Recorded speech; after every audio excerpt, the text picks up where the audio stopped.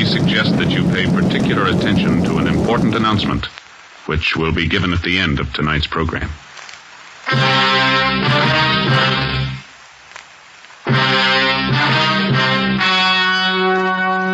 The story you're about to hear is true. Only the names have been changed to protect the innocent. Fatima Cigarettes, best of all long cigarettes, brings you Dragnet.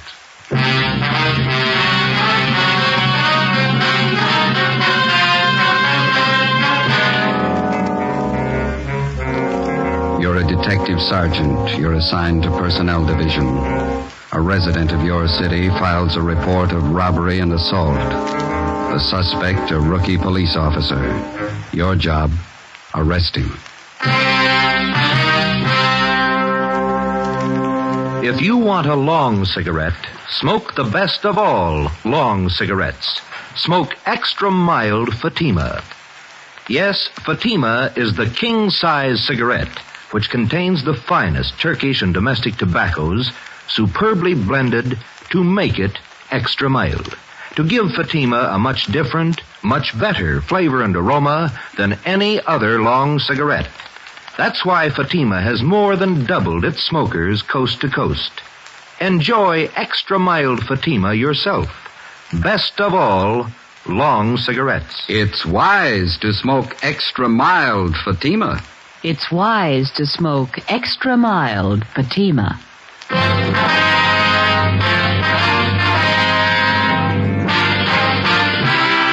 Dragnet, the documented drama of an actual crime. For the next 30 minutes, transcribed in cooperation with the Los Angeles Police Department, you will travel step by step on the side of the law through an actual case from official police files. From beginning to end, from crime to punishment, Dragnet is the story of your police force in action. It was Wednesday, April 9th. It was foggy in Los Angeles. We were working a day watch out of personnel. My partner's Ben Romero, the boss is Deputy Chief Holman, Commander BIA. My name's Friday. We were on the way over from the City Hall, and it was 5:25 p.m. when we got to Central Division. The assembly room. How's the wife? You see him, Joe? Yeah, it looks like him over there. I'll let you know. Hi. You Russell Clark? Yeah, that's right. Friday and Romero, personnel. All right. Lieutenant Drummond over at BIA would like to talk to you. All right. When do you want to see me? Right now. Oh, okay. Wait till I get the cap.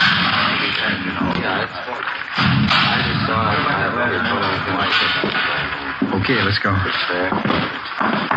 What do they want to see me about, you know? Drummond will tell you. Okay.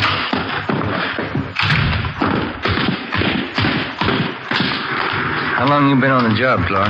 About 2.5 months. How do you like it? Oh, I like it fine. Wife doesn't think much of it. She wanted me to stay at my old job. What was that? Selling insurance. Likes to have me home nights. Doesn't like to be alone, especially now. Yeah? Well, she's expecting me in a couple of months. You know how they get. Yeah. Let's cross here. Hey, I put in a request for day work. Do you think that's why personnel wants to see me? I don't know. I don't think so. Boy, I'd sure like to get that day watch. Yeah. Is that the way you fellas started? I did, yeah. You started in traffic, didn't you, Ben? Yeah, Had 9 months of it. Go ahead, Clark. Oh, thanks. I have to be on the job at 6. Think it's going to take very long? I don't know. Hi, Friday. Hi. Right in, Lieutenant's waiting. Personnel, Coleman. Lieutenant? Yeah, come here. This is Officer Clark, Lieutenant Drummond. How do you do, sir? How are you, Clark? Sit down. Thanks. Couple of questions for you. Yes, sir? You were on special duty at the Olympic Auditorium last night, that right? Yes, sir, for the fights.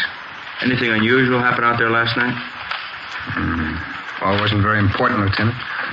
After the fights, the drunk fell down the stairs on the way out of the auditorium, broke his arm. I took him to Georgia Street, and they took care of the arm, and I drove him home. He was pretty drunk. Why didn't you book the man? I didn't think it was necessary. How long you been with the department, Clark? 2.5 months, sir.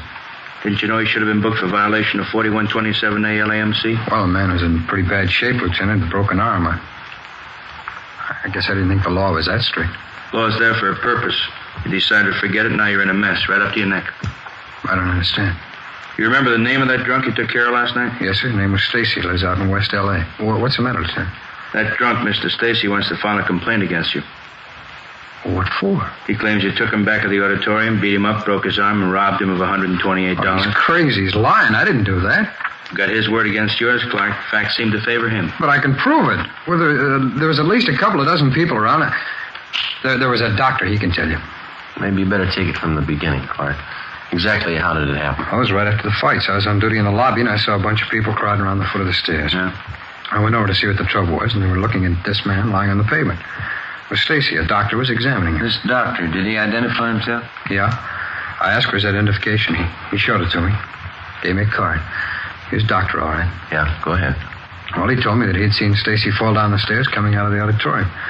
Said that Stacy had broken his left arm. What'd you do then? Well, the doc said it'd be okay to move him, so I helped him into my car and took him down to Georgia Street. He was so drunk he could hardly stand up. The attendants at Georgia Street took care of his arm. Oh, they can tell you all about this. Maybe, but they can't help you out as witnesses. You could have beaten up Stacy, robbed him, then taken him to Georgia Street. But I didn't, Lieutenant. I tell you that Stacy's lying. What'd you do when you left Georgia Street? Well, I drove into Central and told him what happened. I told the watch commander I was going to drive this Stacy home, and he warned me about it. Guess I should have known better, but... Well, I swear to you this Stacy's lying. You should have known better. Where'd you go after you left Central? I drove him home. On the way, he said he was hungry, so I stopped. I bought him a sandwich and some black coffee. Kept telling me what a nag his wife was, said he was afraid to go home. Go on. Well, when I got into his place, his wife started chewing me out. I just said goodnight and left. That's it, huh? That's it. So help me, that's exactly what happened. Now, how about the doctor at the auditorium, the one who saw Stacy fall? Did you get his name and address? Well, no, Lieutenant, I didn't. I didn't think it was necessary. How about the crowd that was standing around? Did you spot anybody you know? No, I didn't. They're just a bunch of people coming out of the fights. Then you haven't got anyone to corroborate your story. But all those people saw it. There must have been a couple of dozen of them. What are their names?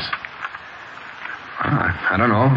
All I know is I didn't beat him up and I didn't take his money. I tell you, the Stacy's lying. You could be lying. We got no proof either way. I'm not lying, Lieutenant. I didn't do it. We might believe you, Clark. That doesn't make any difference. If this man files a 211 against you, it's got to be settled in court. But I didn't do it. I tell you, I swear I did. In just a minute. Mike, send in Mr. and Mrs. Stacy, will you? You can hear the story the way we get it from Stacy and his wife. I'd like to hear it. I don't know why he's doing this to me. I helped him all I could. Look, Jerry, there he is. That's the one. Yeah, that's him, Chief. Now, wait a minute, Mr. Stacy. What's this all about? Hold it, Clark. Mr. Stacy, would you repeat the same story you told us this morning, please? You know what I told you, Chief.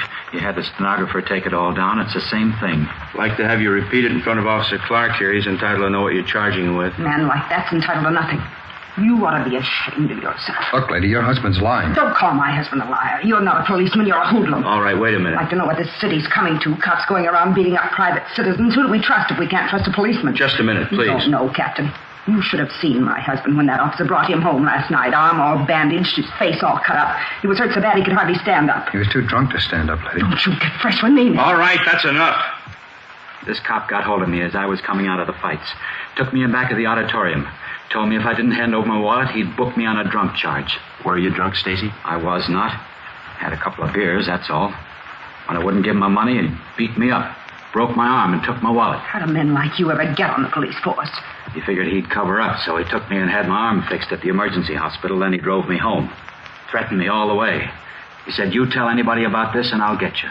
That's just what he said. I don't get it, Stacy. You know that story's a pack of lies. Why are you doing this to me? It's the truth. And I'm going to press charges and get my money back. $128. What have you done with it? We can take care of the questioning, Mrs. Stacy. I don't see you doing it. Make him tell. Where's our money? I haven't got it. Don't talk back to me. Mr. Stacy, you and your wife want to file a crime report at this time. We want to press charges. Romero? Yeah? Take Mr. and Mrs. Stacy down to Record Bureau, have them make out a report for 211 and assault. All right. Get them this way, please. Now listen. We're going to get action if we have to take this to the district attorney. We're not afraid of the publicity. We'll go to the newspaper if we don't get action. Yes, ma'am.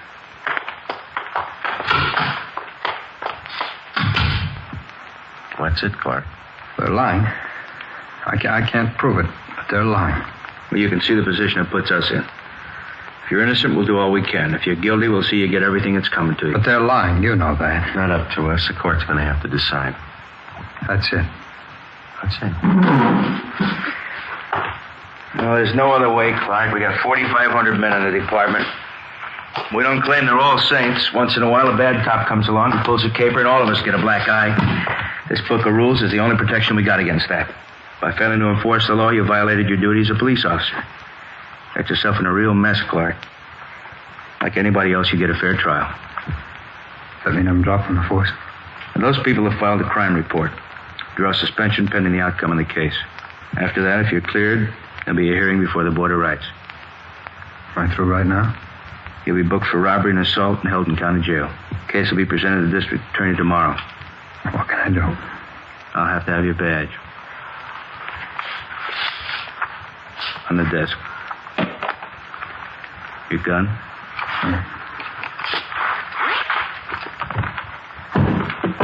ID card? Yeah. On the desk. Yeah. All right, Joe, that's it. Okay. Take him.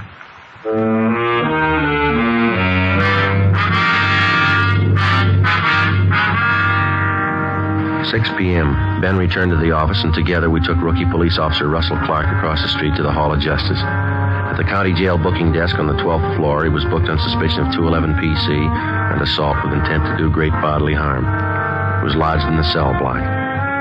Investigating charges against a police officer involves exactly the same procedure as cases where private citizens are concerned. Prove the suspect innocent or guilty. That's the job. If Clark was innocent, it looked like there was only one way of proving it. That was somehow to find the unnamed doctor who was supposed to have seen Stacy fall down the auditorium stairs and then examined him afterward. If Clark was guilty, we had to find proof that his story about Stacy falling downstairs was a lie. Besides that, we had to find evidence that he beat up Stacy at the rear of the auditorium that night and that he robbed him of $128. Thursday, April 10th. Ben and I checked in for work at 7:45 a.m. and found a message from the jailer on the phone board. Clark wanted to see us right away. We met with him in the county jail interview room. How you doing? Not too bad. Don't let it sour you, huh? Sergeant, you really think I rolled that character? Come on, tell me the truth. We checked you out. Good family. You got a fine Army record. No, we don't think you did it. I just can't understand why he picked me out. I tried to help him all I could. Then he walks in the next day with a framed story like that. You got any idea why Stacy would pull something like this on you? I don't know. I'm worried, Sergeant. Believe me, I can't afford to sit here missing my pay. We live pretty close to the budget with a baby coming. I'm worried about the wife. I just don't know what to do. Are you sure you told us everything about this that you remember? Well, that's the one reason I wanted to see you. I didn't sleep much last night. I kept trying to remember the name of that doctor. Yeah? Well, I remember once he did mention his name, and then when I asked for his identification, he showed me one of his cards. Any idea what his name was? Well, I'm not sure, but as I remembered, it was some kind of a Swedish or Norwegian name, something like Johnson, Tollefson, something with a son on the end of it. It's on that card. That doesn't narrow it down too much. Where is the card? Well, I think I put his card in one of the pockets of my other uniform shirt. That's why I called you. I wonder if you could check that for me. It's at home. Sure. Where do you live? Out on Norwich Road, 411. It's right near the Coliseum. 411. Yeah. All right, we'll check it out for you. Just ask the wife, will you? Card should be in one of the pockets. Yeah, if you put it there.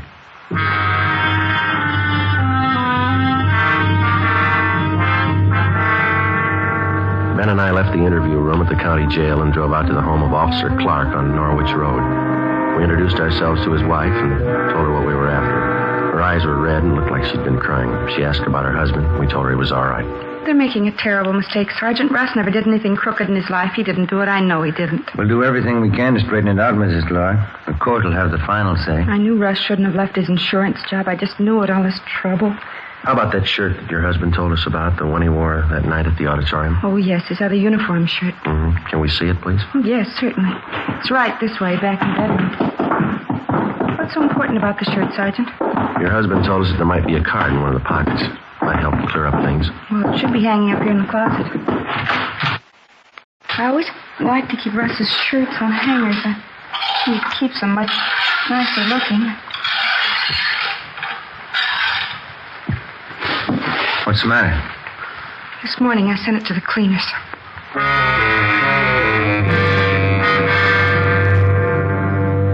Clark's wife, Ben, and I drove down to a dry cleaning shop a few blocks away where Mrs. Clark had left the shirt. The counter girl there told us that the truck had already been by that morning and picked up the day's cleaning. It was a store rule to check all garments for contents. She had found nothing. We got the address of the main plant, the Great Northern Dry Cleaners, a place down on Factory Street. 10:15 a.m. We checked in at the main plant and explained to the manager what we were after. We gave him the tag number of her cleaning, and Mrs. Clark gave him the description of the shirt. We waited in the manager's office while he made a search for the dark blue wool police shirt. How about this one, lady? It's the only blue wool shirt picked up at your cleaners this morning. Yes, that's Russ's shirt. That pocket flap there, I mended it. I'll check the pockets for you. I had to pull it out of the tank. It's all wet. Anything? Not in this pocket. Try the other one. Yeah? Look for yourself. Nothing.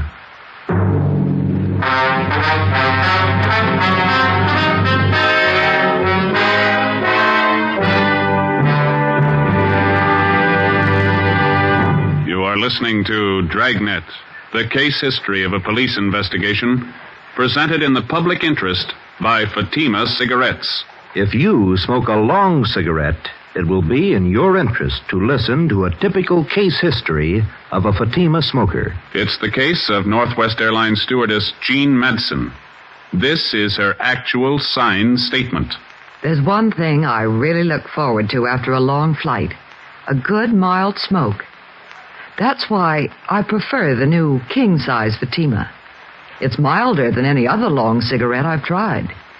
Yes, I agree. It's wise to smoke extra mild Fatima. And so do more and more smokers every day. Actual figures show extra mild Fatima has more than doubled its smokers coast to coast. So enjoy extra mild Fatima yourself. The king-size cigarette, which contains the finest Turkish and domestic tobaccos, superbly blended to make it extra mild. You will prefer Fatima's much different, much better flavor. You will agree. It's wise to smoke extra mild Fatima. It's wise to smoke extra mild Fatima. The best of all long cigarettes.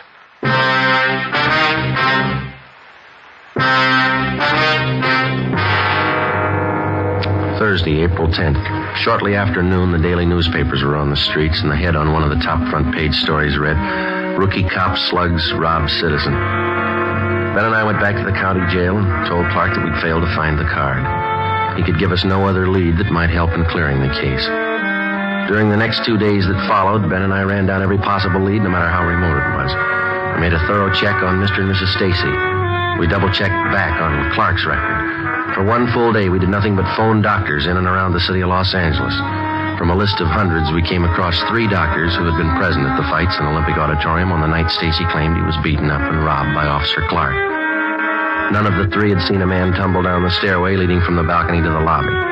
None of them had seen any accident or had been called on to help anyone professionally.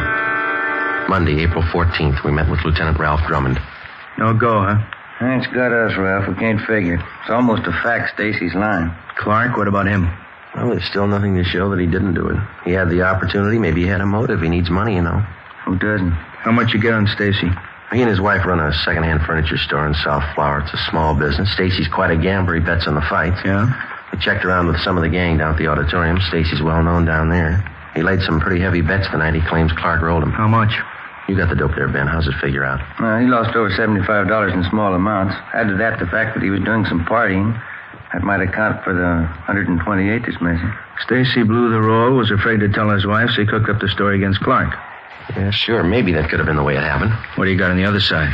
Not much, Ralph. Couldn't dig up anything against Clark. I don't know. He doesn't seem like the type to pull something like that. Maybe not. You still can't prove he didn't do it. How about the papers? You've been plugging for witnesses? Yeah. Here's the ad. Had it running in personals for 4 days now. Thanks. All those saw a man fall down the stairway, the auditorium. Today, please call Michigan 5211-75. No results, sir? No. All the possible doctors in town have been checked out, too. How about the local medical magazines? Got an ad in there, Ralph. Nothing's happened. Well, one thing is sure. Something's got to happen. Newspapers are scorching the kid and the department along with him. Victim without a trial makes good reading in the tabloids. There's one thing I can't understand. If Clark's leveling and there was a doctor at the fights that might have looked at Stacy, then where's the doctor?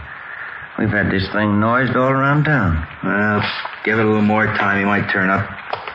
I kind of like the Stacy angle. How do you mean? Well, suppose we get him in here. Think we could break him down into questioning? No, I doubt that. We can't even get close to him. That wife of his and that lawyer, they're with him all the time. He's afraid to talk to us. Maybe if we pass the word to his wife he'd been gambling, how far could we go on that? Well, she might believe us, she might not. You've seen what she's like. Yeah.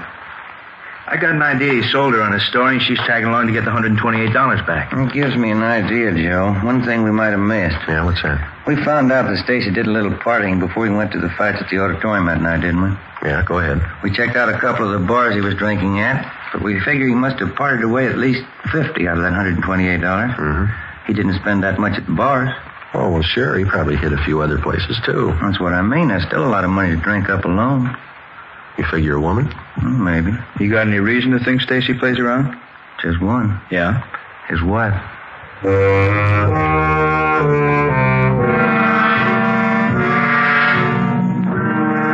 Monday, 1 p.m. Ben and I started to canvass of bars and small nightclubs in the general area around the Olympic Auditorium. We started with those where Stacy was a regular customer. We failed to turn up any leads. Either the bartenders refused to tell us or they had no knowledge of Stacy's running around with other women. We kept at it. Another day passed. 2 days. Nothing. One of the newspapers started a campaign against the brutality of police officers. On Thursday, we got a tip from a bartender at a place out on Washington Street, the Brown Cow. He told us that he thought he saw a man answering Stacy's description in his bar a few nights before with a flashy blonde in her late 20s. He said he didn't know Stacy too well, but he knew the girl, and he knew the hotel where she stayed. Her name was Sandra Gay, an acrobatic specialty dancer at a cheap nightclub. We checked out her hotel, but she wasn't in. We left word for her to get in touch with us, and we picked up a hamburger and some potato salad for lunch and checked back in at the office. How you doing, Coleman? Not as good as you two. How do you mean? Can't you smell a perfume? It's off a blonde named Sandra Gay. She's waiting in the next room. Won't talk to anybody but you. Thanks. Come on, Ben. Didn't waste much time, did she? Perfume. Sure strong. Your name, Sandra Gay? Yeah, that's right. You the fellas been looking for me? Drop by your hotel. We'd like to ask you a few questions. Sure, it's all right. This is my partner, Sergeant Romero. My name's Friday. How you doing? Hello. Romero. Kind of cute for a cow. What can I help you with? Do you know anybody by the name of Gerald Stacy, Miss Gay? Gerald, yeah, I hate that name. Do you know any man who calls himself that? No. I think that's a terrible name for a man, Gerald. The man we have in mind is pretty short, stocky build, dark hair, and he wears steel-rimmed glasses. Yeah, where's he hang out? Place out in Washington, the Brown Cow. Supposed to have been seen with you. Gerald Stacy. Oh, yeah, I think I know who you mean. Furniture business and runs a place near the Brown Cow. That's right. You know him? Old Pop, sure I know him. We get together once in a while. He's a kick. Pretty big spender? When he's got it, yeah. Last time we went out, he was fine. He can kick it around when he wants to. Old Pops. When's the last time you were out with him, Miss Gay? Maybe a week, 2 weeks ago. The Tuesday night, I think, yeah. Tuesday the 8th? Is that about right? Yeah, must have been it. Why, what's it all about? Did you spend most of the evening with him? No, I had to get back to the club, do my act. He went on to the fights over at Olympic. I get it. Personnel, Friday. Is this Sergeant Friday? Yes, that's right. This is Dr. Samuelson talking, Sergeant. I've been out of town. I just got back this morning. I saw the ad in the paper. Yes, sir? I was at the fights that night, Sergeant. What did you want to know? Would you mind telling us, Doctor, did you see a man fall down one of the stairways to the lobby? Certainly. I was the one who examined him.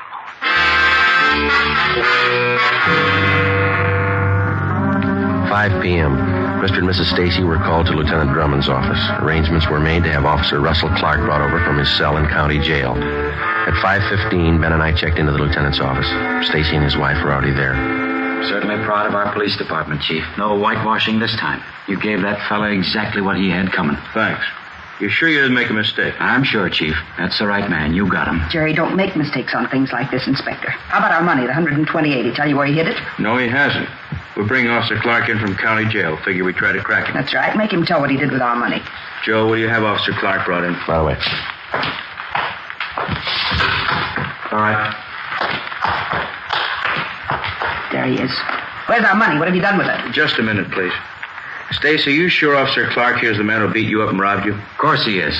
Dragged me behind the auditorium and almost beat me to death. Broke my arm, took all my money. $128. Where is it? I haven't got your money. Joe, bring the doctor in. All right, Lieutenant. In here, Doc. All right. Mr. Stacy, you're a liar. This officer didn't break your arm. I saw you fall down a flight of stairs at that auditorium and break your own arm. I examined it. Jerry, who is this man? What about it, Stacy? He doesn't know what he's talking about. I never saw him before in my life. No, but I've seen you, Stacy. You were drunk. I saw you fall down those stairs. You're crazy. Joe, send Miss Gay in. All right. All right, Miss Gay. Okay, thanks. Sure is strong perfume. You recognize any of these people, Miss Gay? Hello, Pops. I don't know you. Don't you remember the perfume? You give it to me. Who is this woman? Just a friend, honey. All right, Stacy, now let's have it straight. It was all a mistake. I don't want to make trouble for anybody. It wasn't this cop's fault. I don't want to make any What trouble. about this woman?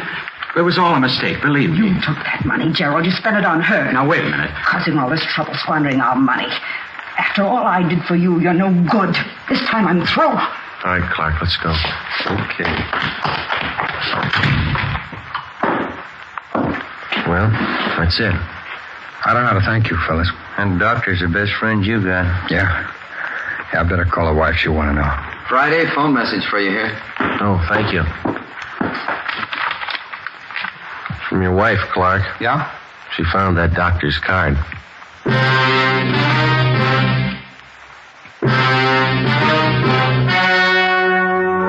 The story you have just heard was true. Only the names were changed to protect the innocent. On September 2nd, trial was held in Municipal Court, Division 7, City and County of Los Angeles, State of California. In a moment, the results of that trial. It's amazing how many long cigarette smokers are changing to extra mild Fatima. Here is the actual report. From coast to coast, extra mild Fatima has more than doubled its smokers. Yes, more and more smokers every day are discovering that Fatima is the king-size cigarette that is extra mild. Extra mild because it contains the finest Turkish and domestic tobaccos superbly blended to make it extra mild, to give it a much different, much better flavor and aroma. Enjoy extra mild Fatima yourself. Best of all long cigarettes. It's wise to smoke extra mild Fatima. It's wise to smoke extra mild Fatima.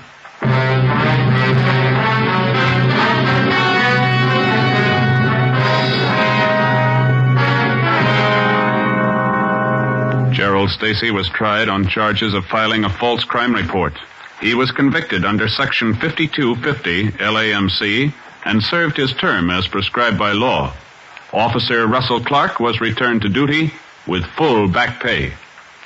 Ladies and gentlemen, in response to thousands of letters asking us to broadcast Dragnet at an earlier hour so that the entire family might hear it, we wish to announce that summer scheduling enables us to fulfill these requests.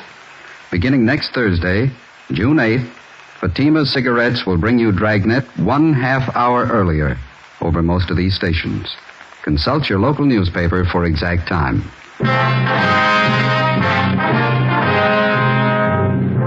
You have just heard Dragnet, a series of authentic cases from official files. Technical advice for Dragnet comes from the Office of Chief of Police W.A. Wharton, Los Angeles Police Department.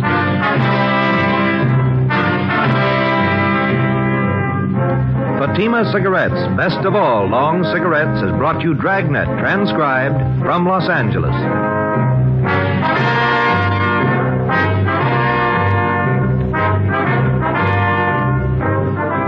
Hear your favorite Jack Birch tomorrow on NBC.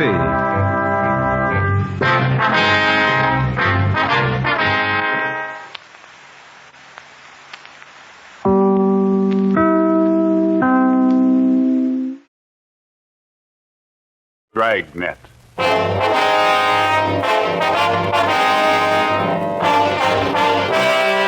Dragnet, the documented drama of an actual crime. For the next 30 minutes, in cooperation with the Los Angeles Police Department, you will travel step by step on the side of the law through an actual case transcribed from official police files. From beginning to end, from crime to punishment, Dragnet is the story of your police force in action. It was Friday, March 16th. It was damp in Los Angeles. We were working the night watch out of homicide. My partner's Ben Romero. The boss is Thad Brown, chief of detectives. My name's Friday. It was 11:45 p.m. when we got to where we'd parked our car. 2nd and Main. Couple of drops on the windshield. Yeah, I hope it holds off. I was thinking of going out to see the Cubs and Pirates play an exhibition game tomorrow. Guess maybe now I won't. You might be lucky. What's the weatherman say? I don't know. Get the radio on.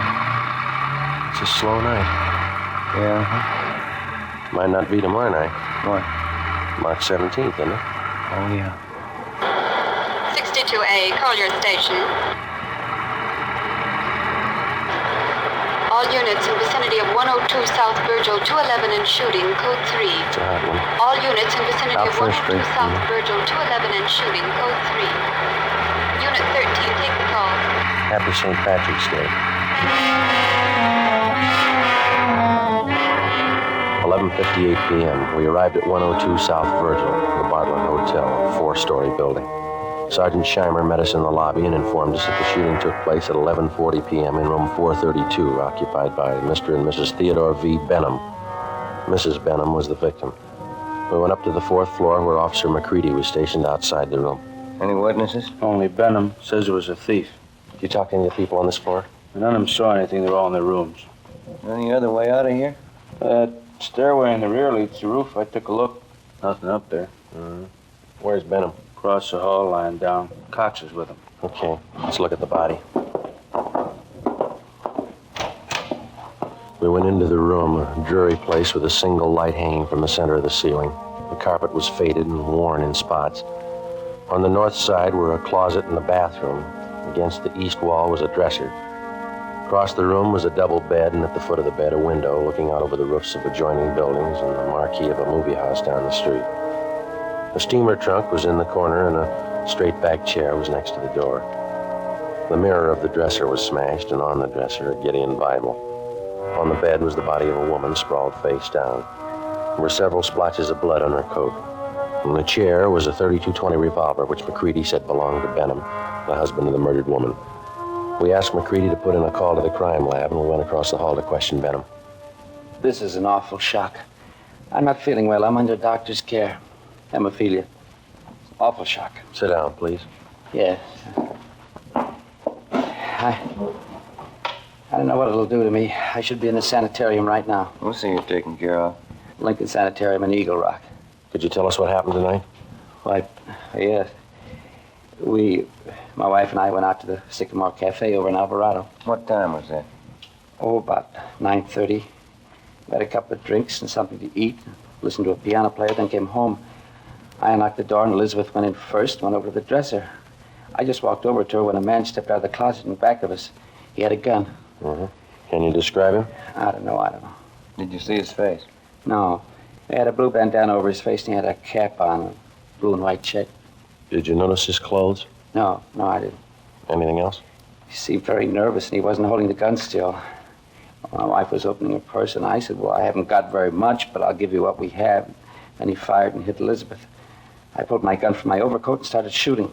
Are you in the habit of carrying a gun? No, I'd noticed suspicious-looking men following me lately, so I bought one. Is this the gun here? Yes. Then what happened? Well, I fired all the bullets. I don't know how I missed. The room was small. He kept moving around all the time. But I guess I did miss. Then he ran out of the room. About how old would you say this man was? Officer, I haven't the faintest idea. I'll see you in a minute, Sergeant. Sure. We'll be back, Mr. Benham. This has been an awful shock to me. Wonder how his wife felt. McCready told us that Sergeant Scheimer had found a woman in the Nevada Hotel next door who might know something. We went next door and questioned Mrs. Caroline Cromwell, a resident of the hotel. She occupied room 415 on the top floor.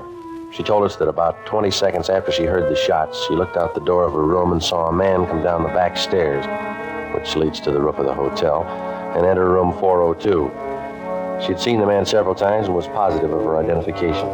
Sergeant Scheimer said the man was registered as Jack Morrison. We went to room 402. Try it again.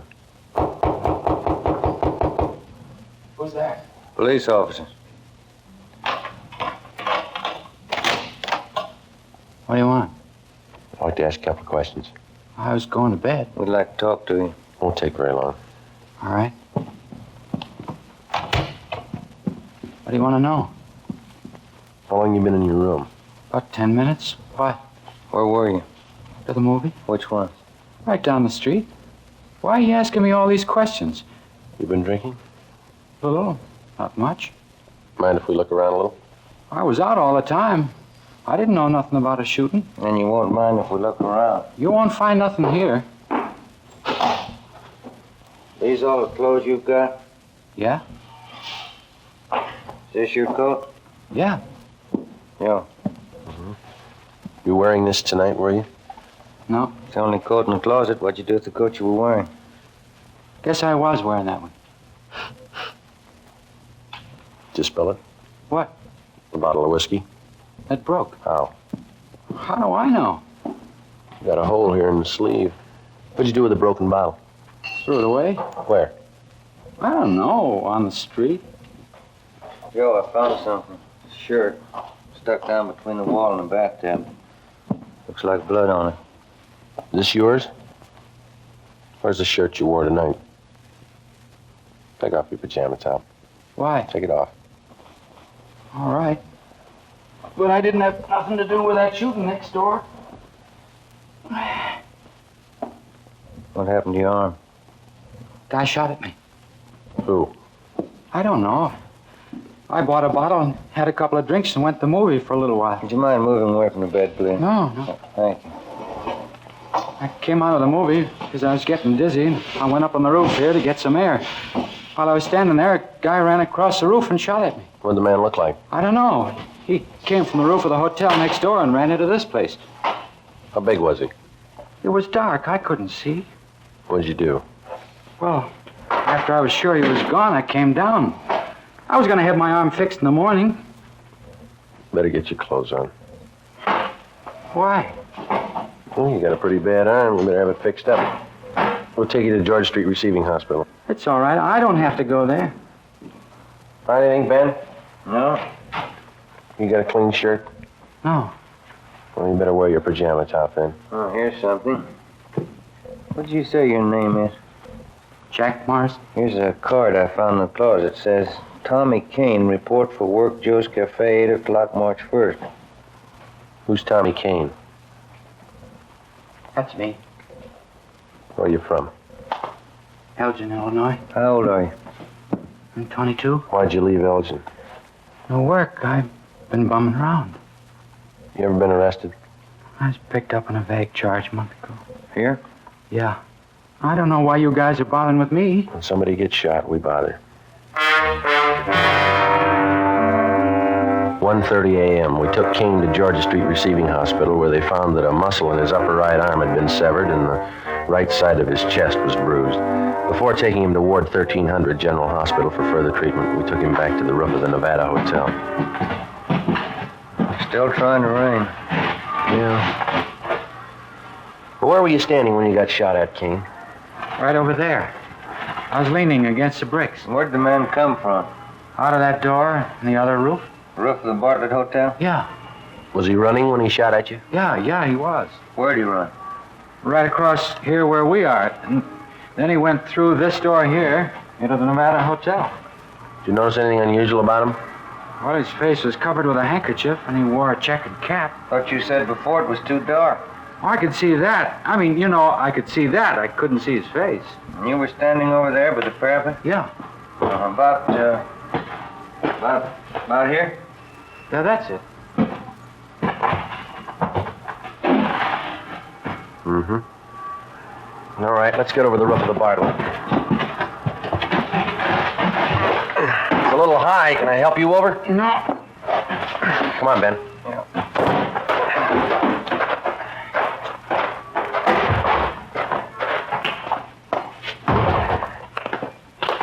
You ever been in this hotel before, King? No.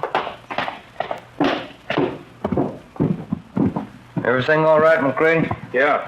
Crime lab's here. Checking the murder room. Benham awake? I think so.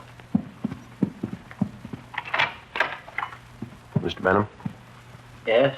mind if we come in? Of course not. You ever seen this man before? Let me see. Can you stand over there in the light? My eyes aren't as good as they used to be. Okay. Move over there. How's that? That's better. This the man who shot your wife? No, that's not the man. We left instructions for another car to take Theodore Benham to the Lincoln Sanitarium in Eagle Rock. We took Kane to Ward 1300 General Hospital. 2:42 a.m. We arrived back at the Bartlett Hotel where police chemist Ray Pinker had finished his examination. 3 slugs, 38 caliber, and 5 slugs, 32-20, were found in the mattress and the walls, all on the same side of the room. On the floor of the room were found a piece of white cloth and some brown threads. Ray Pinker returned to the crime lab while Ben and I made a search of both hotels, the incinerators, the alley, and all likely places for the missing 38. It was not found. 3:48 a.m. Ben went to the record bureau to check on any possible criminal record Kane might have had. I went to the crime lab to see what Ray Pinker had found. Yeah, nothing on this one. Must have been a clean mess. And nothing on these 4 32-20s. Mm-hmm. Where'd you find those? You dug the 38 out of the window frame. 32-20s are in the south and east walls. How about the others here? Well, on these 2 38 slugs, I found minute portions of threads. They compare with the dress and coat worn with the deceased. Mm-hmm. Hi. Hey, Ben. I checked Kane's record. He told the truth. Nothing more than a vague charge, huh? No. How's this coming? There's threads on 2 of the 38 slugs. And on one of the 32-20s. Same kind of threads? Yeah, the same kind. 32-20. That's the gun Benham used. Yeah. Did you check the cloth yet? I will right now. Benham must have been shooting an awful while. Where'd you find that 32-20 slug, Ray? On the floor near the bed. Nothing on any of the other 32-20s. No. Yeah, this piece of cloth matches the shirt. How about the coat and those threads? Got only a couple of threads that might match. Let me have the coat. There you are. We better have Benham take another look at Kane, huh? Yeah, I guess so. I could use a cup of coffee. How about you? As soon as we get finished. How about it, Ray? Haven't got to make it. Yeah, they match. Well, that's it, huh? Oh, one more thing. Yeah. Fresh stains on the carpet of that room. What kind? Whiskey. March 18th, we picked up Benham at Lincoln Sanitarium and drove him to the General Hospital. 3 times he asked us to stop someplace so he could have a drink. We told him he'd have to wait. We arrived at Ward 1300 at 1:40 p.m. and Kane was brought out. Take a good look, Mr. Benham. No, that isn't the man. I'm sure of it. All right, Kane, tie this handkerchief over your face. No, this way. That's right. Now put on this cap. Okay, now stand over there, please. Now, a little further. That's good. All right, Mr. Benham? You know, his eyes and forehead look a little familiar, but I don't know. Well, my nerves are all shot. I can't be positive. I'm a sick man. All right, Kane. Wish I could help you, boys. So do we. Come along, please. You don't have to take me back to the sanitarium. Just take me to a streetcar. I'll make it all right. We'll take you. Sergeant, Yeah, can I see you a minute? sure. Yeah? Did you notice anything when you first brought Kane out of the ward? No. You must have been closing the door. Yeah, I was. And that man, Benham, he winked at him. We took Benham back to his sanitarium. On the way, he asked if he could be excused from testifying at the inquest and preliminary hearing. We told him it couldn't be done. 7 p.m. Ben and I returned to the General Hospital and took Kane into a small room adjoining the prison ward. After 3 hours of interrogation, he stuck to his story. Cigarette, Kane? Thanks. How's the arm? All right. Hurts a little now. When you guys going home? When we get a straight story. I've been telling you all I know. Yeah, you've been telling us the same story for 2 days, but it doesn't hold water. What do you mean? How do you account for the fact that parts of your clothing were found in that room? I told you before. You must have made a mistake. No, it's no mistake. And Mr. Benham's starting to think he recognizes you. What? Why'd he wink at you? He didn't wink at me. We got somebody here who saw him. And he seems to think whoever did the shooting didn't take the gun with him. When we drove him back to the sanitarium, he asked us if we found it yet. He thinks we will. How long has Benham lived in L.A.? A long time. How long? Why do you want to know how long he's lived here? Is a dead woman really his wife? Well, certainly she's his wife. Why? Where's he been since the shooting? In the sanitarium in Eagle Rock. What's the matter with him? Hemophilia. You know what that is? No. You sure that was his wife? Positive. She wasn't a stool pigeon? Stool pigeon? Where'd you get that idea? You guys never saw her before? Never. You never heard of her? Kane, what's eating you? Did you check on her? We always do. You don't make mistakes on anything like that, do you? Not all. Look, she was a pretty nice woman from all we could find out. Happily married for 30 years. Something's wrong. What, Kane? What's wrong? All set up. Yeah? Yeah. What'd Benham say about me? We told you. He says you look a little bit like the man. Did you say anything else? He winked at you, Kane. Why? She wasn't a bad-looking woman. Wasn't she, Kane? All right, now how about it?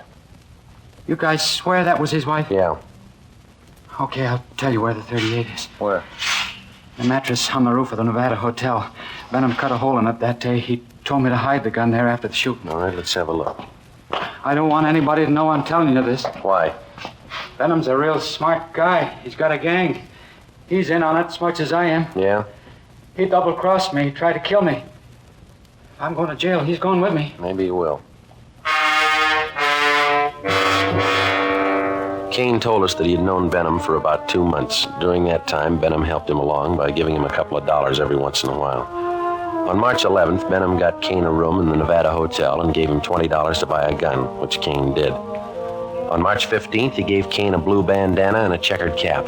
On March 16th, he told Kane that he'd been sent by a gang in Chicago to kill a woman who was a stool pigeon. He promised Kane $100 for his help. Early that evening, Benham told Kane how to enter their room and where to hide. When they came home, Benham stood by the door. Kane stepped out of the closet and, after a few words, shot the woman. As he moved toward the bed, Benham started shooting at him. Kane ran from the room and hid the gun in the mattress on the roof, then went to his room and flushed the cap and bandana down the drain. 11:15 p.m., Ben and I found the gun where Kane said it would be. 38 Special Detective Colt revolver, 2-inch barrel, number 381327. 11:52 p.m., we checked and found no evidence that Benham belonged to any kind of a gang. March 19th, 9 a.m., Ben and I reported into homicide and picked up Captain Steed. We went over to Dr. Wagner to learn his autopsy report. It showed that the deceased had been shot 3 times. 2 .38 slugs and 1 .32-20 were recovered from the victim's body. They were initialed for evidence. 8 p.m., Captain Steed, Ben, and I went to the sanitarium and told Benham that there were a few angles we wanted to clear up before the inquest next morning. Benham got dressed and we drove back to the Bartlett Hotel. It was raining. I'm still trying to remember what happened. I was very shocked that night. Yeah, I suppose you were. Well, sometimes my memory comes back for a little bit. The red light? Yeah, I see. You know, the man who did the shooting knew you lived in room 432, and he knew you'd be gone that night. How do you suppose he figured that out? Well, I'd been noticing that a lot of men had been following me. Suspicious-looking men. I told that to Sergeant Friday, didn't I, Sergeant? Yeah, that's right. Must have been one of them. You ever give money to characters on the street so much they might follow you? Hey, that must be it. Many times I used to do that. I'd be nice to them, and they'd try to make friends. You remember any of them?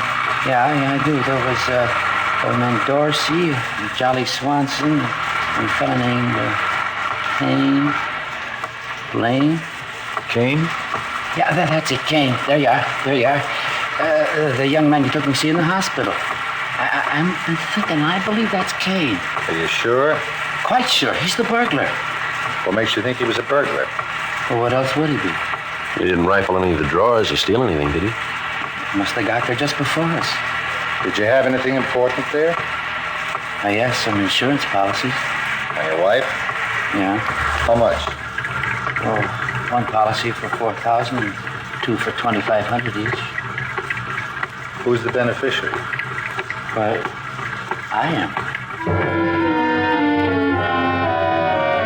We took Benham up to room 432, where he got out the insurance policies on his wife and showed them to us. Then Captain Steed asked him to reenact the shooting. Benham acted as the killer, I played Benham, and Ben acted as his wife. Well, the man was over here in the closet. My wife and I came in that door, and then my wife went over to the dresser. Oh, over here? Did you turn on the light? Oh, yeah, and then I closed the door and went over behind her. Like this? No, she was closer to the bed. Here? Yeah. Were you standing next to her? Yeah. Did you start to take off your coat? Well, I was just going to when this man stepped out of this closet here. How far? Oh, here. Yeah, right here. And then what? Well, he held the gun in his hand and asked how much money we had. Elizabeth said we didn't have much. From here? Yeah, but she turned around. Like this? Yeah, that's it. What happened then? Well, then I said I haven't got very much, but I'll give you what we have. And he started shooting. Yeah, but you said before that your wife started looking in her purse.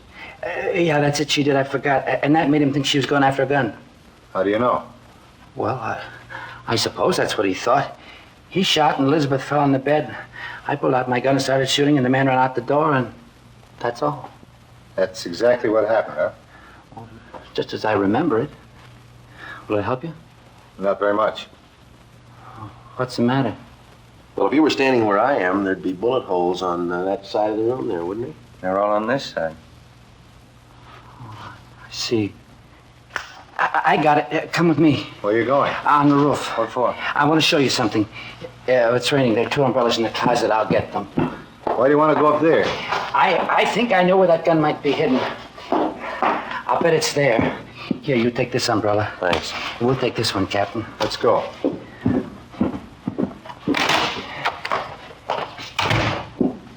I'll bet it's up there. We'll find it.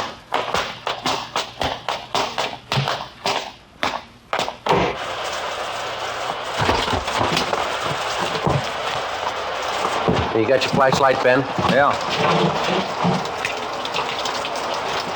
Should be around here somewhere. What? A mattress. My wife used to take sunbaths on it. Where would it be? Well, just about here. I don't see any. You sure it's up here? I bet it's on the next roof. Didn't you say Kane lived in that hotel? He probably moved it. Hey, flash your light over there behind that elevator shaft. There? Yeah, there. You see it? We have to climb over this parapet to get on the other roof. Watch it, Cap. It's pretty slippery. Okay. Yeah, it is slippery.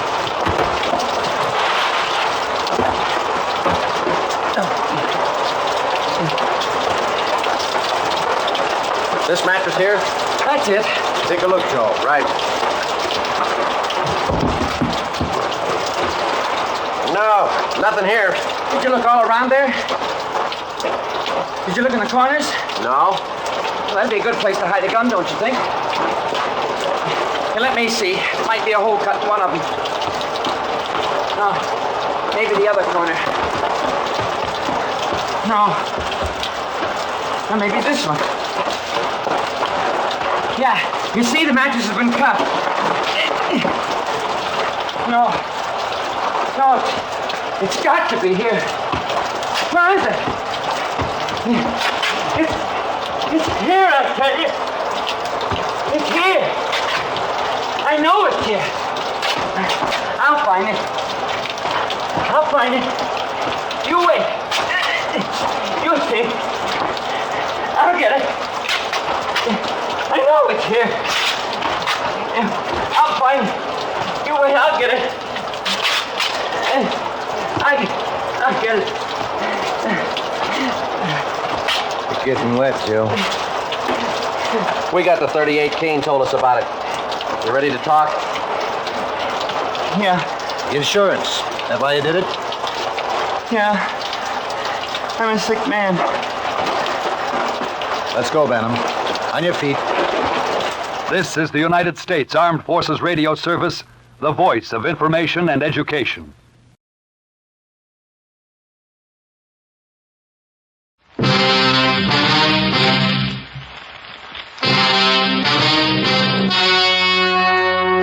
story you are about to hear is true. Only the names have been changed to protect the innocent. Fatima Cigarettes, best of all long cigarettes, brings you Dragnet.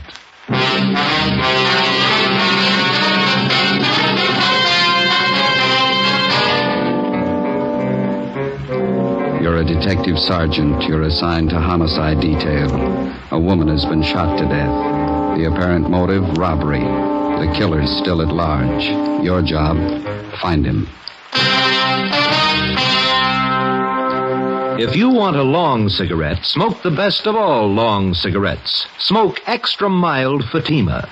Yes, Fatima is the king-size cigarette which contains the finest Turkish and domestic tobaccos superbly blended to make it extra mild, to give Fatima a much different, much better flavor and aroma than any other long cigarette. That's why Fatima has more than doubled its smokers coast to coast. Enjoy extra mild Fatima yourself. Best of all, long cigarettes. It's wise to smoke extra mild Fatima. It's wise to smoke extra mild Fatima.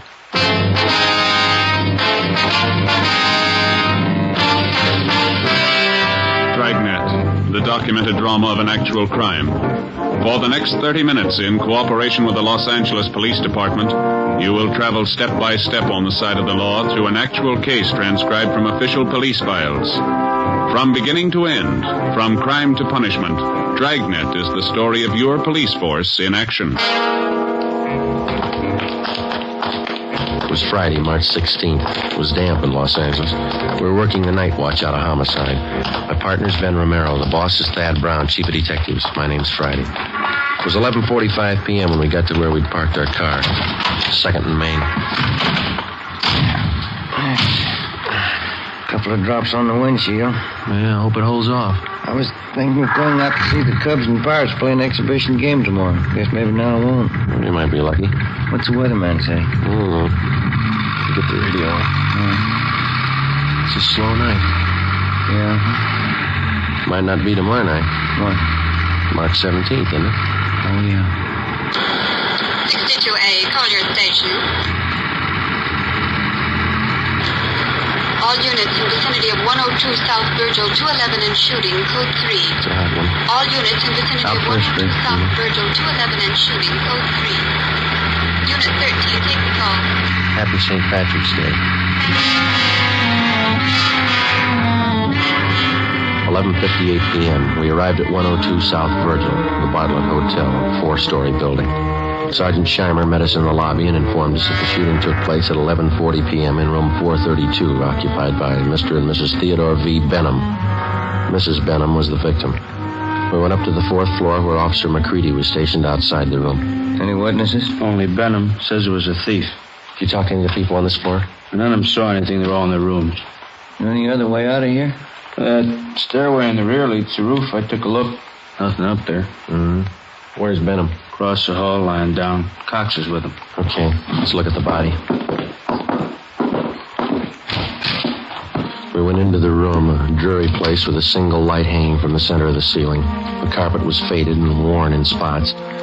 On the north side were a closet and a bathroom. Against the east wall was a dresser.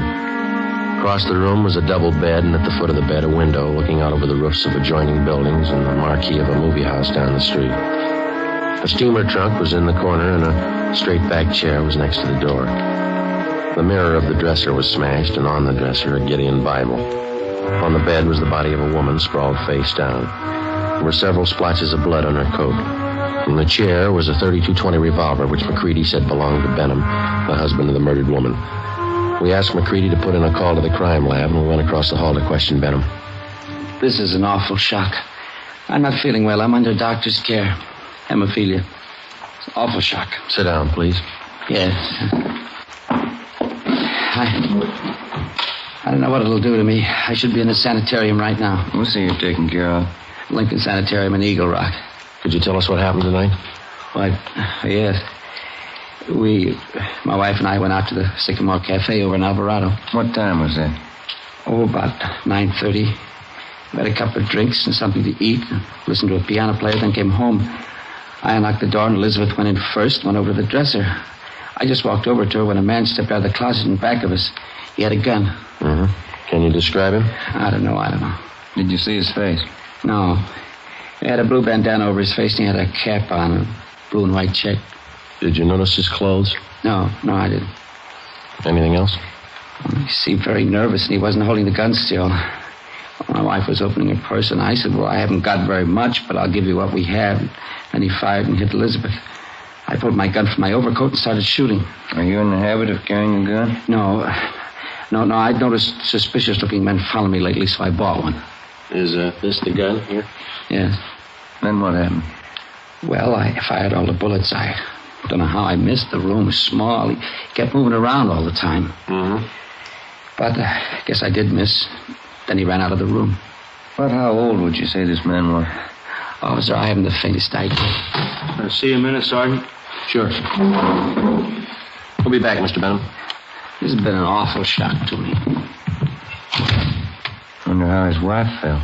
McCready told us that Sergeant Scheimer had found a woman in the Nevada Hotel next door who might know something. He went next door and questioned Mrs. Caroline Cromwell, a resident of the hotel. She occupied room 415 on the top floor. She told us that about 20 seconds after she heard the shots, she looked out the door of her room and saw a man come down the back stairs, which leads to the roof of the hotel, and enter room 402. She'd seen the man several times and was positive of her identification. Sergeant Scheimer said the man was registered as Jack Morrison, who went to room 402. Try it again. Who's that? Police officer. What do you want? I'd like to ask a couple of questions. I was going to bed. We'd like to talk to you. Won't take very long. All right. What do you want to know? How long you been in your room? About 10 minutes. What? Where were you? To the movie. Which one? Right down the street. Why are you asking me all these questions? You been drinking? A little. Not much. Mind if we look around a little? I was out all the time. I didn't know nothing about a shooting. And you won't mind if we look around. You won't find nothing here. These all the clothes you got? Yeah? This your coat? Yeah. Yo. Mm-hmm. You wearing this tonight, were you? No. It's the only coat in the closet. What'd you do with the coat you were wearing? Guess I was wearing that one. Did you spill it? What? A bottle of whiskey. It broke. How? How do I know? You got a hole here in the sleeve. What'd you do with the broken bottle? Threw it away. Where? I don't know. On the street. Joe, I found something. A shirt. Stuck down between the wall and the bathtub. Looks like blood on it. Is this yours? Where's the shirt you wore tonight? Take off your pajama top. Why? Take it off. All right. But I didn't have nothing to do with that shooting next door. What happened to your arm? Guy shot at me. Who? I don't know. I bought a bottle and had a couple of drinks and went to the movie for a little while. Would you mind moving away from the bed, please? No. Thank you. I came out of the movie because I was getting dizzy, and I went up on the roof here to get some air. While I was standing there, a guy ran across the roof and shot at me. What'd the man look like? I don't know. He came from the roof of the hotel next door and ran into this place. How big was he? It was dark. I couldn't see. What'd you do? Well, after I was sure he was gone, I came down. I was going to have my arm fixed in the morning. Better get your clothes on. Why? Well, you got a pretty bad arm. You better have it fixed up. We'll take you to George Street Receiving Hospital. It's all right. I don't have to go there. Find anything, Ben? No. You got a clean shirt? No. Well, you better wear your pajama top then. Oh, here's something. What did you say your name is? Jack Morris. Here's a card I found in the closet. It says, Tommy Kane, report for work, Joe's Cafe, 8 o'clock, March 1st. Who's Tommy Kane? That's me. Where are you from? Elgin, Illinois. How old are you? I'm 22. Why'd you leave Elgin? No work. I've been bumming around. You ever been arrested? I was picked up on a vague charge a month ago. Here? Yeah. I don't know why you guys are bothering with me. When somebody gets shot, we bother. 1:30 a.m. We took King to Georgia Street Receiving Hospital, where they found that a muscle in his upper right arm had been severed and the right side of his chest was bruised. Before taking him to Ward 1300 General Hospital for further treatment, we took him back to the roof of the Nevada Hotel. Still trying to rain. Yeah. Well, where were you standing when you got shot at, Kane? Right over there. I was leaning against the bricks. Where'd the man come from? Out of that door in the other roof. Roof of the Bartlett Hotel? Yeah. Was he running when he shot at you? Yeah, he was. Where'd he run? Right across here where we are. And then he went through this door here into the Nevada Hotel. Did you notice anything unusual about him? Well, his face was covered with a handkerchief, and he wore a checkered cap. But you said before it was too dark. Well, I could see that. I mean, I could see that. I couldn't see his face. And you were standing over there by the parapet? Yeah. About here? Yeah, that's it. Mm-hmm. All right, let's get over the roof of the Bartlett. It's a little high. Can I help you over? No. Come on, Ben.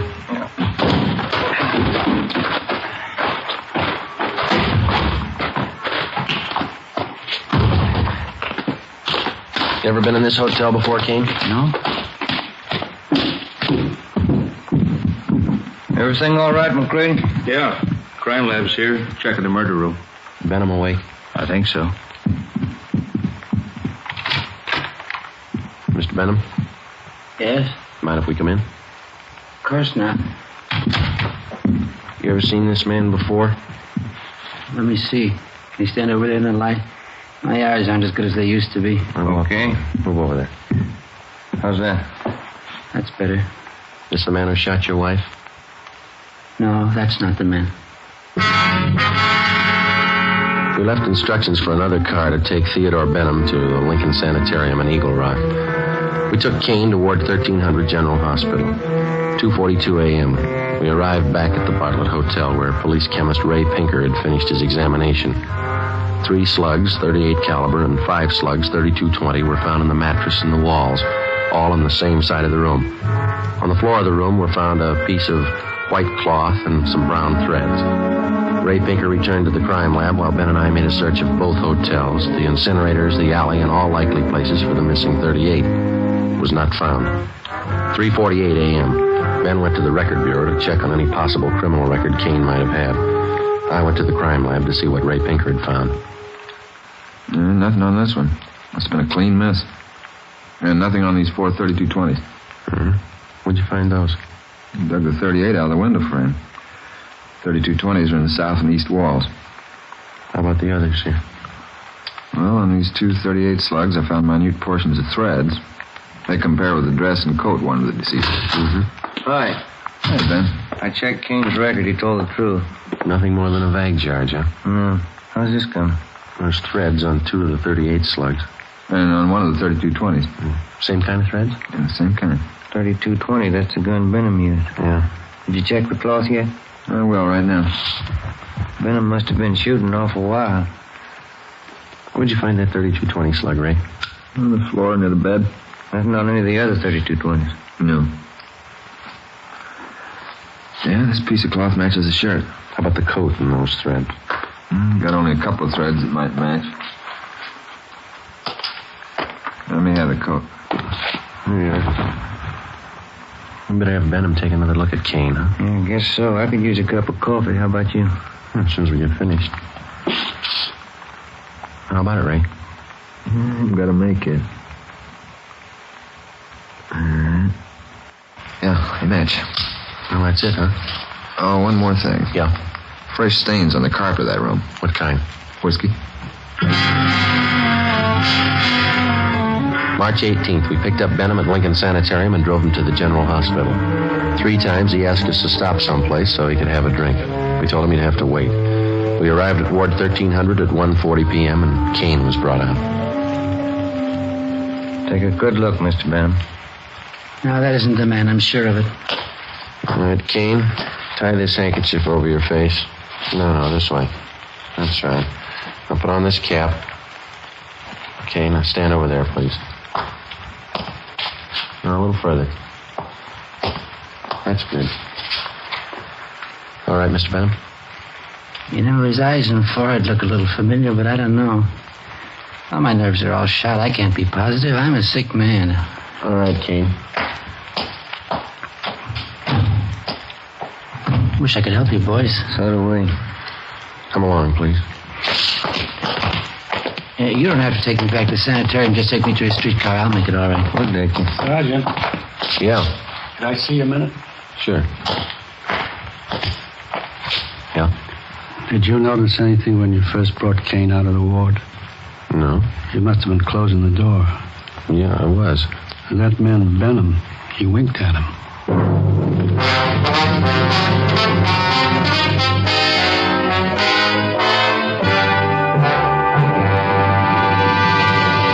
You are listening to Dragnet, the case history of a police investigation, presented in the public interest by Fatima Cigarettes. If you smoke a long cigarette, it will be in your interest to listen to a typical case history of a Fatima smoker. It's the case of Dick Hyland, sports columnist for one of the great Los Angeles newspapers. This is his actual signed statement. Do I smoke a lot when I'm reporting a close ball game? You bet I do. Do I still enjoy smoking when the game's over? Right again. Because I smoke a mild cigarette, Fatima. No other king-size cigarette tastes so good, is as mild as Fatima. I agree it's wise to smoke extra mild Fatima. And so do more and more smokers every day. Actual figures show extra mild Fatima has more than doubled its smokers coast to coast. So enjoy extra mild Fatima yourself. The king-size cigarette, which contains the finest Turkish and domestic tobaccos, superbly blended to make it extra mild. You will prefer Fatima's much different, much better flavor. You will agree. It's wise to smoke extra mild Fatima. It's wise to smoke extra mild Fatima. The best of all long cigarettes.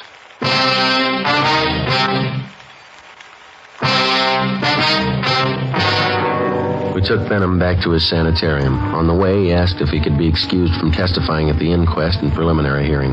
We told him it couldn't be done. 7 p.m. Ben and I returned to the general hospital and took Kane into a small room adjoining the prison ward. After 3 hours of interrogation, he stuck to his story. Cigarette, Kane? Thanks. How's the arm? All right. Hurts a little now. When you guys going home? When we get a straight story. I've been telling you all I know. Yeah, you've been telling us the same story for 2 days, but it doesn't hold water. What do you mean? How do you account for the fact that parts of your clothing were found in that room? I told you before, you must have made a mistake. No, it's no mistake. And Mr. Benham's starting to think he recognizes you. What? Why'd he wink at you? He didn't wink at me. We got somebody here who saw him. And he seems to think whoever did the shooting didn't take the gun with him. When we drove him back to the sanitarium, he asked us if we found it yet. He thinks we will. How long has Benham lived in L.A.? A long time. How long? Why do you want to know how long he's lived here? Is the dead woman really his wife? Well, certainly she's his wife. Why? Where's he been since the shooting? In the sanitarium in Eagle Rock. What's the matter with him? Hemophilia. You know what that is? No. You sure that was his wife? Positive. She wasn't a stool pigeon? Stool pigeon? Where'd you get that idea? You guys never saw her before? Never. You never heard of her? Kane, what's eating you? Did you check on her? We always do. You don't make mistakes on anything like that, do you? No. Look, she was a pretty nice woman from all we could find out. Happily married for 30 years. Something's wrong. What, Kane? What's wrong? Oh, set up. Yeah? Yeah. What'd Benham say about me? We told you. He says you look a little bit like the man. Did you say anything else? He winked at you, Kane. Why? She wasn't a bad-looking woman. Wasn't she, Kane? All right, now how about it? You guys swear that was his wife? Yeah. Okay, I'll tell you where the 38 is. Where? The mattress on the roof of the Nevada Hotel. Benham cut a hole in it that day. He told me to hide the gun there after the shooting. All right, let's have a look. I don't want anybody to know I'm telling you this. Why? Benham's a real smart guy. He's got a gang. He's in on it as much as I am. Yeah? He double-crossed me. He tried to kill me. If I'm going to jail, he's going with me. Maybe he will. Kane told us that he had known Benham for about 2 months. During that time, Benham helped him along by giving him a couple of dollars every once in a while. On March 11th, Benham got Kane a room in the Nevada Hotel and gave him $20 to buy a gun, which Kane did. On March 15th, he gave Kane a blue bandana and a checkered cap. On March 16th, he told Kane that he'd been sent by a gang in Chicago to kill a woman who was a stool pigeon. He promised Kane $100 for his help. Early that evening, Benham told Kane how to enter their room and where to hide. When they came home, Benham stood by the door. Kane stepped out of the closet and, after a few words, shot the woman. As he moved toward the bed, Benham started shooting at him. Kane ran from the room and hid the gun in the mattress on the roof, then went to his room and flushed the cap and bandana down the drain. 11:15 p.m. Ben and I found the gun where Kane said it would be. 38 Special Detective Colt revolver, 2-inch barrel, number 381327. 11:52 p.m. We checked and found no evidence that Benham belonged to any kind of a gang. March 19th, 9 a.m. Ben and I reported into homicide and picked up Captain Steed. We went over to Dr. Wagner to learn his autopsy report. It showed that the deceased had been shot 3 times. 2 .38 slugs and 1 .32-20 were recovered from the victim's body. They were initialed for evidence. 8 p.m. Captain Steed, Ben, and I went to the sanitarium and told Benham that there were a few angles we wanted to clear up before the inquest next morning. Benham got dressed, and we drove back to the Bartlett Hotel. It was raining. I'm still trying to remember what happened. I was very shocked that night. Yeah, I suppose you were. Well, sometimes my memory comes back for a little bit. The red light. Yeah, I see. You know, the man who did the shooting knew you lived in room 432, and he knew you'd be gone that night. How do you suppose he figured that out? Well, I've been noticing that a lot of men have been following me. Suspicious-looking men. I told that to Sergeant Friday, didn't I, Sergeant? Yeah, that's right. Must have been one of them. You ever give money to characters on the street so much they might follow you? Hey, that must be it. Many times I used to do that. I'd be nice to them, and they'd try to make friends. You remember any of them? Yeah, I do. There was a man Dorsey, and Jolly Swanson, and a fellow named Blaine. Kane? Yeah, that's it, Kane. There you are. The young man you took me to see in the hospital. I'm thinking, I believe that's Kane. Are you sure? Quite sure. He's the burglar. What makes you think he was a burglar? Well, what else would he be? He didn't rifle any of the drawers or steal anything, did he? He must have got there just before us. Did you have anything important there? I have some insurance policies. And your wife? Yeah. How much? Well, one policy for $4,000 and 2 for $2,500 each. Who's the beneficiary? I am. We took Benham up to room 432, where he got out the insurance policies on his wife and showed them to us. Then Captain Steed asked him to reenact the shooting. Benham acted as the killer, I played Benham, and Ben acted as his wife. Well, the man was over here in the closet. My wife and I came in that door, and then my wife went over to the dresser. Oh, over here? Did you turn on the light? Oh, yeah, and then I closed the door and went over behind her. Like this? Oh, she was closer to the bed. Here? Yeah. Were you standing next to her? Yeah. Did you start to take off your coat? Well, I was just going to when this man stepped out of this closet here. How far? Oh, here. Yeah, right here. Then what? Well, he held the gun in his hand and asked how much money we had. Elizabeth said we didn't have much. From here? Yeah, but she turned around. Like this? Yeah, that's it. What happened then? Well, then I said I haven't got very much, but I'll give you what we have, and started shooting. Yeah, but you said before that your wife started looking in her purse. Yeah, that's it. She did. I forgot. And that made him think she was going after a gun.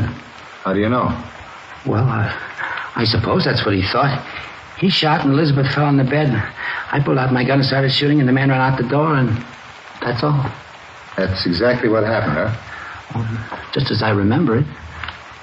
Will it help you? Not very much. What's the matter? Well, if you were standing where I am, there'd be bullet holes on that side of the room there, wouldn't it? They're all on this side. I see. I got it. Come with me. Where are you going? On the roof. What for? I want to show you something. It's raining. There are 2 umbrellas in the closet. I'll get them. Why do you want to go up there? I think I know where that gun might be hidden. I'll bet it's there. Here, you take this umbrella. Thanks. We'll take this one, Captain. Let's go.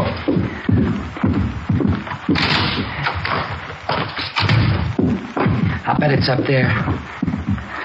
We'll find it.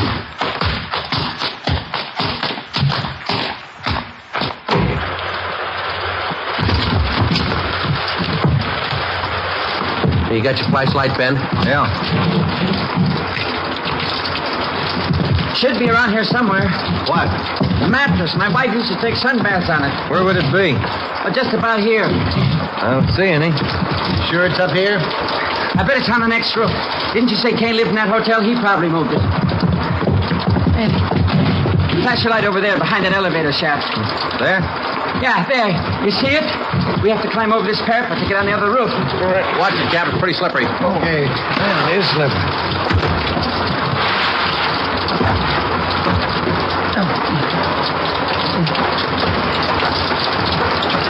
This mattress here? That's it. Take a look, Joe. Right. No, nothing here. Did you look all around there? Did you look in the corners?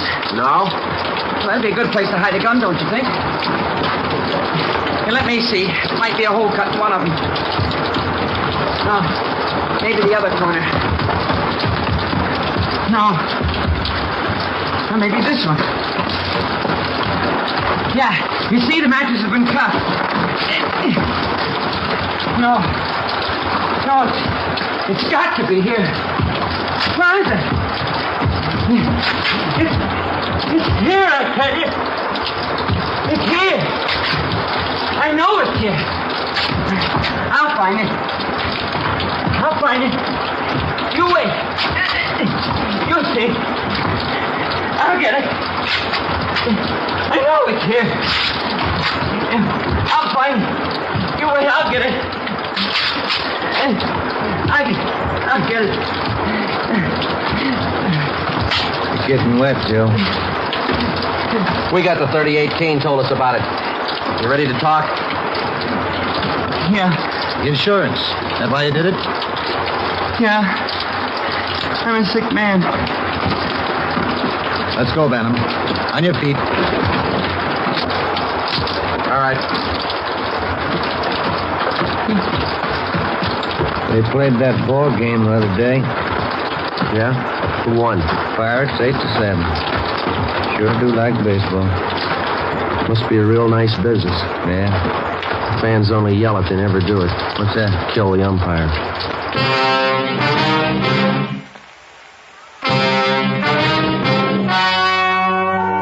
The story you have just heard was true.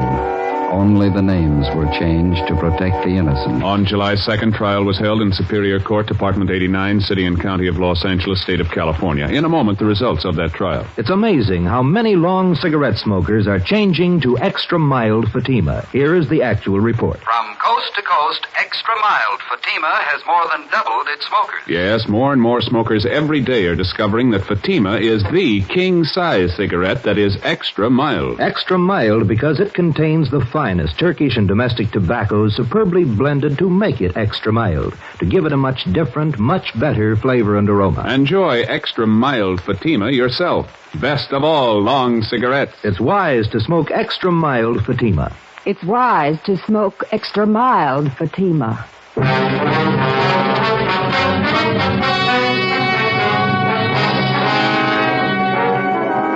Thomas Kane was convicted of second-degree murder and received a term as prescribed by law. Theodore V. Benham was convicted of first-degree murder and assault with a deadly weapon. He received a life sentence and died in prison 1 year later. You have just heard Dragnet, a series of authentic cases from official files. Technical advice for Dragnet comes from the Office of Chief of Police W.A. Wharton, Los Angeles Police Department. Fatima Cigarettes, best of all long cigarettes, has brought you Dragnet, transcribed from Los Angeles. This is NBC, the national broadcasting company.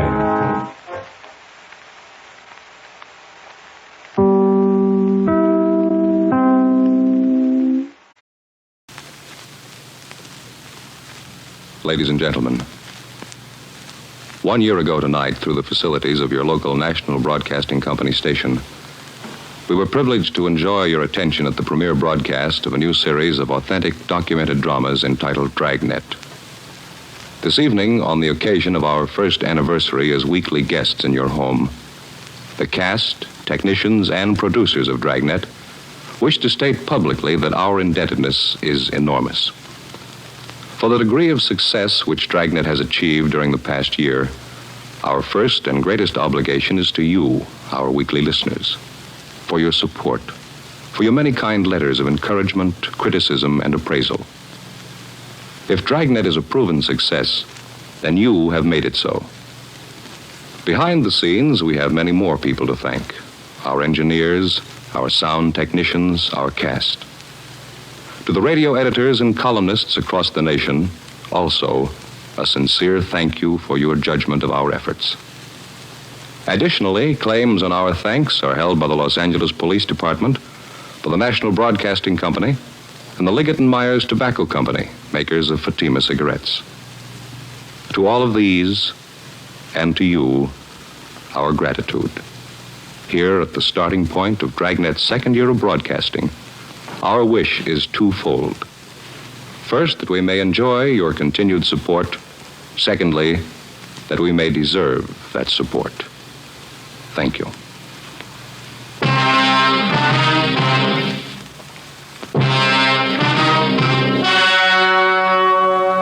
The story you are about to hear is true. Only the names have been changed to protect the innocent. Fatima Cigarettes, best of all long cigarettes, brings you Dragnet.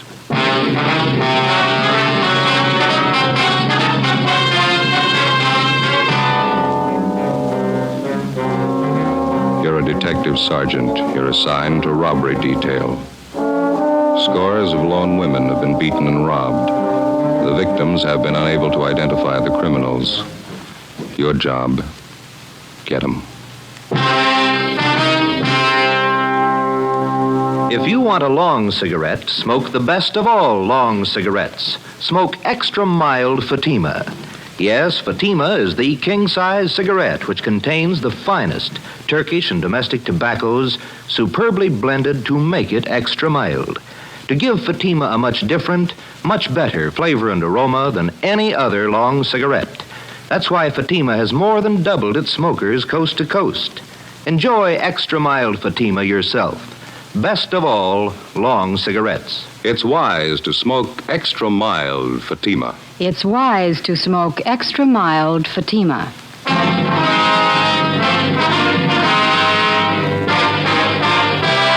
Dragnet, the documented drama of an actual crime. For the next 30 minutes, in cooperation with the Los Angeles Police Department, you will travel step by step on the side of the law through an actual case transcribed from official police files. From beginning to end, from crime to punishment, Dragnet is the story of your police force in action. It was Monday, July 1st. It was mild in Los Angeles. We were working the night watch out of robbery detail. My partner's Ben Romero. The boss is Ed Walker, captain of robbery. My name's Friday. It was 9:27 p.m. when I left the phone booth at the Sunset Drive-In and got to our car. 80K. Anything new? Well, Captain Walker's wife had her baby. Boy, 8 pounds. Oh, that's swell. She all right? Yeah, so's the captain. Look at the uniform on the waitress coming. Yeah, they sure dress them up, don't they? Good evening. Hi, Daisy. Oh, hello. Didn't recognize you. What'll you have? The usual? No, I think I'll have something else besides a hamburger this time. Here's the menu. Take your choice. Oh, thank you. Well, I'm kind of hungry. Maybe I'll take a meal. 42R, 816 West. Fried shrimp's good. Where's that? Right there. Oh, yeah. 95 cents. What's all this stuff I've been reading in the paper? Huh? What's that? Couple of guys going around snatching purses and beating up women. The paper says it's happened 7 times in the last 2 weeks. Roast beef, 90 cents. Roast beef's good, too. Don't you know who's been doing it? No, not yet. What do you get with these liver and onions, Dave? Same as with everything else. Soup, potatoes, and coffee. 85 cents. How could just take the purse? Why do they have to beat up the women? We don't know. Well, there's headlines staring me in the face every time I open a paper. I'm getting afraid to walk home at night. Do you get coffee and dessert with the Salisbury steak? Yeah. 65 cents. 72T, Roger on your call. Say, do you guys know what I've been talking about? Yeah, Daisy, we know. I'll take the Salisbury steak. Yeah, so'll I. Hamburger specials on 2. Well done on mine, please. Burn. Okay. Be a couple of minutes. Thanks. All units in the vicinity of 1016 North McAdam. That's us. Get it up. 484 PS and slugging, code 3. All units in the vicinity of 1016 North McAdam, 484 PS and slugging, code 3. 61F, take the call. Okay. I'll let her know we're going. Okay. I'll be right there. No, we're leaving. We'll be back. Okay. You know, I've been wondering. What's that? Hamburger and Salisbury steak, what's the difference? Price.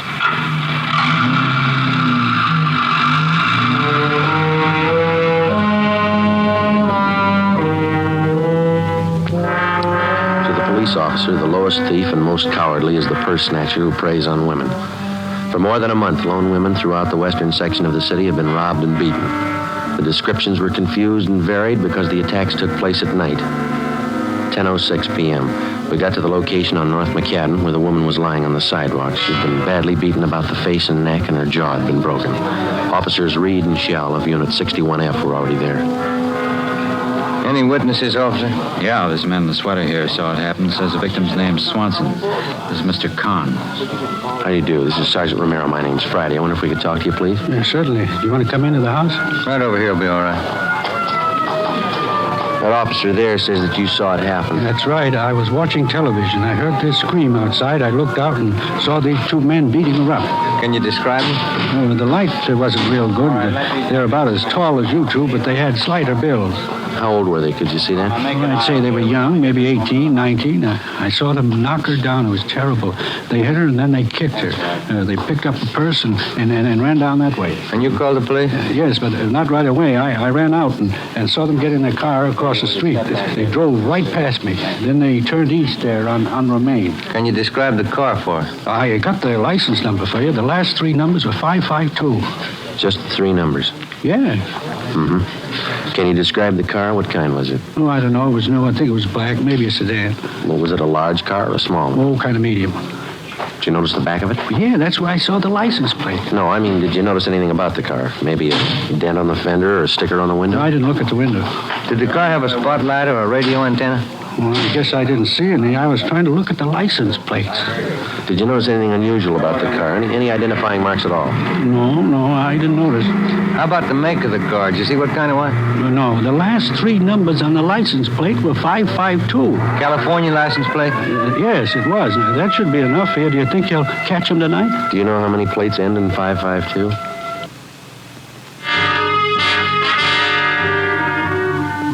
While Ben called in a general description of the car and the 2 attackers, I talked to the other bystanders. I found out that the victim's name was Mrs. Frida K. Swanson, a widow. She had a room at 1003 North McCadden. None of the neighbors had seen the robbery or the beating take place. 11:28 p.m. Ben and I arrived at Hollywood Receiving Hospital to interview Mrs. Swanson, but she was unable to talk or to identify her attackers. She wrote on a piece of paper that she'd been slugged from behind. She never got a good look at the man. Besides a broken jaw, she was suffering from a fractured wrist, a broken nose, and bruises about the face and body. Tuesday, July 2nd, the getaway car used in the attack on the previous night was found abandoned on Hollywood Boulevard and proved to be a stolen car. License number 6 Young 4552. The victim's empty purse was found inside. Routine investigation developed no leads. We met with Captain Walker. Because the last 4 attacks had taken place within a 6-block radius, we set up a plan of decoys in an attempt to trap the 2 purse snatchers. 4 policewomen from Juvenile Bureau and a special detail from Metropolitan Division were assigned. Tuesday, 4 p.m., a special detail was ordered to the squad room for briefing. Hello, Joe. Oh, hiya, Dorothy. How's your tuxedo? Back in mothballs? Yeah, how are your feet? My feet, nothing the matter with them. You're a good dancer. Yeah, I bet I could use some lessons. Oh, you don't need lessons, Joe. You need practice. Okay, let's get started. I don't have to tell you the risks involved in an operation like this. I want all of you to know where everybody will be at any given time. By all of you, I mean the police women and also the men who'll be in the squad cars. If anybody misses anything, stop me. We don't have much of a description of the men we're after. There are 2 of them, both about 18 years old. Usually they wear sneakers, slacks, and sport coats. They've been in different kinds of cars, all of them stolen. They keep each car for a few days, then ditch it. Pull down the map, will you, Joe? Yes, sir. Now, here's the area here. Residential, 90% of the dwellings have garages, so if a car is parked on the street, it might be unusual. Each of you will be given a list of cars stolen in the last 48 hours, still outstanding. I want you to check all parked cars against the hot sheet. First, hold up your purses, please. Young lady, that purse is too small, I'm afraid. Let's make it look worthwhile. Yes, sir. All right. Of course, you won't be carrying your guns in your purse. You wear a shoulder holster. Before you leave, Sergeant Friday will pass out some marked bills I want you to carry. Okay, now, policewoman Short. You'll board a westbound streetcar at Western and Santa Monica Boulevard at 9:03 p.m. Don't worry about these schedules. The streetcar will be there. Okay. You get off at Las Palmas at 9:13. Walk south to Willoughby. Turn east on Willoughby to Hudson, and north 1 block to Romaine. You go west on Romaine to Cahuenga, and then retrace your steps to the starting point, and you're through. Got it? Yes. You'll be covered by Unit 81K. Captain, Yep. how fast or slow should we walk? Oh, I'd say a pretty good pace. No woman likes to be alone on the streets at night, so it'd be natural. Yes, sir. Policewoman Ball. Yes, sir. You'll board an eastbound bus at La Brea and Melrose at 9:35 p.m. Okay. You get off at Wilcox and Melrose at 9:45. Walk north on Wilcox to Waring. Turn west on Waring for 2 blocks, then north on Cherokee. Okay. You follow Cherokee for 2 blocks, turn east on Romaine. Follow Romaine to Cole, then turn north on Cole. When you get to Santa Monica Boulevard, retrace your steps to your starting point. You'll be covered by Unit 87K. Will the cars be cruising or will they be parked? Both. Friday and Romero will be cruising all the time. I'll get to the others when I finish with these instructions. Of course, if you see any police car, give no recognition. Yes, sir. Captain, Yeah? you said the 2 suspects wear sneakers. That's right. It's going to be pretty hard to hear them come up behind you. I'd say so. Did any of the victims hear them? If they had, they wouldn't be victims.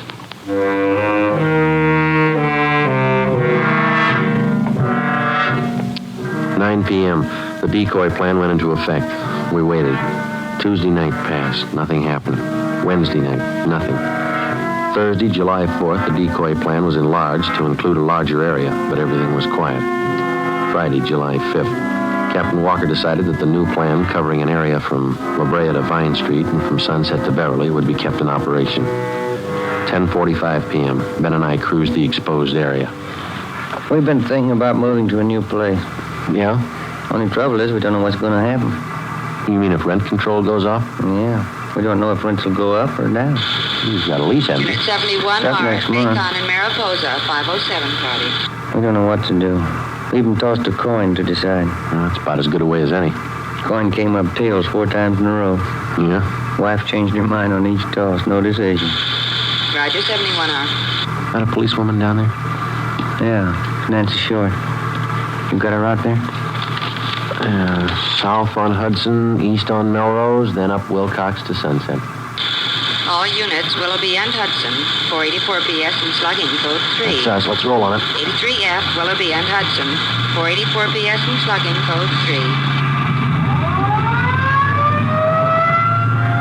We drove to Willoughby and Hudson. Just south of the corner, we saw a woman sitting on the grass with a few people around. She was a young woman, about 25. Her clothes had been torn, and there was a red welt on her right cheekbone. She was trying to get to her feet as we came up. There'll be an ambulance here in a few minutes, miss. Can you tell us how it happened? My cheek's swelling. Did you see who attacked you? Yes, I did. I can tell you about them. Look, here, I ripped off one of their pockets. These cards fell out. Driver's license. George Landon. Here's the piece of cloth I tore off his pocket. I'll take that, Ben. Thank you. You want to stay with her? I'll see if I can get a make on this license. Okay. Would you give me your name, please? Barbara Curtis. I live over on Hudson. 80K to control 1. 80K to control 1. Go ahead, Eddie K. Check suspect for making warrants. George Landon, male, white, age 18, 5 feet 9 inches, 155 pounds, blue eyes, black hair. Address, 2722 and a half Arthur Avenue, KMA 367. Roger, 80K. I swung on it and missed. I'm going to be robbed by a couple of young hoodlums. Did you see the car? Yes, I saw it. White sidewall tires. It was a club coupe. I tried to see the license plate. I couldn't make it out. What color was the car? I don't know. Dark green, I think. I'm so mad I could boil. Can you describe the man? Well, you got the driver's license. It's all there. Well, that's just for one of them, miss. You said there were 2 men. I don't know. I grabbed one of their coats and the other one hit me. The thing I'm so mad about is I tried to scream and nothing had come out. I understand. All right. Hi. You're the 63F. We got the call. That's fine. This is the victim, Miss Curtis. If you'll handle the report and see that she gets home, we got a lead to check out here. Okay. Thank you. Yeah. Roll 1 to 80K. What's your call back, Joe? We better get it. Come on. Right with you.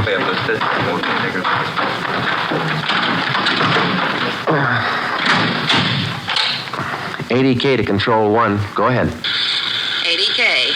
Suspect has misdemeanor and felony record. 1 arrest, suspicion of robbery, and 1 arrest, GTA. No wants at this time. Most recent address on suspect, 2722 and 1/2 Arthur Avenue. Roger. Been in trouble before. Felony and misdemeanor. Yeah. And the address matches. Maybe this cloth does.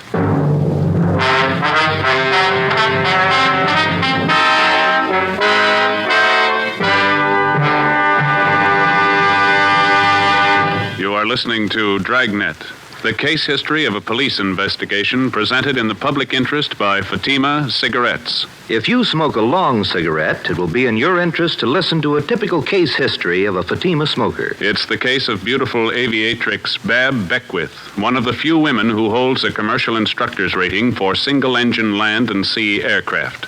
This is her actual signed statement. I've been smoking long cigarettes for quite some time.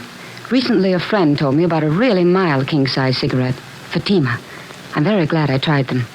Fatimas are a lot milder than any of the others I've smoked and have a much better flavor. I agree. It's wise to smoke extra mild Fatima. And so do more and more smokers every day. Actual figures show extra mild Fatima has more than doubled its smokers coast to coast. So enjoy extra mild Fatima yourself. The king-size cigarette, which contains the finest Turkish and domestic tobaccos, superbly blended to make it extra mild. You will prefer Fatima's much different, much better flavor. You will agree. It's wise to smoke extra mild Fatima. It's wise to smoke extra mild Fatima. The best of all long cigarettes.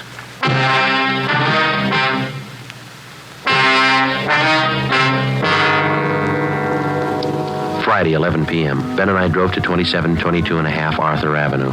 It was a small house at the rear of a lot on the east end of town.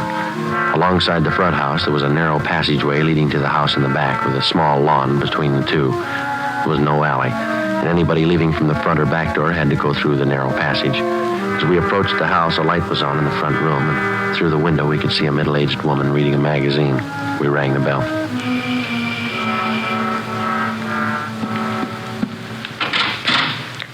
Yes? Police officers. Does George Landon live here? Why, yes, he does. I'm his aunt, Miss Landon. What do you want? Can we come in? Why, yes. Thank you. Won't you sit down? Thank you, ma'am. Is George Landon at home now?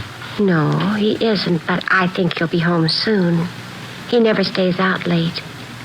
He isn't in any trouble, is he? Do you know where he is? With his friends, I suppose. He's a popular boy. He really should be home soon. Where's he been, Miss Landon? I don't know. He goes out at night, you know, with his friends. Who are they? Well, I really don't know. You see, it's difficult to keep track of a young boy. Mm-hmm. He's a big boy, and he's full of vitality. He has to find things to do. Yes, ma'am. He lives here with me. I'm his aunt. I'm not married, so I take care of him. His parents died when he was a baby. I see. Does George work, or does he go to school? Oh, he's finished school. You aren't here about that automobile that was stolen a year ago, are you? No, ma'am. Oh, he had some trouble then, but I'm sure he didn't do it. Since then, he's been very good. He hasn't missed a day's work, and he goes to church with me anytime I ask him. Where does he spend his evenings, do you know? Well, I told you, with his friends. A young man has to use up his energy. I don't try to hold him too tightly. Good boy like him. Can we look at his room? Oh, yes. It's right here. All right. I'll show you how neat he keeps it. Oh, there. Isn't that nice? Yes, ma'am. I'm not trying to defend him. I'm only telling you about him. He keeps his room cleaned up himself. He smokes a little, but I've never smelled a drop of liquor on his breath. He's a very good boy. Yes, ma'am. He even reads a lot. You can see his books over here. Yes, ma'am. You mind if we look around a little? No, that's all right. Should be home soon. He's probably at a movie. Do you want to wait for him? No, that won't be necessary. He's always home by midnight. I'll tell him you were here. Oh, that must be George now. George! Yeah? These men would like to talk to you. They're police officers. All right, take it easy, young fella. Oh, let go. Hold him. Turn him around. Yep. Stand still, young fella. No, it's no good. What do you guys think you're doing? I didn't do anything. I was just out for a ride. This your nephew? Yes. Coat torn, Joe. Pocket ripped off. Is this your driver's license here, George? Yeah. I lost it. When? Last week. It was found tonight. So what? How'd you tear your coat? Getting out of the car the other night. Here's a piece of cloth. The girl who was attacked tonight gave it to us. It matches the tear there in your coat. What have you done, George? Tell her. I didn't want to do it. I didn't want to do it any time. He talked me into it. Who talks you into He it? made me do it. He's got a gun, and he stole the cars. He made all the plans. Who made all the plans? Tommy. Oh, we never did anything except hang out at the drugstore until that time a year ago. What's his last name? He said that it'd always be held against me, and I better go along with him. Tommy who? Decker. Was he with you tonight? Yeah, he's the one that hit her when she grabbed hold of me. He's the one that always hit him. I never wanted him to do it. Mm-hmm. Where's the stuff you took out of that purse? Well, Tommy's gonna hide it. Where? Back of where he works. Where's that? Oh, garage someplace. I don't know where. He just started working there. Where does he live? Place on West 6th. I never been there. What does this Decker look like? Well, he's the same age I am, but about an inch taller, and must be 15 pounds heavier. He's got dark hair. How's he dressed? Just like me. Sneakers and brown slacks and a tan sport coat. Better call the office, babe. Yeah. Can I use your telephone, ma'am? Oh, it's in the hall behind the door. Thank you. You said Decker's got a gun? Yeah. Officer, will you tell me the truth? I'll try, ma'am. Are George and this Tommy Decker the two men the papers have been writing about? I'm afraid so. The ones who've been robbing the women? Yes, ma'am. And beating them up? Yeah. I didn't mean it. I didn't know what I was doing. I raised you, George. I didn't either.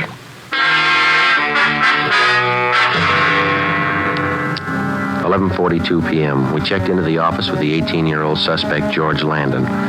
While Ben and a police stenographer took down the statement, I went down to R&I and pulled a package on the other suspect, Thomas Decker.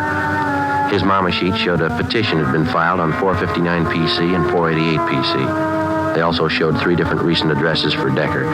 One on West 6th Street, one on South Mariposa, and a third on North Catalina. 2 units were dispatched to the first 2 addresses. Ben and I went to the address on North Catalina, a rooming house. We learned from Decker's landlady that he was working as an apprentice mechanic on the swing shift at a large garage on South Flower Street. 12:51 a.m., Ben and I arrived at the garage. I beg your pardon. Yeah? Police officer. Does Thomas Decker work here? Yeah, he works here. Hey, Decker! Hey, Decker! Yeah? I'm the guy here to see you. There he is back there. Thank you. What do you want? You Thomas Decker? Yeah? Police officers like to talk to you. Watch it, Joe. Come on. Hey, he's going in the locker room. All right. It's locked. Come on, hit it. Yeah. No go. Hey, you! You over there! Any other way out of this locker room? Yeah, down the hall in the annex. Come on, Ben. All right, do it. Here we are. Yeah. Watch it! Came from behind that car. Back by the door. All right, cover me. All right, Ben, give it back to him.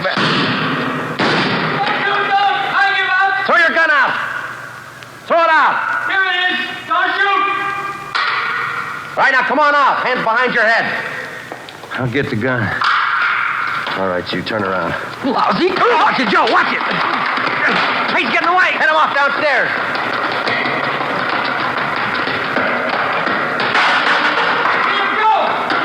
No!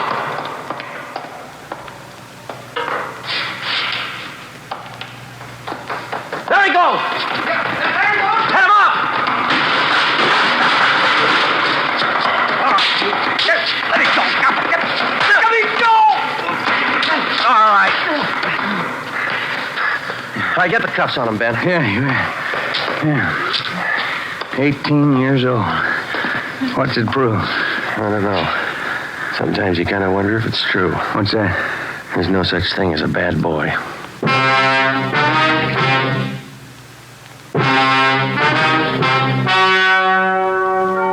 The story you have just heard was true.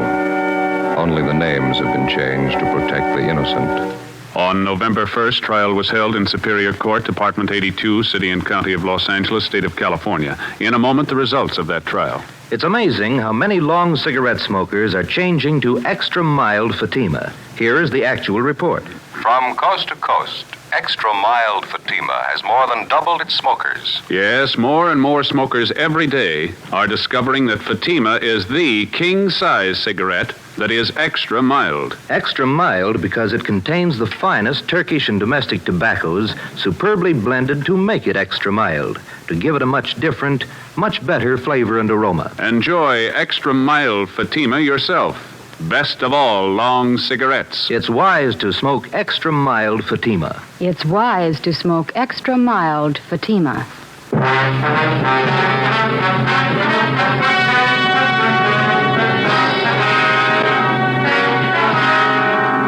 Thomas Decker and George Landon were tried and convicted on 5 counts of grand theft person, 5 counts of grand theft auto, and 5 counts of assault with intent to do great bodily harm.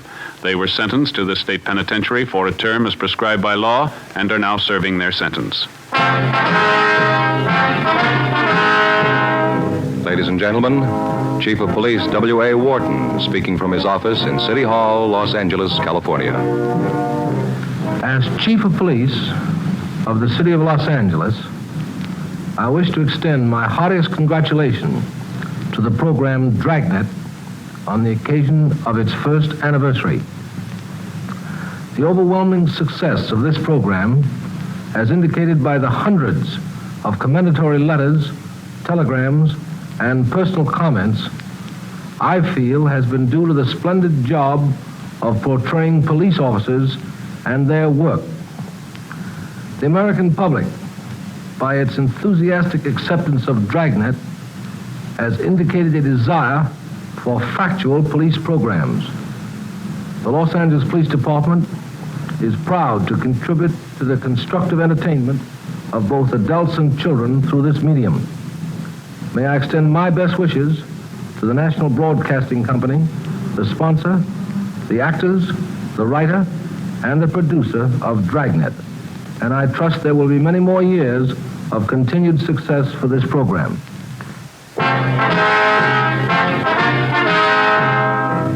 You have just heard Dragnet, a series of authentic cases from official files. Technical advice for Dragnet comes from the Office of Chief of Police W.A. Wharton, Los Angeles Police Department. Fatima Cigarettes, best of all long cigarettes, has brought you Dragnet, transcribed from Los Angeles. Next, a great new show, Sarah's Private Caper on NBC.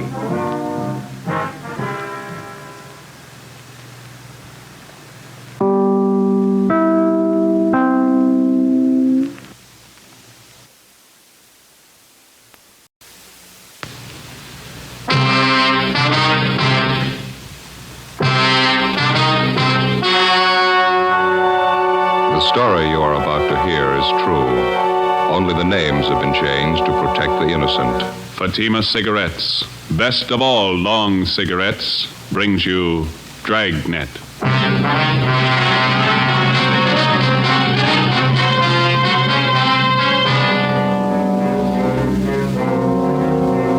You're a detective sergeant.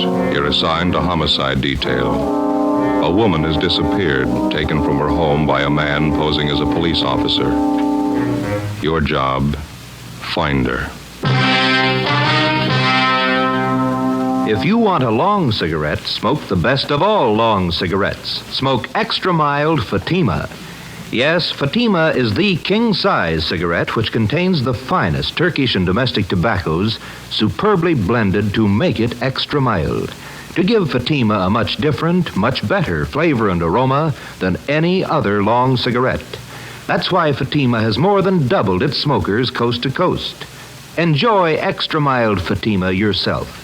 Best of all, long cigarettes. It's wise to smoke extra mild Fatima. It's wise to smoke extra mild Fatima.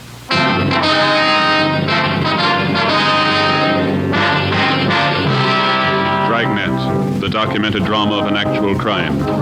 For the next 30 minutes, in cooperation with the Los Angeles Police Department, you will travel step by step on the side of the law through an actual case transcribed from official police files. From beginning to end, from crime to punishment, Dragnet is the story of your police force in action. It was Tuesday, April 4th. It was warm in Los Angeles. We were working the night watch out of homicide detail. My partner's Ben Romero. The boss is Thad Brown, chief of detectives. My name's Friday. It was 10 minutes past 6 p.m. when I got to the basement of the city hall. Carpool.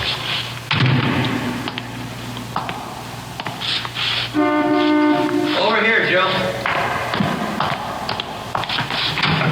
Hi. Thad Brown will be down in a minute. Captain will follow us out later. Okay. No contact yet? No, I'm still waiting. You take care of the local broadcast? It's already gone out. They'll put the descriptions on the air every hour. How's it look to you now? I don't know. Nothing more we can do to, make a contact. Oh, here's Thad Brown now. You want to squeeze over a little? Oh, yeah, sure. Hi, Chief. Hi. Let's go. Might as well take Beverly Boulevard, huh, Ben? Yeah, it's as fast as any. You got the address there, Friday? Yeah, 617 Paris Avenue. It's out by Echo Park. Who's covering the house now? Ross and Pacelli are staked out in a private garage across the street from the house. Donahoe and Wiseman are on duty inside the Kessel place. You want to smoke? Thanks. Light me one, will you, Joe? Yeah. But you got the story from the maid at the Kessel's house, is that right? Mm-hmm. You check it out? I'm pretty sure she's telling it straight. If anything's wrong, I don't think she's got a hand in it. Here you are, Ben. No, thanks. You got the call about 3 this afternoon? Mm-hmm. A few minutes after, we went right out and talked to the maid. How'd she tell it? Well, said she was fixing dinner about 2 this afternoon when the doorbell rang. She answered it, and a young man in a gray suit asked for Mrs. Kessel by name. He told the maid it was an emergency. Yeah. Well, the maid said Mrs. Kessel came to the door, and the man identified himself as a police officer. Told Mrs. Kessel her husband had been hurt in an accident, and she was to come right away. Man show his identification? Maid said no. Said Mrs. Kessel just took it for granted he was a cop. Yeah. Go ahead. Mrs. Kessel got her coat and left with the man. About an hour later, her husband, Professor Kessel, got home. He wasn't hurt. He hadn't been in an accident. He hadn't seen his wife. As soon as he heard from the maid what had happened, he got on the phone and called up. What's the background on the husband, this Professor Kessel? He's supposed to have quite a name. He's a professor of philosophy out at Simmons College, that small school out near Glendale. Oh, yeah, I know. Devout man, president of one of the local synagogues. Sure about the maid's story, huh? Sure as we can be. She gave us a good description of the man who picked up Miss Kessel. I got it right here. Yeah. Here. White male, American, 25 to 30 years old, 6 feet, 170 to 80 pounds, gray suit, gray head, brown shoes. How about the car he used? Late model Chevrolet, dark blue, white sidewalls. That's all the maid could tell us. She didn't notice the license. You better cut over on Westlake. That'll take us past the detour, won't it? Mm-hmm. This Professor Kessel, has he been told what to do? Yeah, he's been briefed. We've had a couple of men with him since this thing broke. He's taking it pretty hard. How old a man is he? Oh, his late 30s, wouldn't you say so, Ben? Pretty close to 40. Nice fellow, quiet. 2 kids in the family, just about school age, boy and a girl. This next one ought to be Paris Avenue. Yeah. There's a big gray house down there, Skipper, white trim. Don't park too close to the house. This ought to do it right here, don't you think? Yeah. What time you got? It's 6:15. Almost dark. Where's the garage our men are covering from? Can you see beyond that light pole there, the white stucco place? Oh, yeah. Next one here's a Kessel home. Doesn't look very rich. Neither do the Kessels. I don't think they got much money.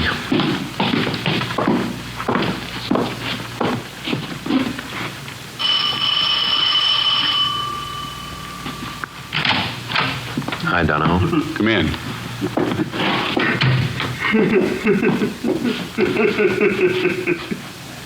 That the husband? Yeah, I just got a phone call a couple of minutes ago. I listened on the extension. Who called? Tried to trace it. The guy wouldn't stay on the line long enough. What'd you say? Tell the cops to stay away. Said it twice, tell the cops to stay away. Yeah? Said if they don't, I'll kill her.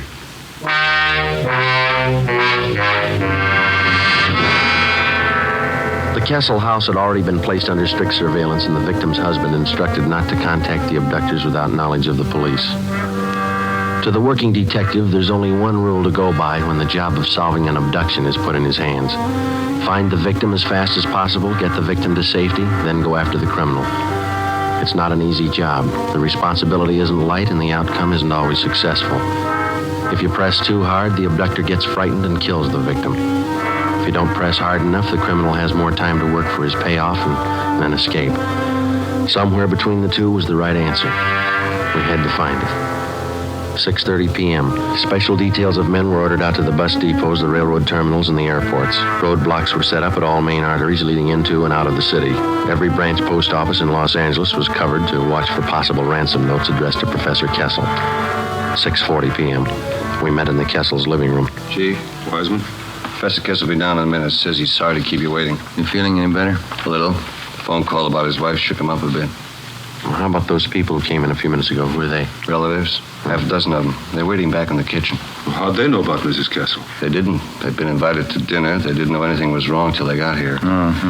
Kessel asked them to stay for the meal. Wants to keep up appearances for the sake of his kids. Doesn't want them to worry about their mother. The dinner that important to him? Well, tonight's the start of the Pesach, the Jewish religion, Passover. Oh, yeah. It's one of the big holidays. Oh, I see. Well, they started off with this dinner tonight. Is that the way? Yeah, big dinner. They call them Seders. Tonight they have the first Seder. Good evening. Sorry to keep you waiting. How are you? No, please sit down.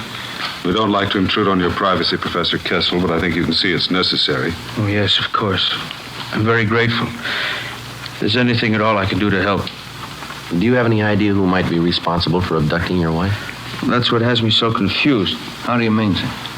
Well, I'm sure I have people who don't like me, who don't like us, but someone who would take my wife who says they'll kill her? No, I don't know who it could be. How about the voice on the telephone, Professor? Did you recognize it at all? No, it didn't sound like anyone I knew. He talked so fast I could hardly understand the man. Do you think the person who took your wife has some other motive besides holding her for ransom? I can't understand that either. If it's money they want, why go after a teacher's wife? $1,500 in the bank, that's all I have. That and this house. How about your immediate family, Professor? Well, my wife, Ruth, her people have quite a bit. I guess you would call them rich. But it's their money, not mine. I can't understand why anyone would do it. For Ruth, if anything happened, children. Albert? I'm sorry. That's all right, we understand. Albert? Yes, Bertha, come in, would you, please? Gentlemen, this is my sister, Bertha. She's here with her husband for the Seder. How do you do? How are you?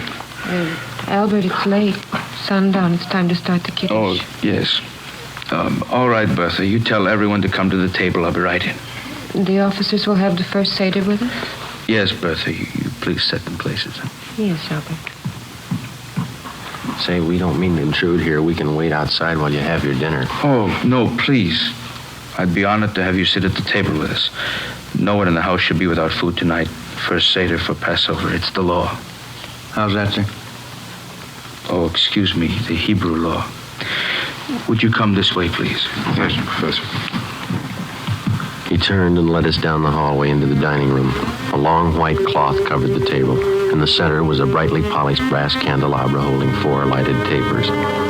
There were a few platters of food already set out, and at the head of the table, where Professor Kessel stood, an open prayer book. In order not to add to the alarm of his 2 small children at the absence of their mother, Professor Kessel introduced us as friends from Simmons College. This is Mr. Brown, Mr. Friday, Mr. Wiseman, Mr. Romero. How do you do, Victor? Of course. No, sit down, please, sit down. Yeah, sure smells good. Yeah. You got enough room there, Joe? Oh, fine. Hey, how's it work, Wiseman? Should we join in the prayers? Not unless you speak Hebrew. Oh. Baruch atah Adonai Eloheinu melech haolam, bo'erei pri hagofen. Baruch atah Adonai Eloheinu melech haolam, asher bachabanu mikol am, v'raimemanu mikol lashain v'kedishanu b'mitzvosav. V'atiten lanu Adonai Eloheinu, v'avo moyadim l'simcha. V'agim uzmanim l'sasayin es yoim hagamatzos hazeh. The man here is saying, Mikra Kodesh, they hear the Sias Mitzrayim. Yeah, telephone call. All right.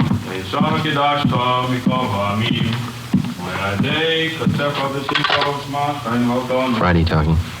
This is Lacey, Joe. Just got a call to a morgue. Yeah?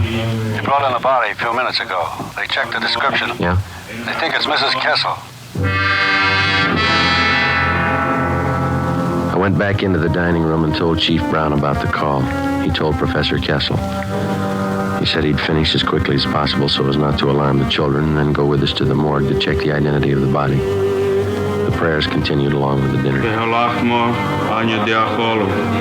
Sana bearo de Mitzrayim, kol dich ven Yese viejo, kol dich Yese visa, Ashata hocho, Lishona abba barad Israel, Ashata avde Lishona abba b'nei chayrim.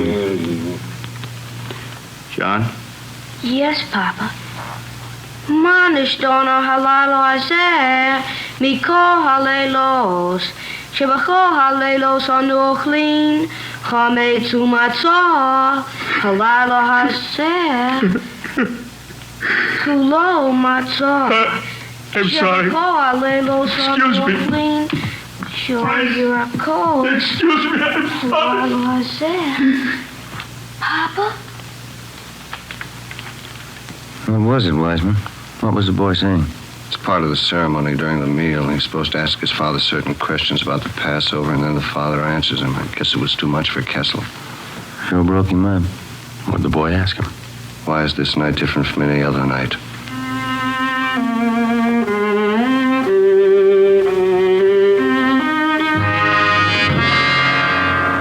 At 7:30 p.m. Sergeants Wiseman and Donahoe stayed on duty at the house while Chief Brown, Ben, and I drove Professor Kessel to the county morgue. On the way, we called in and checked with Captain Steed of Homicide. He told us there'd been no reports on Mrs. Kessel. 7:43 p.m. Ben and I took Kessel to the basement of the Hall of Justice, county morgue. This way, Professor. Oh, yes. You sure you feel up to it? Thank you. I'll be all right. Cold in here. Yes, sir. Hi, fellas. It's back here. Okay, Archie. This is Professor Kessel, Archie. How do you do? This way. Jane Doe, number 5. I called over as soon as they brought it in. Yeah, thank you. Found the body near Avenue 19, the riverbed across from the auto cab. No identification? No. Here we are. All right.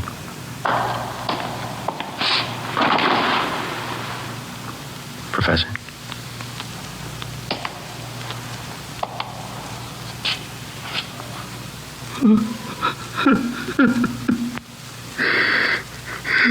Thank God.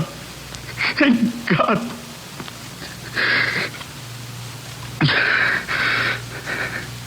Professor? No, it's not my wife.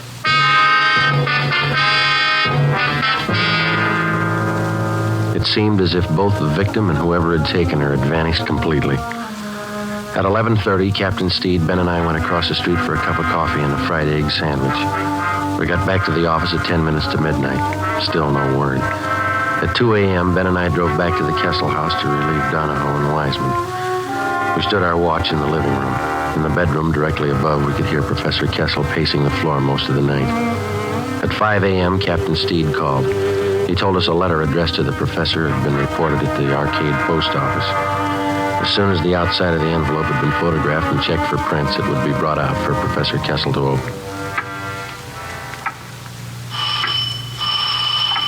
Front door? Yeah, I'll get it. Chief? Good morning. Hi, Lee. Hi, Joe.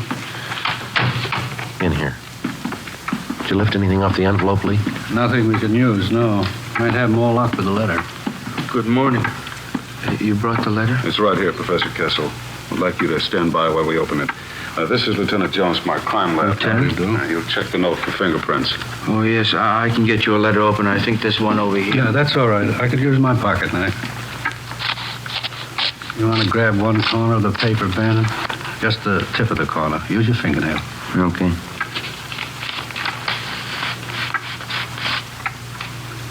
Yeah, that does it.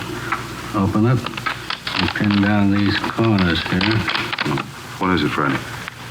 The words are put together with small printed letters. They all seem to be the same kind of typeface. Letters were probably clipped from a book, then pasted together to form these words. Who sent it? What does it say? Thanks, Lee. If you want to see your wife alive, have 30,000 small bills tonight. Tell police I kill her. Instructions follow in mail. No signature. 30,000. I haven't got the money. I can't get it. He'll kill her. Mr. Kessel, there's still a chance. But what can I do? I haven't got that much money. He says he'll kill her. What can we do? What we've been doing? Yes? Wait.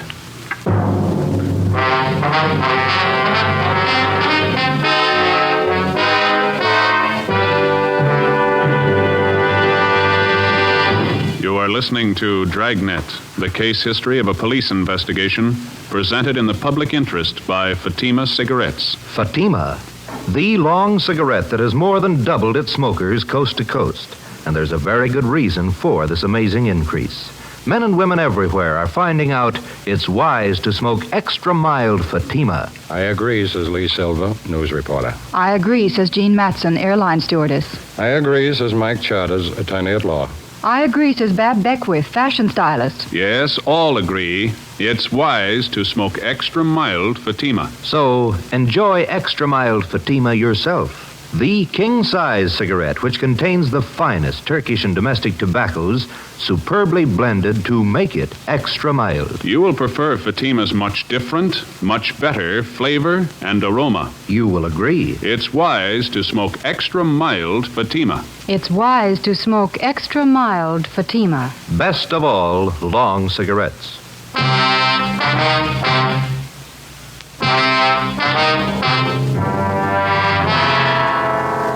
Wednesday, 7 a.m. With the aid of an iodine fume gun, Lee Jones checked the extortion letter from Mrs. Kessel's abductor for fingerprints and other marks of identification. He found nothing. The piece of paper on which the cutout printed letters had been pasted was of a common variety sold in most stationery and 5 and 10 cent stores. Jones photographed both sides of the envelope and the letter. 11 a.m. Still no word. None of the special details had anything to report. At 1:45 p.m., another letter was delivered to the house. The envelope was open, the letter removed carefully and pinned down at the corners. It's put together the same as the last one. Yeah. Tonight, 11 o'clock. Come alone, your car. Tell police I kill her. Is there more, Friday? Yeah. Drive corner Lakeshore, Charter Street. Wrap money brown paper. Small bills. Come alone, your car. Put package by fireplug, then leave.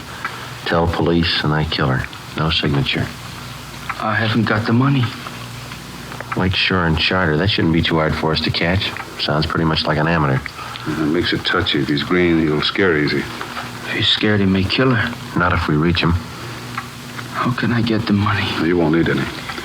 We'll have a dummy package made up. There'll be a single dollar bill inside. Must be newspapers cut to the size of currency. That's what you'll deliver. But when he gets the package, when he finds out it's not the money, what's he going to think? We'll explain it to him. Starting at 10 o'clock that night, more than a dozen cars from the Detective Bureau circled the area around Lakeside Avenue and Charter Street, keeping a distance ranging from 3/4 to a full mile away so as not to scare off the abductor. Some of the cars were parked in service stations, some in private driveways. The neighborhood was located in the heart of a new veterans housing project. For a full 5 blocks in either direction, there were no buildings of any kind where we could keep an eye on the package of fake ransom money. The owner of one of the completed houses nearest the spot on Charter Street was contacted, and he agreed to let us use his home as a lookout point for the stakeout that night. 9 p.m. Ben and I took up our positions on the roof of the lookout house. We were equipped with 2 pair of night binoculars and a walkie-talkie. I could think of a few other places I'd rather spend the night. How well can you see that intersection from here? Comes in fine with these binoculars. The guy shows we ought to see him. Yeah, I better check with the captain again. What time you got? 9:25. Where's the skipper parked? Private driveway near Charter and Hayward. Friday to 105K. Friday to 105K. Come in. Got a clear view of the intersection. Nothing yet outside of cramped legs. You reading me okay? Yeah, Joe, fine. Over. Roger. Standing by. Sure lucky my kid can't see me now. Why? He'd never understand. Why should his father be sitting on top of somebody's roof late at night? He'd never get it. We waited. 10 o'clock came, 10:30.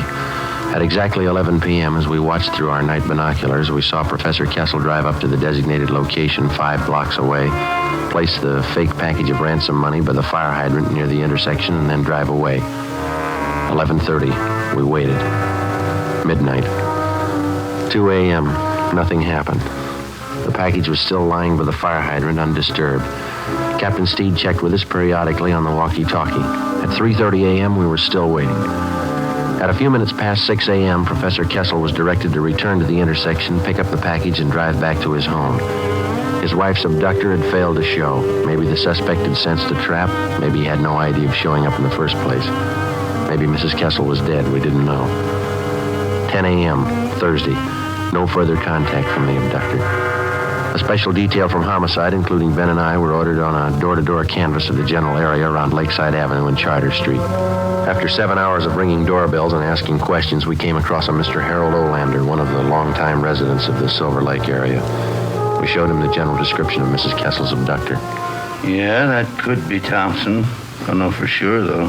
Where did you see this Thompson, Mr. Olander? Oh, I saw him lots of times. He rents that cottage of mine down the street there. You see, the white one? Mm-hmm. Does this Thompson have a car? Thompson? Yeah, new one. I wonder if you could describe it. Chevrolet, nice looking. Blue color, I think. Could be, Joe. Is Thompson in the house now, Mr. Olander? Nope. Saw him drive away early this morning. I can show you the house if it's official police business. It is. Well, come on, then. I got the key right here. Cottage just down the block there. See the one I mean? The white one? Yes, sir. How long's Thompson been in the house? 2 weeks tomorrow. You noticed anything unusual about him? Nothing special. Comes and goes at odd hours, but then a lot of people do. I don't brag. It's this house right here. Does he usually keep all the blinds drawn? Yeah, now that you mention it. A lot of people do, I guess.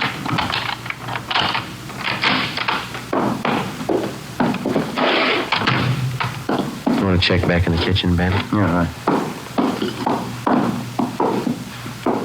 And look at the living room, Sergeant. Yeah. On a stick of furniture. That's funny. You sure you didn't see anybody else in this house besides Thompson? No, he's the only one. Looks like it, Joe. Found this woman's purse stuffed in one of the kitchen cabinets. This sales slip was in the purse. Let's see. Mrs. Albert Kessel. Is there a phone here, Mr. Olander? Out in the hall. All right.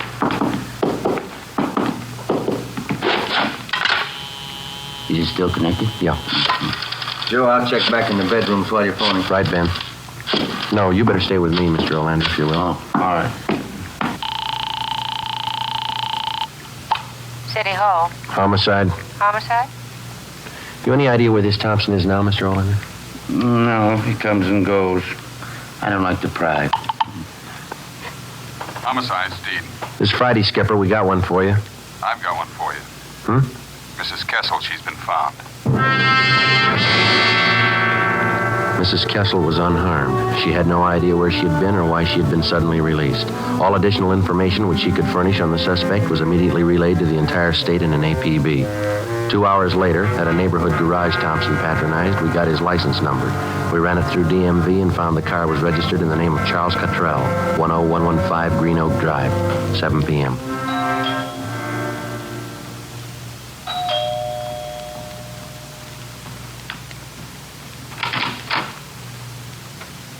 Yes, Police officers. Is Charles Cottrell here? yes. Come in, please. I knew you'd find him. I kept hoping, but I knew you'd find him. Where is he, ma'am? He'll give himself up. I'm his wife. I talked to him. There won't be any trouble. No trouble. Where is he? You've got to understand, he didn't know what he was doing. We needed money. He didn't know what he was doing. We'll have to search the house, ma'am. Charlie! Charlie, come downstairs! Come down!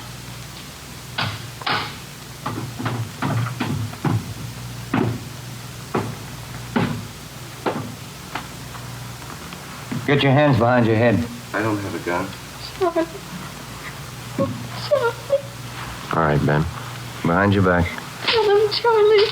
You didn't know what you were doing. Tell him. We needed the money. I thought it'd work. What'd I do wrong? Come on. Should have worked. I planned it all out. Where'd I make a mistake? When you thought of it.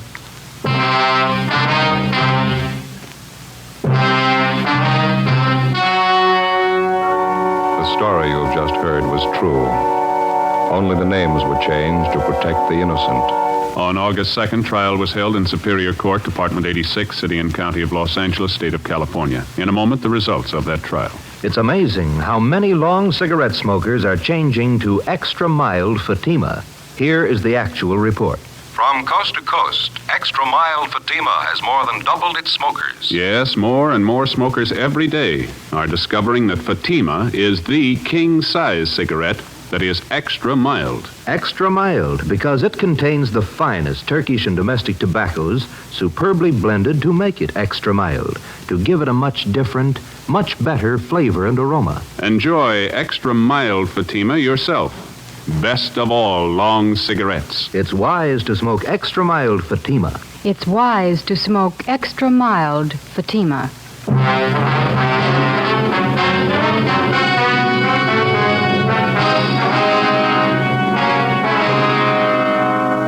Charles Cottrell was tried and convicted of kidnapping and received the sentence as prescribed by law. He is now serving his term in the state penitentiary. You have just heard Dragnet, a series of authentic cases from official files. Technical advice for Dragnet comes from the Office of Chief of Police W.A. Wharton, Los Angeles Police Department.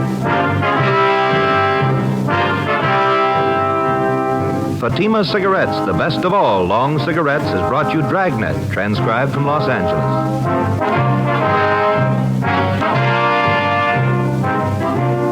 Next, here's Sarah Berner in Sarah's Private Caper on NBC.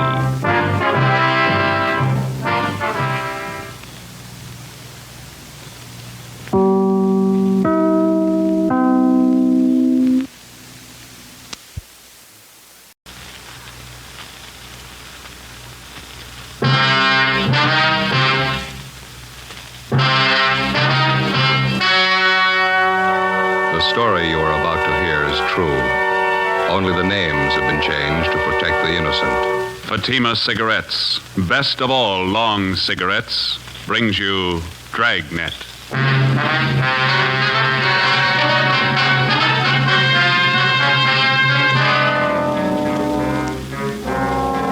You're a detective sergeant. You're assigned to hit-and-run felony detail. A dead body is found in the streets in the early hours of the morning. There's only one clue, a set of skid marks on the pavement. Your job, find the killer. If you want a long cigarette, smoke the best of all long cigarettes. Smoke extra mild Fatima. Yes, Fatima is the king-size cigarette which contains the finest Turkish and domestic tobaccos superbly blended to make it extra mild, to give Fatima a much different, much better flavor and aroma than any other long cigarette. That's why Fatima has more than doubled its smokers coast to coast. Enjoy extra mild Fatima yourself.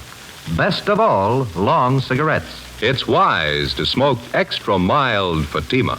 It's wise to smoke extra mild Fatima.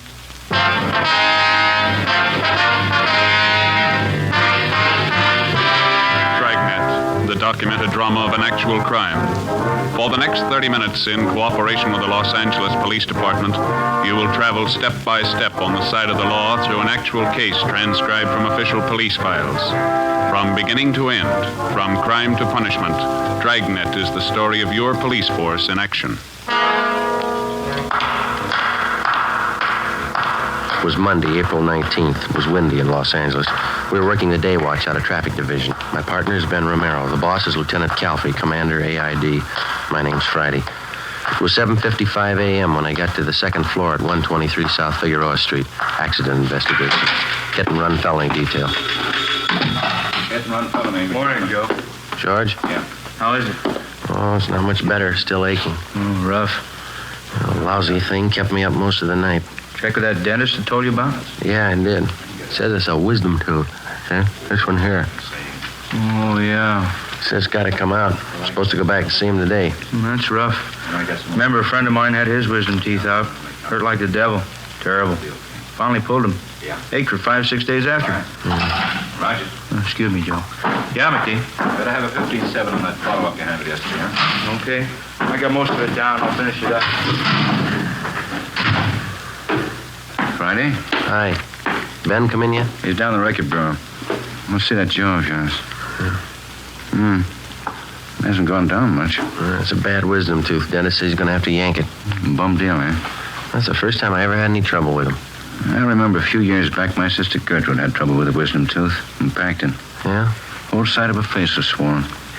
Poor kid was in terrible pain, full week. Even after they pulled it, it still hurt. Hi, Joe. Picked up the overnight reports down at Records, Mac. Here, Oh, thanks, Ben. This one on top here. I'd like to have you two check it out. Dead body report. Yeah. They left me a note on it. That's about all. Hard to figure. What's the story? Just what you see in the report.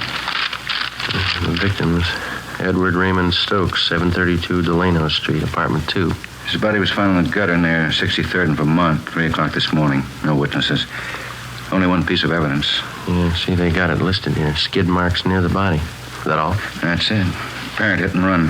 Where's the body, man? Neighborhood mortuary out there. Emerald Hills Funeral Home. One of the deputy coroners handled the body. A fellow named Joe Larimore. Anybody claim it yet? No. Okay. Ben, you ready? Yeah, let's go. We'll check you later, man. Yeah. If you need any help, I've got McClellan and Rogers on hand. Right. How did we manage to draw all the choice ones? I don't know. Skid marks and a dead body. Yeah. Oh, say, I almost forgot. How's your jaw? Oh, it still hurts. Oh, it's tough. Yeah, it's still swollen. Mm-hmm. What did dentist say? Wisdom tooth. Oh, it's miserable. Yeah. Wife had the same thing a couple of years back. Dentist tried to yank the tooth and it broke right in two. Finally got it out. That's good. Funny thing about wisdom teeth. What's that? After they pull them, hurts for 5-6 days.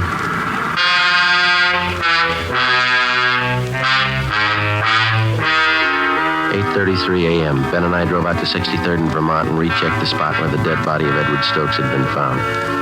According to the report, the body was found 2 feet west of the easterly curb and 32 north of 63rd Street on Vermont. We examined the skid marks. They showed definite signs of being a lot older than 24 hours. The consistency of the rubber was weak, and there were heavy dirt smudges over them, indicating more wear than they could have possibly had since the estimated time of the victim's death. We got back in the car and drove to the Emerald Hills Funeral Home at Vernon and Denver Avenue. Sure is rotten weather for April, huh? Yeah. These funeral homes, you ever notice it? What's that? Why do they always put awnings over the windows? They never open drapes. I don't know. Come on.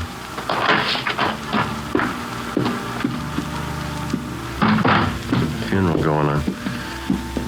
You know where the office is? There's a brass plate on that door over there. Let's have a look.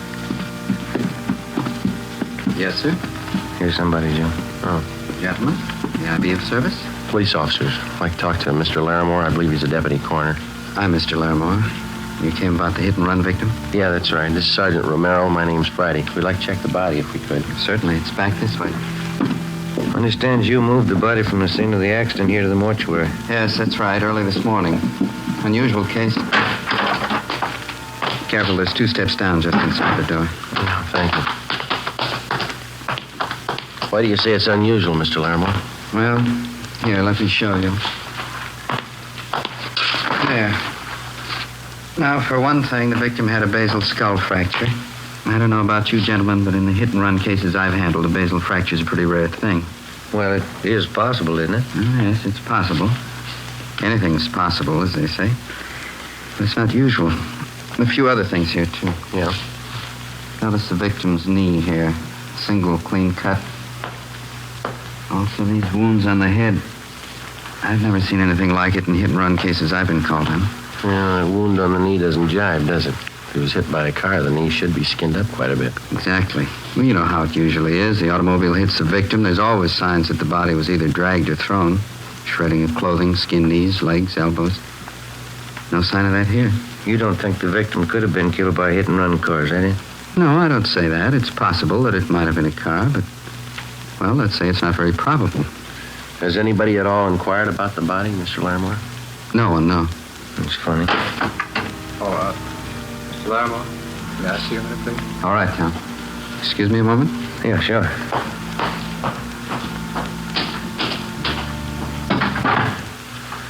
Well, yeah. Where do we start? I don't know. Maybe we won't have to. Another lead like this, and we can turn it over to homicide. Sergeant? Yeah? There's a young lady in the lobby. Yeah? She wants to claim the body. The girl was shown the body. She identified it as that of Edward Raymond Stokes. She gave her name as Marion Fuller, the victim's common-law wife.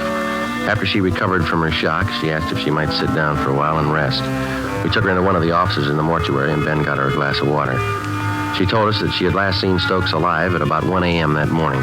They'd been drinking together at a neighborhood bar on Vermont Avenue between 63rd and 64th Streets, half a block from where the victim's body had been found sprawled in the gutter. Why don't you sit down over there, Miss Fuller? Thanks. How long did you know Edward Stokes, Miss Fuller? About 6 years. On and off. We've been together pretty much the last couple of years, though. Oh, my head. Would you mind telling us exactly what happened while you were with Stokes last night? Everything you can remember? I can't think. This headache's killing me. Well, we should try, Miss Fuller. It's important. Well, Eddie and I had dinner together at the Spanish Oven, place down on South Fig. That was about 7:45. Then we drove out to the Brown Barrel on Vermont, the bar I told you about. Yeah. Eddie and I go there most of the time. We stayed there and drank, played a little shuffleboard. Oh. Yeah, go ahead. Oh, we stayed too long. Drank a little too much. I started talking to this fella next to me, and he got sore. Always got jealous when he was drunk. Poor Eddie. Did Eddie fight with this other man, Miss Fuller? No, I stopped him. That made Eddie mad. He never could drink right. He always wanted to pick a fight. Who was the other man, you remember? No, I don't. I guess I had a lot to drink, too. He's just some guy at the bar. His headache. Well, it's not going to take much longer. Just a few more questions. That organ's getting on my nerves. What happened after you broke up the argument between Stokes and the other man? Oh, nothing. We stayed in the bar. Eddie played shuffleboard most of the time. I was one of the booths drinking. Yeah. Around 1 o'clock, I started feeling sick, so I went outside and sat in the car. I guess I passed out there. In your car? No. I guess it belonged to one of the fellas in the bar. I passed out, and that's all I can remember. Did you sleep in the car all night? No. I guess whoever owned it drove me home. Well, how did they know where you lived? Must have been one of her friends. I don't know. I don't remember anything till this morning. They phoned me up and said Eddie was dead. Who phoned you, Miss Fuller? One of our friends. I don't remember. I had a rotten headache. Well, you can do better than that. I tell you, I don't remember.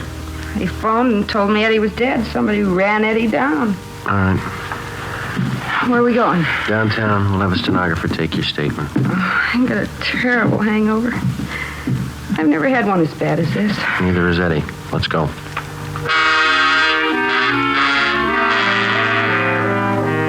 On the way back to the office, Ben stopped at a drugstore and I picked up a box of aspirin. The wisdom tooth was giving me trouble again. The clerk at the soda fountain fixed something for Marion Fuller's hangover. When we got her back to the office, we questioned her for more than an hour, but she gave us only one additional piece of information. The victim, Eddie Stokes, had been married before and divorced. His ex-wife lived out in the valley with their 2 children, and on several occasions she came to see Stokes at the Vermont Avenue bar when he failed to make the monthly payments for the support of the children. Each time they'd argued bitterly.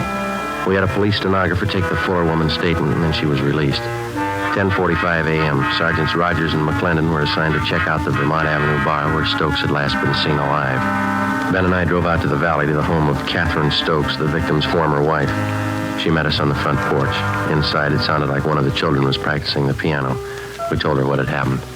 Last week, I think it was. Yes, Thursday last week. Eddie hadn't sent any money for the kids' support for 3 months. I hated to chase after him like that. There wasn't anything else I could do. Where did you meet him, Miss Stokes? That bar he used to hang around.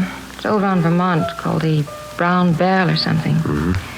Oh, wouldn't you like to come inside? Yes, thank you. Do you happen to know anybody by the name of Marion Fuller? Yes, Eddie mentioned her. It was a man's seeing a woman like that. Do you know anything about her at all? No. Whenever I saw Eddie, he'd mention he was running around with her. Guess he wanted to make me jealous. Was your husband a pretty heavy drinker? Yes, he was. So I got the divorce. Eddie was such a fine boy when we got married. Good home. You didn't know any of the people he'd been running around with lately? No, just the Fuller woman, that's all.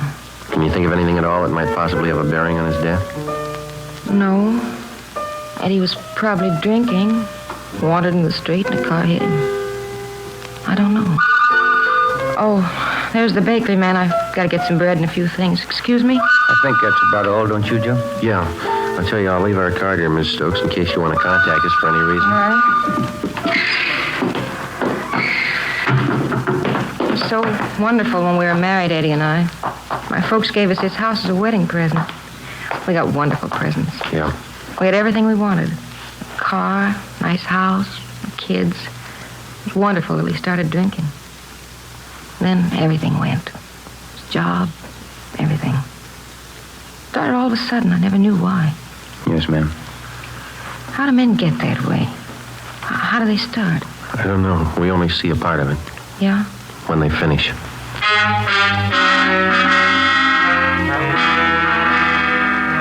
12 noon, Ben and I drove back into town to Vermont and 63rd Street for a meet with Sergeants Rogers and McClendon. They told us that they'd checked out the bartender who'd been on duty the night before, and also 7 of his customers.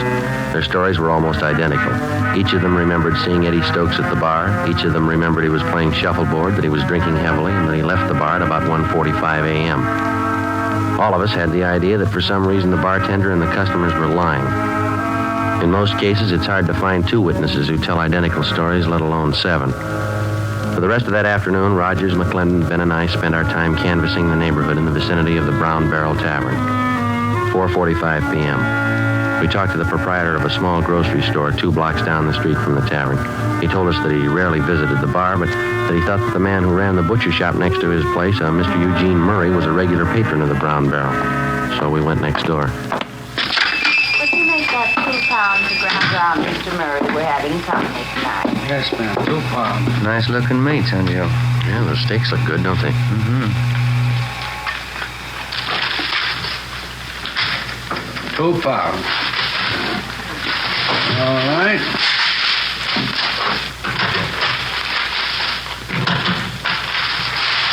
Anything else now, Mrs. Gibney? Got some nice fresh kidneys today. No, George won't touch kidneys. That'll be all. You put it on the bill, won't you, Mr. Murray? Yes, ma'am.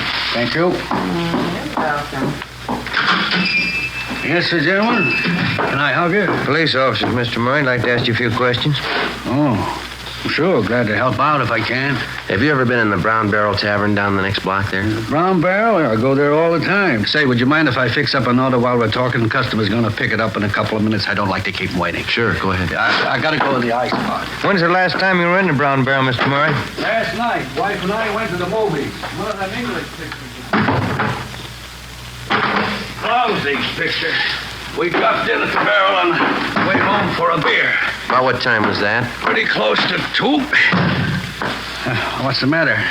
Some kind of trouble? Did you notice anything unusual while you were in there? Anybody fighting or arguing? No, we were only in there a couple of minutes, but now that you mention it, there was something funny happen. What was that? Well, the bartender, Carl, and a half dozen of the neighborhood gang were back in one of the booths talking together. They seemed kind of nervous, and none of them seemed to be having a good time. Yeah. The wife and I yelled hello at them, but they kind of gave us the go-by. Then this drunk came up to us. And he say, officer, would you reach that knife for me? Which one? That one. Oh, yeah, here you are. Yeah, thanks. Go ahead.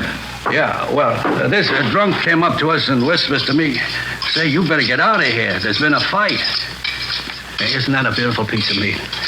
Well, I didn't pay much attention to him. He was pretty drunk, could hardly understand him. I guess they have a lot of fights in there anyway. Is that all he told you, that there'd been a fight? Yeah, that time.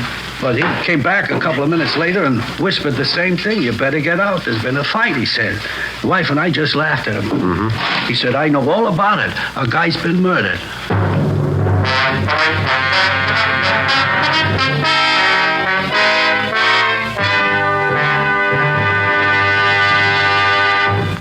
You are listening to Dragnet, the case history of a police investigation presented in the public interest by Fatima Cigarettes. Fatima, The long cigarette that has more than doubled its smokers coast to coast. And there's a very good reason for this amazing increase. Men and women everywhere are finding out it's wise to smoke extra mild Fatima. I agree, says Vic Hyland, sports columnist. I agree, says Shirley Gelman, registered nurse. I agree, says Frank Fenton, author.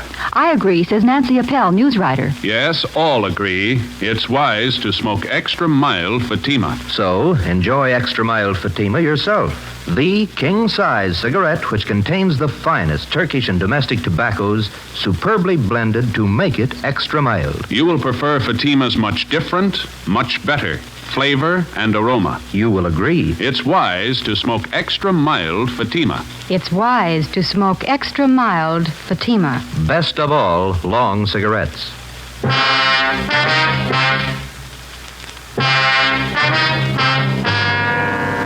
6 p.m. Ben and I went back to homicide to turn the case over to them.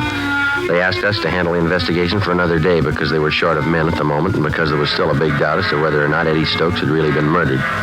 Actually, the only solid lead we had was the second-hand testimony of a drunken witness, that and the deputy coroner's doubts that Stokes was actually the victim of a hit and run.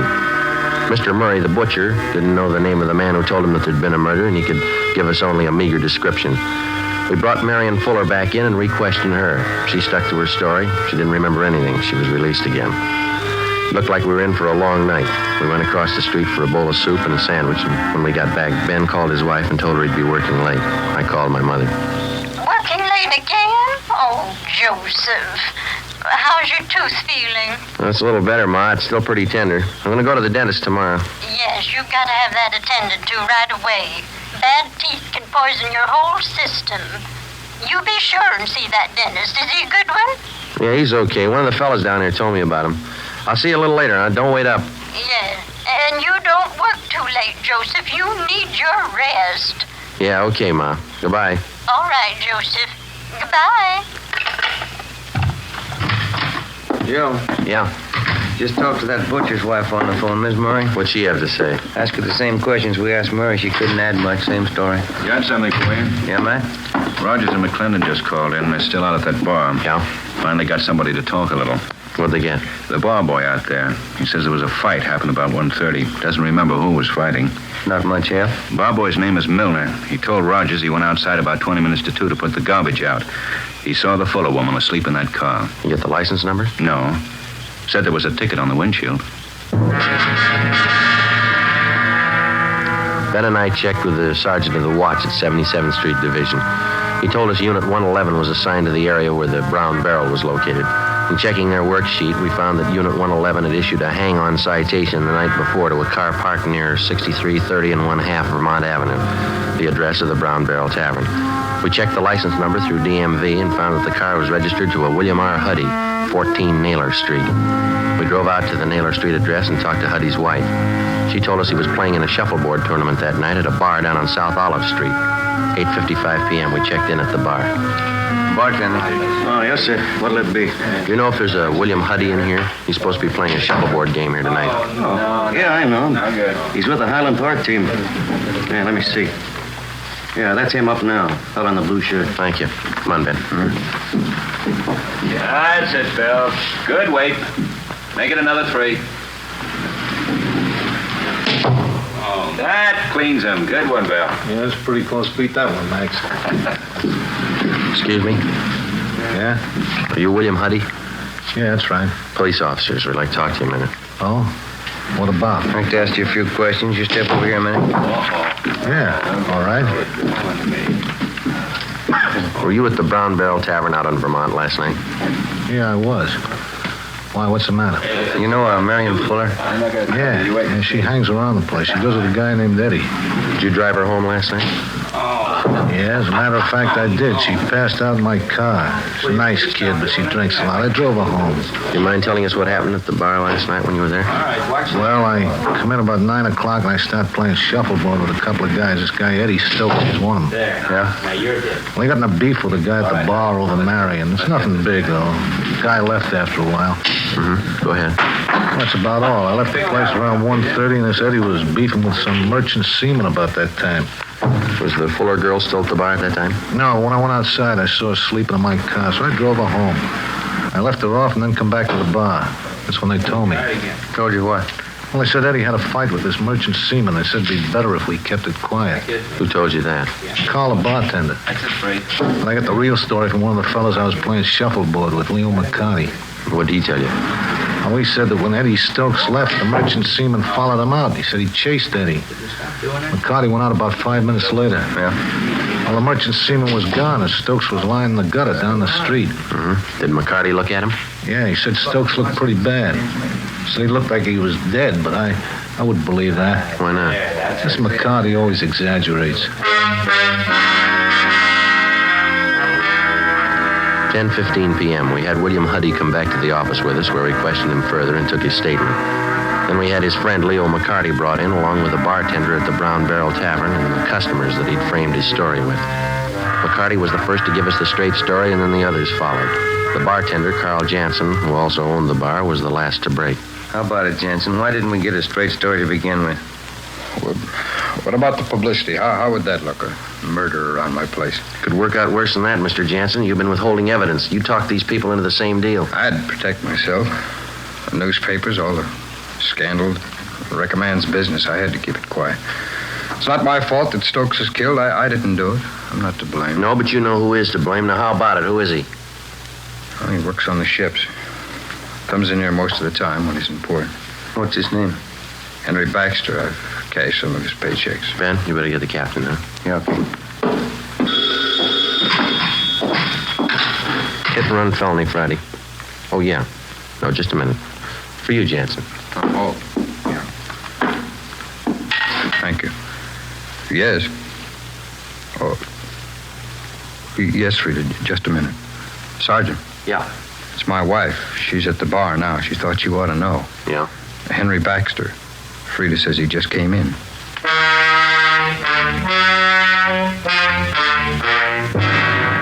I talked to Jansen's wife and told her to delay Baxter as long as possible without arousing his suspicions. 11:25 p.m. Ben and I and Mr. Jansen, along with Rogers and McClendon, drove out to the Brown Barrel Tavern on Vermont. When we got there, Baxter was gone. Mrs. Jansen told us he was pretty drunk by the time he left the bar. She'd watched him go down one block, cross the street, and then enter a small nightclub on the opposite side called the Pink Shamrock. She'd been keeping an eye on the place, and as far as she knew, Baxter was still inside. We went down the street to the nightclub. Rogers and McClendon covered the back entrance. We got inside in the middle of a floor show. A blonde was doing some kind of a dance. Can you spot him, Mr. Jansen? No, I don't see him yet. How about over on this side, back in the corner there? No, he's not there. It's so dark in here, I can't see too well.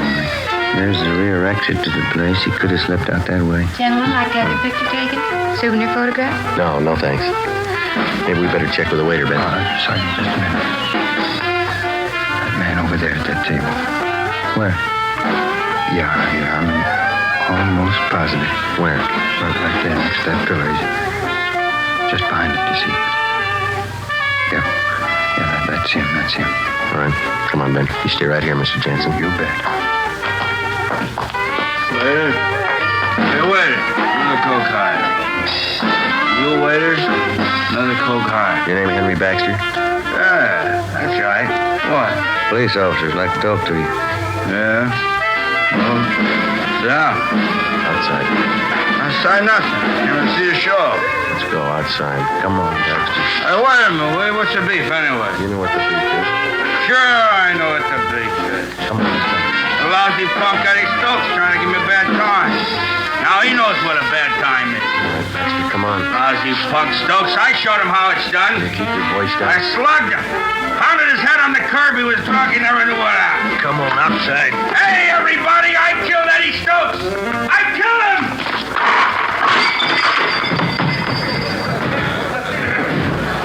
Back down. Let's get him out of here. Yeah, okay. How's that tooth feel, Joe? Seems okay. Better have the dentist yank it out first thing in the morning. Well, I think I'll hold off a while.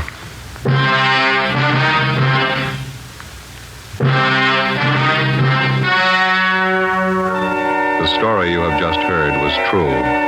Only the names have been changed to protect the innocent. On July 30th, trial was held in Superior Court, Department 87, City and County of Los Angeles, State of California. In a moment, the results of that trial.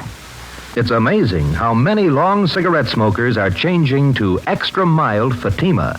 Here is the actual report. From coast to coast, extra mild Fatima has more than doubled its smokers. Yes, more and more smokers every day are discovering that Fatima is the king-size cigarette that is extra mild. Extra mild because it contains the finest Turkish and domestic tobaccos superbly blended to make it extra mild, to give it a much different, much better flavor and aroma. Enjoy extra mild Fatima yourself. Best of all, long cigarettes. It's wise to smoke extra mild Fatima. It's wise to smoke extra mild Fatima.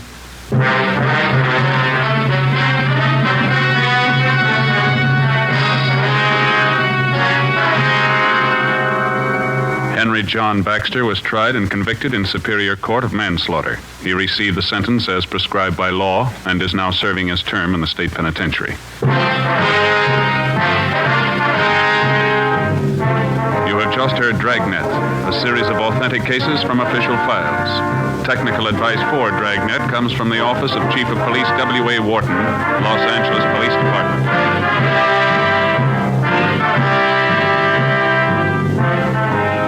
Fatima Cigarettes, best of all long cigarettes, has brought you Dragnet, transcribed from Los Angeles.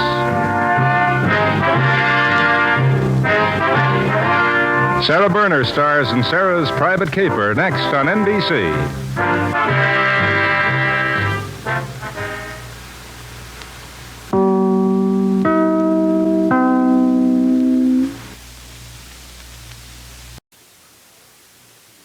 Ladies and gentlemen, this true story concerns the heart of a great city. It took 58 minutes to resolve the question of its safety or its total destruction. This is the story of those 58 minutes. Only the names have been changed to protect the innocent.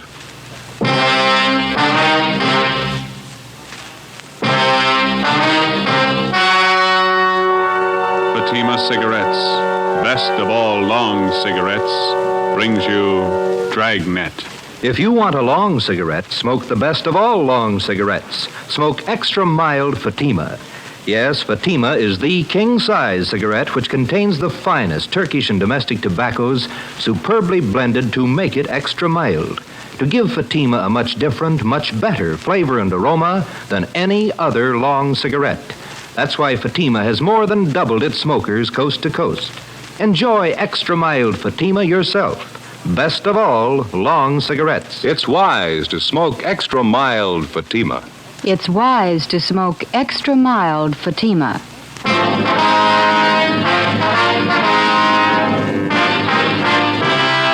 Dragnet, the documented drama of an actual crime. For the next 30 minutes, in cooperation with the Los Angeles Police Department, you will travel step by step on the side of the law through an actual case transcribed from official police files. From beginning to end, from crime to punishment, Dragnet is the story of your police force in action.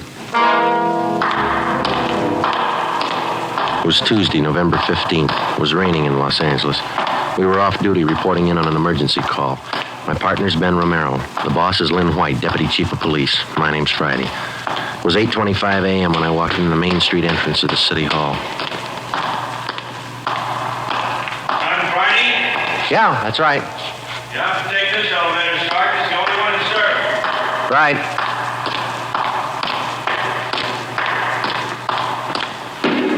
Thank you. Yeah.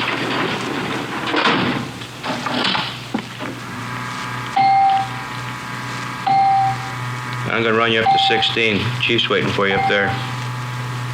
Well, what's the pitch? Only one elevator here in service out of 10? The place looks deserted. What's going on? Well, nobody in the building, Sergeant. All the office people have been sent home. Lots of trouble. Somebody declare a holiday? No joke, Sergeant. Big trouble. Well, you convinced me. What is it? Here we are. 16th floor. Okay. Over here, Friday. Right. Hi, Jim. Hello, Ben. You made good time. I came as soon as I got the call in. Sorry to have to bring you back in. You worked last night, didn't you? Yeah, midnight to 8 this morning. Sorry. Come on. What is it, Skipper? Why all the hush-hush? Wait till we get inside. In here. Okay. Number one, let's keep our voices down. All right. I'll make it as brief as I can. Every night counts. What time you got Friday? 8:33. All right, here it is. 55 minutes ago, a man walked into this building with a homemade bomb under his arm. If we don't release his brother from the county jail by 9 o'clock this morning, he says he'll pull the trigger on the bomb and blow up the whole building. He's kidding, Skipper. Who is the guy? Name's Vernon Carney. Here's his package. He and his brother have been in and out of jail since 1937, small-time thieves. FBI kickback here. We had him once before, both of them. Brother's name is Elwood, serving a year for car stripping. And this two-bit thief is sitting here in the city hall with a bomb on his lap? That's right, in the next room. What kind of a bomb is it, Len? You think he's bluffing? Could be bluffing. The crime lab says no. Lee Jones from the lab get a look at it? He's been in here twice. One under the box is glass. Says he can't see much without a closer look, but you can't get near the guy. All right, what do you want us to do? It's a volunteer job. You can take it or leave it. I won't order you to do it. How do you want to handle it? You sure you want a piece of this, Romero? No, he doesn't. He's got a family. Can you get me another single man? We'll give it a try. Wait a minute, Joe. What makes this job so different? Every time we kick in a door, we never know what's on the other side. That's what makes it different. This time we do. No, you're not going to cut me out. Not the only time I know what I'm getting into. All right. Chandler's tried. Hannon, Davis, Watson, they've all tried. This guy Carney knows what he's doing. He's no pushover, but somebody's got to get that bomb away from him. It's your baby now. I looked at my watch. It was 8:36. We left Chief White and started down the hall. If Carney was going to make good his threat to blow up the building by 9 o'clock, we had exactly 24 minutes to talk him out of it. Ben and I figured we'd better look him over first and then work out some kind of a plan. Maybe just talking to him would do it. Vernon Carney was sitting in a straight back chair against the far wall facing the door. He was seated between two windows that looked out over the city. In the center of the right wall was a connecting door leading to the office where Chief White had briefed us. The door was locked on both sides. Just off the center and favoring the left of the room was a small filing table. There was a dictaphone on it. In the near left corner, shielded by a white screen, was a small wash basin. Vernon Carney sat erect, holding a black box on his lap. He held his right hand inside one end of the box. Ben and I walked into the room. What do you say to a man with a bomb? That's close enough. Cigarette, Carney? I'm not smoking right now. What are you trying to prove? You know what I want. We're not going to let your brother out of jail. You've got until 9 o'clock to change your mind. According to that clock up there in the ward, you got 24 minutes. If we go, you're going with us, Carney. Don't take much of a brain to figure that one out, Copper. What made you think you could get away with this? I haven't yet. It ain't 9 o'clock. Unless that clock's slow. I haven't checked it against my pocket watch lately. That's the one that's running this show. You given any thought to all the innocent people that are going to go up with that thing of yours? My brother's innocent. I want him out of jail. The court says he's guilty. He'll get out when he serves his time. That's where you're wrong, Copper. He gets out at 9 o'clock this morning. All right, come on, Carney. Get your hand out of that box. Put the box on the table. You think I'm bluffing, don't you? I'm going to let you get within 5 feet of me before I make a liar out of you. All right, Carney. I guess you mean business. You can take 3 more steps and find out for sure. Suppose we did let your brother out. We'd just come out and pick him up again, you along with him. If you could find us. Let's get this straight. If we let your brother Elwood out, how do we know you'll keep your promise? What promise? I haven't made any promises. You just get Elwood down here first, then we'll talk about it. Look, there's just one thing I can't figure, Carney. Yeah, what's that? If we don't let your brother out, you say you'll pull the trigger on that bomb. What are you going to prove by then? It's 8:37 now. You got 23 minutes left? No, I wish you'd answer that one for me. Why do you want to kill a lot of innocent people? Don't try to con me, Copper. I know they cleared everybody out of this building 45 minutes ago. I know they cleaned out the whole block. They got it roped off. Where'd you get your information? I got a couple of windows here to look out of. Don't you think it's about time you send somebody over to get Elwood? What's to stop us from leaving the building along with the other few officers and let you sit here and touch off that bomb?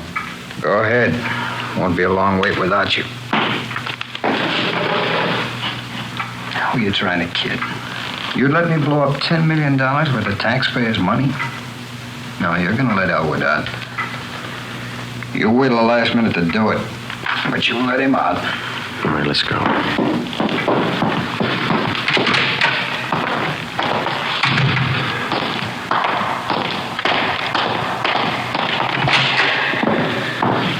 Lynn, listen. Yeah? I'm still not convinced that Kearney can back up what he says. Then why don't you take the box away from him?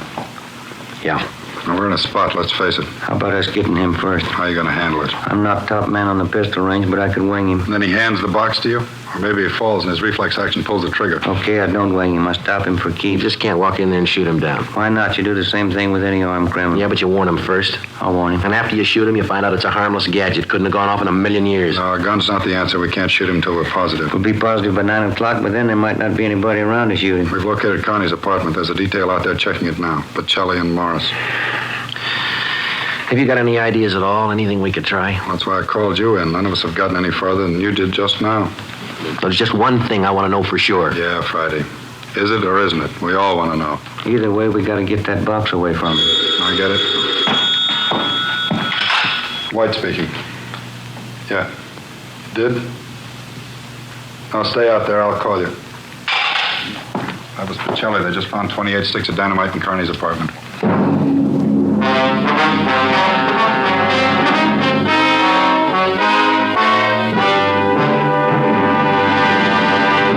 You are listening to Dragnet, the case history of a police investigation presented in the public interest by Fatima Cigarettes. If you smoke a long cigarette, it will be in your interest to listen to a typical case history of a Fatima smoker recorded last week in New York. Hi there. My name is Bab Beckwith. Bab, that's short for Bethany Ann Beckwith. I live in New York City and I'm a fashion stylist. The other day at a showing of the new fall styles, I ran out of cigarettes. A friend of mine, a designer, introduced me to the new long Fatima. I really wish someone had told me about them sooner. Fatimas are a lot milder than the cigarettes I've been smoking, and they have a delightful flavor, too. I'm very glad to recommend them to you, because I know from experience it's wise to smoke extra mild Fatimas. And more smokers every day are finding that out. Actual figures show extra mild Fatima has more than doubled its smokers coast to coast. So enjoy extra mild Fatima yourself. The king-size cigarette, which contains the finest Turkish and domestic tobaccos, superbly blended to make it extra mild. You will prefer Fatima's much different, much better flavor. You will agree. It's wise to smoke extra mild Fatima. It's wise to smoke extra mild Fatima. The best of all long cigarettes.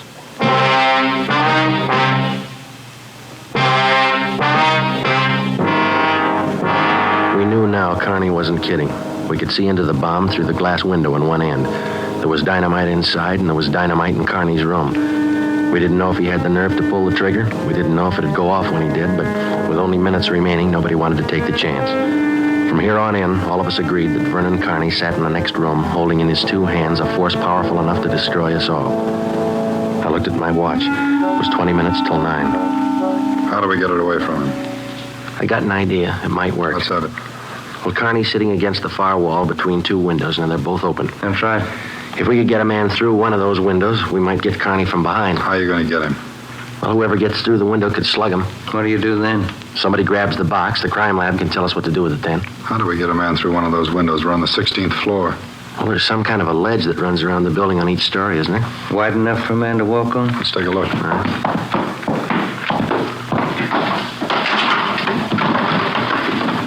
Let's see. Looks pretty narrow, Joe. A good 18 inches could be done. Too risky. It's been raining out. That ledge is slippery. Strong wind out there, Joe. It'd tear a man right off the building. Yeah, I guess you're right. Well, there's still a way. How about a ladder? 16 floors, Skipper. Well, there might be a way. The fire department would know that. I'll get Battalion Chief Erickson. There's Lee Jones in the building. No, he's over at the crime lab. I'll get him up here, too. I don't know, Friday. Maybe it'll work. It's got to, Lynn. All right, now look. It's going to take a couple of minutes to set this up. We've got to know what Kearney's doing every second of that time. How about the dictaphone on the table in there? Good. Get it on without him seeing you. We'll try. That dictaphone in there is connected to this one in here. This room is 1614. You got that? Yeah. All right, push down key 1614 on that machine in there and leave it down. Get the receiver off the hook and leave it off. Leave the receiver off. That's right. You know, if it isn't off the hook, we won't be able to hear a thing in here. Right, come on, Ben. Lynn White speaking. Give me Chief Erickson.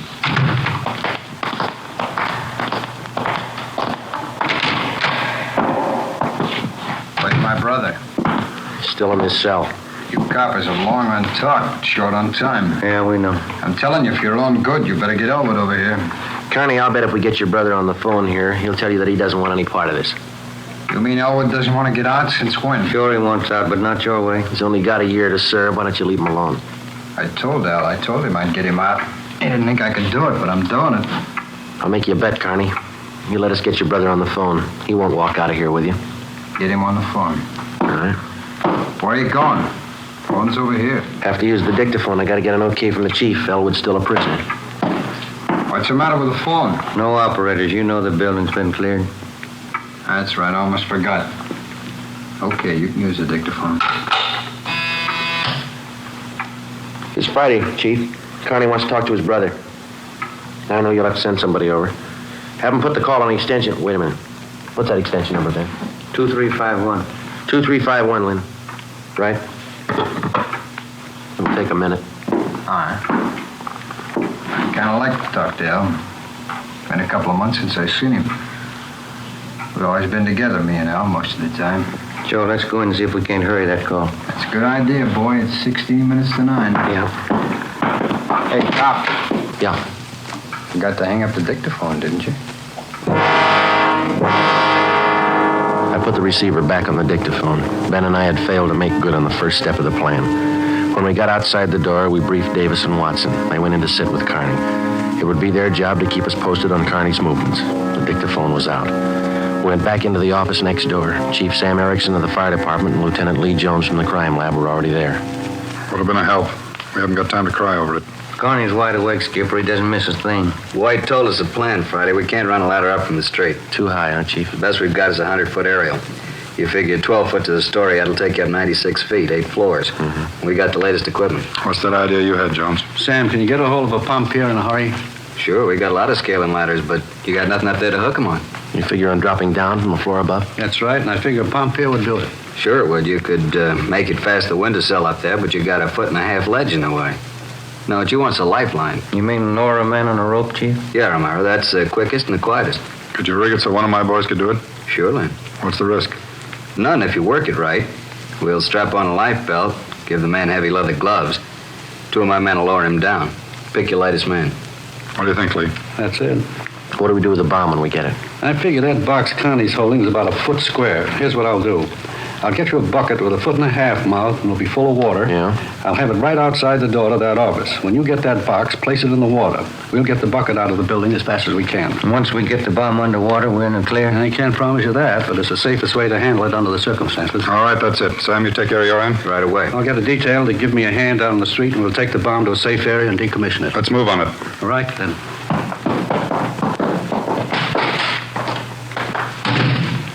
Which part do you want, the rope or the bomb? You call it. Fire Chief Erickson said the lightest man on the rope. That's me, Joe. All right, I'll get the bomb out of the building. Okay, that's the routine. Now carry this with you. The man that comes down that rope has one chance to make good. Slug him and make it count. There's no second try. Yeah. And Joe, when you grab that box, you've got to get it away from Carney before he can squeeze the trigger. Then you've got to get it down the street. The elevator. You know how to operate it? Well, it's pretty simple, but I'll double check with the operator. And you better do it right now. Okay. Say we better get Carney's brother on the phone for him. He seemed anxious. That might be a pretty good idea. All right, Romero, that's the outside phone. Get the city jail. Right, Skipper. Get going, Friday. Right.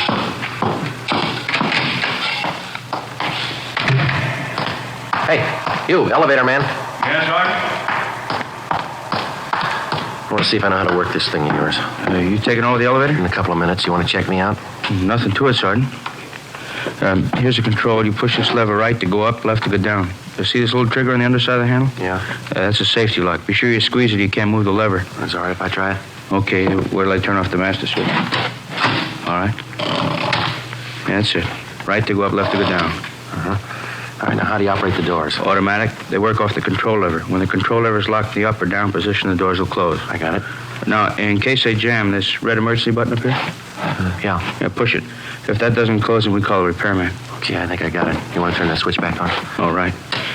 You sure now? I have my orders to get out of the building. I'll just leave the elevator right here and take the stairs down. All right.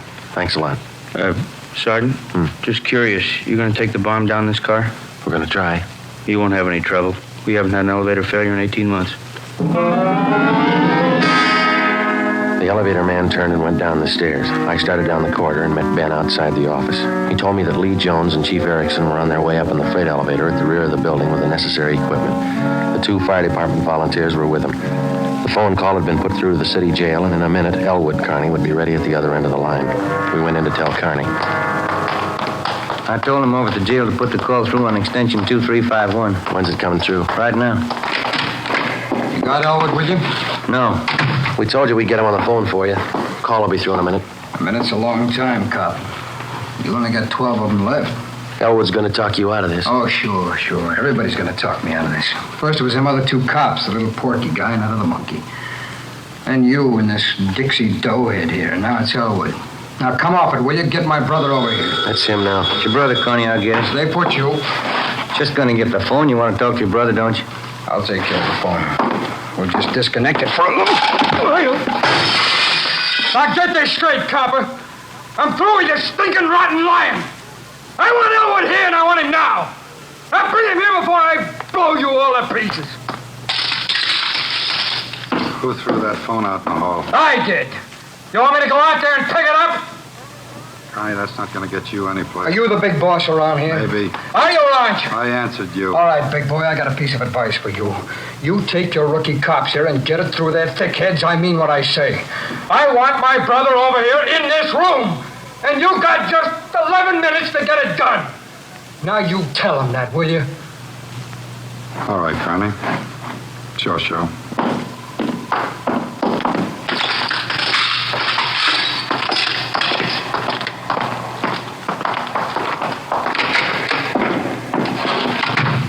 We got to work fast now. Jones, everything set for you? Got the bucket with the water right here. Car's waiting down the street. Right. Erickson, your boys ready? Upstairs, waiting. We all know what to do. I'll need somebody to give me a hand with Carney when he falls. I'll be in there with you Friday. Ready to go upstairs, Chief? Anytime. One thing you ought to know. What's that?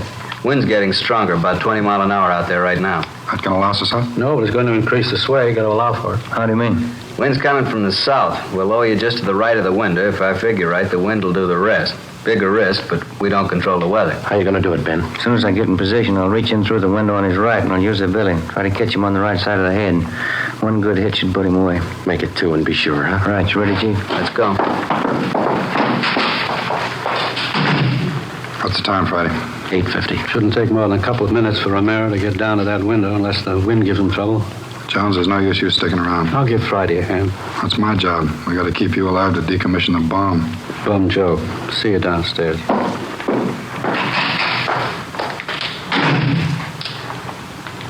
You ready, Lynn?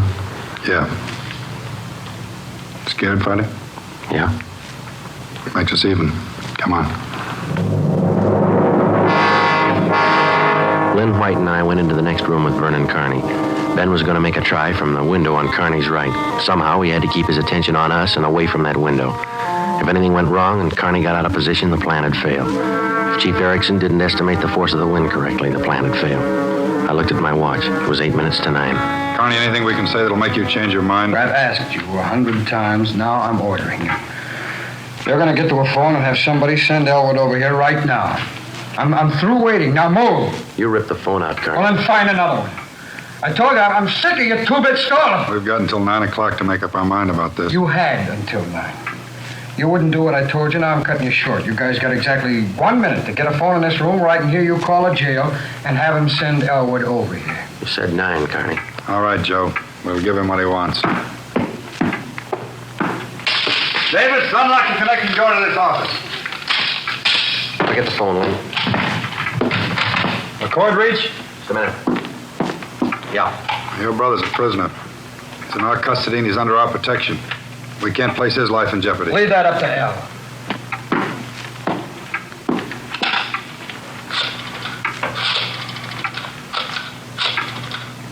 Kenworthy, this is Lynn White. We want Elwood Carney over here at City Hall. His brother wants to see him. Explain the situation.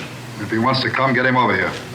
Leave it up to him. Room 1614, you'll have to use the freight elevator. And tell him to hurry. Yeah.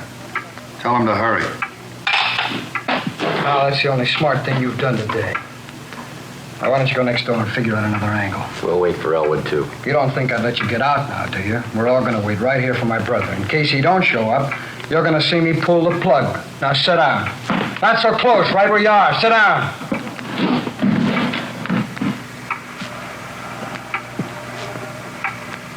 It's a loud clock, ain't it? It's windy. It's getting cold in here. Maybe I ought to close the windows. Hey, turn on the heat. Stay put, cop. What's that? What's going on? Just the wind, cop. Shut! There's somebody out there. I can see his feet. You stupid cunt! Pull him up! Get back there! You pull him up! Righty, tell him to pull him up. Pull him up! Pull him up! Pull him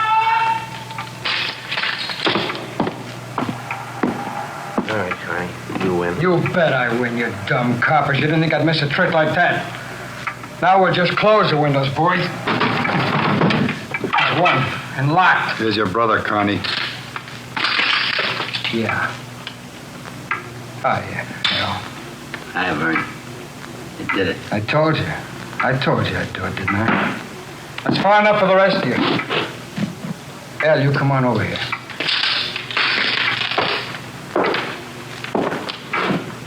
Crazy, Vern. You're crazy. That's what they've been trying to tell me. We're going home, Al. How you gonna do it? There's a million cops outside. People all over town heard about this. They're holding the crowd back. They ain't gonna stop us now, Al. You'll never make it, either one of you. I got him this far, didn't I? We'll make it. Vern, do you think we could do it? You. Yeah?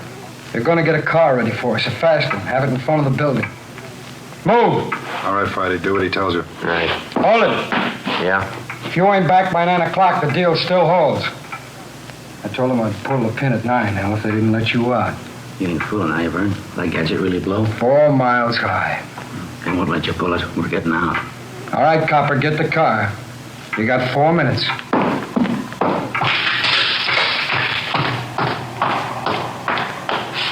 Hey, Ben! What happened? He spotted me? Yeah, no time to explain. Now, listen, we gotta work fast. Yeah? We had to bring Carney's brother over from the jail. How much time we got? Less than 4 minutes. How about the ledge? Think you can do it? Strong wind, you'll have to hang on like a fly. I don't know. I can give it a try. Okay, same plan. Every second counts. Now, I can't brief Lynn. He's in the room with the guy. It's up to you and me. I'll get on the ledge from one of these offices. I hope I'll make it. If you don't, we'll know you tried. Now, hurry. Hey, Ben, wait a minute. Yeah? I forgot. The window's the one on his right. He locked it. You'll have to crawl around the one on the left. You got it? Right. Okay.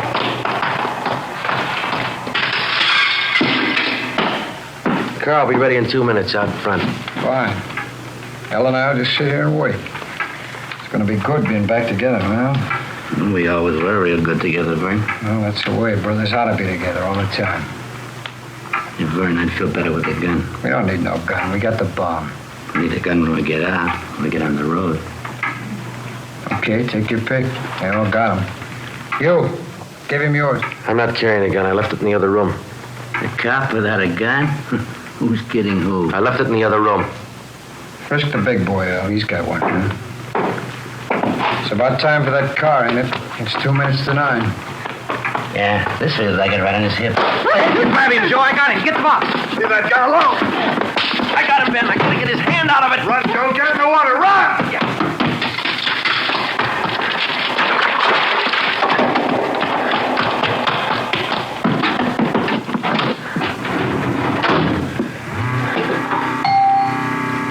In a fast elevator, 16 floors isn't very much, but I never shared an elevator with a live bomb. Seemed like hours between floors. I kept watching the bucket. The bomb was completely underwater. A small stream of bubbles was hissing to the surface. I waited. Main floor. I picked up the bucket and ran for the street. I missed the first step. I fell forward. The bucket spun out of my hand. I sprawled flat on the sidewalk. I waited for the explosion.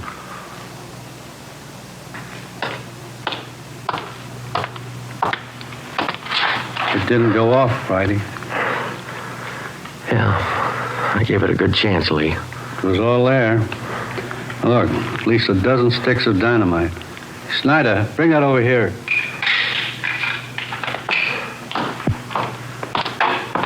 Here you are, Lieutenant. Thanks. Here's why it didn't go off. Yeah? Had it rigged for a hard trigger pull. Would have taken a good yank to set this one off. Hi, Joe. Hi, Ben.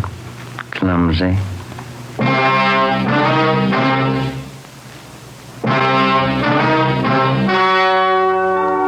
The story you have just heard was true. Only the names were changed to protect the innocent. On February 15th, trial was held in Superior Court, Department 87, City and County of Los Angeles, State of California. In a moment, the results of that trial. It's amazing how many long cigarette smokers are changing to extra mild Fatima. Here is the actual report. From coast to coast, extra mild Fatima has more than doubled its smokers. Yes, more and more smokers every day are discovering that Fatima is the king-size cigarette that is extra mild. Extra mild because it contains the finest Turkish and domestic tobaccos superbly blended to make it extra mild, to give it a much different, much better flavor and aroma. Enjoy extra mild Fatima yourself. Best of all, long cigarettes. It's wise to smoke extra mild Fatima. It's wise to smoke extra mild Fatima.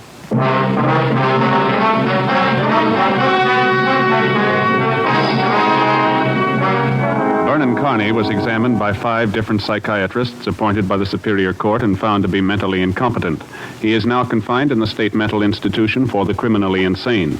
Elwood Carney is now serving the balance of his sentence with no time off for good behavior. Fatima Cigarettes, best of all long cigarettes, has brought you Dragnet, transcribed from Los Angeles.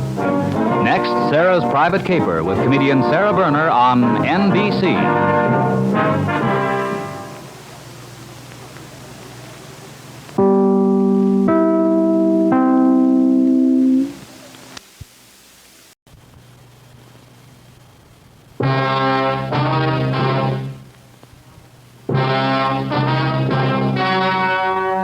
The story you are about to hear is true.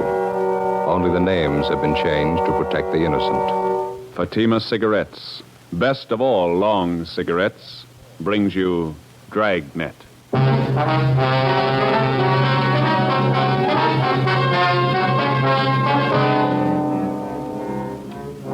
You're a detective sergeant. You're assigned to a robbery detail. A holdup has been committed in a neighboring city. A bystander is shot to death. 2 others are wounded. The bandits are ruthless, well armed.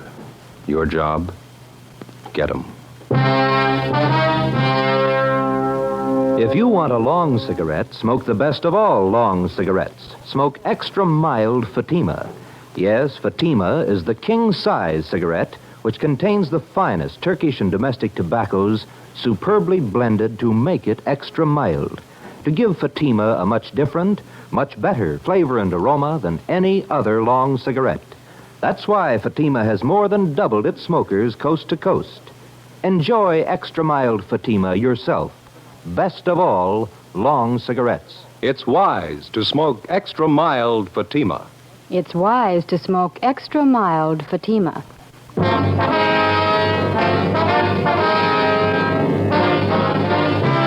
Dragnet, the documented drama of an actual crime. For the next 30 minutes, in cooperation with the Los Angeles Police Department, you will travel step by step on the side of the law through an actual case from official police files. From beginning to end, from crime to punishment, Dragnet is the story of your police force in action. It was Tuesday, October 6th. It was cool in Los Angeles. We were working a day watch out of robbery detail. My partner's Ben Romero. The boss is Captain Ed Walker. My name's Friday. I was on the way back from Calvary Cemetery. It was 11:45 a.m. when I got to room 27A. Robbery detail. No, it's all right. Joe, how'd the funeral go? Pretty good turnout. Sure sorry I couldn't make it. Well, one of us had to be in court. Yeah. A lot of the boys out there, huh? Yeah. Martin had a lot of friends. He was a good cop. You see his wife? Yeah. Wife took it hard again. Pretty hard, yeah. Are you about ready for lunch? Better make up the logbook first. Now we're a little behind. Yeah, all right. Hi, Stu. Ben, what's with you? Oh, same old thing. Say, what's the DR number on that job we handled yesterday? The grocery store thing? You know, we showed those mug shots to the victims. You remember the DR number on it? Oh, yeah, I got it here. 374332. 332. Thanks.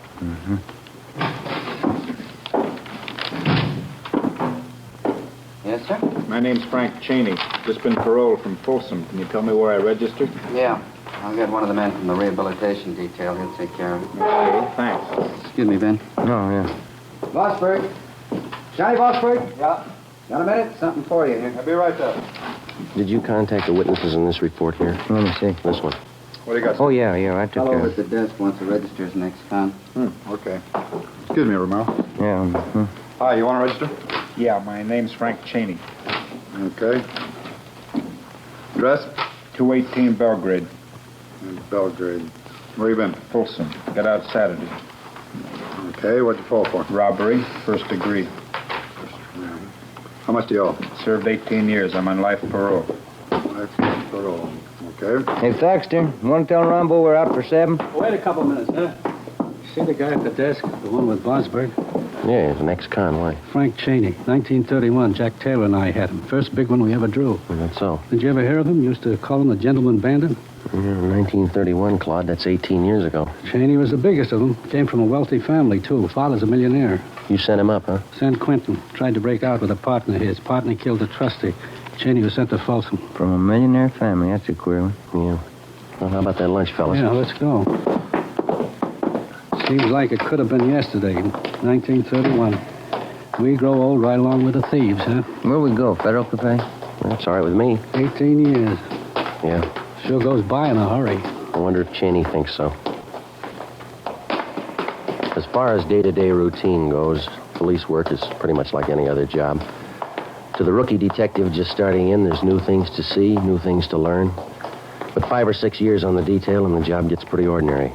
You see a lot of dirt, a lot of trouble and tragedy, and after a while you begin to wonder what all the glamour's about and the excitement that's supposed to go along with the job.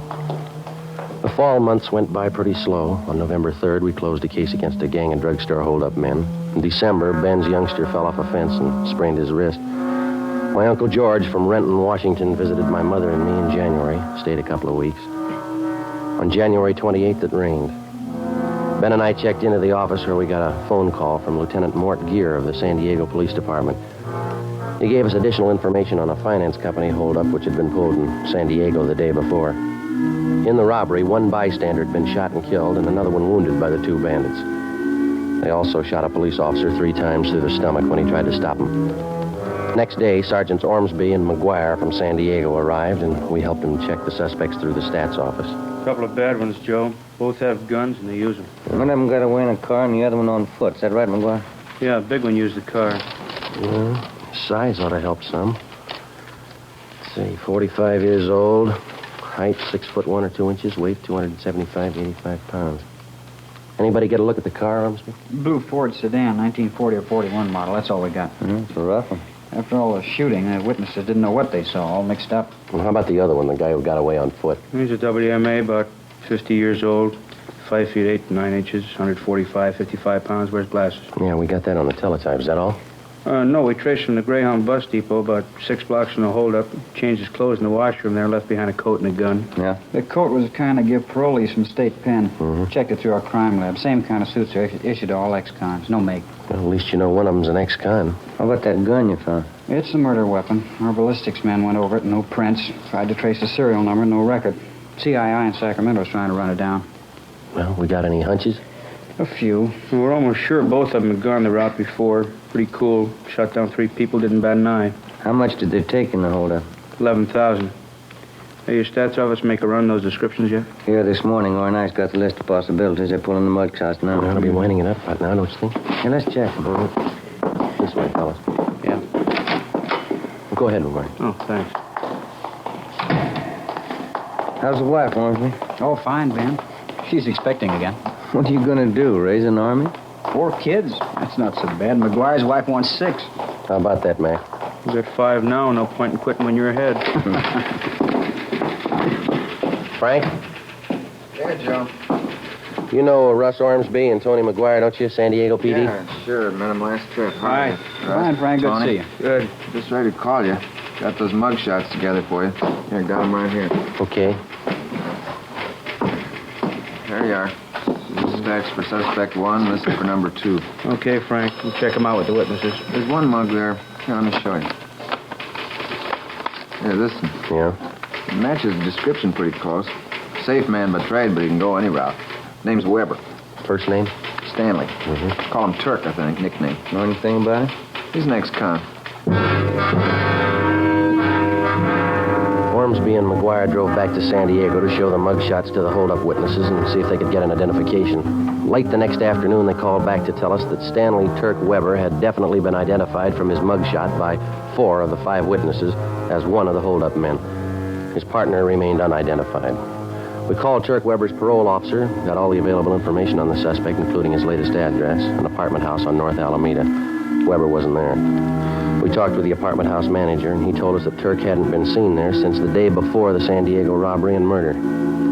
We had a stakeout put on the apartment. Ben and I went back to the office and had the record bureau pull Weber's package. On his mama sheet, Ben spotted a familiar name, Henry Garson, another ex-con who was listed as one of Turk Weber's closest friends. Well, we got a hold of Garson's parole officer. He told us Garson had had his parole transferred to San Diego, where he disappeared 2 weeks before he was wanted for violation of parole. We tried to check Weber through his relatives. We couldn't find any. But Henry Garson's report showed that he had a brother, Al, who ran a dry cleaning shop down in Seal Beach. He had no criminal record. The next morning, we drove down to see him. Yeah, Henry came around last July. It's the last time I saw him. I wanted to borrow my car. You got any idea where he might be now? No. You're his brother. I don't know where he is. That's the truth. I don't want to know where he is. Was anyone with him when he came to see you last? No. You know who his friends are? Friends? No. Would you look at these pictures, please, see if you can identify any of them? All right, just...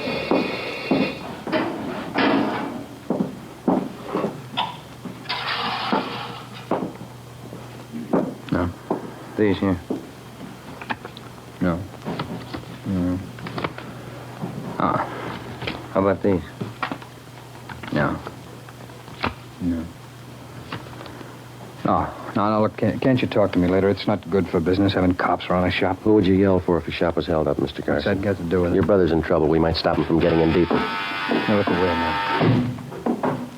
Hello, Mrs. Runner. Good morning, Al. Can I help you? No rush. You go ahead and wait in the gentleman. No, that's all right. They're just waiting. We're just waiting. Can I help you? My husband's suit cleaned and pressed. Can you have it by Tuesday? Tuesday, yeah, it'll be ready. My plaid jacket cleaned and pressed. Could you soak this little stairs here? Where? Yeah, we take care of that. Tuesday, all right. There you are. Thanks, Miss Runner. All right, Al. Bye. Bye, Miss Runner. Thanks.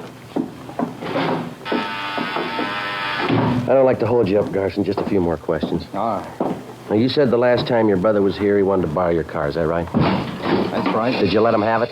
I let him have nothing. How about the rest of your family? Oh, can't you let us alone? If Henry's in trouble, let him take care of it. We've got troubles enough of our own. This is important, Garson. We've got to have your cooperation. Well, why me? No, Henry's no good. I admit it. He's still my brother. Yeah? You asked me to send him to jail? If he belongs there, yeah. Look, I don't want any trouble. There won't be any. My mother lives in Santa Barbara. Just moved there. I got the address. Henry goes to see her every once in a while. When's the last time you saw her? 2 weeks ago. I was there, too, and something else. What's that? Henry had a gun. 11 a.m. Tuesday. Ben and I drove back to the office and put in a call to the Santa Barbara Police Department. We asked him to put a stakeout on the home of Henry Garson's mother and to notify us the minute Garson was apprehended. We contacted San Diego and told him what we'd found out. After that, we doubled back on Turk Weber. From one of our informants, we heard that Weber and Garson had gone into some kind of a business together. For a bankroll, they'd succeeded in getting a loan from the Second National Bank out in Glendale. 1 p.m. We drove out and checked with the manager of the bank's loan department, Mr. Peabody. Here we are, officers. Stanley T. Weber, Henry Garson. Loan papers were signed over a month ago. What kind of a loan was it, Peabody? Business loan. Garson and Weber came in with another man. They talked to our manager, Mr. Ascot. Excuse me. Yeah. What business are they in? Trucking concern. They wanted the money to buy equipment, more trucks. How much money did they borrow? $4,500, usual terms. I guess you inquired into their background. Oh, yes, their whole financial background. Did you know that Garson and Weber are both ex-convicts? I beg your pardon? I said, did you know that both of them are ex-convicts? You sure you haven't made a mistake? Henry Garson, Stanley T. Weber? Yeah, that's right. What'd they offer for collateral? Well, they had some of their equipment, 2 trucks, and of course, there was the cosigner. Who was that? The name's right here on the loan papers. Let's see.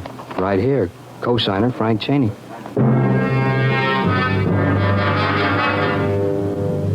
2:30 p.m. Ben and I checked back into the office and went down the hall to R&I. We pulled a package on Frank Bertram Cheney. White, male American, 5 foot 8.5 inches, 152 pounds, brown hair, brown eyes. The record read like a dime novel. Almost 20 years before, Cheney had crashed into the headlines of Pacific Coast newspapers as the gentleman bandit. Maybe some of the news stories were exaggerated, but the record showed that he actually owned a yacht, 3 expensive cars, an apartment house. In spite of all this, he had decided to settle for a career of robbery and murder. At the age of 30, he was the most sought-after man on the Pacific Coast. Finally, in 1931, after tracking him for a year and a half through more than a dozen armed robberies, Sergeants Thaxter and Taylor of the Los Angeles Police Department brought him in. He served 18 years at San Quentin and Folsom penitentiaries, and then he won his parole at the age of 48. We checked his parole officer, and he had nothing to report against him. We checked back in at robbery detail and met with Captain Ed Walker. How about Cheney's friends, Webber and Garson? Nothing yet? Not a thing, Skipper. Stakeout's still on at Garson's mother's place in Santa Barbara. Weber's apartment's still covered. You called San Diego about this, the Cheney angle? Yeah, we briefed him. They got all the mugshots down there. Weber's definitely been tagged as one of the men on that finance company job. I figured Garson for the second man, but none of the witnesses have picked out his mugshot. You talked to Cheney's parole officer, huh? Yeah, I did. He gave us Cheney's last address. Same as the one on his ex-con registration, but he's moved. Didn't notify the officer. Where does that leave you? Well, I talked to the manager at the apartment. He gave us a couple of addresses to run down.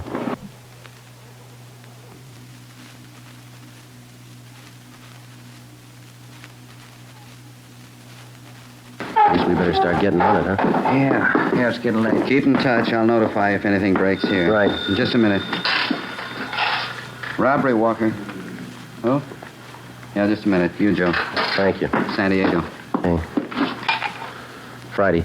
McGuire, Joe. How you doing? Good. You got something? We had the holdup witnesses back in again this afternoon. Showed them more mugshots. Yeah? Picked out Weber's partner in the holdup. Yeah? Name's Frank Cheney.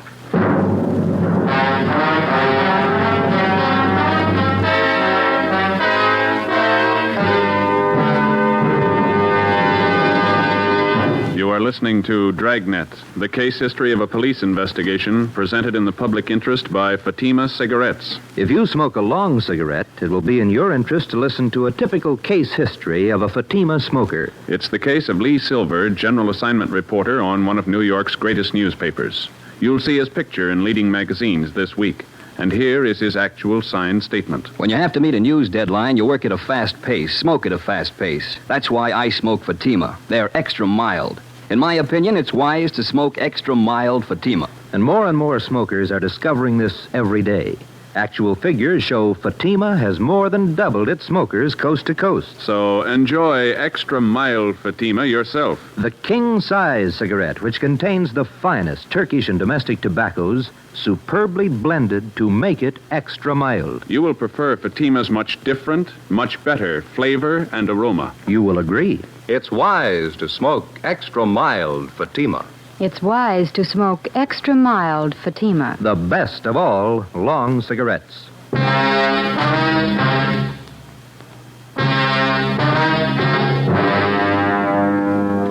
Tuesday, January 31st, 4 p.m.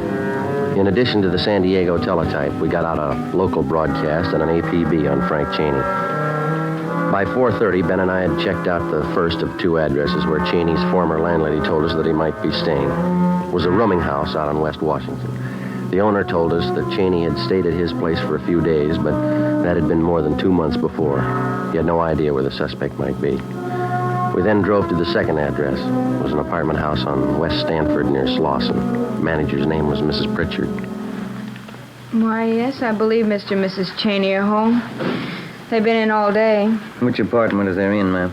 Number 7, straight down the hall on your right. Thank you. They may be having dinner now. Are they expecting you? Be all right, ma'am. Thank you.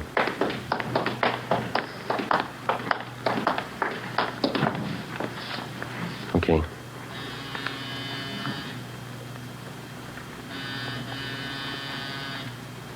How about the door? It's open. Come on. The apartment was deserted. We checked the bedroom and the kitchen. There were obvious signs of a fast getaway. On a card table in the living room, we found the remains of a quick dinner. 2 places were set. One plate was almost cleaned, the other hardly touched. The coffee on the stove was still lukewarm. We called the office and arranged for a stakeout. Then we went back down the hall and talked to the manager again. Well, they moved in about a month ago, Sergeant. They looked like any other newly married couple. Did you notice if they had any visitors, Mrs. Pritchard? Well, they might have, but I didn't notice. Did you notice anything odd about him at all? Only that one thing. Yes, ma'am. Mr. Cheney always seemed to have plenty of money. Put down 2 months' rent in advance. But he didn't seem to have a job. Yes, ma'am. Well, every morning he'd sleep late, but his wife was up at 8 o'clock to go to work. Where'd she work, you know? A company called Thompson and some other name. Offices are down on South Hope. Builders, I think. Homes and things. My phone. Would you excuse me? Yes, ma'am. Go right ahead. Hello? Oh, yes. What? Yes, 2 police officers. Miss Pritchard, They no. want to talk to you. Hello? Cheney? Well, yes, he hung up. An alert for Cheney and his wife was broadcast, with special attention for the south end of the city. The wife's name and description was added to the APB. The next morning, Ben and I located her place of employment, Thompson and Kilkenny, a big construction company. The office manager told us that 3 days before, Mrs. Cheney had resigned her job by letter. She asked that her final paycheck be sent to her mother, who lived in Marysville, California. We contacted the Marysville Police Department immediately, and the home of Cheney's mother-in-law was placed under 24-hour surveillance. We now had more than a half a dozen stakeouts going. A week passed. Nothing. Cheney and his wife seemed to have dropped completely from sight. Wednesday, February 9th, we got a tip from the Santa Barbara police that Cheney's friend, Henry Garson, was in Los Angeles working in an auction house on Wilshire Boulevard. We ran it down. Looks like a high-class place. They got a nice crowd, haven't they? Is your catalog, sir? No, thanks. We'd like to see the manager, please. You all right? Let me see. Oh, yes, over there by the claim desk. The man in the dark suit, Mr. Will. Thank you. Thank you. All right, now do I hear a bid? We'll start it off for $25. Mr. Willie? Yeah? Police officer, sir. We'd like to check on a man who's supposed to be one of your employees, sir. Oh, that's so? What's his name? Here's his picture. Can you identify it? Why, yes, it's Johnson, the new clerk. You want to talk to him? Yes, sir. All right. Right this way. He's back in the storeroom. Some kind of trouble? We'd like to talk to him. Yes, all right. Let's see. Oh, yes, there he is. Johnson. Oh, Johnson, would you come on, Ben. What are you running for? Johnson, come here. Out the back. Yep. There he goes. He's heading up the street. Come on. Yep. He got on that bus. All right, come on, let's double back to the car. Yep. Hurry. Yep.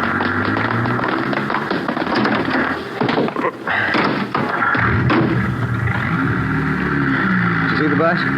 Yeah. Come on, move it. Yep. All right, hit the siren.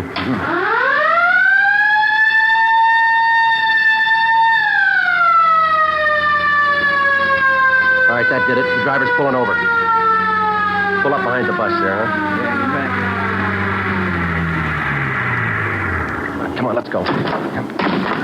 You cover the back door, will you? Right. Open your door. What's the matter? Police officers want to check your passengers. Open that rear door right away. Yes, sir. All right, Garson, get off. I'm getting off. Coming at you, Joe. Getting off, copper. Make a hole. Drop it, Garson. He's got a gun. I said I'm getting off. Right, you let's drop it. Come on. Good, Joe. You okay? Yeah. Let's get him off of here. Hey, what's it all about? He do something wrong? Yeah, he didn't get off when we asked him to.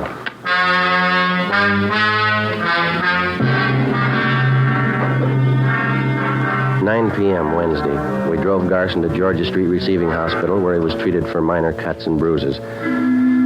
Then we took him back to the office of the interrogation room. We called San Diego and notified them of the arrest.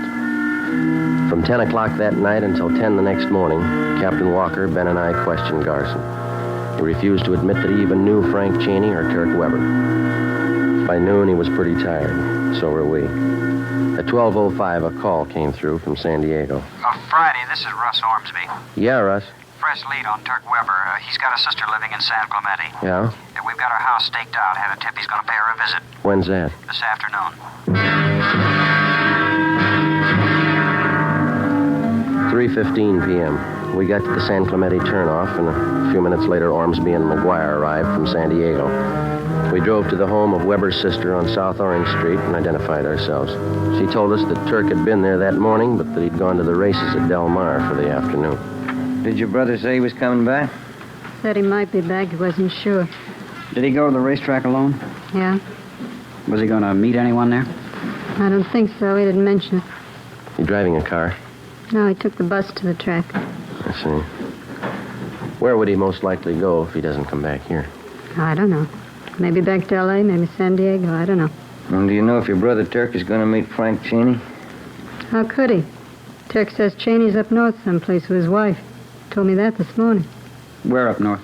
He didn't know. Mm-hmm. You and McGuire want to stake out here, Ormsby? Ben and I'll hit the track. Yeah, okay. Look, I can't have cops here if Turk comes back. They think I framed him. He'll get over it.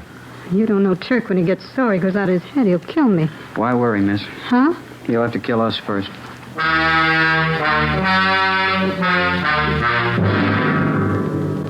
3:45 p.m. Ben and I left Weber's sister's house and drove down to the racetrack at Del Mar. We got there just at the start of the 7th race. We had no idea whether the suspect was still there or not. We alerted the security police, gave them mug shots of Weber. Then we went to the public address booth in the clubhouse and talked to the man in charge. A few minutes later, the trap for Weber was set. Mr. Stanley T. Weber, please come to the public address booth. Emergency phone call. Mr. Stanley T. Weber, please come to the public address booth. We waited. Ben stationed at a vantage point on one side of the booth, me on the other. Minutes passed. Weber didn't show. Ben caught my eye and shrugged his shoulders. Mr. Stanley T. Weber, please come to the public address booth. Emergency telephone call. Mr. Stanley T. Weber, please come to the public address booth. The announcer was barely finished when I saw Ben motioning. I looked and saw a large man heading up the cement ramp. When he got to the top, he turned to his right and headed straight for the public address booth. It was Turk Weber. Hold it right there, Weber. Police officers, get your hands up. What is this? You lousy cops, I'll have you busted for this. Save it, Weber. Get your hands up. Who tipped you? What difference does it make? Stand still. You'll never get him. You'll never get him in 20 years. Never get who? You know who. Cheney. He's too smart for you. You'll never get him, not in 20 years. All right, we got you, Weber. Shake him, Ben. I'll shake you, copper. Watch it, Ben. Let go, and I'll kill you. I'll kill you. All right. That's it. He's sure a big package. Yeah. What's that over there? Did that fall out of his pocket? It's like a tip sheet. Yeah. Yeah. Blue Boys Peerless Selection for Thursday. Price $1. Let me look at that a minute, can I? Best picks. You can't lose. This is your lucky day. What's it prove? He ought to get his dollar back.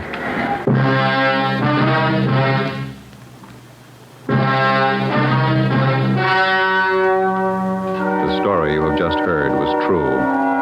Only the names were changed to protect the innocent. On June 19th, trial was held in Superior Court, City and County of San Diego, State of California. In a moment, the results of that trial. It's amazing how many long cigarette smokers are changing to extra mild Fatima.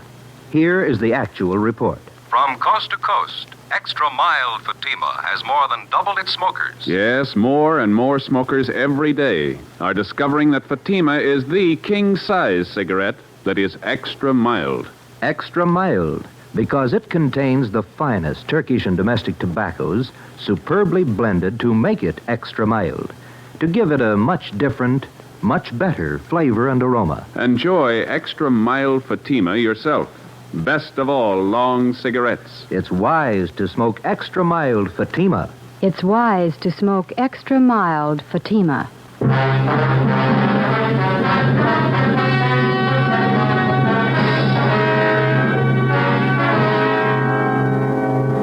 After identifying Frank Cheney as the man who did the shooting in the San Diego holdup and murder, Stanley T. Weber was tried and convicted of participation in the robbery and received a sentence of life imprisonment.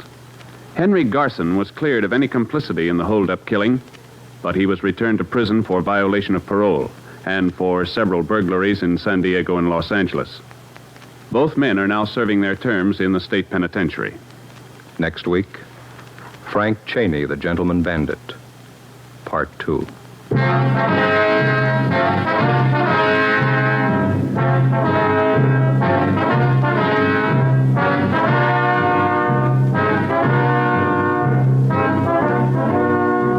have just heard Dragnet, a series of authentic cases from official files.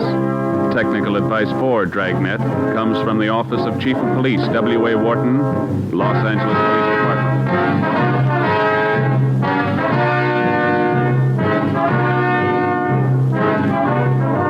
Fatima Cigarettes, the best of all long cigarettes, has brought you Dragnet from Los Angeles.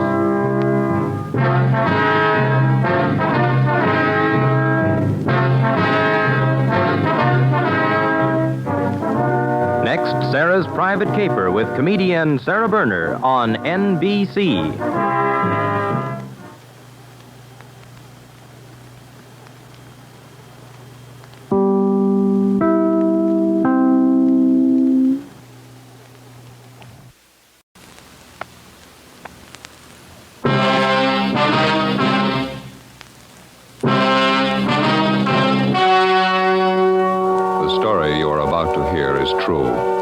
Only the names have been changed to protect the innocent. Fatima Cigarettes, best of all long cigarettes, brings you Dragnet.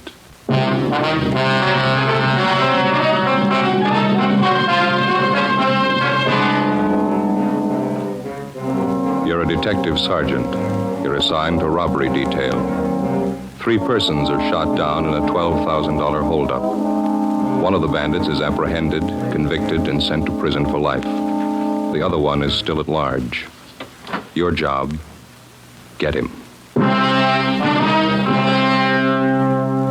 If you want a long cigarette, smoke the best of all long cigarettes. Smoke extra mild Fatima. Yes, Fatima is the king-size cigarette, which contains the finest Turkish and domestic tobaccos superbly blended to make it extra mild, to give Fatima a much different, much better flavor and aroma than any other long cigarette. That's why Fatima has more than doubled its smokers coast to coast. Enjoy extra mild Fatima yourself. Best of all, long cigarettes. It's wise to smoke extra mild Fatima. It's wise to smoke extra mild Fatima.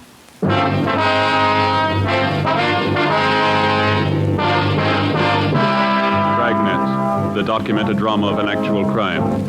For the next 30 minutes, in cooperation with the Los Angeles Police Department, you will travel step by step on the side of the law through an actual case from official police files. From beginning to end, from crime to punishment, Dragnet is the story of your police force in action. It was Tuesday, June 6th. It was cloudy in Los Angeles. We were working the day watch out of robbery detail. My partner's Ben Romero. The boss is Captain Ed Walker. My name's Friday. I was on the way back from communications, and it was 11:35 a.m. when I got to room 27A, robbery division. Joe, how are you? Oh, hi, Dave. Message in the book for you. Came in a couple of minutes ago. Oh, thank you. Woman's voice. Wanted you to call as soon as you got in. Yeah, thank you, Dave. I get it now.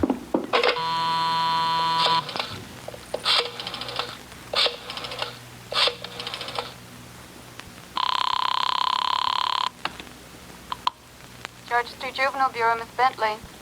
Policewoman River there, please. Just a minute. River? Hold on, please. All right. Miss River? Dorothy, Joe Friday. Oh, yes, Joe. You get the message? Yeah. You worrying about your purse? I can't find it anywhere. Did I leave it in your car last night? Found it this morning. I can leave it at the desk here if you like. You can pick it up sometime today. Oh, that'll be swell, Joe. Thanks a lot. Sure, Dorothy. I had a wonderful time last night, Joe. I certainly enjoyed it. Yeah. Pretty good movie, huh? Say, Dorothy? Yeah.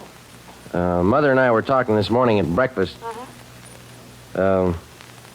Like to come over to the house sometime for dinner? Ma'd like to meet you. Oh, well, sure. That'd be fine. I'd like to meet your mother. How about a week from this coming Monday? That's my day off. Is that okay? All right. A week from this Monday. If the weather's good, well, maybe we can have a barbecue out in the back. Oh, it sounds wonderful. Okay, see you later then. All right, Joe. Bye. Bye. Joe? Hi. How'd it work out, Ben? It didn't. Another false alarm. Sure is a scorcher out today. 4 months' work and not one solid lead. Where are we going? I haven't got the answer. I've run down so many bum tips, I don't think I'd know the real thing if it hit me in the face. Yeah. Romero, Joe? Yeah, Skipper? Oh, McGuire and Mort Gear from San Diego just got here. You want to come in? Yeah, right away, Ed. There they are. All right. Oh, Ben. What do you say? Sit down. Hope you two have more than we have. Saw on that report on the skipper's desk. 4 months leg work. Cold. Nothing at all? Oh, lots of phony tips, bum leads. We got 3 stakeouts going. His mugshot's plastered all over town. No go, huh? I don't know. I think he's got the perfect face for a killer. You can hang his description on a million guys. Got nothing on him at all. Ben here just ran down the last lead we owned. Yeah, false alarm. Nothing on the APB, huh? Got dust on it. Cold enough to bury. How long's it been since it happened? Back in January, wasn't it? Yeah, 27th. Stanley Finance Company, San Diego. It's all right there in the report, Ed. Yeah, I see. Hold-up shooting, got 12,000. Suspects Frank Cheney, Turk Weber. Cheney did the shooting. That's what stops me. What's that? Took us a couple of weeks to grab Turk Weber and put him away. Here it's more than 4 months and Cheney's still on the loose. Doesn't that? He can't be that smart. Well, he's free. I can't think of a better testimonial. What about the other angles Friday, besides those 3 stakeouts? We covered the town for Cheney, Ed. 4 months of it. Hotels, rooming houses, motor courts, bars, restaurants, the works. Must have a couple of thousand copies of his mugshot spread around. No response? Oh, get 4 or 5 calls a day on him. Been going on for weeks now. We check him out. Never the right man. What about his wife? She's still supposed to be with Cheney, isn't she? Yeah, funny thing, we haven't had one report on her. Last time the 2 of them were supposed to have been seen together was 5 weeks ago. That was up in Stockton. Cheney's mother-in-law lives in Marysville, huh? You still have a stakeout on her house? Yeah, no leads there either. How about it, Mort? Nothing to offer? About the same as up here. There is something we'd like to check on, though. Yeah? One of McGuire's informants was paroled 2 weeks ago. He served time with Cheney at Folsom. You have anything to say? Yeah, his idea Frank Cheney was the most hated man at Folsom. Most of the cons had given their right arm to cool him off. What made him so popular? Pretty much of a heel. Ran to the warden's office 3 times a week regular, informed on the other cons every chance he got. You figured some of them might want to even the score. If they know anything, I'm pretty sure they'll talk. Worth a try, isn't it? Their leads can't be any colder than what we got anyway. You gonna need any help, Mark? No, McGuire and I can handle the questioning. We'll go up to Folsom tomorrow. Okay. I don't think there's any argument. This thing needs a quick answer. Joe, you and Ben will have to push a lot harder and a lot faster. Cheney's robbed and killed before. Give him the chance, he'll do it again. We've run down all the possible angles, Ed. We've checked every lead we could dig up. There's one you missed. Yeah? The right one. Find it. From the day Frank Cheney had been identified as the killer in the San Diego hold-up murder 4 months before, all of us realized the danger of another killing as long as he was loose. After 18 years in prison, Cheney had a gun and he had his freedom again, and we knew he wouldn't give him up easily. Thursday, June 8th, Lieutenant Mort Gear and Sergeant Tony McGuire returned from Folsom Prison. After talking with most of the convicts who knew Cheney well during his prison days, they had a list of more than 40 leads to run down. Ben and I took half of them. We started checking. It went kind of slow, and the results were thin. After running down the first dozen leads, we'd found out nothing about the suspect that we didn't already know. Monday, June 12th. We checked with a John Strezak, supposedly one of Cheney's close friends up at Folsom. He'd been paroled before Cheney, and he was now working at a large commercial engraving firm down on East Main. Yeah, I knew Cheney pretty well, Sergeant. Pretty well. Just a minute, will you? Yeah, that does it. Yeah, I know why you're here, Sergeant. I can't help you. You were pretty close to Cheney up at Folsom, weren't you, Strezak? Best friend? Everybody was his best friend. Everybody could do him some good. You haven't seen or heard from him since he got out, huh? Nope, I don't want to. I learned fast. How do you mean?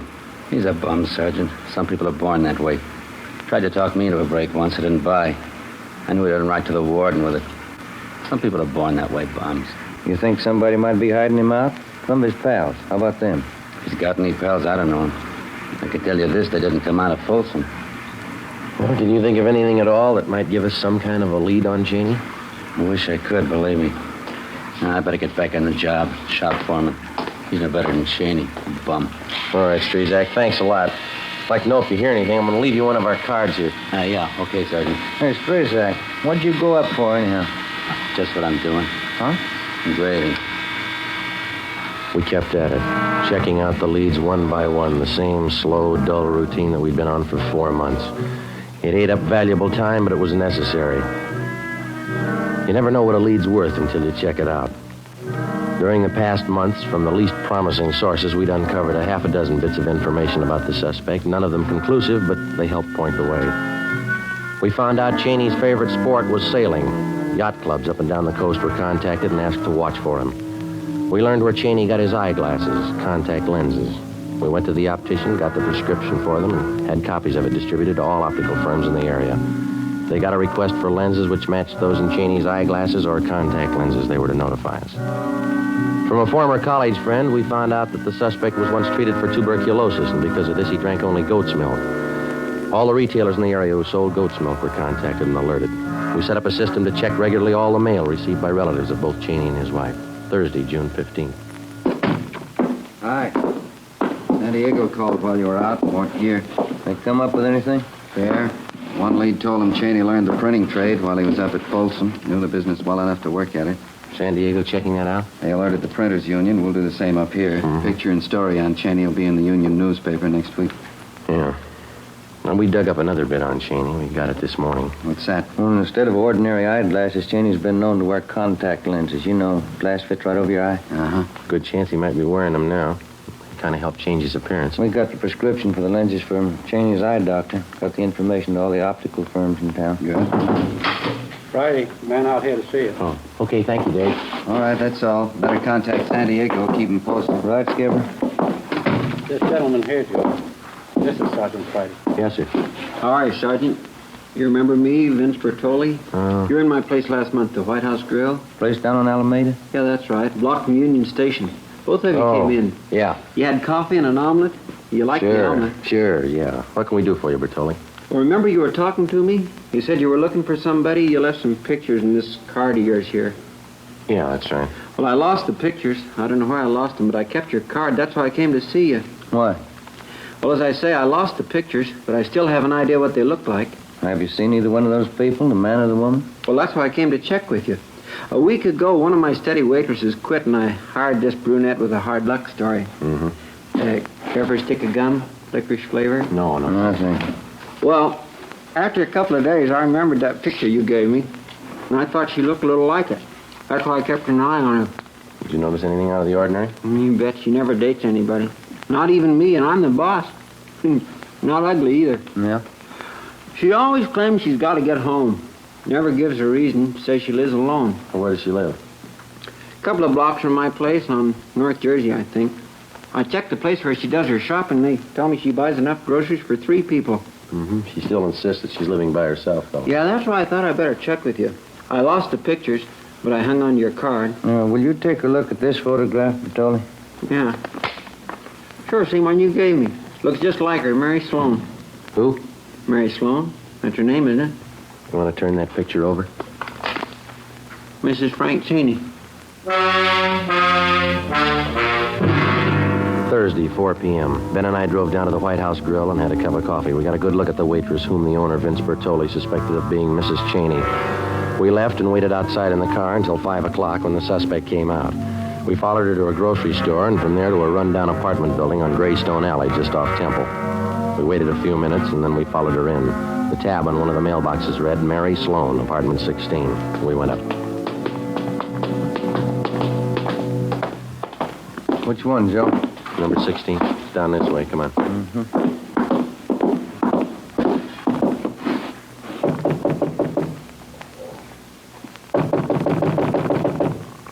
I guess we better try the door, huh? Who's there? Who is it? Police officers, open up. What do you want? Open the door. Just a minute. Anybody else in here? My brother. He's sick, sleeping in the next room. He can't be disturbed. Come on, Ben.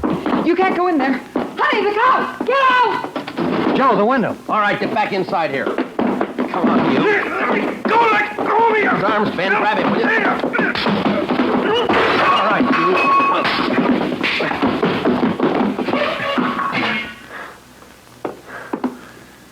Are you all right? Yeah. Thought he broke my bridge work. Yeah, you got clipped for nothing. Not Cheney. We drove the man and the woman who identified herself as Mary Sloan back to the office where they are identified as fugitives from Miami, Florida. The man was wanted on charges of first-degree burglary. The woman was the accomplice. We turned the case over to Bunko Fugitive Detail. A little after 11 o'clock Friday morning, Ben got a tip that Cheney had been seen the night before at a small bar down near Fullerton. That's a Los Angeles suburb. He was supposed to be living in the area. We spent Friday, Saturday, and Sunday tracking it down. It went nowhere. On Monday, for the first time in 3.5 weeks, we had some time off. Half a day. I picked up policewoman Dorothy River and drove her out to the house for lunch. We had a barbecue out in the backyard. Certainly a wonderful place you have here, Mrs. Friday. Beautiful garden. Oh, thank you. It's a lot of work keeping it up. Roses didn't do well at all this year. Aphis, you know. About some more spare ribs, Dorothy. The fire's just right now. Oh, no, thanks, Joe. I've had plenty. Care for another cup of coffee, Dorothy? All right, thank you. I'm glad you could come today, Dorothy. Joseph's been talking so much about you. Oh?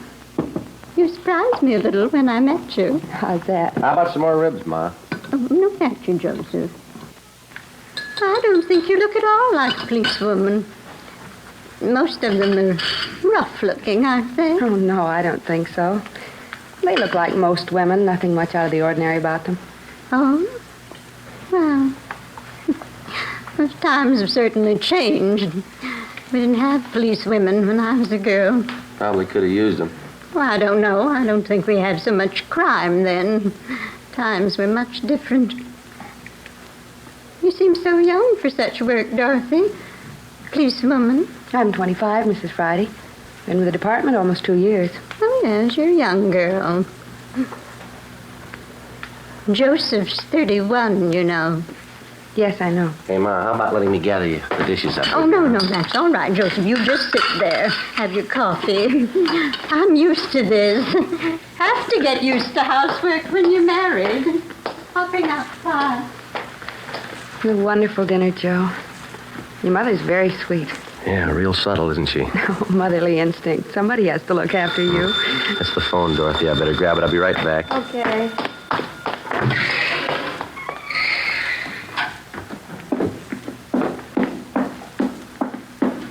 I'll answer, Joseph. Never mind, Ma. Let me get it. Friday talking. This is Walker, Joe. Check back in right away. What do you got? Spring and West Temple, the Second National Bank. Yeah? Frank Cheney just held it up.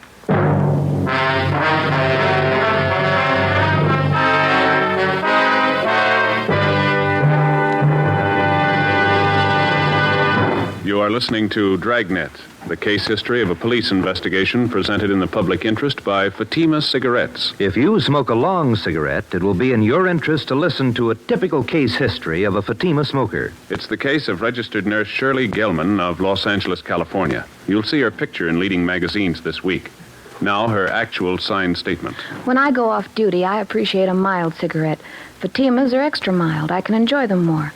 I agree. It's wise to smoke extra mild Fatima. And more smokers are discovering this every day. Actual figures show Fatima has more than doubled its smokers coast to coast. So enjoy extra mild Fatima yourself. The king-size cigarette, which contains the finest Turkish and domestic tobaccos, superbly blended to make it extra mild. You will prefer Fatima's much different, much better flavor and aroma. You will agree. It's wise to smoke extra mild Fatima. It's wise to smoke extra mild Fatima. The best of all long cigarettes.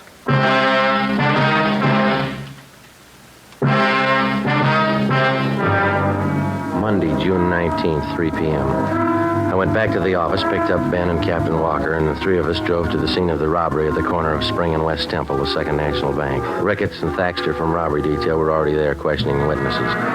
We talked to the bank's vice president in charge at the time of the holdup, Mr. Bronson. He had a welt on the right side of his head and was pretty badly shaken. He had his hand in one of his coat pockets, and he walked straight over to me.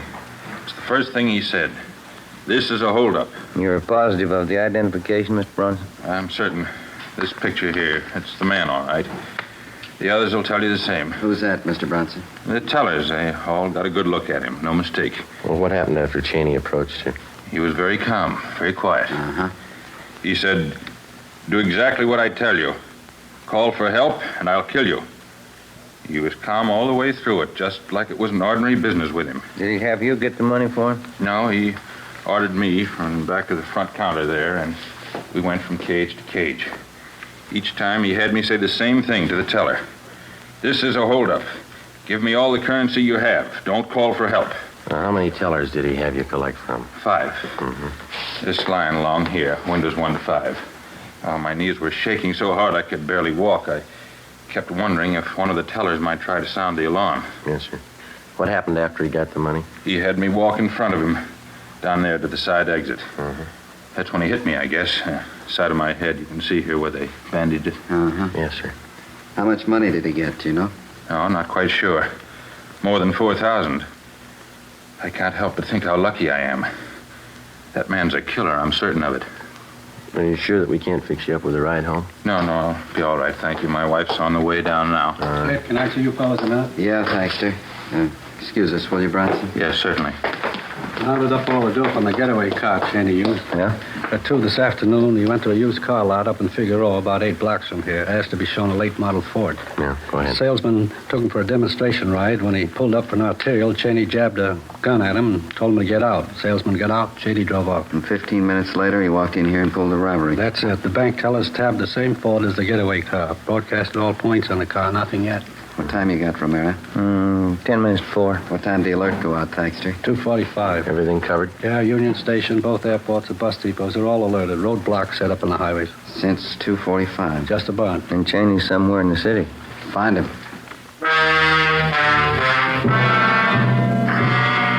6 p.m., the search went on. We called into the office and had them notify San Diego of the latest developments in the case. At 7 p.m., the weather started to cloud up. Still no sign of Cheney or the getaway car. At 8 o'clock, it started to rain. A few minutes past 10, a 2-door Ford sedan was found abandoned on San Pedro Street near South Park. The license number matched that of Cheney's getaway car. The sedan was impounded and towed to a garage for fingerprinting. Ben called the office, and an emergency detail from Metropolitan Division was sent out to help in a house-to-house canvass of the neighborhood where the car had been found. By 4:30 the next morning, we got nowhere, so we decided to give it up until later in the day. At 6:30 a.m., we had poached eggs and coffee at an all-night drive-in. 7 a.m., it was still raining. We checked back in at the office. I don't know. Seems like every time we have to work late, it's gonna rain. You got any of those little white tablets in your locker? At breakfast, gave me indigestion. Yeah, I think I got a few left. That reminds me, how'd the dinner come off yesterday? Two of them get along all right? Oh, yeah, all right. You know how it is. Ma had her usual few things to say. Oh? Dorothy handled it pretty good. Good sense of humor. Yeah, nice-looking girl. Sensible. Hiya. Say, Earl. You any good? No, not much. Phone message in the book for you. You're supposed to call as soon as you get in. Hempstead 4219. No name? No, you're supposed to call the number, that's all. Oh, okay. Well, how's the new house, Earl? Pretty good. Takes a lot of money. Got the forms in for the patio. I'm going to pour the cement this weekend. Mm-hmm. Got the place fenced off yet? Not yet, no. Most pickets cost money. Fellas are telling me that you're doing all the work yourself, huh? Me and the brother-in-law, yeah. Costs a lot of money, a new house. Sounds good, Joe. Who was it? Frank Cheney's grandfather. Yeah? Says to come over right away. 7:30 a.m. It was still raining. Ben and I drove out to the older section of the Wilshire district to the Cheney mansion. It represented one part of the suspect's life that we could never figure. As a child and later as a young man, Frank Cheney had had every advantage and comfort that a millionaire father could buy for him. Yet for some reason, he'd settled on a career of crime. 7:45 a.m. Ben and I were shown into the main hallway of the Cheney home by the butler. He recognized us from previous visits. He took our hats and coats and then led us up the staircase to the master bedroom at the far end of the second floor. We found Cheney's 82-year-old grandfather propped up in a 4-poster bed. His face was gray and sunken. There was a nurse in a white starched uniform standing by. You can go, nurse. Go on. I'll be outside if you need me, Mr. Cheney. Yes, yes. You, have some information for us, Mr. Cheney? Of course. That's why I called. Sit down. Sit down. Thank you, sir. That hold-up yesterday, the bank robbery. I know all about it. Has Frank contacted you? It's like the police. Get right to the point. Has he contacted you, sir? Yes. Hand me that glass of water, please. Oh, yeah. There you are.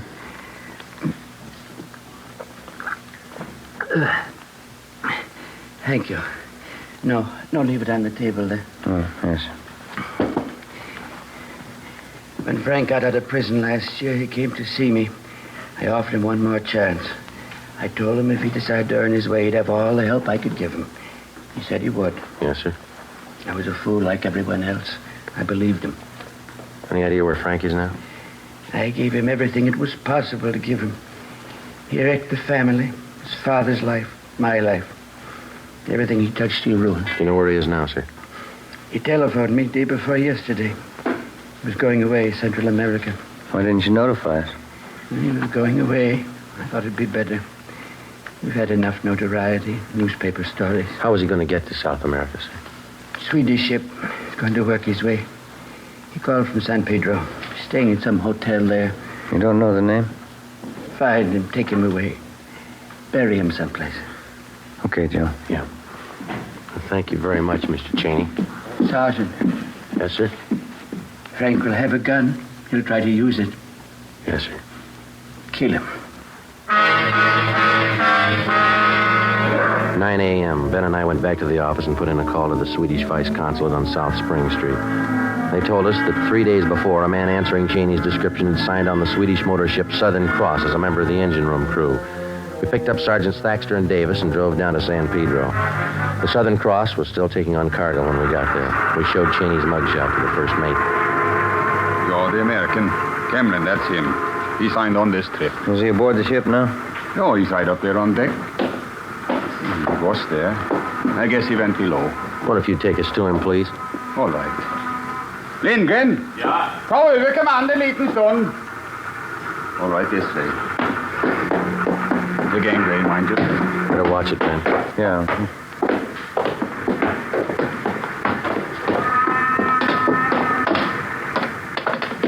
Look forward. Through here. Mm-hmm. Maybe you better stay behind here, sir. We'll take him. What's that? Might be a little trouble here. Do you want to stay behind us? All right. He must be in the engine room. Stay ahead, then turn to your left. Down the companion bay. Right, thank you. Oh, come on, now watch your step here. Yeah.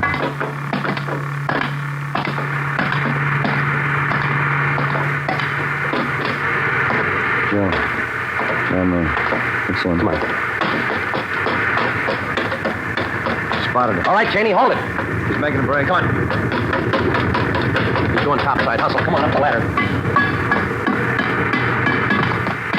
Look out, Joe! Give it up, Cheney!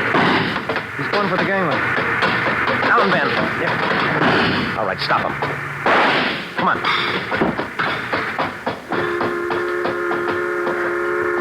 Yeah. Through the shoulder. Yeah. Bumped his head when he fell. Better get the cuffs on him. Yeah. Where'd everybody disappear to? I guess you didn't notice when we came aboard. Huh? Look topside. See? Red flag. Oh, yeah. Taking on fuel, huh? There's some of the cargo right over there. Oh. High explosives.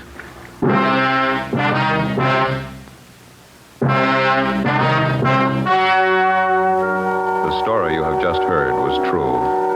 Only the names were changed to protect the innocent. On November 2nd, trial was held in Superior Court, City and County of San Diego, State of California. In a moment, the results of that trial. It's amazing how many long cigarette smokers are changing to extra mild Fatima. Here is the actual report. From coast to coast, Extra Mild Fatima has more than doubled its smokers. Yes, more and more smokers every day are discovering that Fatima is the king-size cigarette that is extra mild. Extra mild because it contains the finest Turkish and domestic tobaccos superbly blended to make it extra mild, to give it a much different, much better flavor and aroma. Enjoy extra mild Fatima yourself. Best of all long cigarettes. It's wise to smoke extra mild Fatima. It's wise to smoke extra mild Fatima.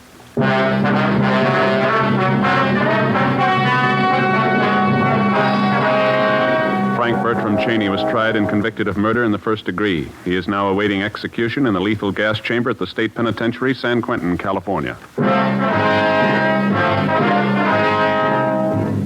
Fatima Cigarettes, the best of all long cigarettes, has brought you Dragnet from Los Angeles. This is NBC, the national broadcasting company.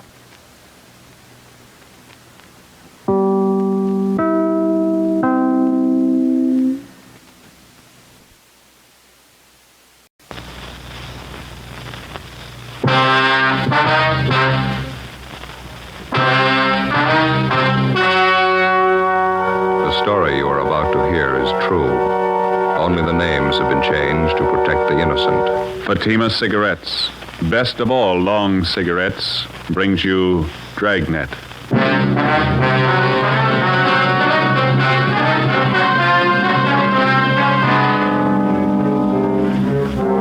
You're a detective sergeant. You're assigned to homicide detail.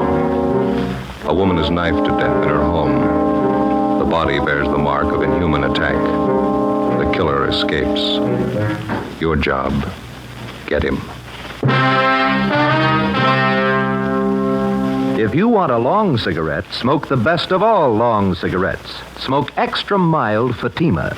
Yes, Fatima is the king-size cigarette which contains the finest Turkish and domestic tobaccos superbly blended to make it extra mild, to give Fatima a much different, much better flavor and aroma than any other long cigarette. That's why Fatima has more than doubled its smokers coast to coast. Enjoy extra mild Fatima yourself. Best of all long cigarettes. It's wise to smoke extra mild Fatima. It's wise to smoke extra mild Fatima.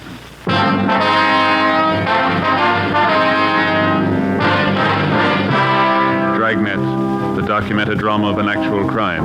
For the next 30 minutes, in cooperation with the Los Angeles Police Department, you will travel step by step on the side of the law through an actual case from official police files. From beginning to end, from crime to punishment, Dragnet is the story of your police force in action.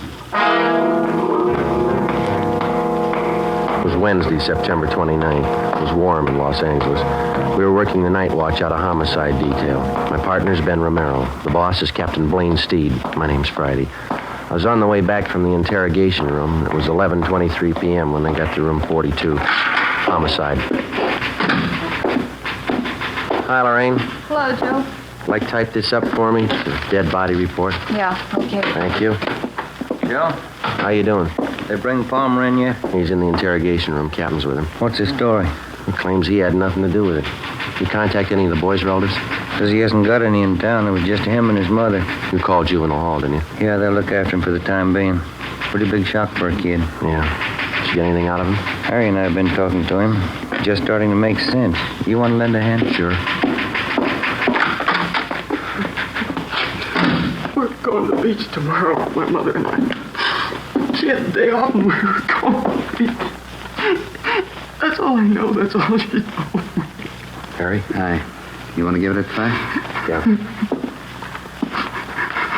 All right, Robert. Come on, son. It's going to be all right now. We need your help, Robert. Think you could answer a few questions for us? How about a bite to eat, son? Can I get you something? No, I'm not hungry. I'm okay. That's the stuff. Well, here, take it. It's a clean handkerchief. Yeah. Well, you're the cop that drove me down here, aren't you? That's right. I'm not going back to the house. You won't have to, son. I'm never going back to that place. All right. Oh, it was awful. Could you start from the beginning for us, Bob, and just take it easy? Tell us what you know. Okay. Think I could have a Coke? I'll pick up a couple. Be right back. All right, Harry. Thanks, Harry. Well, all I know is I left the house about 7:30. Mom gave me the money to go to a show. Was she alone in the house when you left? Yeah, that's right. We had dinner and then I went to the show. You usually go to the show on school nights, son? No, but Mom asked me if I wanted to go. She gave me the money. Double feature. She told me to stay for both pictures. Mm-hmm. She usually tell you that? No, she always said to just stay for one picture. She didn't want me coming home so late. Was she expecting anybody to visit her? I mean, after you'd gone? She didn't say so. She just told me to stay for both pictures, that's all. What time did the movie let out? Almost 11 o'clock. Pretty late, so I went straight home. Mom was in the bedroom. She was on the floor. There was this knife, this big knife. What'd you do then, son? I ran outside, hollered. Wallace's came over from next door. I went inside and looked, and then they called the cops. That knife you saw in the bedroom. There was blood on it, all over it. It was terrible. Did you ever see the knife before? Yeah. Yeah, Roy gave it to my mom last year. It's a bowler knife. Who is this Roy? Mom's boyfriend. One of them. He's in the Navy. Was he at your house tonight? I told you, it was just Mom and I. Roy had a fight with Mom about 2 weeks ago. He said he didn't like her having other boyfriends, and they had a fight. They argued, is that what you mean? Yeah. And once Roy slapped my mother. You want one of these, Joe? No, thanks, Harry. Okay. There's your Coke, Remy. Oh, yeah. Son, did you know most of your mother's friends? Most of them, yeah. Can you think of any of them who might have wanted to hurt your mother? Well, I don't know. Roy Palmer, maybe. He was mad at her. He's the only one I can think of. I don't know. I don't want to think about it anymore. All right, son. We won't bother you anymore tonight. Thanks a lot. Yeah. Ben. Mm-hmm. You want to follow through with juvenile hall, see if the boy's taken care of. Okay. You going to be in the interrogation room? Yeah, I got a few more questions for Roy Palmer. Right. Check you later. Okay.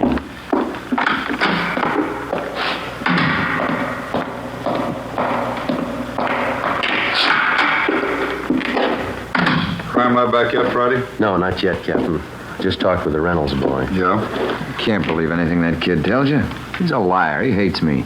You give him reason to hate you, Palmer? The kid's a liar, that's all. You were his mother's boyfriend. He says 2 weeks ago you had a fight with her that you slapped her. All right, I slapped her. That don't make it murder. I wasn't near that house last night, and I didn't kill her. We found your knife in her bag. Huh? A bolo knife, bone handle. That's not mine. I gave it to her a year ago for a present. Didn't even know she still had it. Look, why do you have to pick on me? Because you had a motive and you haven't got an alibi. What about all those bums you used to run around with? Why don't you ask them for alibis? When we find them, we'll ask them. Do you know any of them, Palmer? The other men that she went out with? How'd I know? The only time she ran around was when I was on sea duty. And how'd you know she was running around? Friends of mine. I saw her out with these guys.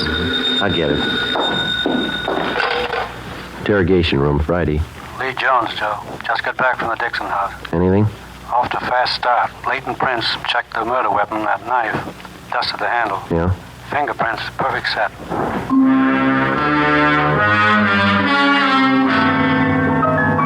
Captain Steed and I took the suspect, Roy Palmer, down the hall and had his fingerprints taken. At the same time, across the street in the crime lab, a set of fingerprints were lifted from the weapon which had taken the life of Mrs. Betty Dixon. The 2 sets of prints were checked and rechecked. They didn't match. Every object in the murder house was gone over for fingerprints and further evidence.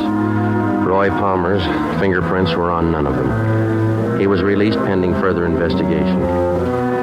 The only suspect in one of the most savage murders in the history of the city was free. The next morning, Captain Steed and I met with Chief Detective Thad Brown. How about the dead woman's son? You talk to him again? Well, Romero's with him now. He's taking down a list of all the people that his mother knew, friends, neighbors, everybody. No luck yet with a set of fingerprints? No, we've got no record on him. Checking them through Washington, we ought to get a kickback pretty soon.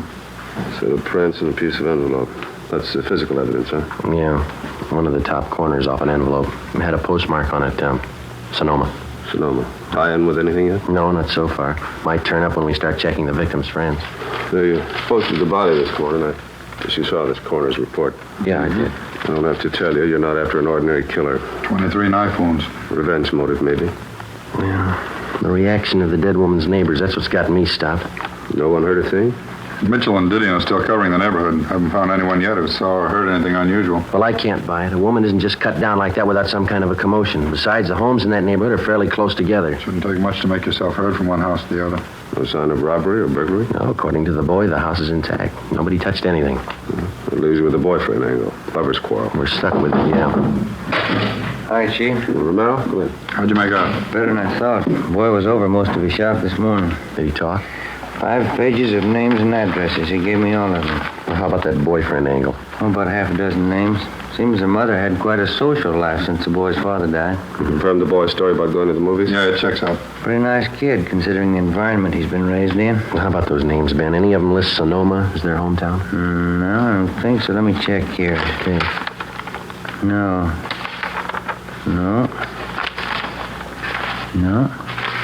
Huh? No, none of them. All right, you better start digging into that list. Postmark may tie in later. Meantime, you still have that set of fingerprints. No chance for a mistake there. When you reach the right man, those prints will connect him with the killing. That makes it simple for you. Prince will tell us who he is. You got only one answer to dig for. Yeah. Where he is. Thursday, September 30th, 11 a.m. We started checking the list of the murdered woman's friends through R&I for any possible criminal record. It's usually the case that a major crime rates headline space twice, when the crime is committed, when the criminal is apprehended. Between the two, more than often, there's a space of weeks and months, sometimes even years. In in which the police officer goes through the monotonous, undramatic business of checking files, asking questions, sifting and sorting leads and evidence until he finally reaches the criminal. For a news story, it's pretty dull material, but it proves out the contention of most working detectives. You don't catch criminals with headlines. Monday, October 4th, we checked with a Miss Lucille Dana, a counter clerk at a little market out on Crenshaw. It's a terrible thing. I've been away on my vacation. Heard about it when I got home yesterday.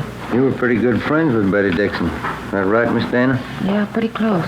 Oh, excuse me a minute. I'll take care of this customer. Yeah, all right. Is everything, sir? No, 2 bags of jelly beans, please. All right. Okay, that's all. Oh, that's 19. 87. 9. 87. This is not marked. Just a minute. Tommy? Yeah, Number 2 corned beef. How much? just a minute. 67. Thanks.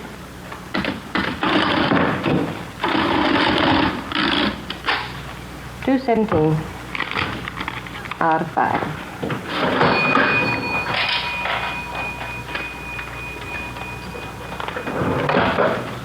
$2.17 to 20, 25, 50, $3, 4, 5.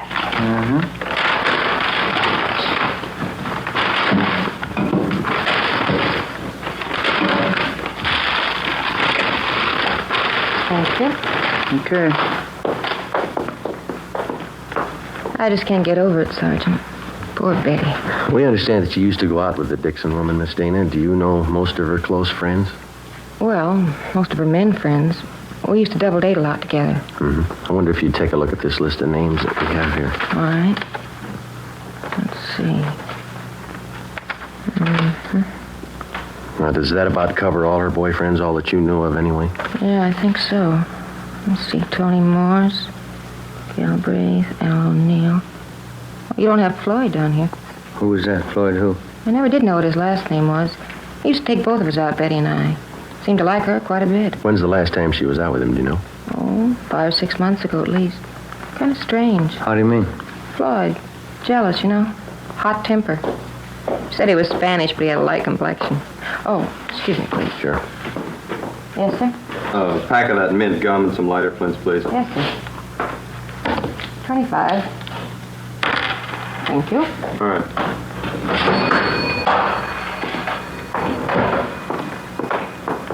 Could you describe this Floyd for us, Miss Dana?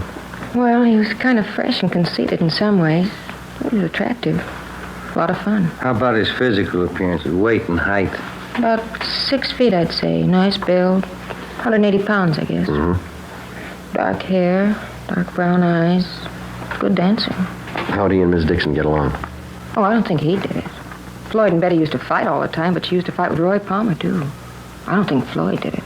Is he in town now, do you know? No, I don't. As I say, last time I saw him was 6 months ago. Would you know if Mrs. Dixon saw him recently? If she did, she didn't tell me. And you have no idea then where we could get in touch with this Floyd? Well, no, I don't. He's from up north originally. Is that so? Yeah, Sonoma. Ben and I went back to the office and got off a teletype to the Sonoma Police Department along with a description of the suspect named Floyd. Then we checked with the 16-year-old son of the murdered woman. He remembered the man called Floyd, and essentially his description of the suspect checked out with that given us by his mother's friend, Lucille Dana. 3 p.m., we met with Lieutenant Harry Didion and Captain Steed. You want to fill him in, Didion? Finally got in touch with the dead woman's next-door neighbor. His name's Conroy. Get anything out of him? They seem to be the only ones who heard anything the night of the murder. What'd they have to say? Let's see.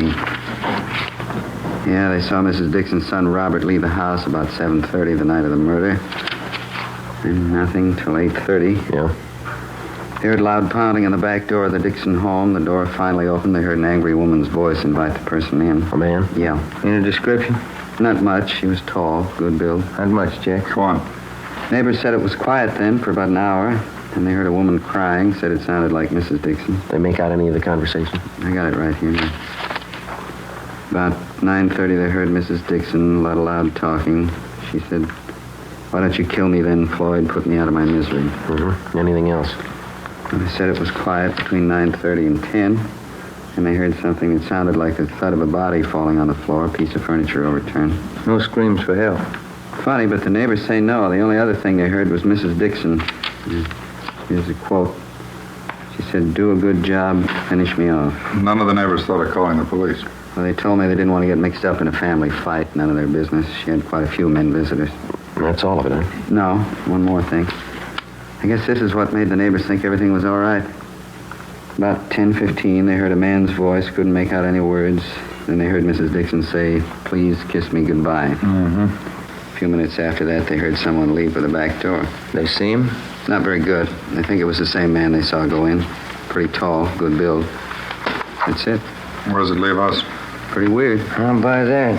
Oh, I don't know. She was supposed to be a sane woman. She'd have to be pretty drunk to ask a man to kill her. The man would have to be pretty drunk to take her up on it. Why the killer used that bolo knife on the victim? That piece of envelope we found by the body. Yeah, it was postmarked Sonoma.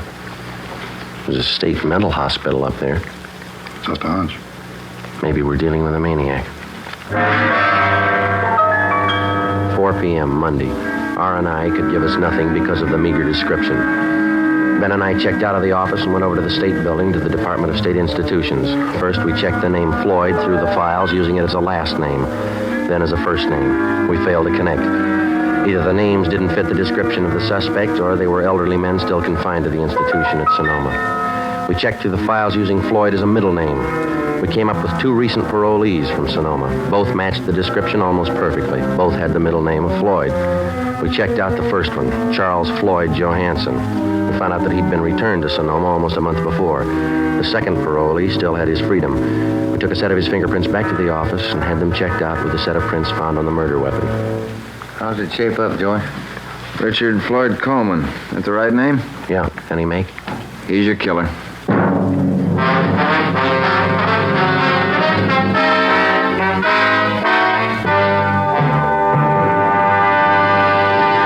You are listening to Dragnet, the case history of a police investigation presented in the public interest by Fatima Cigarettes. If you smoke a long cigarette, it will be in your interest to listen to a typical case history of a Fatima smoker. It's the case of skating star Helen Davidson of the 1951 Ice Capades. This is her actual signed statement. Recently, on tour with the Ice Capades, I've noticed more and more people smoking Fatima.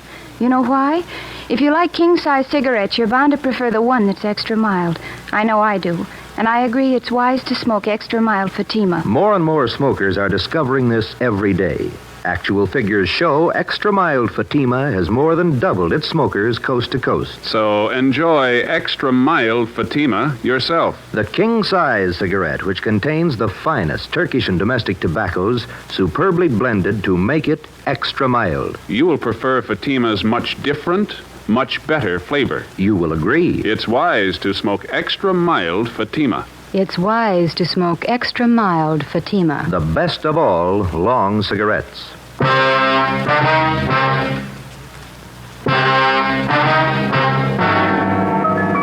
Monday, October 4th, 7 p.m. We got on an APB and a radiogram on Richard Floyd Coleman. We checked DMV for possible auto ownership. From his record, we found that he had been confined twice to the state mental hospital at Sonoma. The first time for a period of 2 years, the second time for 14 months. Hospital files showed us that on both occasions he had been committed by his older sister, Evelyn Coleman, his only living relative. Her address was listed as 5640 Upper Terrace, an apartment court in the East Wilshire district. We drove out to question her. In one of her apartment windows was a hand-lettered sign, seamstress, dresses made to order, Evelyn Marie Coleman. She turned out to be a tall, quiet girl in her 30s, gray eyes, brown hair. She worked on the sewing machine while we talked with her. I'm sorry to be so rude, Sergeant, but I have to have this blouse ready by 2 this afternoon. Miss Tyler's coming to call for it. That's perfectly all right, Miss Coleman. Exactly. What was it you wanted to know? It's about your brother, Richard. Oh, anything wrong? No, we're just checking, that's all. We'd like to talk to him. Oh, what about? Routine check. We understand he spent some time up at Sonoma. Yes, he did. Richard's had a hard time of it. Doctors don't seem to know the trouble. Poor Richard, he's so mixed up. You're his only living relative? Yes, I am. Folks died when we were both young. Practically raised Richard myself. Have you seen your brother lately, Miss Coleman? No, not lately. Why? You any idea where we might contact him? Well, no, I don't. You see, he travels around the state a good deal. Oh, is he working? No. Oh, but he writes from time to time. Oh, what was it you wanted to see him about, Sergeant? With just routine questioning, we like to talk to him. Oh. Where was he when you last heard from him, Miss Coleman? Well, couldn't you tell me what you want to see him about? We just like to question him, that's all. Well, what about? You can tell me. Is your brother in the city now? Oh, I don't know. I just got back. I haven't heard from him in 2 weeks. Almost 3 weeks. Does he usually stay here when he's in town? Well, sometimes, yes. Is Floyd in some kind of trouble? Is that the name he usually goes by, Floyd? Well, most of his friends call him Floyd. Why? You think he might be staying with one of his friends here in the city? He might be. I don't know. Look, Sergeant, if Floyd's in trouble, you can tell me. I've seen him through lots of trouble before. Not this kind, miss. Women? Oh. I wish there was something I could do. Where was he when you last heard from him? He was in Santa Barbara. He wrote me. Please, Sergeant, why do you have to see Floyd? Excuse me. Yeah, sure. Hello? Oh, yes, Miss Tyler. Uh-huh. Well, maybe just a few minutes late. Would 2:30 be all right? Oh, fine, thank you. All right, Miss Tyler, bye. I'll have to hurry. Mrs. Tyler's blouse. Sure, you go right ahead. I really don't make much of a dressmaker, but I'm saving up. I'm going to buy a place in the valley farther out. Be fine for Floyd and me. Be awfully good for him. Floyd has to get away from the excitement. He's awfully nervous. Say, Miss Coleman. Sergeant? Are those your brother's suitcases in the alcove back there? Yes, they are. They've been there for a month. I keep his odds and ends for him. You sure he hasn't been here in the past month? Oh, yes, I'm sure. Please, Sergeant, why don't you tell me the truth? I've been through this before. There's trouble with Floyd. What is it this time? It's pretty bad. Well, what is it? We want to ask him about a murder. Oh, no, he wouldn't do that. You sure it was Floyd? We'd like to talk to him.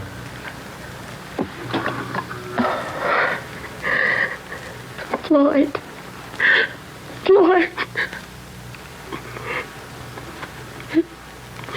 It didn't have to happen. I was going to buy a place in the valley. Floyd would have liked it there. I was going to take care of him out in the valley. Do you have any idea where we could find him, Miss Coleman? No, I don't. I don't know where he is. Santa Barbara, that's the last I heard. I've been worried about him. If he was in the city, would he come here to stay, ma'am? Well, he did before, yes, but I don't know about now. Does he have a car?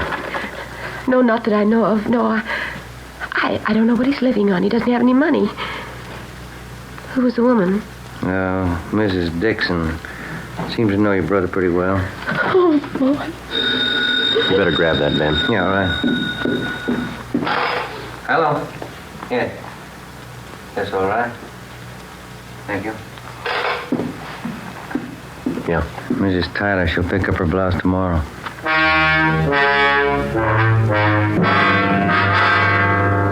Ben and I left Evelyn Coleman's place and went back to the office. A stakeout was placed on her apartment. 2 days went by. Nothing happened.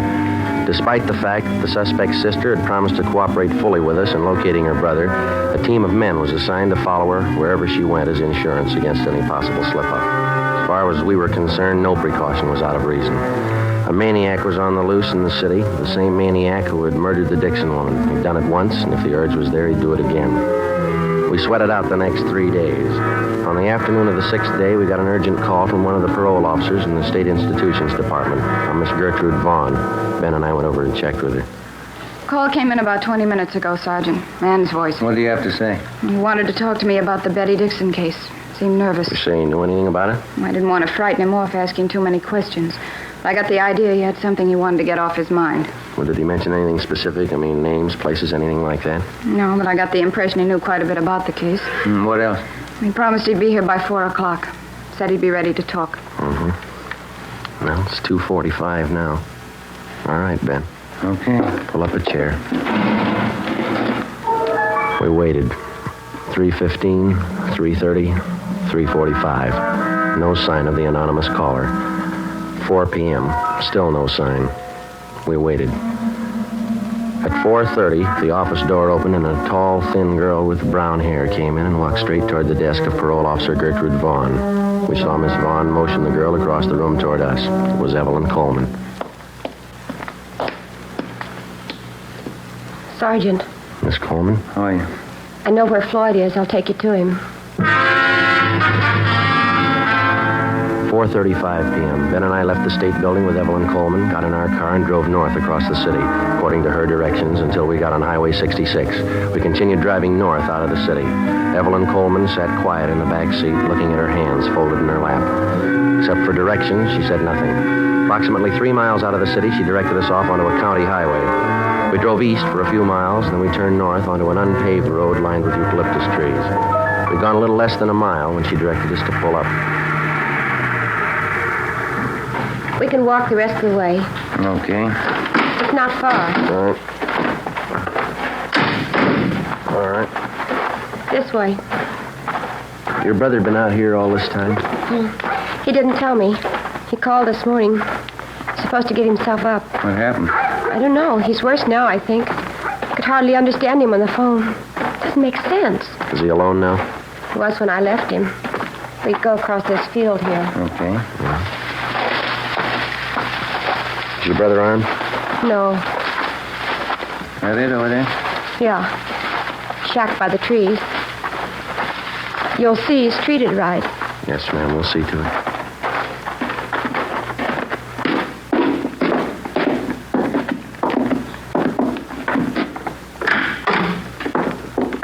Evelyn? Heavy? I brought them in, Floyd. They'll take you back. I'm Richard Floyd Coleman. I want to tell you I killed Betty Dixon. All right, Ben. I wanted to marry her. She didn't want it. She dared me to kill her. I grabbed a knife. We can talk about it later, huh? She was lying on the floor. She said, "Kiss me goodbye." I held on to her. She seemed to go to sleep. We have to go, Floyd. You tell him, Evie, I loved her. You tell him that. Yeah, I will. She dared me to kill her. She said I didn't have the nerve. She asked me to. Yeah, all right, come on. Try to tell him that at the hospital. Yeah. I'm not crazy.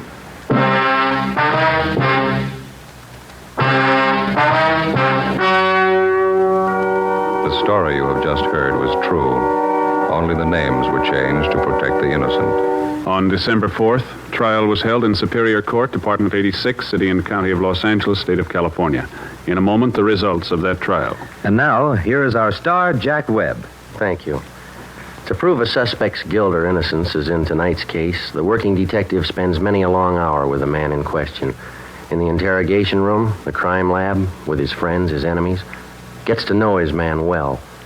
And so with a cigarette. If you're a long cigarette smoker like I am, get to know Fatima. Live with it a while. Pack after pack, they're extra mild. Get to know the best of all long cigarettes. Smoke Fatima.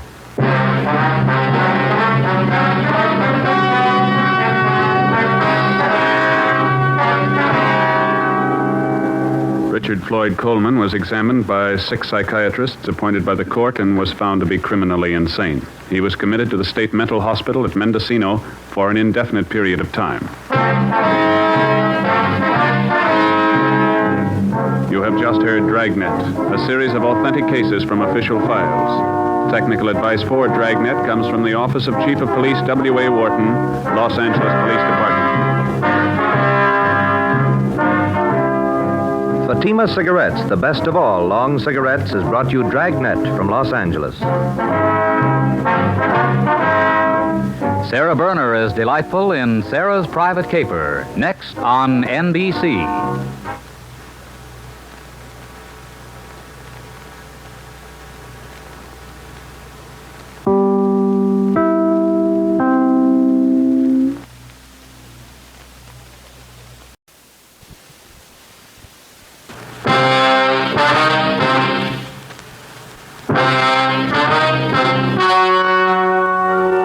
The story you are about to hear is true.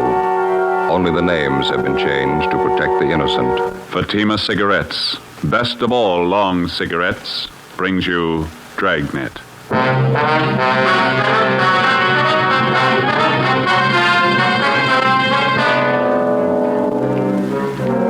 You're a detective sergeant. You're assigned to narcotics detail.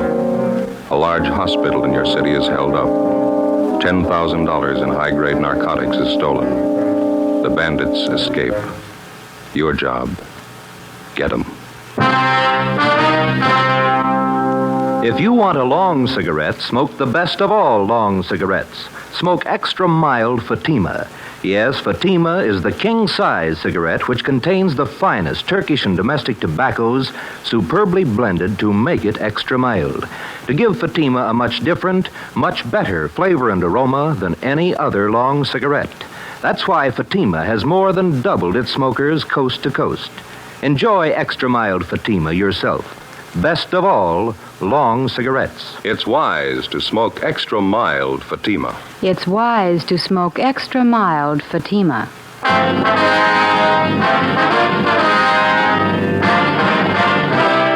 Dragnet, the documented drama of an actual crime. For the next 30 minutes, in cooperation with the Los Angeles Police Department, you will travel step by step on the side of the law through an actual case from official police files. From beginning to end, from crime to punishment, Dragnet is the story of your police force in action. It was Monday, October 23rd. It was foggy in Los Angeles. We were working the day watch out of narcotics detail. My partner's Ben Romero. The boss is Captain Kearney. My name's Friday. It was 7:16 a.m. when we got to St. Christopher's Hospital, the pharmacy. How you do? Yes? Police officer, sister. We'd like to see Sister Mary Benedict. I'm she. Mother Superior sent us down to see you, sister. We're investigating the narcotics robbery. Oh, yes, there have been quite a few policemen here in the past hour. I believe it was the fingerprint men who just left. Just a minute, I have their card. Yes, they were from Leighton Fingerprint Division. Stahl and the boys from Leighton Prince. Yes, that's right. Sergeant Harlan Stahl. Sister, we're the investigating officers assigned to the case. This is Sergeant Romero. My name's Friday. Are you a lieutenant? No, I'm a sergeant. I wonder if you could start right from the beginning for us. Just tell us what you know about the robbery. Well, after Mass, I went to breakfast, and then I came downstairs here to the pharmacy to open up. You keep the pharmacy locked overnight? Oh, yes, always. We always assign an intern on night duty. He has the key in case any medicines are needed during the night. He's authorized to issue what may be needed upon the doctor's request. Who else has a key to the pharmacy, sister? Well, there are just 3 keys. Mother Superior keeps one in her desk, and we have one for the intern on duty, and I have one. All right. You want to go on? When I got down here this morning, I started to unlock the door and found it ajar. There were no lights on. I snapped on the wall switch. That one. Mm-hmm. That's when I saw young Jimmy Lyons. That's the intern? Yes, he was unconscious on the floor. I could see his head had been cut. He was bleeding profusely. What'd you do then? I called Mother Superior, and she came right down. Dr. Spencer was summoned. He came in and started administering aid to intern Lyons there on the floor. Was that when you found out the narcotics were missing? No, not just at that moment. Both Mother Superior and myself were quite worried about young Lyons' condition. It was really Mother Superior who first noticed the narcotics safe had been tampered with. Your stories don't exactly jibe there, sister. How do you mean? Mother Superior gives you credit for first noticing the theft. Oh, my, no. She's very charitable, but she's the first one who pointed to the safe. She's very observant. I understand. Go ahead, please. Upon checking the safe, we found that someone had taken our entire store of narcotics. Everything. Is that the safe over there? Yes, that's the narcotic safe. Don't touch that, Mr. Friday. No? No, never. Nothing is to be touched until the police have completed their investigation. Clues. Well, we're the police, sister. Then, do you have all the clues you need? Well, I wouldn't know, but the men from Leighton Fingerprints have dusted everything here, so it's all right to touch things now. That was Mr. Harlan Stahl and his men? Yes, that's right. Oh, I didn't know. We understand you have the inventory list. Yes, I have it on my desk.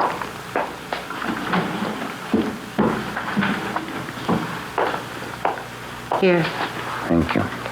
We keep a running inventory, so that's the exact amount that's missing. Yes, ma'am. Cocaine and morphine. No bird's eye, Joe. Big haul, huh? Looks like about 10,000 worth. Like to have a copy of this inventory, sister? Would you take the carbon? I like to keep the originals for my monthly files. That'll be fine. Outside of this intern Lyons, nobody saw whoever it was. No. Mother Superior and I have interrogated everyone. We made a thorough investigation on our own. I took notes. Is that so? Yes, that's the way Father Brown does it. Father Brown? Oh, yes, he's an expert detective. Brown. You wouldn't mean Thad Brown? No, Father Brown. Father Brown. You people have your own detectives now? Oh, my, no. He's not a regular detective. He's more like Mother Superior and myself. Is that right? Yes, he's in England. Solves some really difficult cases. Here, I'll show you.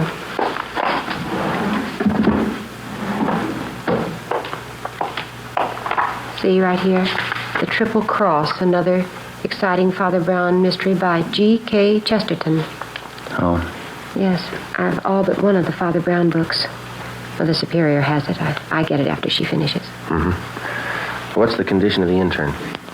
He's resting comfortably. Dr. Spencer says he'll be all right. Had to take 9 stitches in his scalp. We'd like to talk to him. I'm sure that'll be all right. I don't have to tell you, we all think this is a terrible thing. Yes, sister, it is. All those narcotics. Whoever took them will distribute them, won't they? Well, that's our guess, sister. The stuff will be sold to addicts. What makes a dope addict? How do they get started? Why do they do it? I don't know, sister. I give you a lot of reasons. None of them good. None of them good. And for a few moments of what? Tonight they have it and tomorrow they have nothing. That's about the size of it, sister. The stars are setting and the caravan starts for the dawn of nothing. The Bible? No, Omar Khayyam.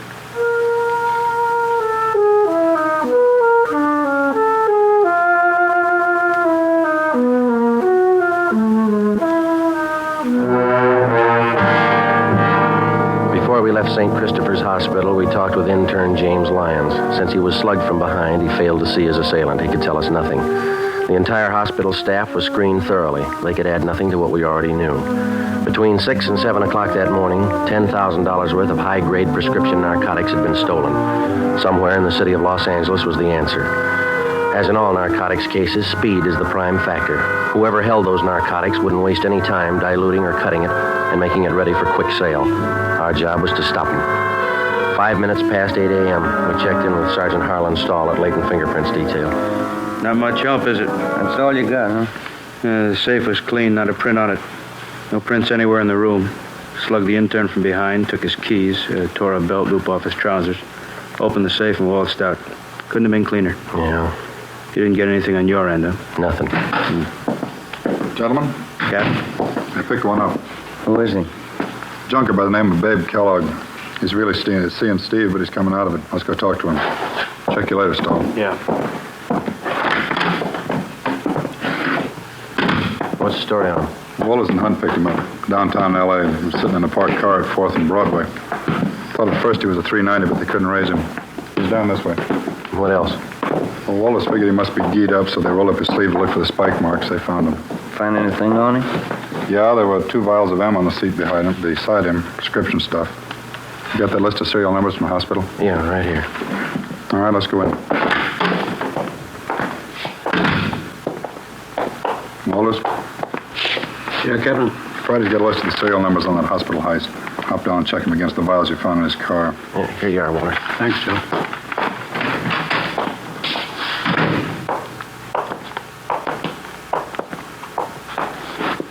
How you feeling, babe? All right. Kellogg, this is Friday and Romero, Central Division. I see him. You want to tell us about it? Nothing to tell. Living high, aren't you?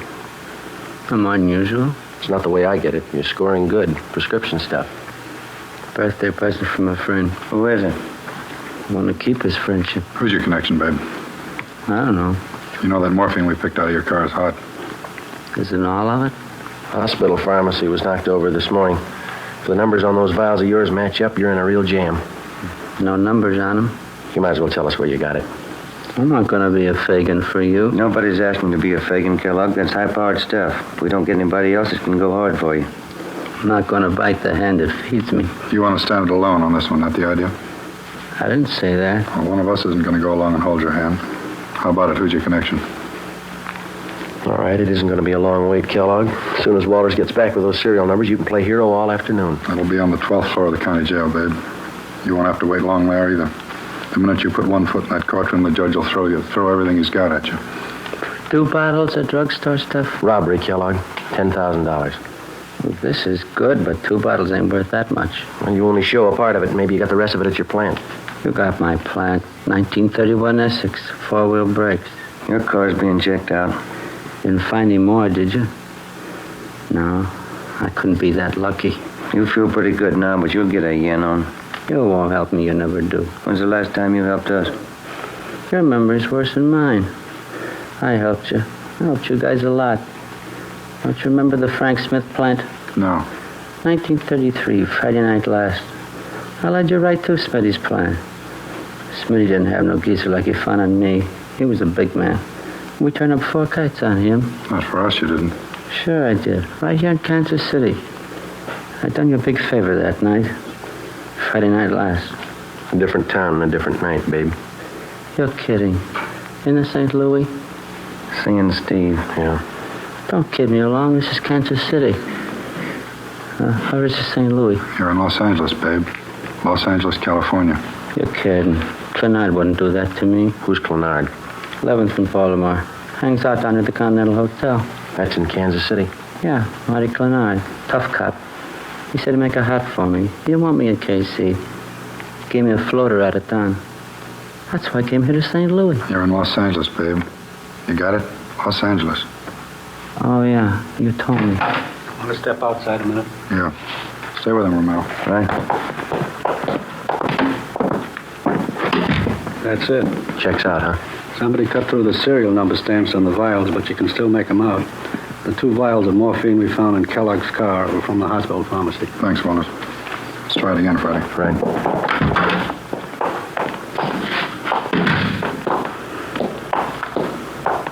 All right, babe, now let's cut out the jokes. Those 2 vials you had came from the hospital. The numbers check out.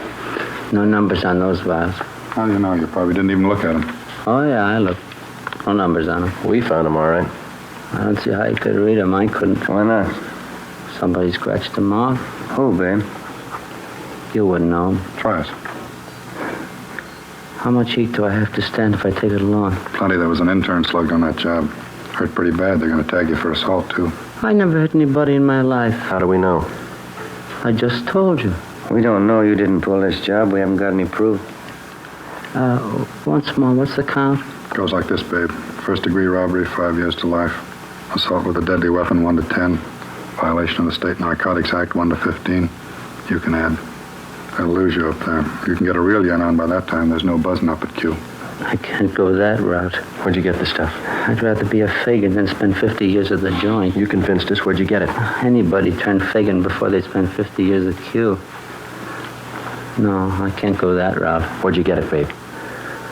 From some joy popper. Who? I gave him $700. Clean me. Who? Come to me, passing himself off as a croaker. I can spot a guy's been hitting speedballs a mile away. I knew he wasn't any croaker. What was his name?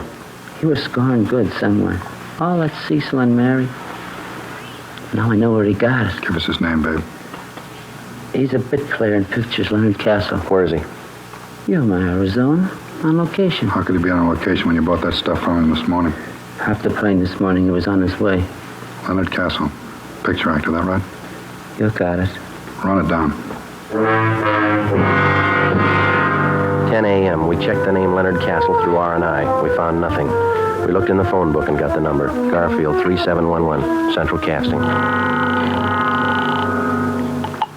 Central Casting? Los Angeles Police Department calling. Yes, sir? Do you have a Leonard Castle registered with you? 1 moment. Yes, we do. Wonder if you could tell me if he's working. Oh, just a minute. I have his card right here. Yes, he's working. He's doing crime report for Schumann and Kester, independent production. They're shooting over at Soundstages Incorporated. You're working today?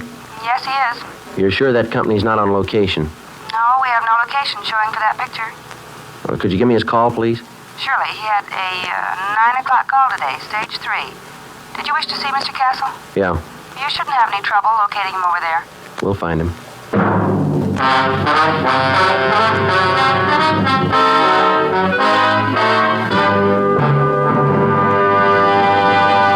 You are listening to Dragnet, actual case histories taken from official police files. If you smoke a long cigarette, it will be in your interest to listen to these case histories taken from the file marked Fatima.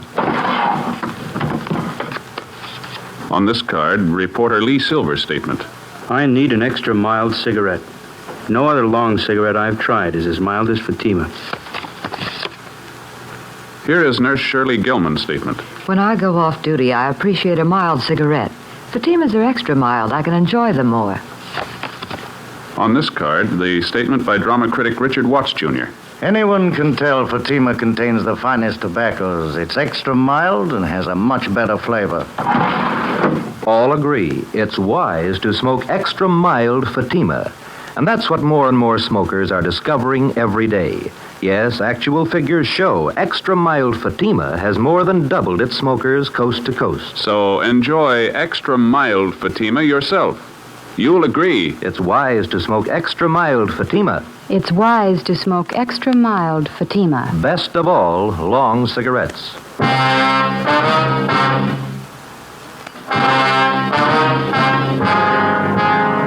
10:30 a.m. Central Casting gave us Leonard Castle's home address, and Detectives Long and Hunt went on immediate stakeout. Ben and I drove out to Sound Stages Incorporated and checked in at the reception desk. We showed them our identification. We were issued a pass to Sound Stage 3. This is stage 1. Stage 3 ought to be down there. Yeah. Not a very big lot. No, it's pretty small. Watch the truck, Ben. I think Kellogg knew what he's talking about. We'll know in a couple of minutes. Not very usual. Joy Popper pulling a job like that. They all start somewhere. That's a good way to get around a movie lot. Bicycle. Better than walking. Sure a thick fog, isn't it? Yeah, we don't have them often, but when we get them, they're real pea super. Oh, here we are. You better hold it, Ben. Red light, they're shooting in there. Oh, yeah, I didn't see it. Oh, stage 5, you know? Couldn't tell you. Oh, thanks. All clear. Let's go in.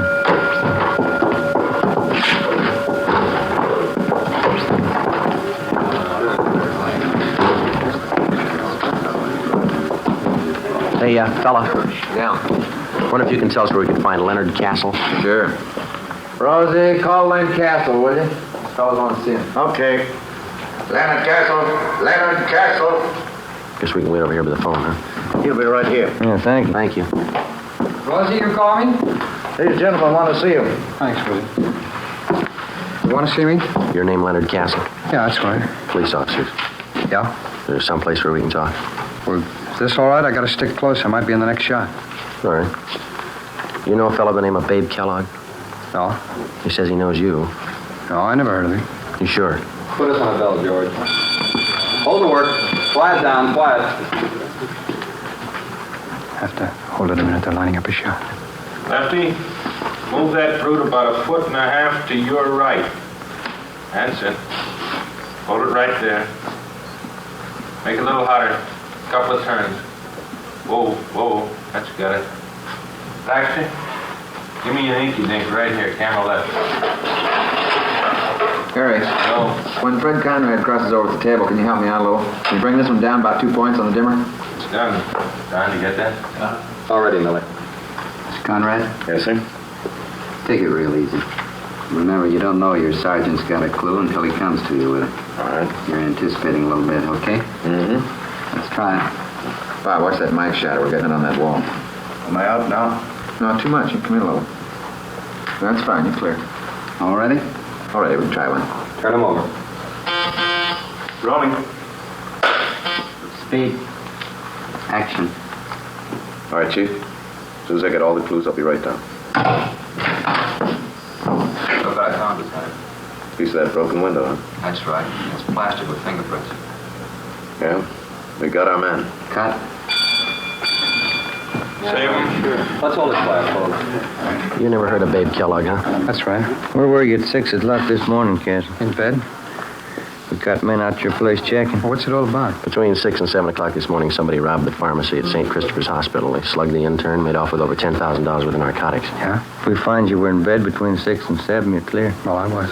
Anybody to back up that alibi? The landlady, I guess you'd know. What time she generally get up? Oh, I don't know. Why? She couldn't very well back you up. She was still asleep. Well, she's usually up early. Thought you said you didn't know what time she got up. Well, I meant I don't usually know. But you knew this morning. No. And you don't know Babe Kellogg. Simmer down, everybody. Let's have it quiet. Light them all. What do you read on that junior, Harry? 9 plus. Make it a little hotter. A little hotter, Jack. That's it. Whoa. 10 plus, Steve. That's it. How about it, Steve? Anytime. Turn him over. Rolling. Spade. Action. All right, Chief. As soon as I get all the clues, I'll be right in. Look what I found, Ted. Piece of broken window, huh? That's right. It's plastered with prints. Yeah? We got our man. Cut. Jake, you said plastered with prints. The line reads plastered with fingerprints. You gotta say the whole word. They'll never know what you mean in Vancouver. Come here, I want to talk to you. Yeah. Hold the work. Keep it quiet. That's Millie. He's a tough director, but he's a good one. How long you been doing this kind of work, Castle? Oh, 6, 7 years. What pictures you been in? Oh, I don't think you'd have noticed. They're mostly small parts. What kind of parts you got in this picture? I play a cop. What would you like to do? In this picture? No, I mean, what's your ambition? You gonna stay in pictures? Yeah, I'd like to. Like to get a few bigger parts if I could. It's pretty tough to try and sell yourself to a producer if he can't see you on film. Money's pretty good, though, isn't it? Oh, it all depends. It's a different deal on each picture you do. Mm-hmm. You have an agent? No, I did have. Wasn't doing anything for me, so I let him go. I'm not represented now. Pretty hard to build any kind of a name without an agent, isn't it? It all depends. If you can keep up a good front, nice car, that's all that counts in this town. You really believe that, do you? Don't you? Well, I don't know much about it. I'm not an actor. You said you didn't know Babe Kellogg at all, didn't you? No, I don't know. You said you saw your landlady at 6 o'clock this morning. No, I didn't say that. Well, there's Theodore Milton, the director. Would you like to meet him? What time did you see your landlady this morning? Oh, Mr. Milton. Yeah, Castle? When are you going to get to me, Millie? You need me in the shop? No, still on the same thing. Won't get to you till after lunch. You can stay with your friends. Okay. What time do they break for lunch, Castle? Oh, this company usually breaks around 12:30. It's only 11:15. Maybe we can go outside and talk. The director said he didn't need you. Well, you never want to believe the director. It's always the first assistant. We could check with him, couldn't we? Oh, I don't like to do that. I hate to ask any favors. Said he wasn't going to use you till after lunch. Well, it isn't a good policy to bother the first assistant. Well, it's probably better in here anyway. I didn't see any place to sit down outside. Unless you have a car in the lot. Do you have a car? No, I don't. But you told us you had a car. No, I didn't tell you that, did I? Well, you said something about keeping up a good front, nice car. Isn't that what you said? Oh, sure, I have a car. I don't know what I was thinking about. Yeah, I have a car. Mm-hmm. I thought you said you had a car. Well, I tell you, this picture act will drive you crazy. I don't know what I'm saying half the time. Maybe you made a mistake about Babe Kellogg. Do you know him? No, I'm sure about that. I don't know any Babe Carson. Kellogg. You're Kellogg, you know. I don't know him. Would you mind showing us your wallet? Well, what for? You want to see my identification? Can we see the wallet, please? All right. Here you go. No, you hold it. Would you open it up? Okay. Quiet, please. All right, Steve. Yeah, okay. Turn him. Rolling. Spade. All right. Nice and easy now. Fingerprints, Jake. Right. Action. All right, Chief. As soon as I get all the clues, I'll be right in. Look what I found, Tom. Piece of broken window, huh? That's right. It's plastered with fingerprints. Yeah? We got our men. Cut. Sim. No talking. See how much money you got in your wallet, Castle. No, you hold it. Just count it for us. Oh, there it is. What about the rest of it in there? Oh, I didn't see it. All right, count it. Just a few hundred here. Count it. All right. Let's see. Well, I can see 450s right there on top. That's 200, isn't it? Yeah. It's 300, 400, 450. Yeah, go on. I didn't know I had this much. That's 250 more. That makes 700, doesn't it? It's more than I thought I had. There's 2 more 10s and a 5 there. That's $725, Castle. Yeah. Doing pretty well on this picture, aren't you? It's not all picture money. All right, you can put your wallet away. Thanks. If you didn't make this money on the picture, where'd you get it? Play little cards last night. Play pretty late? Yeah, pretty late. Weren't you tired this morning? No. Not even when you got up at 6? Did I say I got up at 6? Now listen, Castle. You don't know what you said, but one thing's sure, you're lying to us. You know Babe Kellogg, and you know him well enough to sell him 2 vials of high-grade morphine. Oh, you're wrong about that. All right, then you set us straight. Kellogg says he paid you $700 for this stuff. You got over $700 in your wallet. That's more than you need for lunch money. Now, this could be a coincidence. You set us straight. Well, you're wrong. Where'd you get the money? Turn him. Rolling. Spade. Action. All right, Chief. As soon as I get all the clues, I'll be right in. Look what I found, Tom. Piece of broken window, huh? That's right. It's plastered with fingerprints. Yeah? We got our men. Cut. All right, once more. Where'd you get the money, Castle? I told you I played cards. It won't do. Got the keys to your car? I can't leave. We'll get you excused. We want to look at your car. No, don't do that. All right, then. Do you know Babe Kellogg? I don't know. Turn him. Rolling. Me. Action. All right, Chief. As soon as I get all the clues, I'll be right in. Look what I found. Piece of broken window, huh? That's right. That's plastic with fingerprints. Yeah? We got our man. Cut. Print it. Hold it for Lily. Do you know Babe Kellogg? Yes. Yes, I know him. I know it. You robbed that hospital this morning. I needed it. I needed the money. I had to have it. I owed money. They were going to take my car. I was broke. What else could I do? I was sick once. I stayed at St. Christopher's. I knew where they kept the drugs. I knew if I could get them, I could make some fast money. I didn't mean to hit the kid. I couldn't let him see me. He didn't have to be there, did he? He didn't have to be there. I sold old Babe the stuff, and the rest is in the car under the seat. I needed the money. I was broke. I was broke. Better get him out of here, Ben. Come on, Castle. That was a great reading. My name's Milton. I'm directing this picture. You the boy's agent? No, sir. Never heard him read better. Funny thing, no? Yeah? In front of the camera, he goes to the dogs.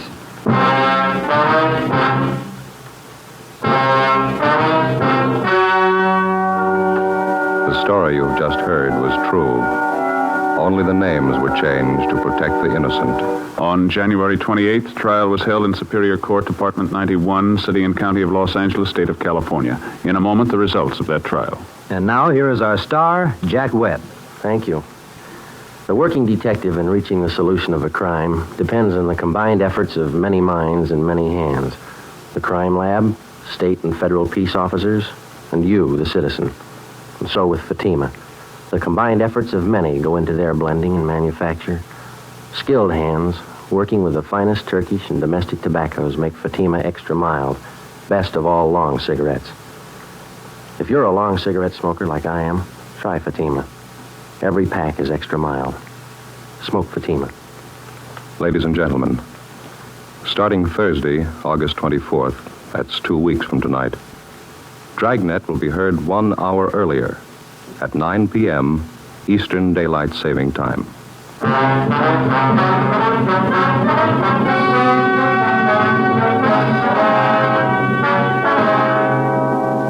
Leonard Francis Castle was tried and convicted of first-degree robbery and violating the State Narcotics Act. He received sentences as prescribed by law. Alfred Babe Kellogg was convicted of violating the State Narcotics Act. Both men are now serving their terms in the state penitentiary. You have just heard Dragnet, a series of authentic cases from official files. Technical advice comes from the Office of Chief of Police W.H. Parker, Los Angeles Police Department. Fatima Cigarettes, the best of all long cigarettes, has brought you Dragnet from Los Angeles. Sarah Berner is delightful in Sarah's Private Caper. Next on NBC.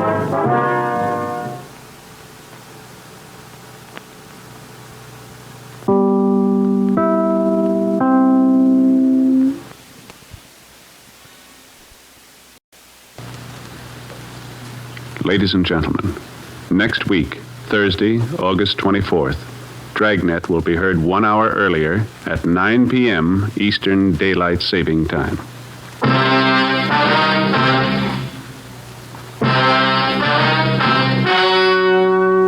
The story you are about to hear is true. Only the names have been changed to protect the innocent. Fatima Cigarettes, best of all long cigarettes, brings you Dragnet.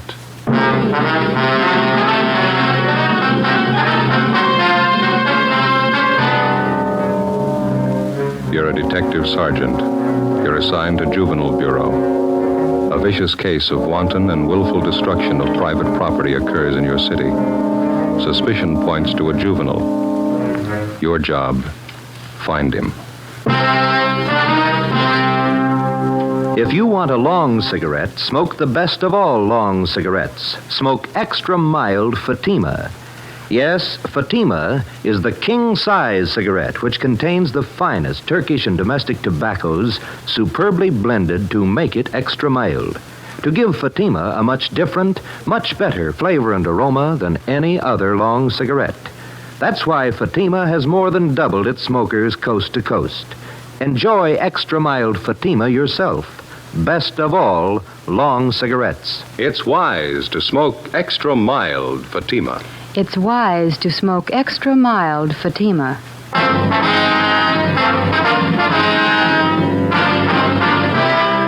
Dragnet, the documented drama of an actual crime. For the next 30 minutes, in cooperation with the Los Angeles Police Department, you will travel step by step of an actual crime. For the next 30 minutes, in cooperation with the Los Angeles Police Department, you will travel step by step on the side of the law through an actual case from official police files. From beginning to end, from crime to punishment, Dragnet is the story of your police force in action. It was Tuesday, April 10th. It was cool in Los Angeles. We were working the day watch out of Juvenile Bureau. My partner's Ben Romero. The boss is Inspector Bowling. My name's Friday. It was 9:35 a.m. when we got to 1335 Georgia Street, captain's office. I want to ask you to sit down. We're not going to be here that long. You sound mad. Get your hats. Right with you. Where's your car? Right out front. All right. What's up? A rotten mess.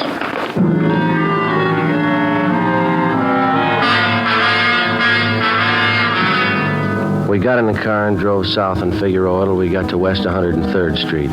According to Inspector Bowling's directions, we turned right and went about 4 miles. He directed us to pull up in front of a one-story frame residence that had been converted into small business offices. On the right side, going in, was a neighborhood jeweler's shop. We could see him working in the window. Over the door of the office on the left was a lawyer's shingle. The gold lettering was new. It's this way. Lawyer's office. That's right. Name's Paul Wilson. It's me, Mr. Wilson. Oh, come in, Inspector Bowling. Mr. Wilson, this is Sergeant Friday. Romero, juvenile detail. I'm assigning them this case. How you do, Sergeant? All right. Sergeant? All right, look at it. Just look at it. Look at that, Joe. Yeah. Paint. It's all over everything. Look at that leather chair. It's ruined.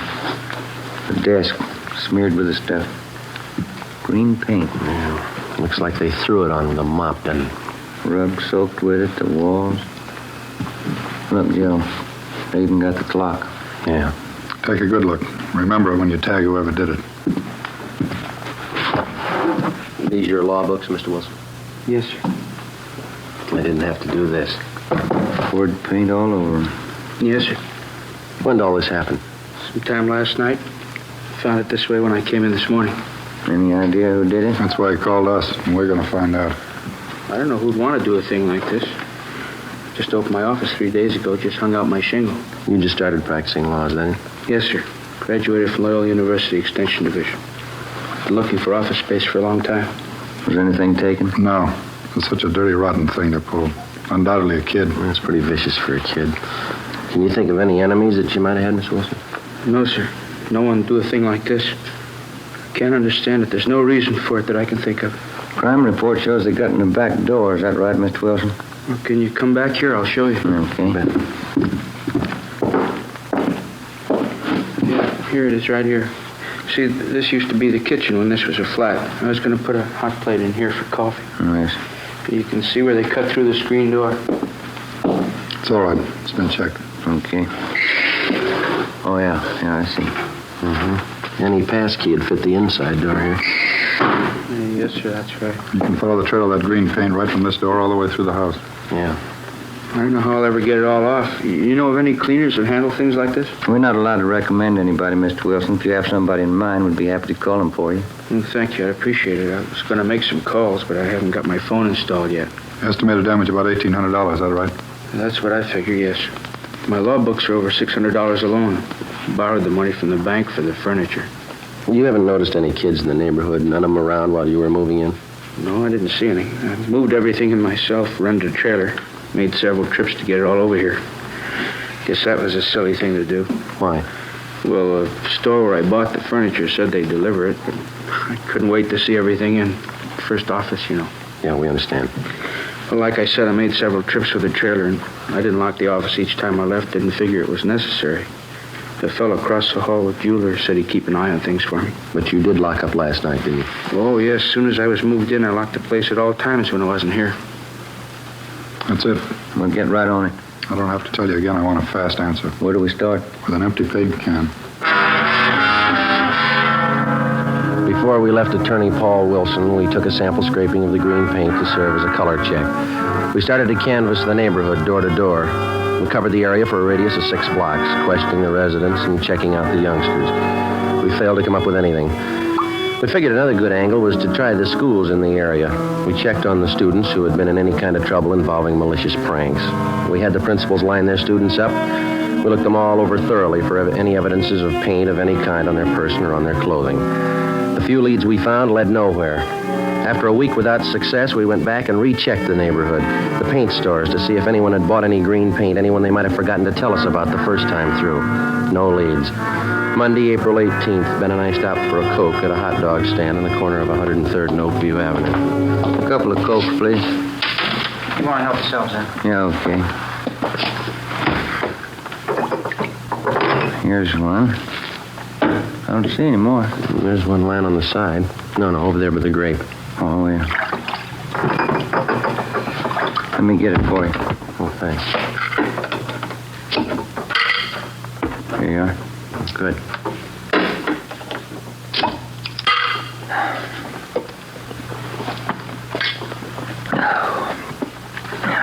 Every time I think of that boy's office, it makes me sick. Yeah. If we could just get some kind of a lead. Anything for a start. Pardon me. I'd be satisfied. There's nothing to work on. It's like stabbing in the dark. Joe. Yeah? Look down the street there. This is Tin Can Day. Everybody's got them set out in front of their houses. It's worth a try, isn't it? Let's try a place across the street and then work down the block. All right. Come on. I had a cousin move down from San Francisco. It took him almost a year to get used to this tin can system here in L.A. Is that so? Yeah, up there they throw everything into one garbage can. Tin cans, no. Oh, I didn't know that. Yeah, sure. Tad's my cousin never could get used to putting the cans out. Backyard was full of them before his wife reminded him to put them out. Yeah. Garbage kind of piled up, too. They wouldn't pick it up with the tin cans in it. Yeah. You want to check these here? I'll get all this right. bunch here. Okay. Don't see any paint can. No, none here either. How about those down there? Okay. Let's go. I'll get this box. I wonder if this is any good. What's that? Prune juice. See a lot of empty bottles. Any paint cans? No. Let's go. That's the way it went. Block after block, house after house. We covered 5 blocks, checking the containers full of empty tin cans. Found a few paint cans, none of them the right color, or any combinations that would go together to make the right color. It was a tiring job, but we figured it was at least a place to start. Sure a lot of cans here. There must be a new bride, huh? No. Did you find anything? No, not yet. How about this? Huh? This one. 1 gallon can. Green. Let's ask.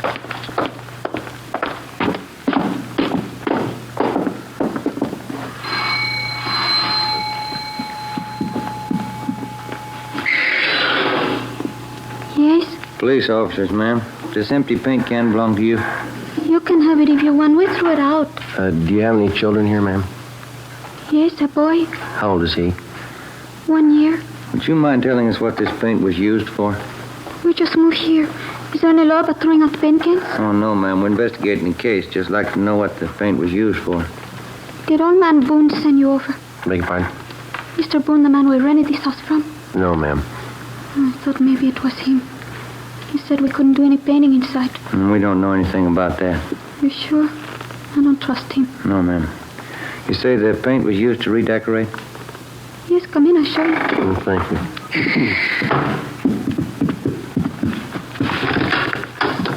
In here. See? Yeah. Carlos did. My husband. I told him he should have waited till Sunday. Mm-hmm. Whose idea was it to paint the bathtub? Carlos. He's going to night school learning English. The teacher told him the best way to learn was to speak it around the house. Yes. It's better for the little one, too. Well, anyway, Carlos gets paid on Saturday night, then he stops at the little place where the fellas he works with and has a little drink. He gets his paycheck cash there.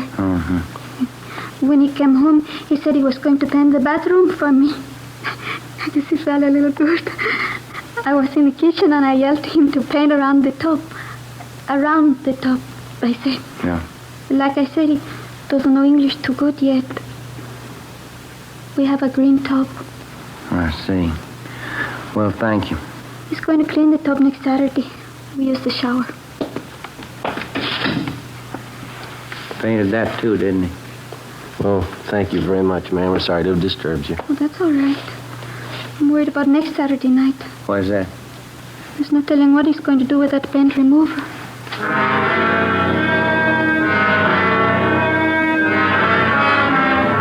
4:30 p.m. We were no closer to finding out who spread that paint around a turn of the attorney's office than when we started. We continued checking the neighborhood, but we found nothing. A few minutes before 5, we got a call to check back in with Inspector Bowling. You do any good out there? Nothing at all. No, we had a little action, a new one. Now, what's that? Came in about an hour ago. Somebody poured kerosene on 3 palm trees and set them on fire. 3 trees, 3 different blocks. Yeah? Kept the fire department busy, tied up the traffic for several hours.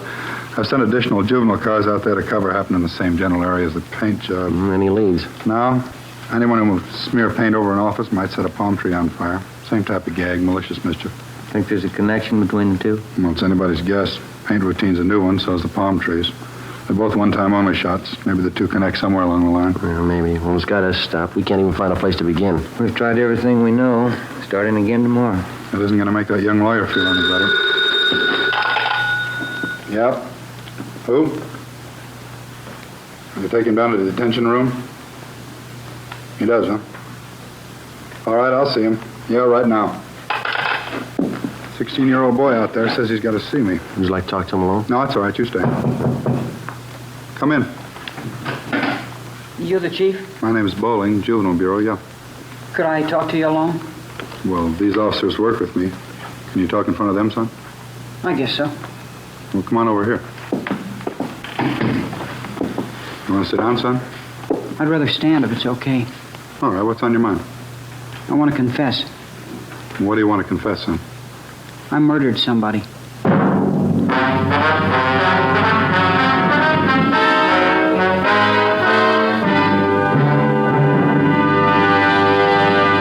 You are listening to Dragnet, actual case histories taken from official police files. If you smoke a long cigarette, it will be in your interest to listen to these case histories taken from the file marked Fatima.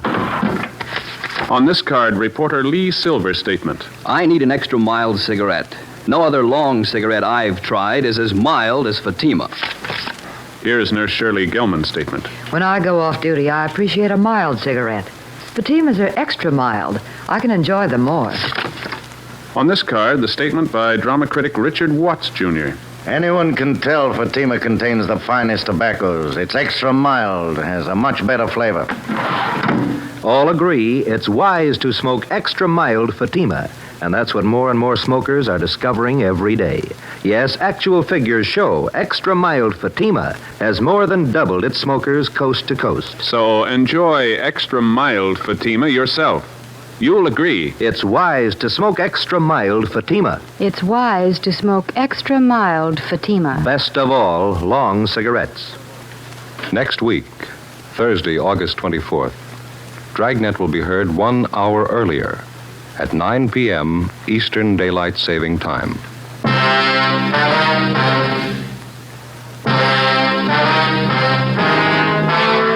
6 p.m. Monday, April 18th. The boy identified himself as Arnold Waterman. He gave his age as 16. He told us that 2 days before, at 98th Street and 2nd Avenue, he'd shot a man to death and hidden his body in the basement of a house. He was taken to the interrogation room where a police stenographer took his statement. Inspector Bowling sent Ben and I out to check his story. 9:30 p.m. We drove back to Georgia Street Juvenile and went to the interrogation room. Arnold? Yes, sir? Well, these 2 men have been out at 98th Street and 2nd Avenue checking your story. Did you find the body? No, there's no body out there. There should be. I put it in the cellar. There's no house out there. It's a vacant lot. We checked all the houses near there. You sure you killed somebody? Of course I'm sure.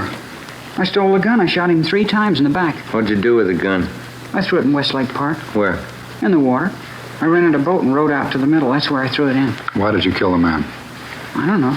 I didn't like him. Now, look, boy, you didn't kill anybody. There's nothing to back up your story. There's not an ounce of truth in it. How do you know you haven't found the body? Just wait, you'll find him, then you'll see. I killed him, all right. Will you show us where you hid the body? Why should I? I told you can find it. These men have gone over that entire area thoroughly. There's nobody out there, and you know it. You cops are funny. When somebody won't admit a murder, you keep asking questions until they do.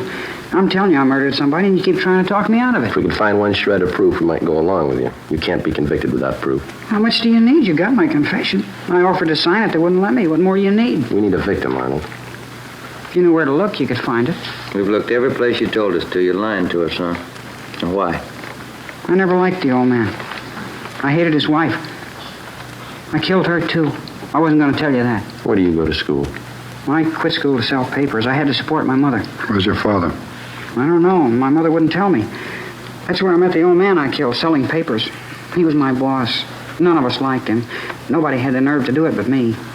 The rest of the guys were scared, but not me. What was the old man's name? I can't think of it right now. He was your boss. He never told us his name. We just worked for him. Where'd you sell papers? I don't remember. I had to sell papers. We were going hungry. I couldn't stand to see my mother starve. Couldn't your father work? I don't know where he is. I told you that. We tried to get on relief. They wouldn't let us. I made a lot of money selling papers. After a while, we didn't need relief anymore. I made $100 a week. Why are you lying to us, son? If you think I'm lying, why don't you let me go home? We haven't anything to hold you for. You can go home. Not until I have a trial. I already called a lawyer. He'll be over pretty soon. I've sent for your mother, Arnold. She'll come down and take you home. I didn't want her to know anything about this. I may have to go to the gas chamber. It would make her feel bad. You shouldn't have called her. It's no use. Let's go back to the office. His mother ought to be there by now. All right. Romero, you want to stay with the boy? Right. You better go out and find that body. Come on, Joe. I killed that old man. You can't say I didn't. The boy's a pathological liar. Well, it looks that way. Probably an inferiority complex. And this is the way of making himself important. Well, we all know he didn't kill anybody, but I wonder if he's got something else in his mind, huh? How do you do? You're Mrs. Waterman? Yes. Inspector Bowling? Yes, ma'am. This is Sergeant Friday. How do you do, ma'am? How do you do? You have to excuse my appearance. I slept a little late today. We've got your boy down the hall. He's all right. Trying to get us to swallow a few tall stories.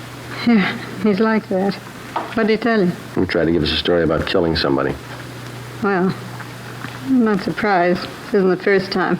I'll never understand that kid. Has your boy ever been in an institution, Mrs. Waterman? No, he's not bad. He just likes to lie all the time. He's an awful liar.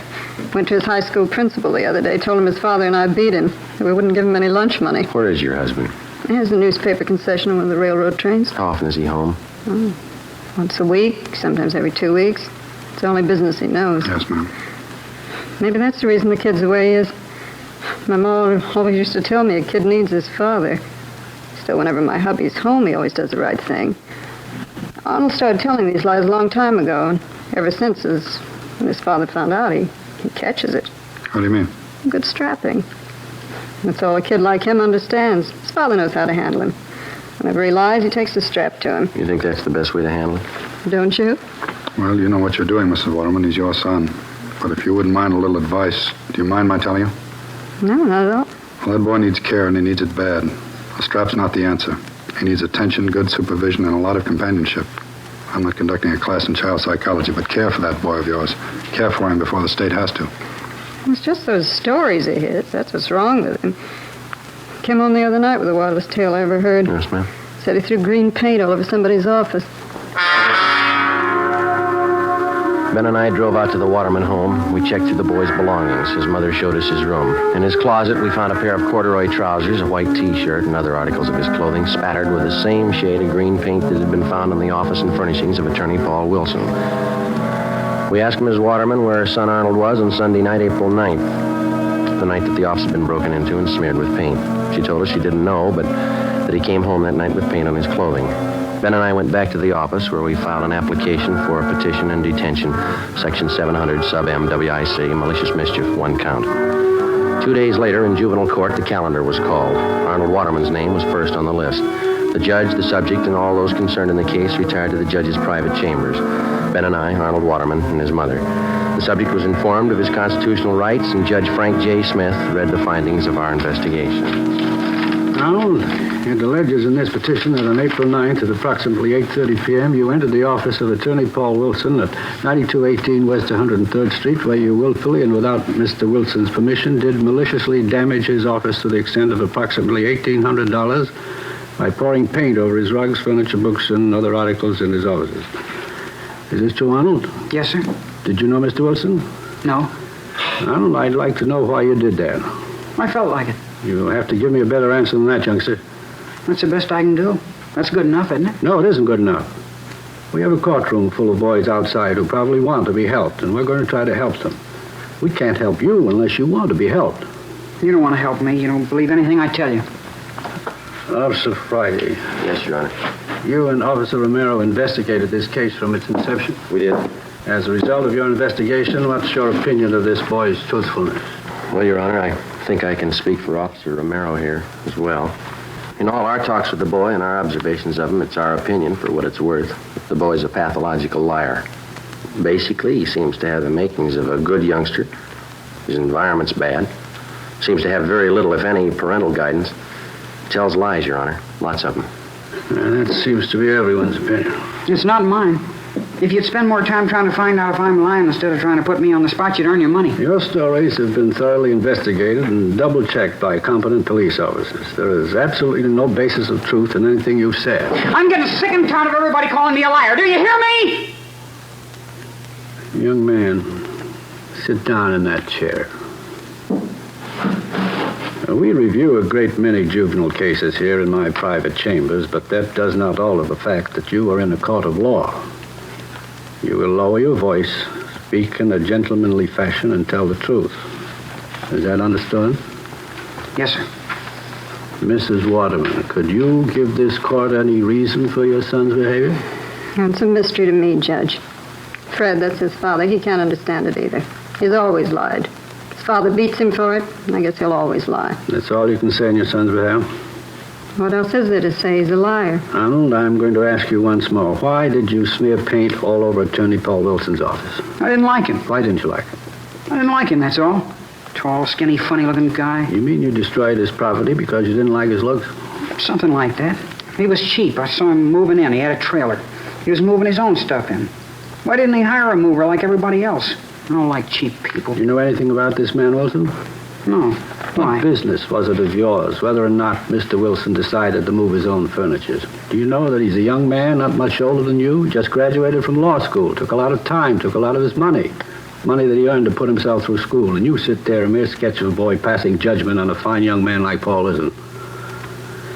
And boy, let me tell you something.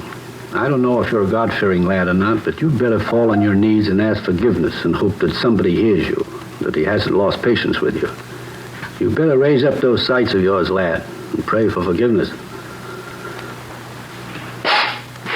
I hope those tears mean something, Arnold. Now, do you have anything to say before I pass judgment on this case? Yes, sir, I have. I'd like to tell you about something else I did. There were some palm trees out there. I put kerosene on them and set them on fire. Officer Friday, would you know anything about this? Yes, Your Honor, that checks with the reports. Any property damage? No, Your Honor. Kept the fire department pretty busy, that's about all. I didn't kill anybody. I just made that up. Yes, we know, Arnold. Do you have anything else to add, Mrs. Waterman? No, I don't know what else you can do with a kid. I'm glad it's somebody else's problem. According to the findings of the probationary officers and the investigating officers and what I've heard and observed in these chambers, I have no alternative but to remove this boy from his present home and environment and place him in a foster home where he will receive closer supervision and the care that he requires. Does that meet with your approval, Mrs. Waterman? It's fine with me, Judge. Fred and I can hardly make ends meet now, and it's a shame to waste what money we have on this kid. It's all I can do to squeeze out the new clothes I need. Then you approve this plan? I can't wait to tell Fred. Well, when you tell Fred, you can also tell him the taxpayers are not going to assume the burden of the mistakes that you and your husband lavished on this boy.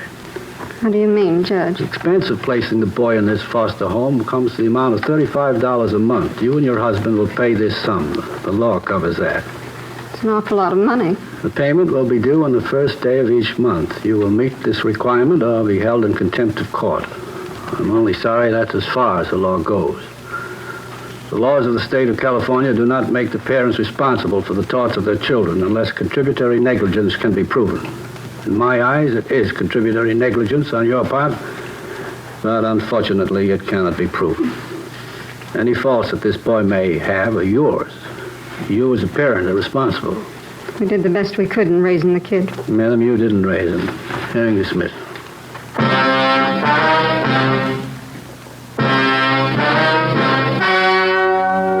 The story you have just heard was true. Only the names were changed to protect the innocent. On April 18th, the hearing was held in the private chambers of Judge Frank J. Smith, Juvenile Court, City and County of Los Angeles, State of California. You have just heard the results of that hearing. And now, here is our star, Jack Webb. Thank you. The working detective in the process of apprehending criminals devotes his full time and energy to the job. His alertness, intelligence, and a great amount of patience. So with a cigarette. The makers of Fatima cigarettes employ these same qualities in blending the finest Turkish and domestic tobaccos to make Fatima extra mild. Best of all, long cigarettes. Now, if you're a long cigarette smoker like I am, then buy Fatima. You'll find, as I have, that every pack is extra mild. Smoke Fatima.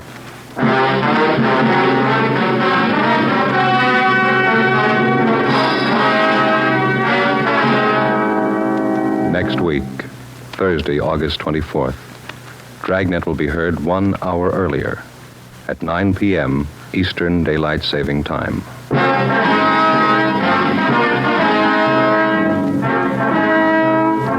You have just heard Dragnet, a series of authentic cases from official files. Technical advice for Dragnet comes from the Office of Chief of Police W.A. Parker, Los Angeles Police Department.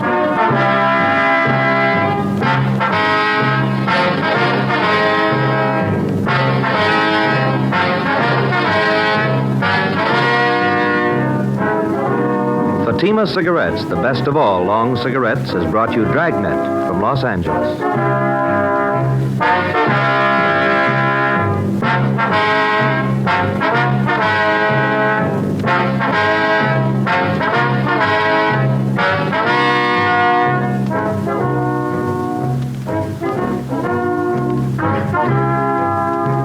Now hear Sarah's Private Caper. September 7th, it's Father Knows Best on NBC.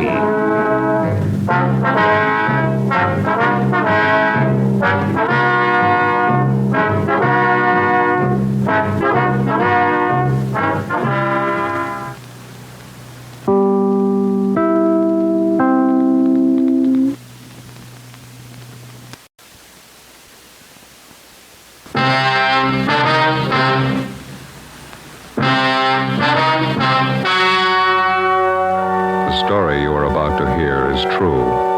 Only the names and locations have been changed to protect the innocent. Fatima Cigarettes, best of all long cigarettes, brings you Dragnet.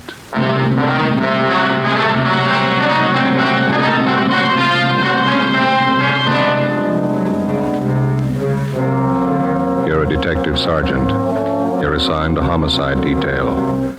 You answer an early morning call. A police officer on patrol duty disappears.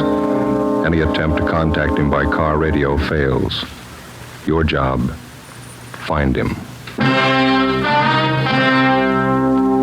If you want a long cigarette, smoke the best of all long cigarettes. Smoke extra mild Fatima. Yes, Fatima is the king-size cigarette, which contains the finest Turkish and domestic tobaccos, superbly blended to make it extra mild, to give Fatima a much different, much better flavor and aroma than any other long cigarette. That's why Fatima has more than doubled its smokers coast to coast. Enjoy extra mild Fatima yourself. Best of all, long cigarettes. It's wise to smoke extra mild Fatima. It's wise to smoke extra mild Fatima.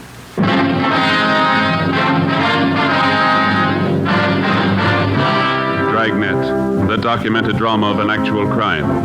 For the next 30 minutes, in cooperation with the Los Angeles Police Department, you will travel step by step on the side of the law through an actual case from official police files. From beginning to end, from crime to punishment, Dragnet is the story of your police force in action. Monday, June 4th. It was sultry in Los Angeles.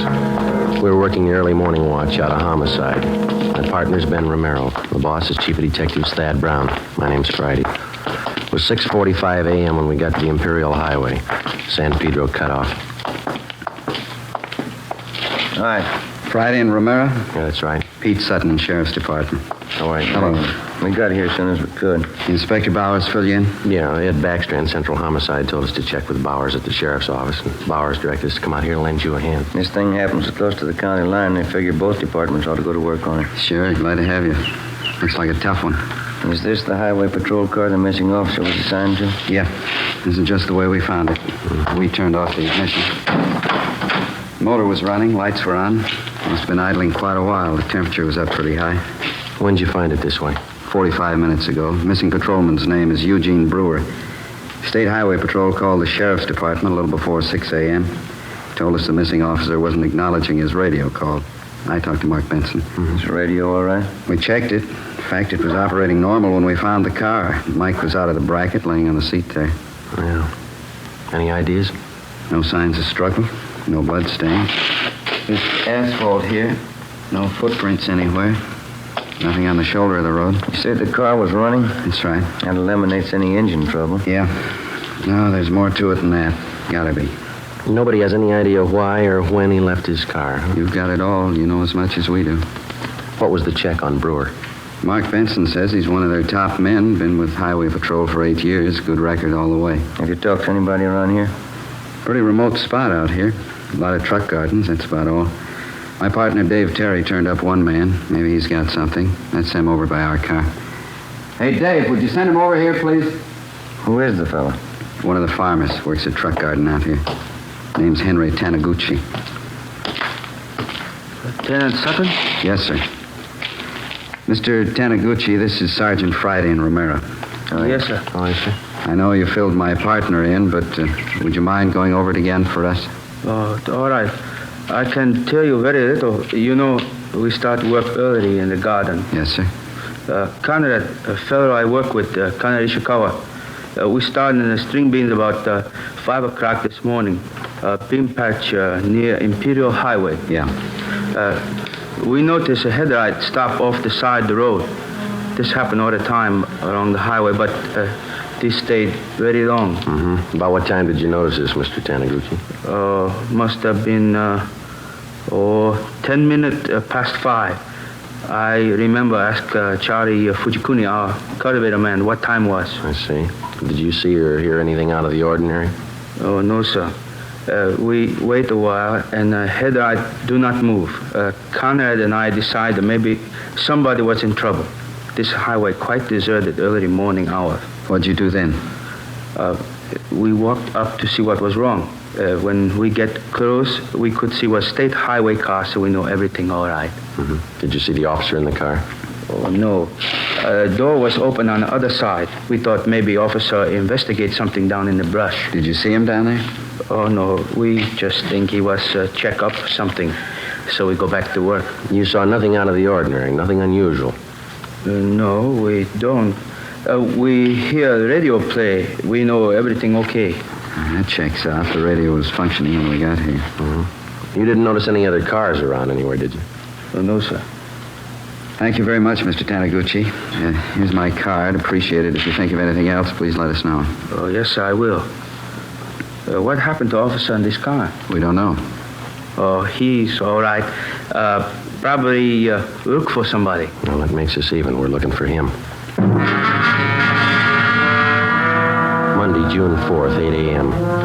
According to our instructions, we headed back to the Hall of Justice to check in with Inspector Gordon Bowers and Captain Garner Brown of the Sheriff's Department. They were coordinating the search for the missing highway patrolman, Eugene Brewer. Inspector Ed Baxter, Central Homicide, was helping out. To the peace officer, cooperation with all branches of the various law enforcement agencies is essential. Each man on the force knows the value of a coordinated effort. He knows that without the aid of the many divisions of law enforcing bodies in his city and county, the task of maintaining law and order would be a total failure. The local officer depends on the men in the federal, state, and county departments as they depend on him. Without this coordination, no one department could survive. 8:25 a.m., we met with Inspector Bowers and Ed Backstrand in the sheriff's office. Nothing, huh? Nobody saw him. If somebody did, we haven't found him, Inspector Bauer. We both figured the only thing to do was to ask for cooperation of the newspapers. We got it. Pretty good layout, huh? The story's in every morning edition in town. They're running a picture and full description of the missing patrolman. Well, we talked to everybody we could find in the general area out there. We worked 2 hours at it. The spot where the patrol car was found is pretty remote. A couple of gas stations, some vegetable gardens. We told you about the Taniguchi fella. Checked all his friends that worked with him. They couldn't add anything. Maybe the newspapers will turn up something. I sent a special detail out there to fan out and search the entire area, 5 square miles. Yeah, it'll take time. There's nothing else we can do. No, there's nothing more we can do. There's nothing anybody can do until we can show them the patrol cars how to carry 2 men. Nobody seems to be able to do anything about it. Maybe they will now. Sending one officer out in a patrol car is like trying to run a trolley line with one man. How many cases can you remember in our department? Ed Dudman pulled a car over in Dogtown at 3 o'clock one morning. I remember. Driver turned out to be a guy with a record. Dudman couldn't know that. While he was making out the traffic ticket, the guy shot him down in the street. Dudman died before he could get help. Yeah, we do a lot of griping in the detective division, but those men in the patrol cars and the motorcycle boys, they get the dirty end of the deal for sure. You bet they do. When a detective is sent out on a job, he knows who he's after, what he looks like, what he can expect when he finds him. The boys in the patrol cars answer a call, a 390, a 415, a 507. Sure, we know what they're supposed to be, but how often do they turn out that way? Prowler, a peeping Tom? How many times do they have a gun in their pocket? How many cops do they kill every year? We've all been through it. We know what it is. Yeah, but how often do we think about it when we're griping on stakeouts? Let me tell you something. This goes for me as well as you. Let's not forget who the real cream of the force is, the backbone of any police department. Men on wheels. No question there, Skipper. Sorry, I didn't mean to make a speech, but when something like this happens, it gets to me. They're riding on short odds as it is. There ought to be 2 men in every patrol car. Well, I wish it'd been somebody else with Brewer. The guy on the job just doesn't disappear without a trace. It's just what he's done. We've checked everywhere, everything. Excuse me. Bowers. Who? Yeah, send him right in. This might help. Truck driver by the name of Nat Wolf. Says he's got something for us. Come in. Mr. Wolf? Yes, sir. Come in. Mr. Wolf, Inspector Backstrand, Sergeant Friday, and Romero. Hi. How do you do? Hi. I saw the story in this morning's Times. I don't know if what I got's worth anything, but I figured I'd better pass it along to you guys. Something on the missing highway patrolman? Well, I don't know. The reason I'm here, maybe it's just a coincidence, but I gave a fella a hand earlier this morning out on the Imperial Highway, not far from where the paper here says the empty patrol car was found. About what time was that, Mr. Wolf? Oh, around 4:30 this morning. You want to tell us about it? Yeah. I'm an independent trucker. I haul topsoil for different nurseries. Stuff out there in Imperial's good rich stuff. We dig it right out of the side of the hill. Yes, sir. Well, I just loaded up, and as I'm on my way back to town, this fella flags me down. Said he'd had a flat, pulled out on the shoulder of the road to fix it. Said he didn't know it was sand. After he'd fixed the flat, he found out he's stuck. He couldn't get his car. You gave him a hand, huh? No, not with the flat. He already had that fixed, but I towed him out. I see. That's how I became suspicious of this fella. How do you mean? Well, I offered to get out and hook up the tow chain. He said, no, just stay in a cab. I figured if he could do it alone, it was all right with me. Well, I pulled him out. But here's the funny part. Yes, sir? The chain got a kink in it from the weight of the pull. It's no mean job to handle that alone, but he says, no, he'll do it himself. Seemed to me like he didn't want me to get a good look at him or his car. I could be wrong, but, well, that's the way it struck me. Did you notice anything? Yes, I did. For one thing, I got a look at him when I threw on my backup lights and his car. That's a real funny one. What do you mean? Well, this is a fairly new car. I'd say no older than last year's model, a Plymouth. Well, at the risk of sounding completely nuts, I'm going to tell you that car looked like it had just been painted. There's nothing wrong in that, is there? Well, there is if you're off on the side of the road that time of the morning throwing cheap black paint all over a fairly new car. If he's using a spray gun, I could understand part of it. What's that? It was his license plate. The front one. It was all painted over. You couldn't read any of the numbers. Mm-hmm. What led you to believe he just finished painting his car? Oh, his hands and arms, and it was all over his clothes. Oh, I see. It's that kind of paint you put on the rag, you know. Oh, yeah. Well, I don't know. Was it worth bothering you guys about? You bet it was, Mr. Wolf. I can't tell you just what it means now.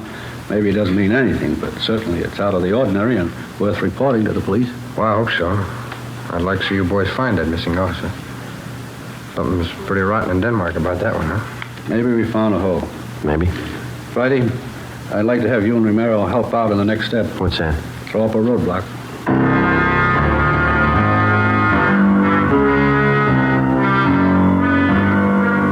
10:30 a.m. Before we left the sheriff's office, the truck driver, Nat Wolf, gave Inspector Bowers a description of the man in the Plymouth sedan. Together with Lieutenant Pete Sutton and Dave Terry, we drove to the Imperial Highway. Nat Wolf showed us the spot beside the road where he towed the man. The area was checked and sample scrapings of the black paint were taken. There was no chance of taking a tire impression because of the loose sand in the area. All physical evidence was taken back to the crime lab for analysis. Nat Wolf returned to the office to check through mug books for possible identification of the man he helped out. Meantime, a special detail of men continued to search the area where the missing patrolman had disappeared. 3 a.m. According to instructions, a roadblock was established at the spot where the abandoned patrol car had been found. Imperial Highway, San Pedro cutoff. Los Angeles. You're not going to aim 6 Spring, 118. Police business? Yes, sir. Wonder if you could help us out. Certainly. You travel this highway every night, ma'am? Yes, I do. I'm in the vegetable business. Did you come this way last night about this time? I run pretty much on schedule. Yes, I did.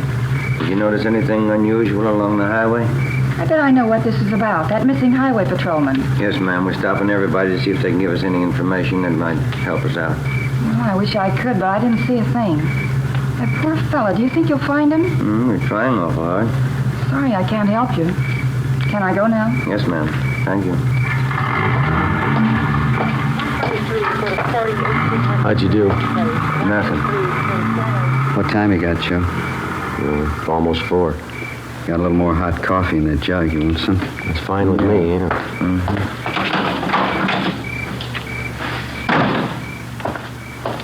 Here we are. Cups in the lid here. Ben, Joe? Thanks a lot. Watch your fingers. It's hot. Yeah.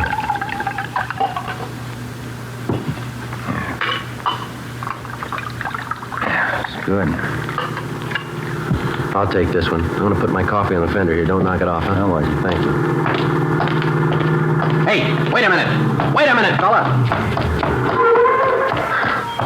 Can you see my light? I haven't even got a cigarette. I mean my flashlight. I got a cigarette lighter if that'll do you any good. You've been drinking, haven't you? Yes, I have. I never get drunk, but I've had a little drink. Well, I'm sorry, but I'm going to have to ask you to pull over to the side of the road. Okay. What happened to my car? It's broke. You better let me do it, huh? You want to slide over a little bit there? I never pick up hitchhikers. No, I'm just going to move your car off the side of the highway now. Any trouble, Joe? No, it's 502. We'll have to hold him a while. We'll tell your friend to get in, too. It's a sedan. We're not going far.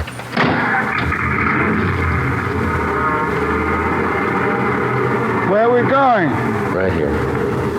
Is this the road to Pismo Beach? No, sir, not this one.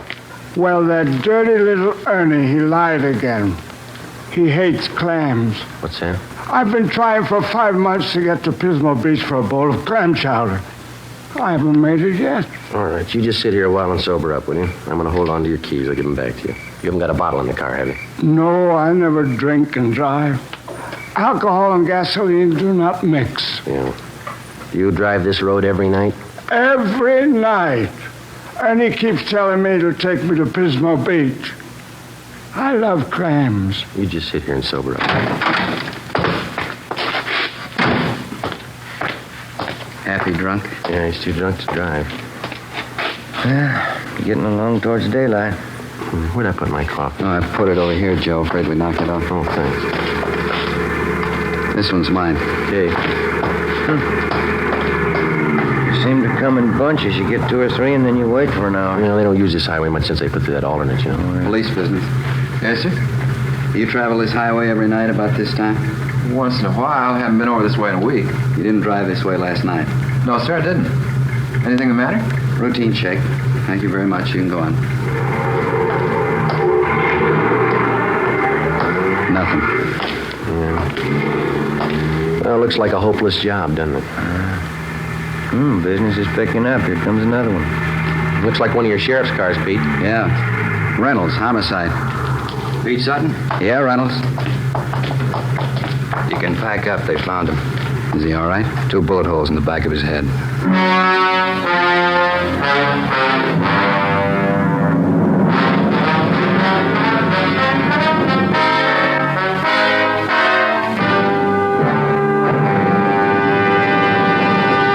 You are listening to Dragnet, the case history of a police investigation presented in the public interest by Fatima Cigarettes. If you smoke a long cigarette, it will be in your interest to listen to a typical case history of a Fatima smoker. It's the case of Northwest Airlines stewardess Jean Madsen.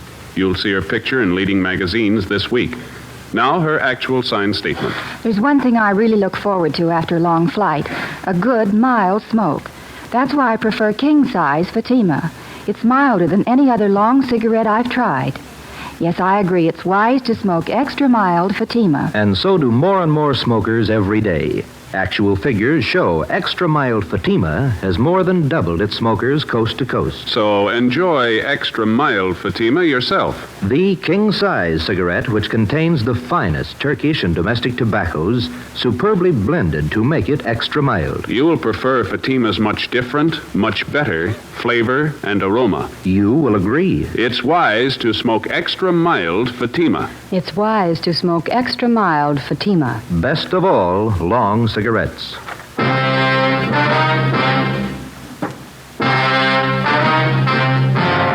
5 a.m. Tuesday.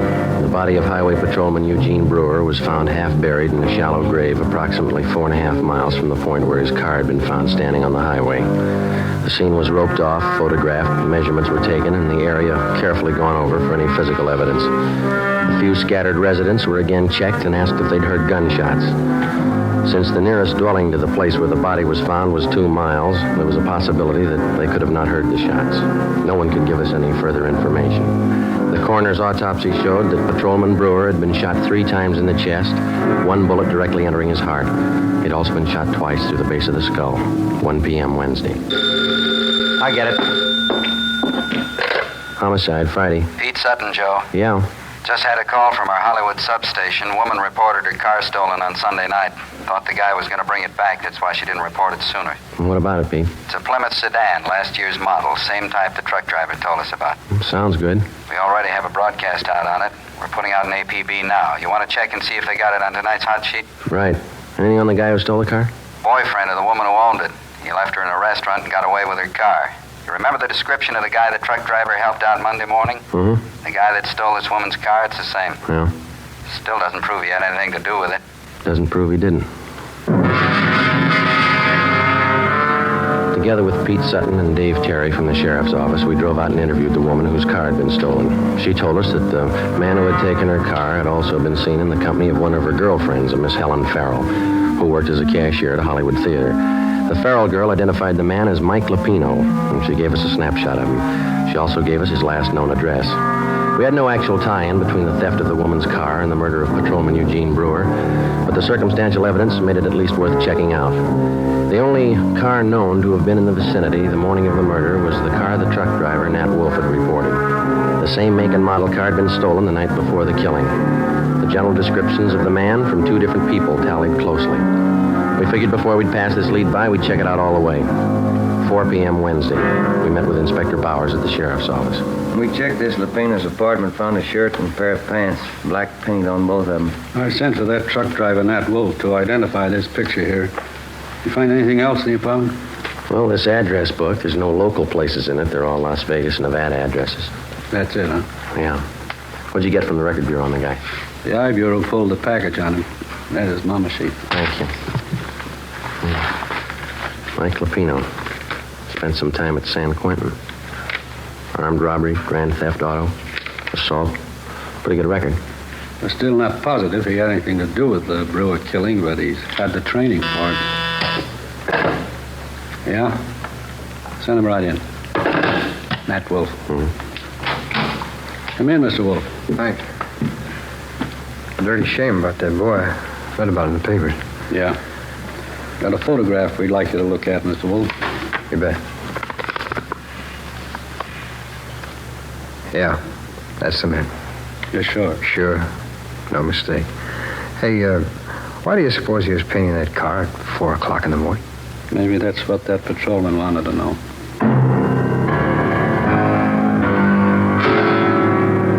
We waited for an answer on the APB. 2 days passed. Saturday, June 9th. We received a phone call from the Las Vegas, Nevada Police Department. The stolen black sedan had been found in the downtown area of Las Vegas. We requested them to put a stake out on the sedan and asked them not to disturb either the car or its contents. Together with Pete Sutton from the sheriff's office, Mark Benson from Highway Patrol, and Ray Pinker of our crime lab, we flew to Las Vegas. Pinker checked the stolen car. Embedded in the rear seat were 2 spent bullets. There were also bloodstains on the seat and on the floor of the car. Pinker flew back to Los Angeles where the evidence was analyzed. The bullets found in the car were fired from the same gun as the bullets found in the body of the dead patrolman. Fingerprints lifted from the stolen car matched those of Mike Lupino. Saturday afternoon, we checked in with Chief Harry Miller, Las Vegas Police Department. This is all you've got on him, huh, Chief? That's most of it, yeah. Since we staked out that black sedan, I've had the town covered for Lupino. No one saw him abandon that car, huh? No one we know of, no. Had good cooperation from the newspapers. Story's been on page 1 since the thing broke. Anything come of those names we got from Lupino's address book, the ones we phoned for you? Let's see, I got the list right here. Yeah, here we are. These are the ones my men have checked out already. George Connolly, nothing there. Harry Carlson, he and his wife have been checked out, nothing there. William Spencer, nothing in his place. We've got them all staked out. That leaves 2 to go, huh? That's right. We're checking the last 2 now. Nothing from the railroad stations, the airlines? Yeah, they've been covered ever since we got your phone call. Yeah. No, I could be wrong, but I think your man's still here in town. Any reports on him? A couple of wild ones, nothing definite. Checked him out. Had one this morning from a dealer at one of the clubs downtown. About 10:30 this morning, he saw Lupino playing the 2-bit slot machine. We showed him his mugshot. He swears it's the guy. Well, all we can do now is sweat it out, huh? My men have covered everything. I don't know what else we can do. Yeah. Excuse me. Sure. Chief Miller. Yeah? You sure it's him? No, don't try to handle it alone. Keep the place covered the best you can. We'll be right out. They found him. 2 Las Vegas detectives named Billings and Vance answered a phone tip from a grocerman in the east end of town. He said a man had been buying groceries from him for the past 2 days and lived in the apartment house above the store. The 2 detectives showed the grocerman Lupino's mugshot. He gave a positive identification. They then checked with the apartment house manager. After looking at the mugshot, he identified Lupino as the tenant in apartment 10B.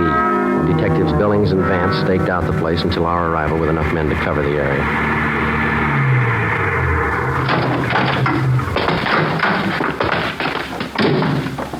Vance? Yeah, Chief. What's the story? Well, he's in there. Hasn't been out all day. Apartment 10B. We'll take the front, Chief. Manager thinks Lupino has a gun. Maid was cleaning the apartment, found some loose slugs in the dresser drawer. You still want it, Friday? Oh, it's our headache. Joe and I'll go in, Chief. Right. Vance gets the men up on the roof to cover. We've already fanned him out around the building. I don't know what they tell you in L.A. on one of these things, but here we tell them to be careful. Right, Chief. Joe? Let's go.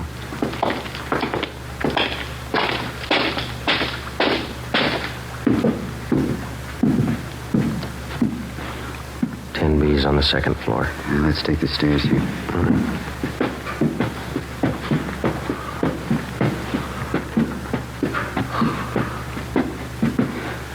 A long way up, isn't it? Yeah.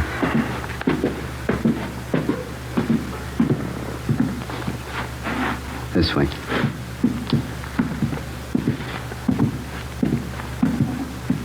Here we are.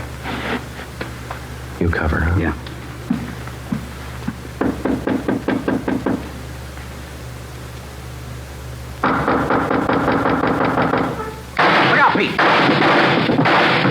Shot right through the door. Yeah, he's got 2 left. Unless he's got another gun. Now, let's take him. One good kick ought to get the lock. Right. Just a minute. Let's go, Pete. Watch it! I got it! Watch that gun, will you? Drop it!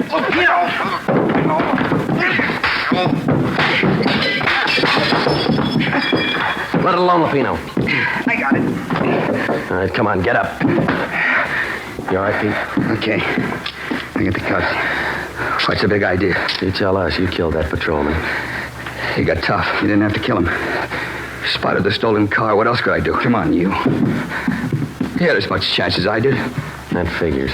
Yeah. 2 bullet holes in the back of his head.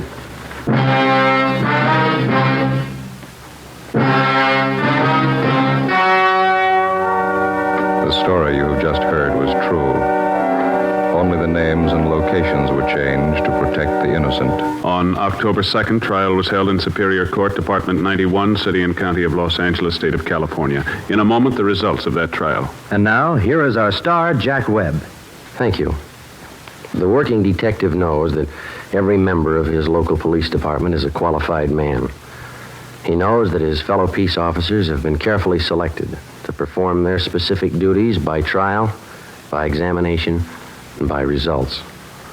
And so, with a cigarette, the makers of Fatima carefully select and blend only the finest Turkish and domestic tobaccos to make Fatima extra mild. Best of all, long cigarettes. If you're a long cigarette smoker like I am, smoke Fatima. Every pack is extra mild. Fatima.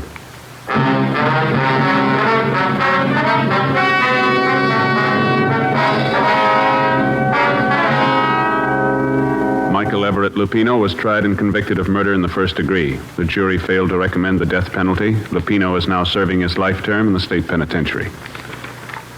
Ladies and gentlemen, the Los Angeles Police Department requests the cooperation of all Dragnet listeners in the following police matter.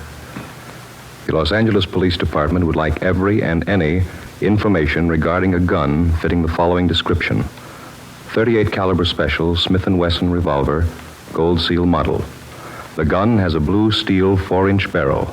The serial number is 210088. 210088. If you have any information as to the past or present whereabouts of this gun, contact W.H. Parker, Chief of Police, Los Angeles, California. This is a very important matter. All information furnished will be held in strictest confidence. Thank you. You have just heard Dragnet, a series of authentic cases from official files. Technical advice comes from the Office of Chief of Police W.H. Parker, Los Angeles Police Department. Coming up, Duffy's Tavern. 3 chimes mean good times on NBC.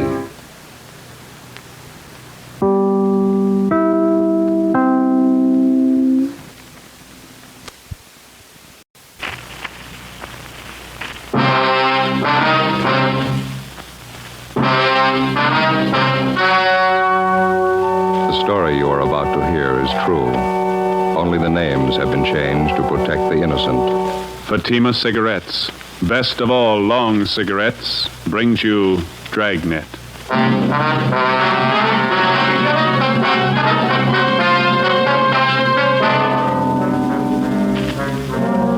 You're a detective sergeant. You're assigned a forgery detail. An accomplished check forger is at work in your city. His victims, small businessmen. You know his M.O. You don't know his identity. Your job, get him. If you want a long cigarette, smoke the best of all long cigarettes. Smoke extra mild Fatima. Yes, Fatima is the king-size cigarette which contains the finest Turkish and domestic tobaccos superbly blended to make it extra mild, to give Fatima a much different, much better flavor and aroma than any other long cigarette. That's why Fatima has more than doubled its smokers coast to coast. Enjoy extra mild Fatima yourself.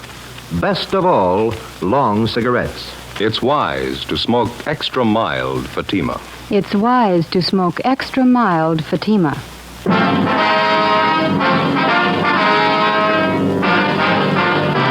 Dragnet, the documented drama of an actual crime. For the next 30 minutes, in cooperation with the Los Angeles Police Department, you will travel step by step on the side of the law through an actual case from official police files.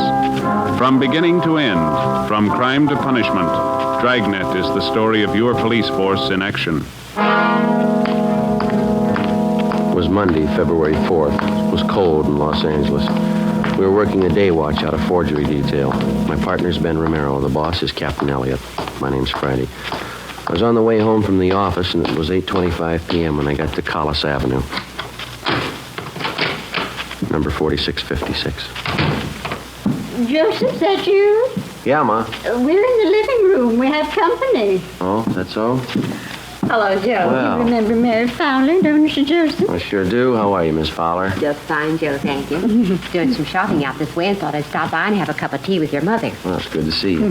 How are things in the old neighborhood, huh? Oh, pretty much the same. Oh, Miss Daly, remember her? Mm-hmm. Finally died. Oh. I suppose it was for the best, though. I was just telling your mother, Jim and Louise Watson finally moved. Jim got a new job out by Altadena. Oh, is that so?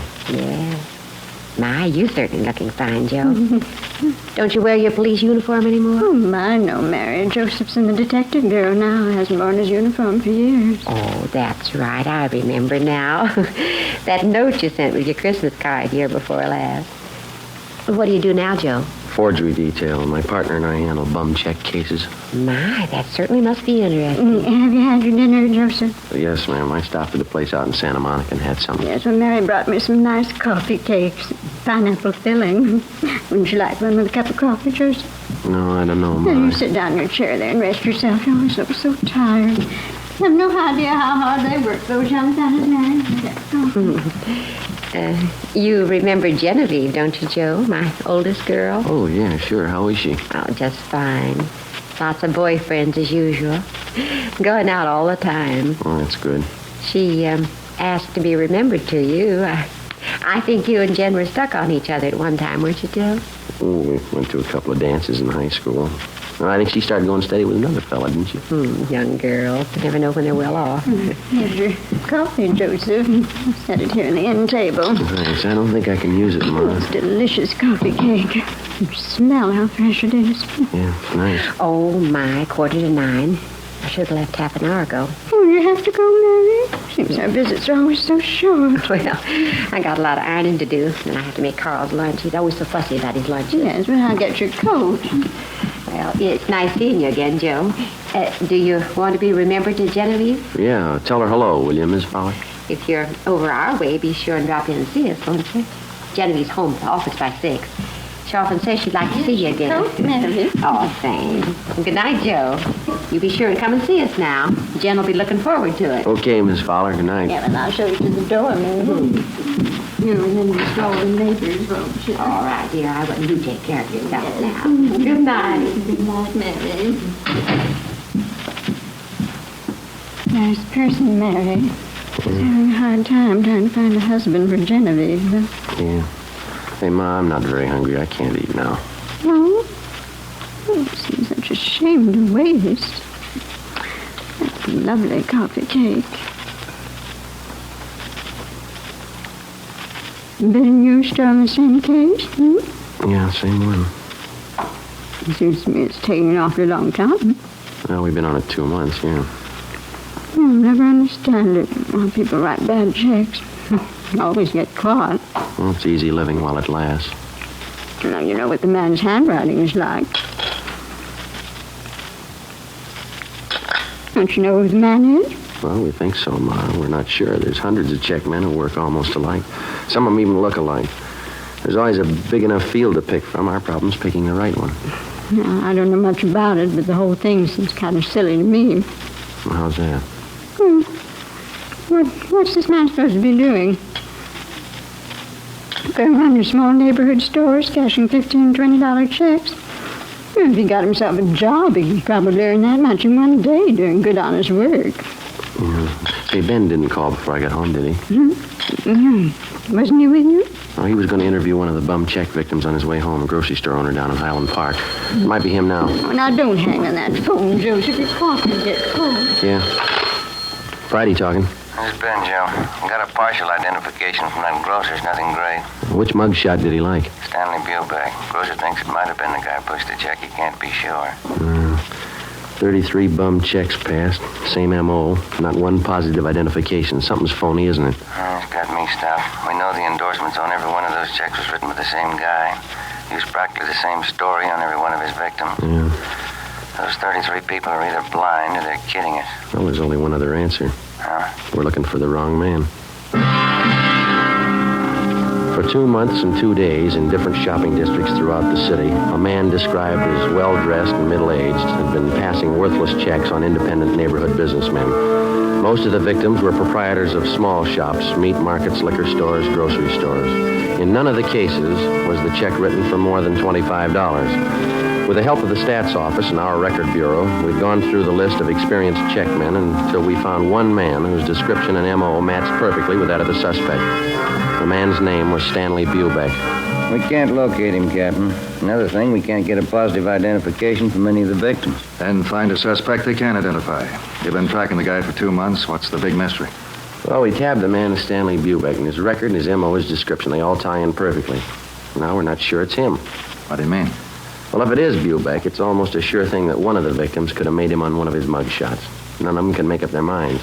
Look, maybe one of you two'd like to be captain of forgery for a day, sit in this office and listen to complaints come in over that phone about this guy, the front office, neighborhood businessmen's clubs, retail merchants. They tell me they're trouble, so I'm passing them on to you. Now, whoever this paper hanger is, we want him fast. Lousy little $20 checks. We'd probably have a lot better target if you try something bigger. And don't think he and 100 other checkmen like him don't know that. You won't find them stealing company paychecks and flooding the town with paper. They take it from the little guy, and they take it in small amounts, but add up those small amounts at the end of the year, and they'll scare you. Yeah, that's the rotten part about it. None of those victims can afford a bad check. That grocer Donnelly stands on his feet all day and at a profit of $10, $15. He gets tagged with one bad check, and he's working for nothing. We've got bulletins out on the suspect. All the small businessmen in town have all been alerted. Excuse me. Captain Elliott. Yeah, okay, Don, right away. Don Myers. He went over the handwriting of those last 3 checks. Wants to see you. Okay. How about that special bulletin you got out to the prisons on Stanley Bubeck? Any replies? Nothing yet, Skipper. All right, stay on it. Right, let's go, Ben. It's a sour deal. I'd give a right arm for a line on this guy. Yeah, well, it'd move a lot faster if somebody'd help us follow those checks closer. The way it's running now, we hear about the paper 2 weeks after it's been cashed. The Bubeck thing isn't helping much. No use trying another line till we get it settled. Hi, Don. Oh, hi. Just finished up on those last 3 checks that came in. You want to give them a look? How do they shape up? Well, you can see for yourself. Right here. Yeah? Here are the 3 I just went over. Mm-hmm. And here are half a dozen bad ones for cash last month. The endorsements on this half doesn't match perfectly. And those other 3? Well, I'd say they were endorsed by the same person. Now, look here. Hmm? You can notice the capital letters. Now, he still handles them the same way. Disconnected from the other letters in the first name. See? Yeah. But he connects the capitals in the last name. See? Mm-hmm. Not very bright. Yeah. Not much doubt in my mind. All the other handwriting factors tie in. The form, skill shading. They all match up. The movement, the terminals, they're all the same for my money. Here, the way he writes the lowercase letters. Yeah, that cinches it for me. How's that done? Well, here. The inclination of the terminal stroke on the S. See it? Degree of slant above the horizontals, just about 55 degrees in all cases. Mm-hmm. Now, the finger movement in his capitals have plenty of freedom. They're not shaded much. Yeah. Nothing like this in his lowercase letters, though, you see? Here. Yeah, I think I know what you mean. Not much freedom here, lots of shading. And the pressure on the lifts, here, they match up. Mm-hmm. Same on the downstroke. Now, I'd say the skill is medium in all cases. Embellishments, both class 2. No changes at all in the style? Oh, he made the signatures look a little different. All 8 factors match up, though. It's the same person. All we have to do is find him. Hey, how about this fellow Stanley Bubeck? I thought you had him tapped. Now, we're not too sure about him, but it's the only line we got to work on, so it'll have to do for now. Mm-hmm. Romero, the man in the office to see you and Joe. Name's Loomis. Right, Fred. Be there in a minute. Okay. Well, thanks, Don. We'll check you later, huh? Sure, okay. See you. Let's go, Ben.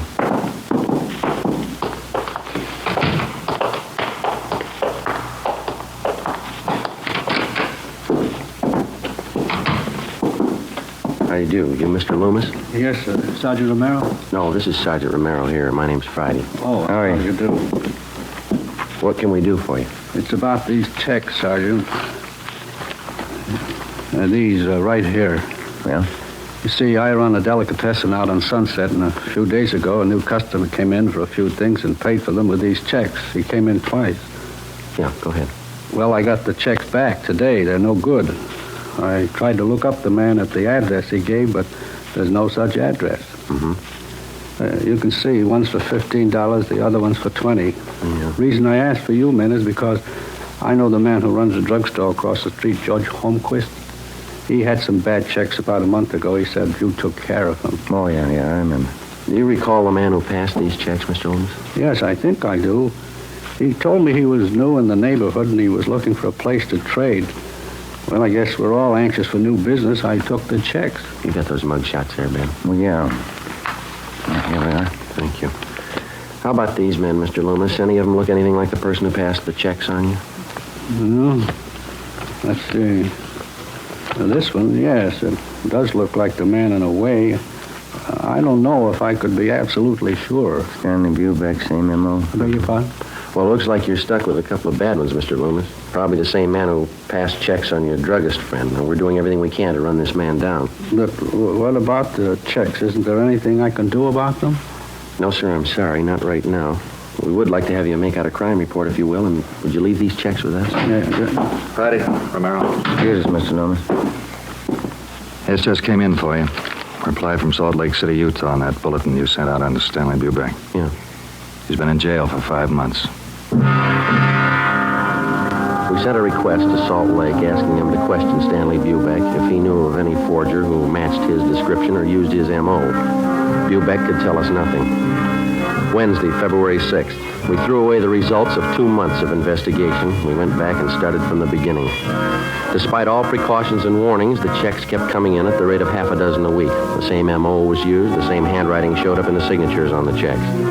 Again, with the help of the staff and the statistician's office and the record bureau, we waded through hundreds of names of known checkmen and compiled a new list of 38 possible suspects. Each one fitted the general description of the forger. Each one, at some time in his forgery career, had used the same general method of operation. Well, after days of legwork, we finally boiled down the list of possibles to 3 names: George Roberts, James Young, and a Harry L. Johansson. We got out a flyer to all the small businessmen in the areas where the forger operated. Another week passed. The worthless checks kept showing up at the rate of 2 and 3 a day. On February 21st, Ben and I answered a call from a druggist in the Echo Park district. He bought some toothpaste and a carton of cigarettes, Sergeant. Asked me to cash a $20 check for him. Did you ever see the man before, sir? No, he gave me the same old story about being new in the neighborhood. That's when I remembered that police bulletin the department sent me. Mm-hmm. Do you still have that bulletin? No, I looked it over, and then I guess it got mislaid. I wonder if you'd mind taking a look at these pictures here. Not at all. These right here. Mm-hmm. Sure. This one right on top, that's the man. You sure? I am. It only happened a few hours ago. Do you know who he is? Harry L. Johansson. That's the name we have on him. It doesn't mean anything to me. He got real huffy when I wouldn't take his check. Stalked right out of the store. Very suspicious. Did you follow him? No, I told Ralph, my clerk, to follow him. Ralph. Yeah, Mr. Butler? You want to tell these officers about that man this morning? Well, I followed him down the street for a block and then turned the corner. That's where I lost him. It's too bad. Yeah, all I got was a license number.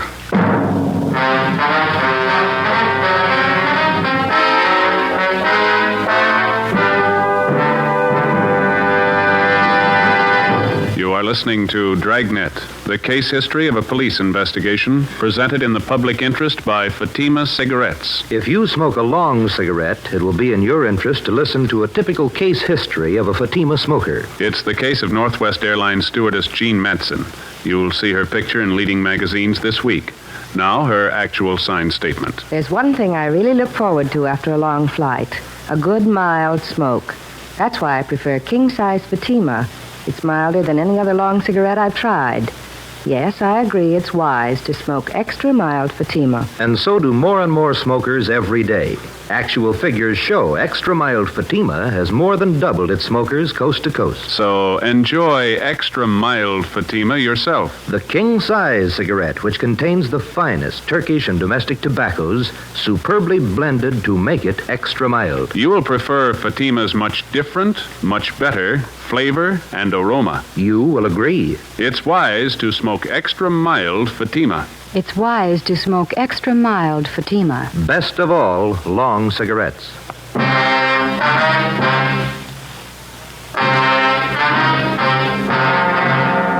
September 21st, Thursday, 3 p.m. We took the license number, which the drugstore clerk had given us. We went back to the office and checked it through DMV. We found the car was registered to a Russell Burroughs on Pico Boulevard. We checked him out. He told us that he had loaned his car the day before to a friend of his. He identified the friend as Harry L. Johansson and gave us his last known address, 614 Elderwood Avenue. We got out a broadcast on the car. The Elderwood Avenue address turned out to be a single-story wooden frame house in the southern part of the city on the edge of the industrial district. It needed a coat of paint. A woman in her elderly 30s answered the door and identified herself as Mrs. Johansson. She invited us into the living room. There was a baby playing on the floor. I don't expect my husband home for another 2 weeks, Sergeant. He's a cosmetic salesman. Travels all over the western states. When did he leave on this last trip, Mrs. Johansson? The first of the month. Why, is anything wrong? What's the name of the cosmetics company that your husband works for? Harrington Universal. Offices are down on East Main. Mm-hmm. Do you know a friend of your husband's named Russell Burroughs? Yes, I do. He's kind of a friend of the family. Please, Sergeant, if there's anything wrong, I ought to know. We talked to Mr. Burroughs this afternoon. He told us your husband's in town. Burroughs loaned him his car. Harry? That's silly. He's still on the road. He'd certainly let me know if he was coming back early. You sure of that, ma'am? Would you excuse me a minute, Sergeant? I'll have to put the baby to bed. Certainly, ma'am. Come on, Bonnie. I'll be back in a minute. Kind of a funny setup, isn't it? How do you mean? Well, if Johansson's pushing bum checks, the money isn't going into his home here. Wife doesn't act like she knows anything. Seems cooperative. Afraid we're going to have to level with her if we're going to find out anything, huh? Mm-hmm. You sure got a cute little girl. I'm sorry, Sergeant. It's perfectly all right. Just a few more questions. Is it possible that your husband could be in town and you might not know it? I mean, could he be staying with a friend or some relatives? No, if Harry was in town, he'd come home. Why would he stay with anyone else? When did you last hear from your husband? Last week. He wrote from San Francisco. The letter's right there on the mantel. Well, besides that letter, do you have any other samples of your husband's handwriting around the house? Well, I think so, yes. Where did you say you were from? Central Division, Forgery Detail. You investigate checks, bad checks? Yes, ma'am, that's right. And you know about my husband? His prison record, yes. Harry promised me he was through with all that. He gave me his word. Sorry, ma'am. About a month ago, he had some extra money. He wouldn't tell me where he got it. Look, Sergeant, maybe you've made a mistake. Maybe it's not Harry at all. You're not sure, are you? Did your husband use the phone much? I mean, for out-of-town calls, say? No. Just that one toll call, a Long Beach number, I think. He has a business friend down there he used to call. Do you know the number, ma'am? I can show you. It's on last month's phone bill. Please, Sergeant, if Harry's done something wrong, he did it for us. Me and the baby. Harry's not bad. Yes, ma'am. He's done something. He did it for us. Harry hasn't had it easy. He wanted to get things for the baby. Clothes, a better house. All he wanted was a little happiness. A little happiness. You had it wrong, ma'am. You don't buy it with bum checks. Before we left Mrs. Johansson, we called and had a stakeout placed on the house, and then we got a sample of her husband's handwriting and the Long Beach telephone number that he was in the habit of calling. The next morning, Don Myers in handwriting compared Harry Johansson's letter with the signatures on the worthless checks. It matched. We called the Harrington Universal Cosmetics Company. They never heard of Harry Johansson. We called that Long Beach phone number. A woman answered and gave us the address where the telephone was installed. Turned out to be a swanky, modern apartment house. In apartment 18, we interviewed a good-looking brunette. She identified herself as Harry Johansson's common-law wife. She was well-dressed, and the apartment was richly furnished. Well, what's it all about? What do you want, Harry? Police business. You know where he is? Well, what's he done? Do you know where he is? He drove into Hollywood this morning. Might be back tonight. I don't know for sure. Is this your apartment? Yeah. Mine and Harry's. You're sure that Johansson's not here now? Of course I'm sure. Why? Well, and you won't mind if we come in and look around, huh? I have a right to know what it's all about. Johansson's wanted for forgery. Now, if you want to get involved, you help him hide out. I'm not asking for that kind of trouble. Go ahead and look. Take the bedroom, will you, Ben? Right. Never mind, cop. Thanks for the help, honey. I don't want any part of your troubles, Harry. I didn't know a thing about it, officer. Ben? Yeah. You better come along, too, lady. Well, tell him, Harry. I don't know what it's about. What's the idea of getting me mixed up in this? How do you think I was paying for this place? Taking you out, buying us clothes for you. I don't want any part of it. 3-room apartment, a couple of dresses, that's all he ever got me. You got no complaints, lady. Huh? That's more than he bought his kids. 1 p.m. Friday. Ben and I took Harry Johansson to the county jail where he was booked for suspicion of forgery. We called Mrs. Johansson and notified her. She immediately contacted friends and relatives and raised enough money for a writ to have her husband released from jail. 3 days later, Johansson was arraigned and a date set for his preliminary hearing. After the arraignment, Ben and I took him back to the county jail for rebooking. I'd like to ask you a question, Johansson. Yeah? You got any money of your own left? Why don't you stick to your own business, copper? That family of yours is having a pretty rough time. Your wife borrowed every cent she could find to bail you out. Now, what's she going to live on? She got relatives. No, there's the elevator. Come on, Johansson.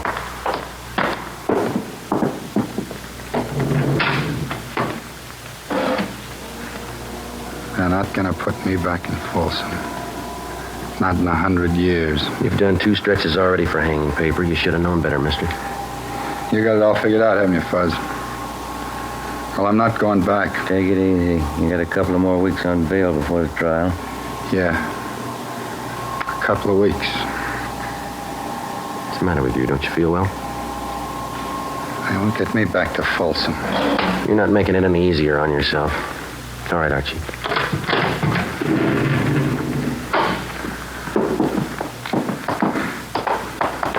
Don't you cops understand? I hate it. Every lousy bit of it. I'm not going back to Folsom. I'm not going back. Now, do you understand? It's a good idea, mister. You remember that when you get out. We booked Harry Johansson in the county jail. His bail was continued, and he was released pending the trial. During the next week, along with the district attorney's office, Ben and I helped prepare the case against Johansson. 3 days before the trial opened, we had a phone call from Mrs. Johansson. She told us that her husband had disappeared. Well, there was nothing we could do until he actually failed to appear in Superior Court at the appointed time. On Monday, April 3rd, the case of the State versus Harry L. Johansson officially opened. The defendant failed to show. A bench warrant was immediately issued, and we got out a broadcast and an APB on the suspect. Stakeouts were placed in his house and at the apartment of his common-law wife. 2 days passed. No sign of him. Nothing, Joe. Bumley just checked it out. Yeah. How about those 2 ex-con pals of Johansson's? Did you check with them? Yeah, nothing there. I don't see how I can last out much longer. One suit of clothes, no money. You still got a checkbook. When did the skipper say he was coming back? On 7:30 tonight. 7:15 now. I'll get it. Forgery, Friday. Joseph, this is your mother. Oh, yeah. Hi, Ma. I forgot to tell you when you called earlier. You're supposed to be home tonight by 8 o'clock. What's that, Ma? Mary Fowler, she's coming over to visit tonight, and Genevieve's coming with her. Yeah, well, look, will you try to explain to them that I'm working and I can't get away, huh? Well, all right, Joseph, I'll try. If I possibly can, I'll try to make it home by 10. Will that be all right? Well, all right, Joseph, I'll see what I can do. Genevieve's going to be disappointed. Yeah. If I'm later than that, don't wait up for me, huh? Yes, all right then. Bye, Ma. Yes. Bye, Joseph. Oh, hi, Skipper. The call just came in. Yeah? They found Johansson. Captain Elliott, Ben, and I drove out the highway to the Tahunga Wash. We turned off and headed into the Mount Gleason area. Captain Elliott directed us onto a dirt road. Halfway up one of the mountains, we spotted a group of cars pulled off on the shoulder of the road. We parked behind them, got out, and started over. Who found the car, Skipper? One of the people living back in the hills.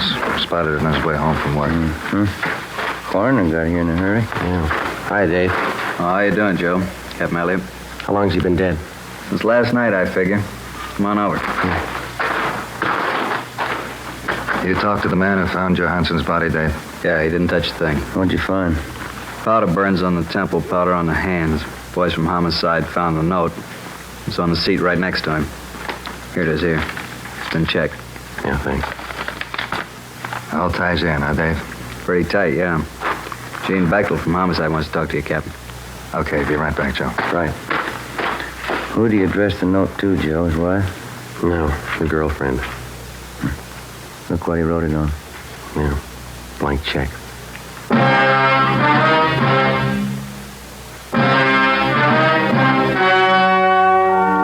story you've just heard was true. Only the names were changed to protect the innocent. On April 9th, an inquest was held in the coroner's office on the main floor of the Hall of Justice, Los Angeles, California. In a moment, the results of that inquest. And now, here is our star, Jack Webb. Thank you. The working detective comes in contact with many people in his daily tour of duty. People who are willing to cooperate and those who won't even try. It's a difficult task, but the police officer has been trained to try to please everybody to the best of his ability. So with a cigarette, the people who make Fatima try to please all long cigarette smokers. They carefully select and blend the finest Turkish and domestic tobaccos to make Fatima extra mild, the best of all long cigarettes. Now, if you're a long cigarette smoker like I am, smoke Fatima. Every pack is extra mild. Fatima.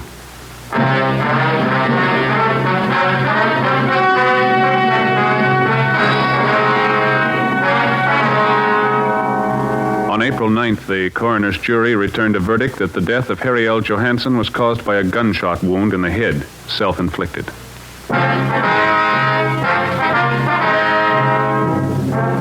You have just heard Dragnet, a series of authentic cases from official files. Technical advice for Dragnet comes from the Office of Chief of Police W.H. Parker, Los Angeles Police Department. Fatima Cigarettes, the best of all long cigarettes, has brought you Dragnet from Los Angeles. Coming up, Duffy's Tavern. More good times on NBC.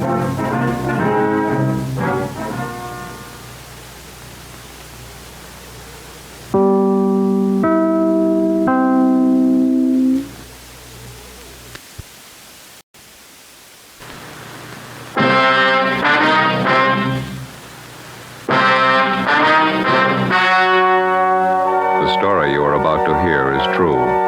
Only the names have been changed to protect the innocent. Fatima Cigarettes, best of all long cigarettes, brings you Dragnet.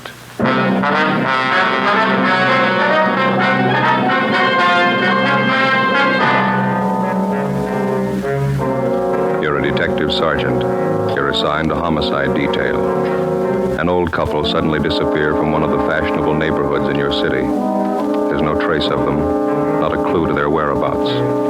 Foul play is suspected. Your job, find them. If you want a long cigarette, smoke the best of all long cigarettes. Smoke extra mild Fatima. Yes, Fatima is the king-size cigarette, which contains the finest Turkish and domestic tobaccos superbly blended to make it extra mild, to give Fatima a much different, much better flavor and aroma than any other long cigarette. That's why Fatima has more than doubled its smokers coast to coast. Enjoy extra mild Fatima yourself. Best of all, long cigarettes. It's wise to smoke extra mild Fatima. It's wise to smoke extra mild Fatima.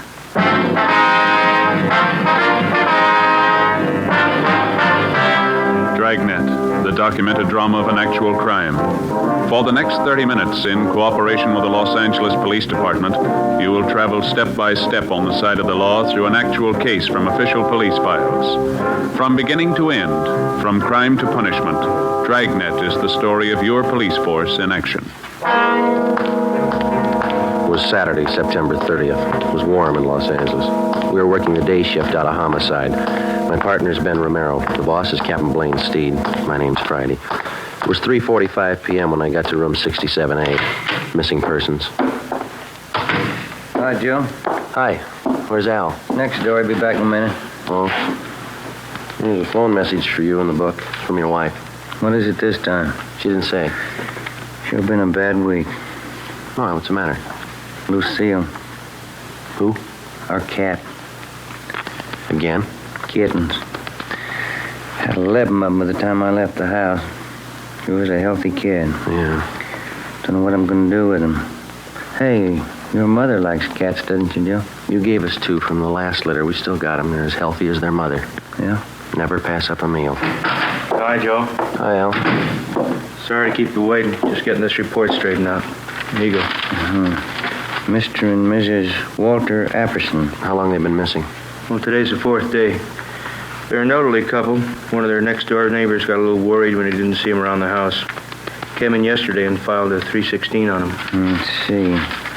Clarence Stokely. Is that the neighbor? Yeah. It says here he lived next to the Appersons for 28 years. Never known him to take off like this. Checked Apperson's cottage out there. Dirty dishes on the kitchen table.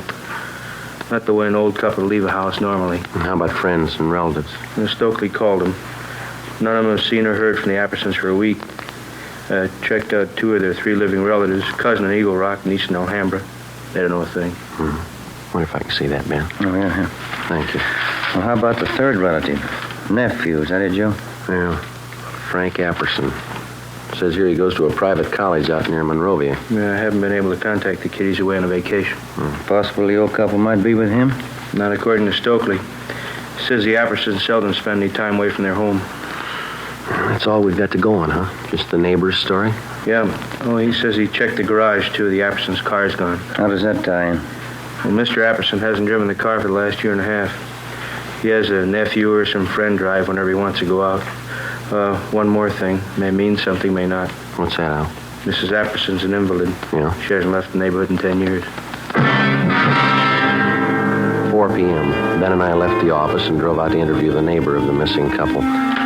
After checking at his home, we finally located him at his place of business, a small barber shop at the corner of 54th Street and Maxford Place. The chipped gold lettering on the window read, Jim Dandy Tonsorial Parlor.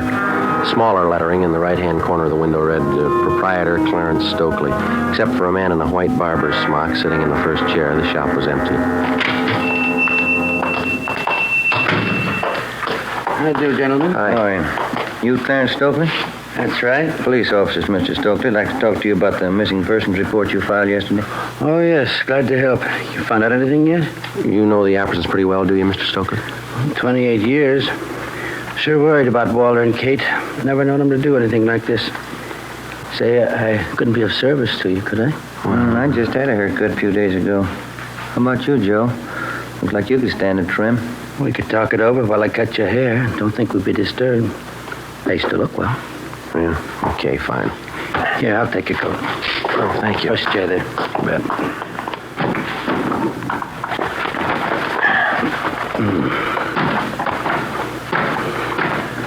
Mr. and Mrs. Apperson didn't mention anything about going away on a trip, did they? Not a word. That's what makes it so strange. Here, let me fix this around your neck here. Oh, yeah, thanks. Play cards with them twice a week, usually. Katie Apperson's a fine whist player. Want me to take some off the sides here, officer? Yeah, please. Not too much, though. When did you first notice the Appersons weren't home? Tuesday night. We thought we might go over and play some cards. I see. That enough off right here, officer? Let me see. Yeah, that's fine. How is it you waited until yesterday to report the Appersons missing? Wife and I are great friends of Walt and Katie's, but it's certainly none of our business if they want to go off for a few days. Besides, we thought if anything was wrong, Buzz would have said something. Who is Buzz? Anderson's nephew, Buzz. Name's Frank, but everybody calls him Buzz. I thought he was away at school, place out near Monrovia. Yeah, Stanley College, private school. But he only stays there part of the time. He's usually home early in the week. Well, we were under the impression that this nephew, Buzz, was on a vacation. That's so. That's the first I've heard. Funny, Walt and Katie would have told us. Apple? No, that's all right. Clipper's little dog. Head down. You, think the nephew might account for the Appersons' car being missing? You think he might have taken it on his vacation? Possible, I guess, but I think Walt would have mentioned it. That car was old, but he was particular about it. Maybe sit it out on top here a little? All right, fine. Do you know the nephew at all? Pretty well. Nice young fella. He got along with his aunt and uncle all right, did he? Yes, indeed. Buzz loves them both. Do you have any idea where the Appersons might be, Mr. Stokely? No, I don't. Neither does my wife. That's why we called you people. We don't mean to be Badinsky's, but we're worried. Maybe just a little more off the top, officer? No, I think it's fine. It's okay. You have no idea where we might find the nephew, Buzz? Not if he's away on vacation. Might check with the school. Buzz might have gone off with a couple of his friends. Do something to dampen that down? Yeah, fine.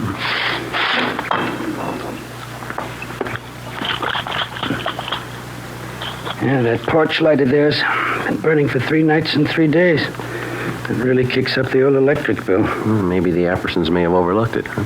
Maybe. All right, sir. Yeah, it's a good-looking haircut, if I say so myself. Yeah. It's fine. Oh, here you go. Thank you. Oh, here's our card, Mr. Stokely. We'll be checking with you. Bye. Bye.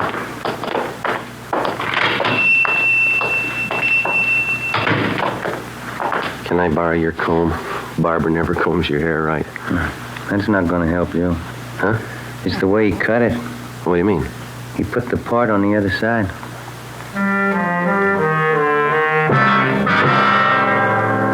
After we left Clarence Stokely's barber shop, we drove out to the Apperson home on 54th Street, just below Seaboard Avenue. We checked the house from top to bottom. The closets and the bedrooms were well stocked with clothes. None of the luggage seemed to be missing. In the basement, back on one of the cupboard shelves, we found a bottle of cyanide. It was half filled. In the kitchen, we found dirty dishes still lying on the table. We put in a call to Ray Pinker at the crime lab, and he came out and took sample scrapings from each of the 3 plates and specimens from each of the half-filled cups of coffee on the table. He also took along the bottle of cyanide to examine it for fingerprints.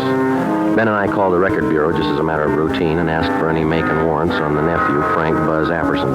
R&I called back with the information that Frank Apperson had been arrested for grand theft auto 6 weeks before. His trial was pending. We checked back with the barber, Clarence Stokely. He knew nothing about the trouble.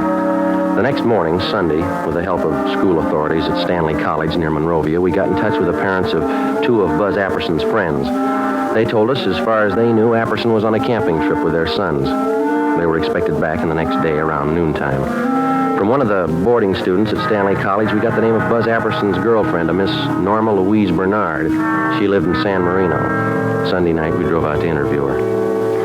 I don't know what I can tell you, Sergeant. Buzzy's on a camping trip with 2 of the fellows from school. That's all I know. When did he leave? Do you know, Miss Bernard? Last Monday morning, they left from school. Said they'd be gone for a week. They're coming back tomorrow. Mm-hmm. You know Buzz Apperson pretty well? Yes, I do, as well as anyone, I guess. What is he, just a casual date? Oh, Buzzy and I have been going steady for almost a year now. I see. How old are you? I'm 19. Have you ever met the Appersons, his aunt and his uncle? Just once. They're awfully sweet. How did Buzz get along with him, do you know? Well, fine, I guess. The only argument Buzz ever told me about was a month ago. He wanted more allowance and his uncle said no. Was Buzz ever in any trouble to your knowledge, Miss Bernard? I don't think I know what you mean. What kind of trouble? Well, I mean, was he ever in any trouble at the college or with the law in any way? Oh, you mean that car Buzz took about 2 months ago? Yeah. We were supposed to go to this school dance, and Buzz didn't have a car. I guess he was ashamed. He said he knew the fellow he borrowed the car from, but the day after the dance, the cops came. How did his uncle react to that? Well, there was a terrible row, Buzz said. I really shouldn't be telling you. Bud made me promise. How were feelings between the boy and his uncle before he left on the trip? Did he mention anything to you about that? Well, we had a date last Sunday night. I asked him how things were at home. He didn't seem to want to talk about it. The last time you saw him was Monday morning. Is that right? Yes, just before he left on the camping trip. Well, you're sure he went on that trip? Well, of course I'm sure. How do you mean? He said, no matter who asked you, I went on a camping trip. He said it a couple of times. Do you offer any explanation? No, but I knew everything was all right. Oh, is that so? How? I could tell. The way he kissed me.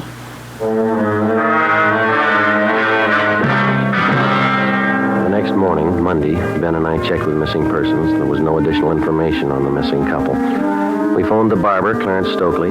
He had seen or heard nothing further of Mr. and Mrs. Apperson. We went down to the bank where the Appersons had their account. And with the help of the manager, we found that 3 checks had been passed on the Apperson checking account since the previous Wednesday, a full day after the missing couple had been last seen. 1 check was for $100 and 2 for $50 each. All of them had been cashed in Los Angeles and all bore the signature Walter Apperson. After examination, it was found each signature had been carefully forged. 10:45 a.m. We went back to the office. Hi, you two. Going someplace? Oh, hi, Ray. No, just coming. You finished checking that stuff through the crime lab? Yeah. I was passing over this way. I thought I'd drop off the report for you. Got it right here. How'd it go? Fingerprints on that bottle of cyanide. Latent prints got to make. Here's the name on it. Frank Buzz Apperson.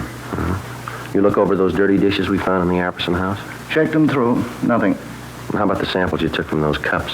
Whoever drank that coffee's in trouble. It's loaded. Yeah? Enough cyanide to kill a horse.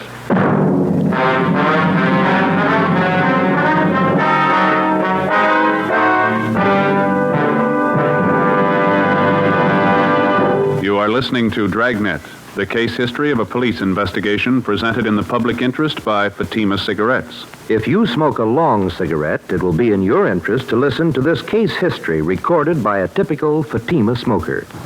Hi there. My name is Bab Beckwith. Bab. That's short for Bethany Ann Beckwith.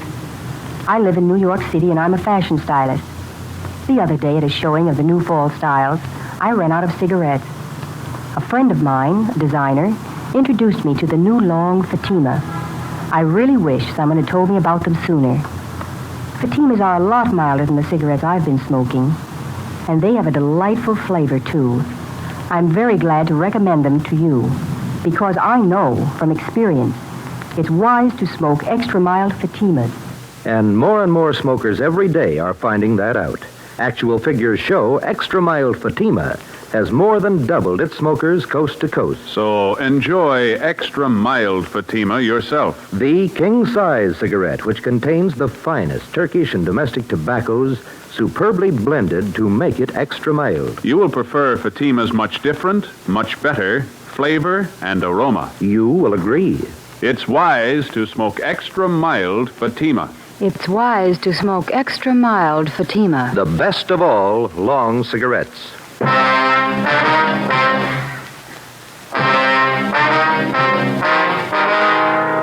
Monday, 1 p.m. We obtained a specimen of Frank Buzz Apperson's signature, and we had Don Myers in handwriting check it out against the signatures on the 3 checks. Both styles of handwriting matched in every detail. At 1:30 p.m., the parents of Buzz Apperson's 2 friends called to tell us that their sons were back from their camping trip. We checked the Apperson home. The nephew wasn't there. We drove out to see his 2 friends. Under questioning, one of them finally broke and admitted that Buzz Apperson had not gone with them on the camping trip. In the process of questioning the boys, one of them told us that he had been with the suspect 2 days before the trip when he purchased some medicine at the campus drugstore. We went to the drugstore and checked the prescription book. It showed Frank Buzz Apperson had purchased and signed for a bottle of cyanide 2 days before the disappearance of his aunt and uncle. Ben and I drove back to the Apperson house. When we arrived, the officers on stakeout had the boy in custody. No, I'm sorry, officers. I wish I could help you out, but, well, maybe it's not as bad as you think. When did you last see your aunt and uncle? Monday, before I left on the camping trip. They're in the habit of going off like this, are they? Oh, sure. Aunt Kate and Uncle Walter have friends all over. They go on trips all the time. Is that so? How do they get there? They drive, both of them. They've been driving for years. You talked to your uncle's friend, this Mr. Stokely next door. He says your aunt and uncle haven't been driving for at least a year and a half. Stokely, the barber? He's one of the neighborhood cranks, Sergeant. Anybody around here can tell you that. Minds everybody's business but his own. You don't seem too worried about your aunt and uncle. Think they're all right? Well, we'd have heard by now if they weren't, don't you think, sir? They probably took off on a trip. That's just about the size of it, I think. And how about this trip of yours? Sir? Well, this camping trip that you just come from. Oh, a couple of fellows from school. We went camping up by Big Bear for a week. Mm-hmm. Pretty good fishing for September. Ever been up there? Yeah, have you? Well, sure. I just said that's where we've been camping. Say, I'm a little thirsty. There's a couple bottles of ale in the refrigerator. Care for a bottle? No, right, no, thanks. Well, would you mind if I had one? Sure could use it. No, you go right ahead. We can talk in the kitchen. Place is in kind of a mess. I guess I'll have to go in and clean it up. Is your aunt usually leave in a hurry like this? Not usually, no. Dishes all over the place. She probably figured she'd wait till she got back to clean up. Mm-hmm. Aunt Kate does things like that once in a while. That's so? Yeah, she's like that sometimes. Well, happy days. Yeah.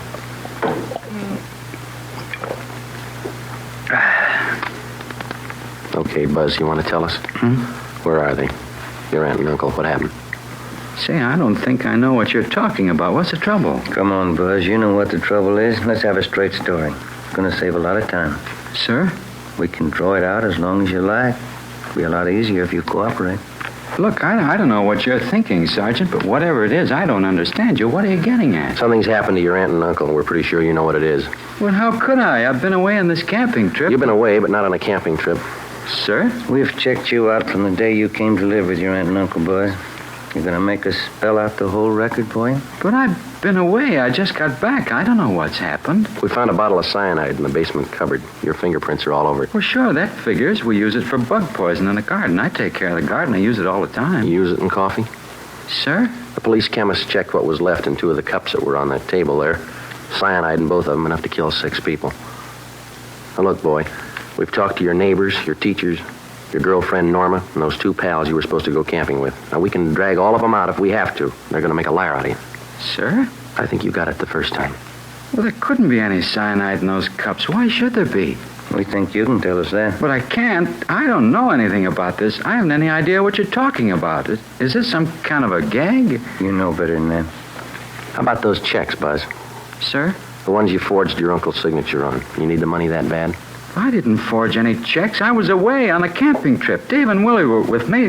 They can tell you. You got in a row with your uncle. Maybe about that stolen car. Is that how it happened? It had nothing to do with it.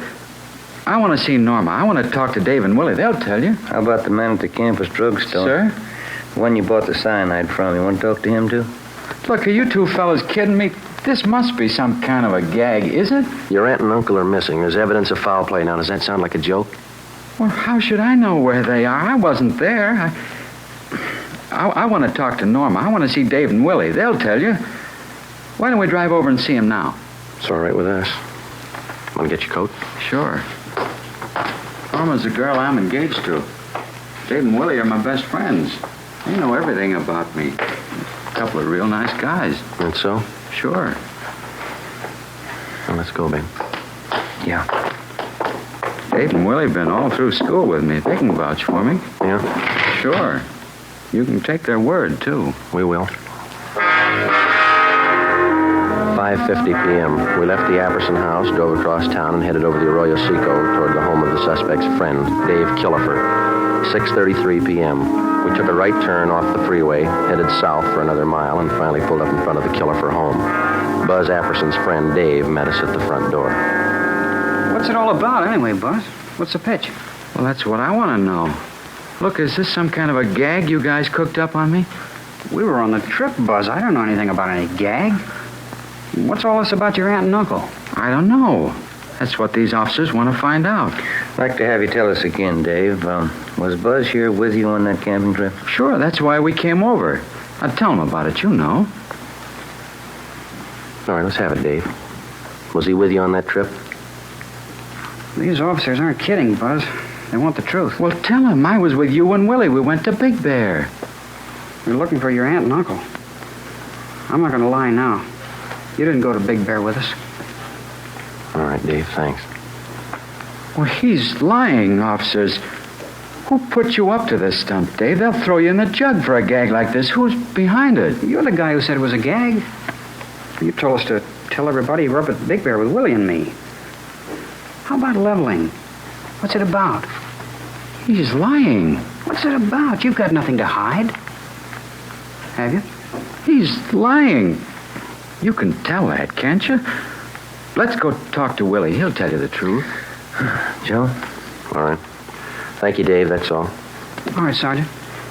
Sure there isn't anything I can do? No, thanks. Just the same. Good night. Okay. Good night. Anybody could tell he was lying. Isn't that right, Sergeant? Well, he's your friend, Buzz. Why do you say that? Well, he was just plain lying, that's all. Couldn't you tell? No, I couldn't. How about you, Ben? Not me. Why would you lie, Buzz? You told us he was your pal. Some kind of a stupid gag they're pulling. The gang in the fraternity I belong to, Dave's one of them. They've done it before. I don't know why they're lying, but they are. Where's your friend Willie live? Sir? You said you wanted to drive over and have us talk to Willie? Oh, yeah. Where does he live? Look, would you mind very much? How's that? I got a terrible headache. Would you mind very much just driving around a while? I'd like to clear my head a little. I can't figure this thing out. All right. Why don't you roll down the window there, Buzz? Okay. okay? Yeah. Air feels good. Sure is hot out tonight. Yeah, Been a pretty long summer, hasn't it? Yeah, it has. Say, I guess maybe we ought to forget about going over to Willie's place. He strings along with the rest. He'd probably lie, too. You said you wanted us to have a talk with him. Yeah, but I've been thinking about it. He'd only lie. It'd be better if we drove over to see Norma. That's the girl I'm engaged to. Yeah, that's what we understand. If anybody can give you a straight story, Norma can. She doesn't live far. Straight down the road here into San Marino. Yeah, we know. Oh. Sure would appreciate it if you'd drive over there. Okay. Norma can straighten this thing out. Swell girl. We're going to get married as soon as we can. Oh? Yeah. She saw me leave on that trip to Big Bear. She won't lie to you. Sure wish my aunt and uncle had left a note where they were going. All this trouble. You mind if I lay out a couple things for you, Buzz? Now, what do you mean? When a police officer picks somebody up, he's got a good reason for it. Yeah, but Dave was lying, Sergeant. You know that. It's a lot more than what Dave had to say. Now, you've done something wrong. We don't know what exactly, but we've got an idea, and we're going to find out. You can't prove anything. I got that cyanide for the garden. We use it around the house for different things. You don't use it in coffee cups. What happened, boy? Where's your aunt and uncle? Next turn for Norma's house, up by the signal. Turn left. Yeah. Come on, Buzz. You know what happened. You're going to have to face it sooner or later. If it's not tonight, then tomorrow morning or tomorrow night or the night after. But I don't know what happened. The facts say you do, and they're not going to disappear. Now, you made the problem. It's going to stick out in front of you till you find an answer. How about it? Norma will know what to do. Wait till I talk to Norma. Why don't you stand up and face it, boy? Getting your girl mixed up in this isn't going to help. She'll know what to do. Can she find your aunt and uncle? Can she? How about the 3 checks? How about them? Can she explain those signatures that you forged? Maybe those fingerprints on the cyanide bottle. Can she help you out there? Now, look, Buzz, I believe you. You love the girl. Do you want her mixed up in all this? Here we are, Joe. Okay. That's the right house, isn't it? Yeah. Yeah, that's Norma's house. All right, what's it going to be? Do we go in? She'd cry. She'd only cry. Norma thinks a lot of me. Yeah? She's a swell girl. I don't want to have to tell her. She'd only cry. Yeah. I killed my aunt and uncle. 8 p.m. Buzz Apperson directed us to drive to San Pedro to the west basin of the Los Angeles harbor. We got out of the car and followed him to the end of one of the piers.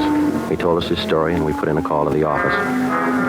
Within half an hour, a fireboat and a barge were on the scene, and a diver was sent down into the water a few yards from the edge of the pier. We stood by and watched. Buzz Apperson, Ben, and I. I put quite a bit of cyanide in the coffee. I had to be sure. How'd you manage to get both of them in the car?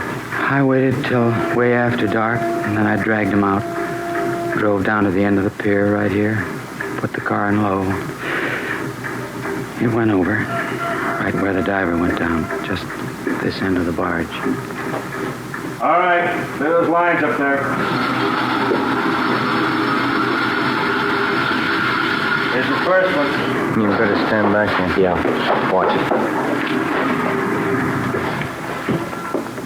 Okay, sir. Let's go.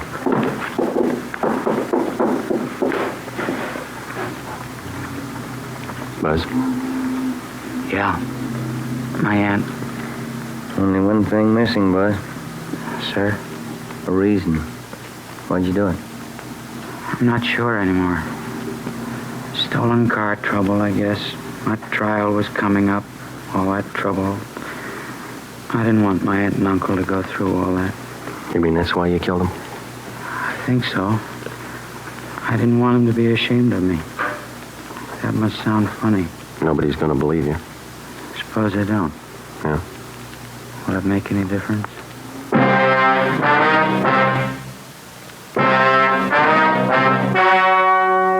The story you have just heard was true. Only the names were changed to protect the innocent. On December 15th, trial was held in Superior Court, Department 92, City and County of Los Angeles, State of California. In a moment, the results of that trial. And now, here is our star, Jack Webb. Thank you. To successfully prosecute a criminal suspect, the working detective gathers all available physical evidence. And in the crime lab, this evidence is carefully selected and screened to determine its worth. So with a cigarette. The makers of Fatima select and buy the finest tobaccos, both Turkish and domestic. And then these tobaccos are skillfully blended to make Fatima extra mild. Best of all, long cigarettes. Pack after pack, they're extra mild. Now, if you're a long cigarette smoker like I am, smoke Fatima.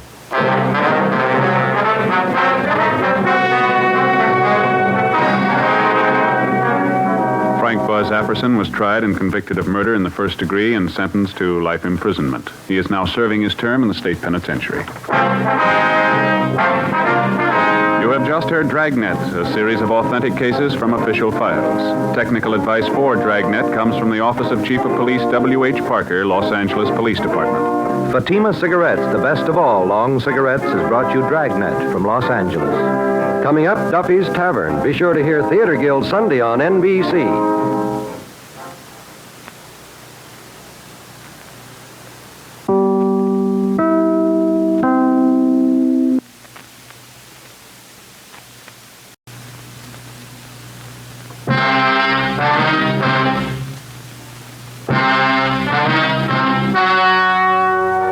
The story you are about to hear is true. Only the names have been changed to protect the innocent.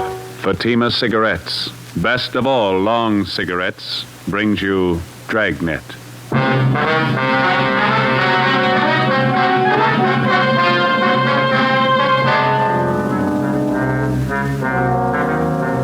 You're a detective sergeant. You're assigned to robbery detail. A small bakery shop in your city is held up.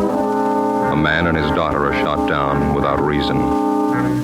Your job, get him. If you want a long cigarette, smoke the best of all long cigarettes. Smoke extra mild Fatima.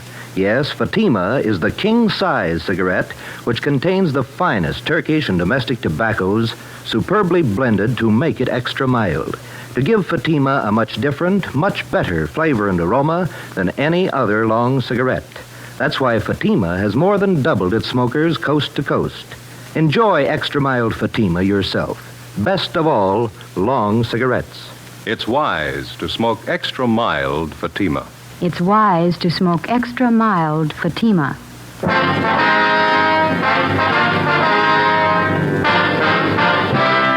Dragnet, the documented drama of an actual crime. For the next 30 minutes, in cooperation with the Los Angeles Police Department, you will travel step by step on the side of the law through an actual case from official police files. From beginning to end, from crime to punishment, Dragnet is the story of your police force in action. It was Tuesday, November 3rd. It was chilly in Los Angeles. We were working the night watch out of robbery detail. My partner's Ben Romero. The boss is Captain Ed Walker. My name's Friday. It was 5 minutes to midnight when we got to 318 Silver Avenue, Stendel's bakery shop. Yeah? Romero and Friday Central Robbery. Hi, I'm Jacobs, Unit 16R. My partner Olson's back there in the shop talking to the owner. You answered the call, did you? Yeah, must have been a crazy man. Shot two of them down, cold blood. There they go in the ambulance now. Shot up pretty bad. Mm-hmm. Who runs the place? Swedish family named Stendal. Father, mother, two daughters. All four of them work in the bakery here. Mm-hmm. They all here at the time of the robbery? Yeah, the hold-up man shot the father and the oldest daughter. The mother and the younger girl are in the back, straight through that door. Okay. Thanks, Jacob. Right, Sergeant. Joe, on the side of the door here. Looks like a bullet hole. Yeah. Hey, Jacob. Yeah, Sergeant. You want to call into the crime lab, ask them to send somebody out? Right. Thank you.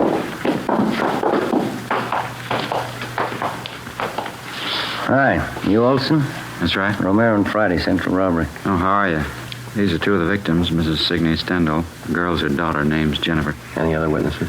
Not so far. Neighborhood around here is pretty deserted this time of night. Hold-up man made a fast getaway. The two people who were shot, what kind of shape are they in? The father, Mr. Stendal, he's got a bullet wound in the right shoulder.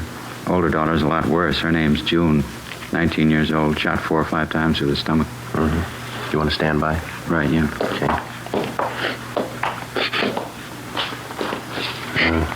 Mrs. Stendhal, we're from robbery detail. Ja, how do you do? How do you do? Jenny, var snäll och se ansiktsplats för herrarna. 2 stolar. Yes, Mama. You will excuse me for not getting up, officer. I don't feel so well. That's perfectly all right, ma'am. Chair for you, officer. Well, thank you. I'll get it. Thank you very much. You and your daughter here were in the front of the bakery shop at the time of the robbery. Is that right, Miss Stendhal? No. Jenny was back here with her father. That's Lars, my husband. Uni and I were in the shop in front. Oh, who were you with, ma'am? Uni and I. June? Mama means June. My older sister, she calls her Junie. Yeah, June. Oh, well. You mind telling us what happened? Well, June and I was scrubbing the floor of the shop. Every Tuesday night we scrubbed the floor of the shop. Then this man came in and pointed a gun. He wanted our money. About what time did he come in? 11:15, 11:20. I don't remember for certain. He wanted our money and I gave it to him. How much was that, ma'am? Jenny, du vet. Hur mycket pengar var det förresten? $24. Yeah, $24. Just the paper money. He took it and put it in his pocket. June, my daughter, she started to cry. The man hit her. She cried some more. Then Lars and Jenny came running from the back. Yes, ma'am. The man pointed the gun. He made Lars and me and Jenny stand against that wall. But not June. He took hold of her. Jenny, hur ser du det? Den vägen din mannen, han var där. June was getting fresh with her, Mom. The man tried to get fresh with June officers. June hit him. He tried to drag her out the door with... Yeah, June hit him. Hit him good. Then he went like that, threw her against the counter and pushed June down. Crazy man. Crazy look. He kicked her. Mm-hmm. Then Lars, my husband, he ran at the man. He heard the gun loud, and Lars fell down. And I screamed. Yeah, Jenny screamed. I turned and I saw the man standing over June. He pointed the gun down at her. Yes, ma'am. Crazy look on him. He kept shooting her 4, maybe 5 times. Jenny screamed. She kept screaming. The man ran out the door. It's all right now, Miss Stendhal. Had either one of you ever seen this man before? No. No, neither did I. Would you know him if you saw him again?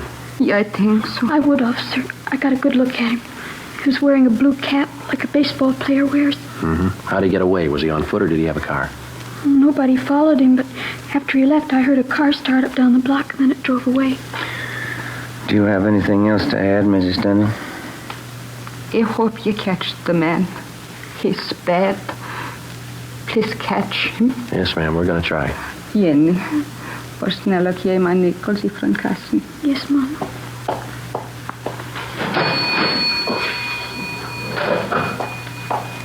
Here, Mama. Here, officer. When you find the man, please call me. You keep the nickels. We'll call you.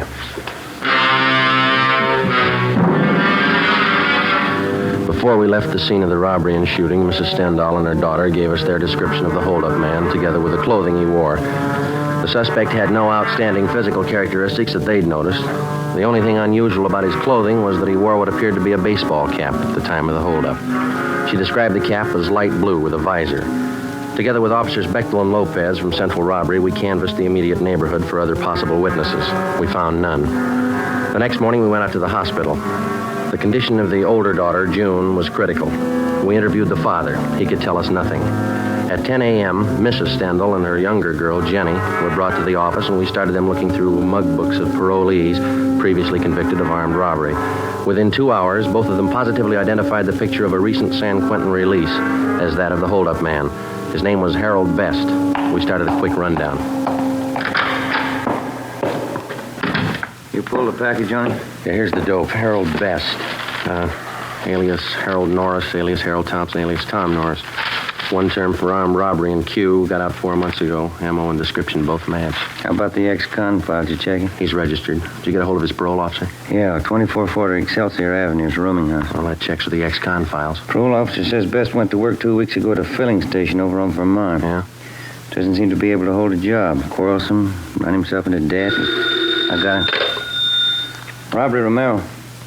Yeah, right. That's all, huh? Yeah. Right, bye. Ray Pinker at the crime lab. They checked the slugs taken from the 2 victims. Yeah? They came from a .32 caliber revolver. Probably a Colt. Mm-hmm. Anything else? That's it. Not too bad a start. We've had worse. Yeah. Maybe we can make that phone call pretty quick. 2 p.m. Wednesday. Ben and I drove out to his rooming house at 2440 Excelsior Avenue, and we found that Herbert Best was still living there. We had the landlady show us his room. Besides the usual personal belongings, we came across nothing of consequence. After questioning the landlady, we drove to the service station on Vermont Avenue, where Best was supposed to be employed.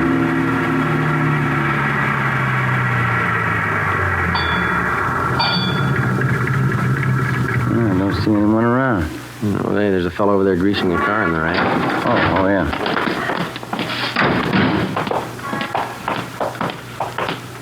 That looks like Best. Mm-hmm. Hey, fella, you. Yeah? Can you tell us if there's a Herbert Best working here? Sure, I'm him. Why? Police officers would like to talk to you. Yeah? What's the matter? Routine investigation. Got a few questions for you. Supposed to have this car greased up a 3:45. What am I supposed to do, please? You or boss? I'll find him, Joe. You got any heat on you? No. What's it all about? How long's this going to be? Couple minutes. Won't take more than a grease job. Put this thing in shape. Well, we'll wait for you. How'd you find me? A nosy landlady of mine? No, routine channels.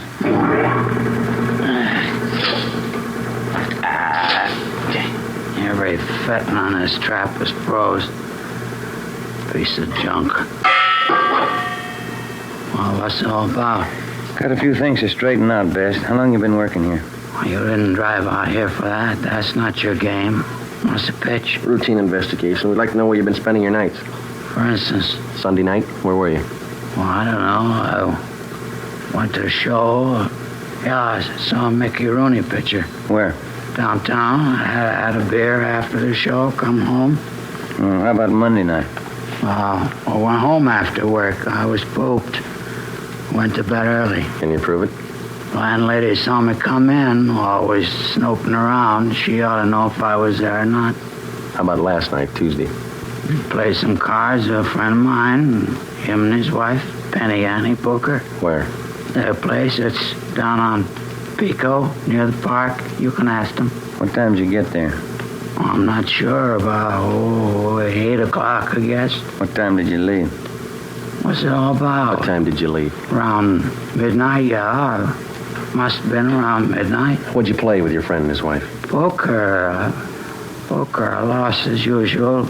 Took a streetcar home, went to bed. I'm sure you didn't leave earlier. Of course I'm sure. It was around midnight, I remember. How do you remember? I looked at my watch. Good enough for you? What time did you get home? Well, it takes about a half hour on a trolley. Must have been about 12:30. Did your landlady see you come in? I don't know if she saw me or not. Always snooping around. Probably did. You're not sure? No, of course I'm not sure. She looks for me. I don't look for her. You own a gun, Best? You know better than that, copper. Ex-cons can't have a gun. Your friend and his wife, now they're going to back you up if you were playing cards with them till midnight? Why not? I was. Say, there's a boss looking for me. I better let him know I'm here. Just a minute, Best. Yeah? What's that you got in your back pocket there? Huh? In your back pocket, the right one there. Oh, this? Yeah. Baseball cap. Why? 4 p.m. Ben and I checked the suspect's locker at the service station and then drove him back to the office to the interrogation room. We continued questioning him. He denied any knowledge of the holdup and shooting at Stendhal's bakery shop the night before. We asked him again about the friends he was supposed to be playing cards with at the time of the robbery. He told us that they lived over on Pico, but he couldn't remember the address. He volunteered to direct us there, but he said they wouldn't be home. He told us their names were Mr. and Mrs. Clyde Mitchell, and that they were in charge of the food concessions at one of the football stadiums in town. Best was held for suspicion of robbery. That night, we drove out and interviewed the landlady at his boarding house. She knew nothing of Best's whereabouts the previous night. She didn't know what time he left or what time he returned. Ben and I went over his room again. There was no sign of a gun. Friday, 2 p.m. Officers Bechtel and Lopez went out to the hospital to see if Mr. Stendhal and his daughter June could identify Best's mugshot. Ben and I drove out to the stadium to locate Mr. and Mrs. Clyde Mitchell. There was a high school football game going on. High school kids sure have a lot of fun nowadays. Best years of your life, Joe. You sound like you're 85. Some nights I feel like it. The way those kids turn out for these things, you'd think USC and Notre Dame were playing. You see the number on that gate over there? Yeah, it's 23. That the number the gatekeeper gave me? Yeah. Must be the Mitchell stand over there. Come on.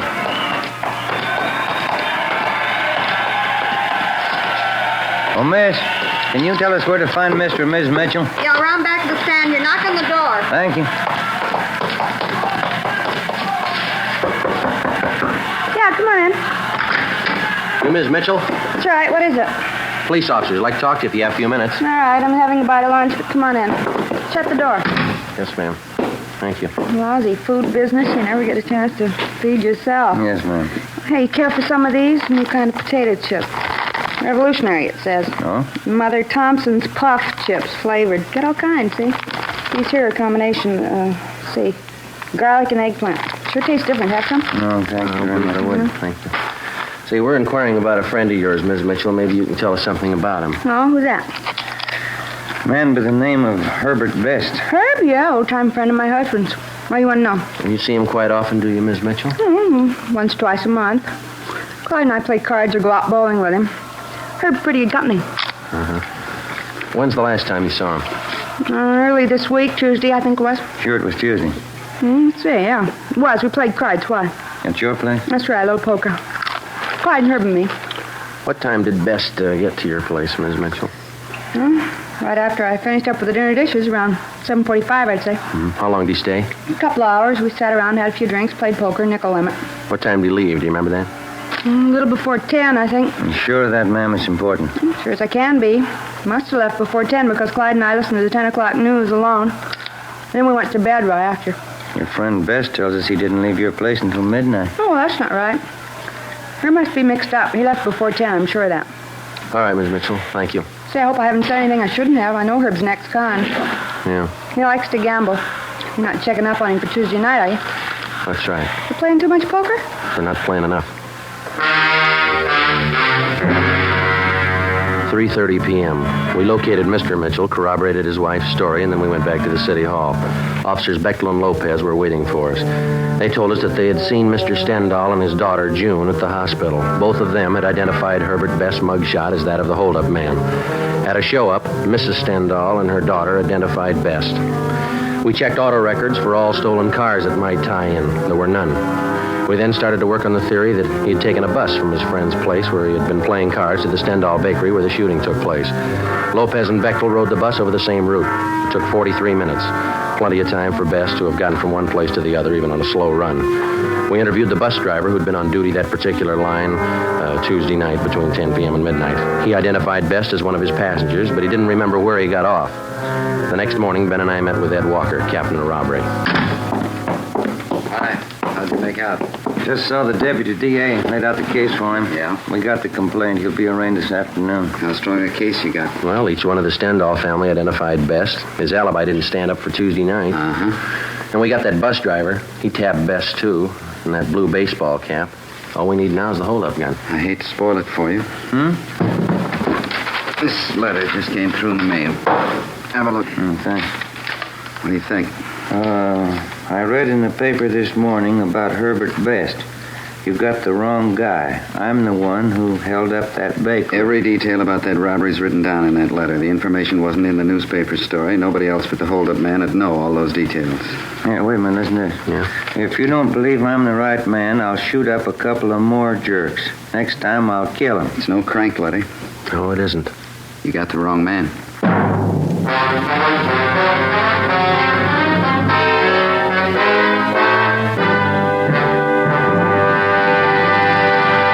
You are listening to Dragnet, the case history of a police investigation presented in the public interest by Fatima Cigarettes. If you smoke a long cigarette, it will be in your interest to listen to this case history recorded by a typical Fatima smoker. Hi there. My name is Bab Beckwith. Bab. That's short for Bethany Ann Beckwith. I live in New York City and I'm a fashion stylist. The other day at a showing of the new fall styles, I ran out of cigarettes. A friend of mine, a designer, introduced me to the new long Fatima. I really wish someone had told me about them sooner. Fatimas are a lot milder than the cigarettes I've been smoking, and they have a delightful flavor, too. I'm very glad to recommend them to you, because I know from experience it's wise to smoke extra mild Fatimas. And more smokers every day are finding that out. Actual figures show extra mild Fatima has more than doubled its smokers coast to coast. So enjoy extra mild Fatima yourself. The king-size cigarette, which contains the finest Turkish and domestic tobaccos, superbly blended to make it extra mild. You will prefer Fatima's much different, much better flavor and aroma. You will agree. It's wise to smoke extra mild Fatima. It's wise to smoke extra mild Fatima. The best of all long cigarettes.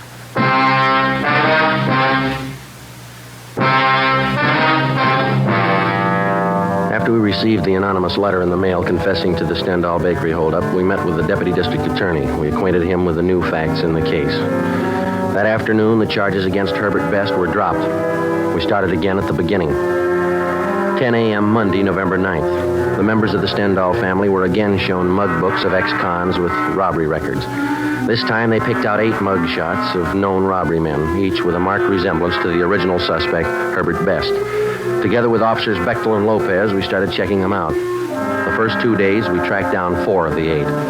All of the 4 were in the clear. 5:15 p.m., we got back to the city hall, the carpool. See any empty spots, Joe? No, but don't park it in any one of the city councilman's stalls. Yeah, it might get sore. Well, why don't you pull up here? Boyd will take care of it. Yeah, okay. This is good right here.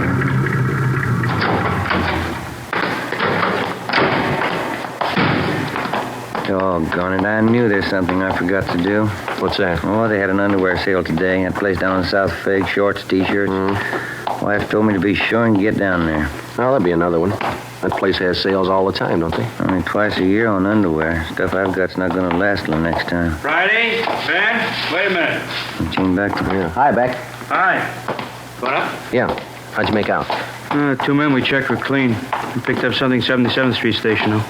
Now, go ahead, Ben. Oh, watch that elevator door. Oh, yeah, I'm sorry. Well, what's with 77th Street? Oh, a couple of men in traffic out there covered an accident this afternoon. 91st and Central, hit and run. That's so? And one of our traffic cars saw the collision, took out after the guy. Chased him 10 blocks. And while they were chasing him, they thought they saw the driver throw something out of the car window. Yeah, what? I'm coming to that. When they finally pulled the car over, gray coupe, the driver told him his shoulder was wrenched in the accident. He was on his way to his own doctor. Our men took him to 77th Street, had the doc there look at him. Yeah. While the doc was treating the guy, only one of the officers was in the room. When he turned to get a drink of water, the suspect slugged him, then the doctor. Jumped out of the window, got away. Teletype's out on him. He went to an awful lot of trouble to beat a traffic rap. Yeah, that's the way it impressed the boys out there. They got out of broadcasting the guy, went back to the spot where they thought they saw the guy toss this thing out of his car when they were chasing him. Did it pay off? They found a .32 Colt revolver. Our Russ Camp's checking it now over in the crime lab. What did they say the man looked like? Description measures pretty close to our holdup guy. I'll get it. Robbery Friday. Yeah, just a minute. See you back. Oh, thanks. Yeah. Oh, yeah, Russ. Yeah. Okay, fine, right. Russ Camp, checked the .32 revolver with the slugs in the Stendhal case. Yeah. Positive make. The gray coupe, which the unidentified suspect had been driving, had been checked out by traffic officers at 77th Street Division. They had found that the owner and driver of the car was a man named Bruno Stock, a two-time loser with a page full of major and minor crimes to his credit. We checked his mama sheet, and we got out a broadcast on him in an APB.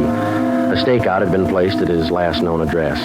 We picked up a sandwich and a cup of coffee for dinner, and then we started checking out Bruno Stock's relatives and friends.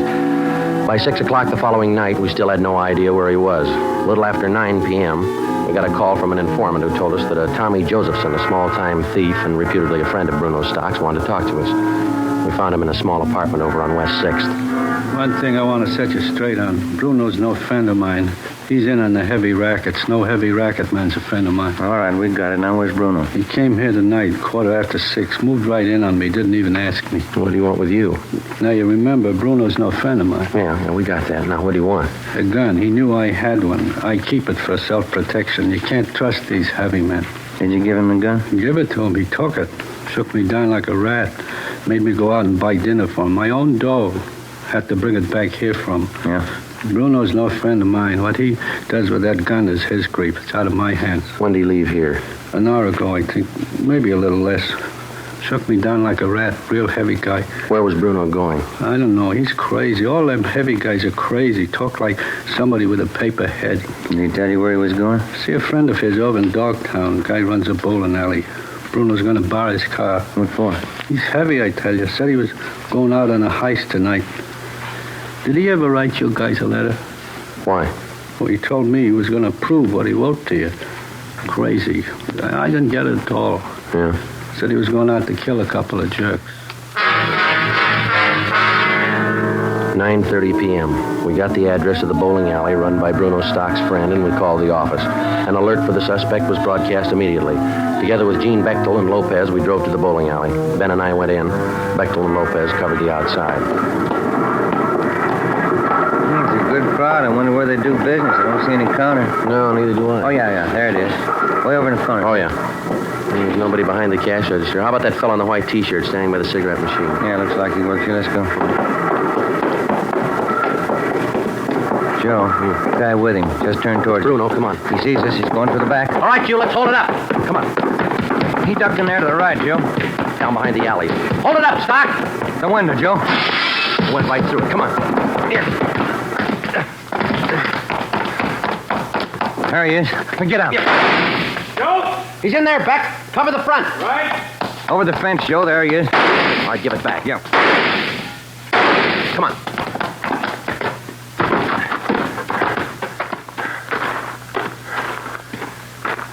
You see? No. Got to be in the yard someplace. Yeah. Where'd it come from? I can't see. Keep down. Backstairs of that house. There he is. Give it up, Doc. All right, mister. You tag him. Come on.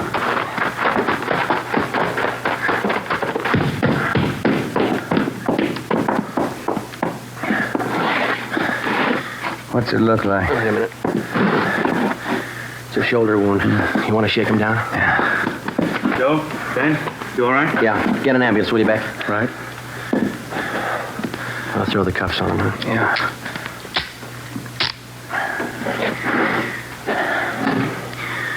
Well, that's it, Joe. Yeah. Where you going? I got a phone call to make.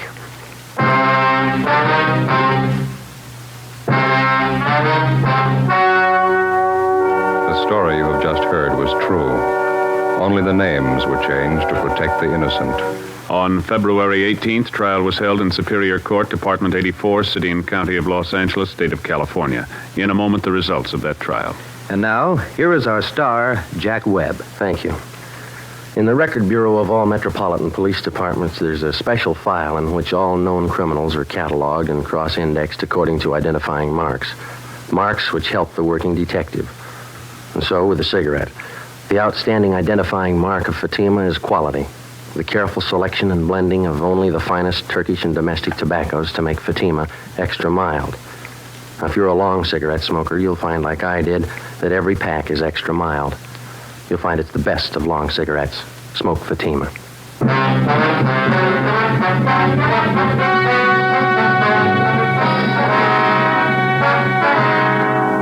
Bruno Alfred Stock was tried and convicted of first-degree robbery and assault with intent to commit murder, 2 counts. Because of his prior convictions, he was adjudged an habitual criminal and sentenced to a life imprisonment. He is now serving his term in the state penitentiary. You have just heard Dragnet, a series of authentic cases from official files. Technical advice for Dragnet comes from the Office of Chief of Police W.H. Parker, Los Angeles Police Department. Fatima Cigarettes, the best of all long cigarettes, has brought you Dragnet from Los Angeles. Coming up, Duffy's Tavern. Next Tuesday, it's Fibber McGee on NBC.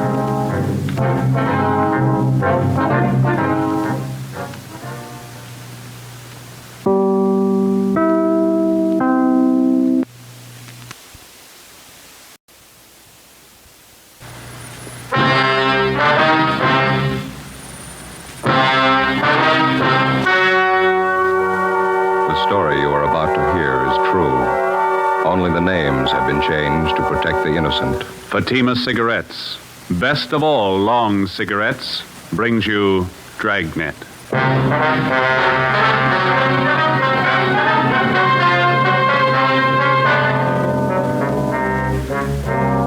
You're a detective sergeant. You're assigned to burglary detail. Unidentified thieves start a campaign of burglaries in your city.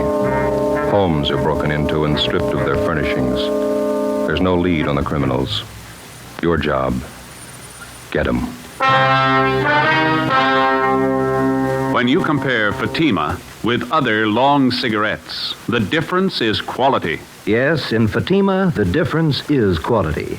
If you want a long cigarette, smoke that best of all long cigarettes. Smoke extra mild Fatima. Fatima is the quality king-size cigarette because it contains the finest Turkish and domestic tobaccos superbly blended. And Fatima is extra mild with a much different, much better flavor and aroma than any other long cigarette.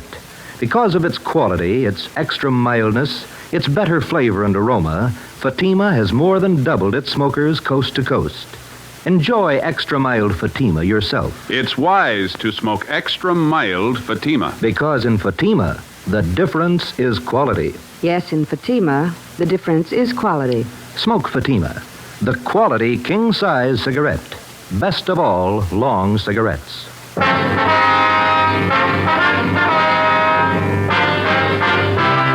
Dragnet, the documented drama of an actual crime. For the next 30 minutes, in cooperation with the Los Angeles Police Department, you will travel step by step on the side of the law through an actual case from official police files. From beginning to end, from crime to punishment, Dragnet is the story of your police force in action.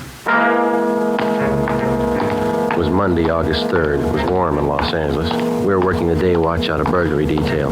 My partner's Ben Romero. The boss is Thad Brown, chief of detectives. My name's Friday. I was on the way back from the business office, and it was 9:25 a.m. when I got to room 45, burglary detail.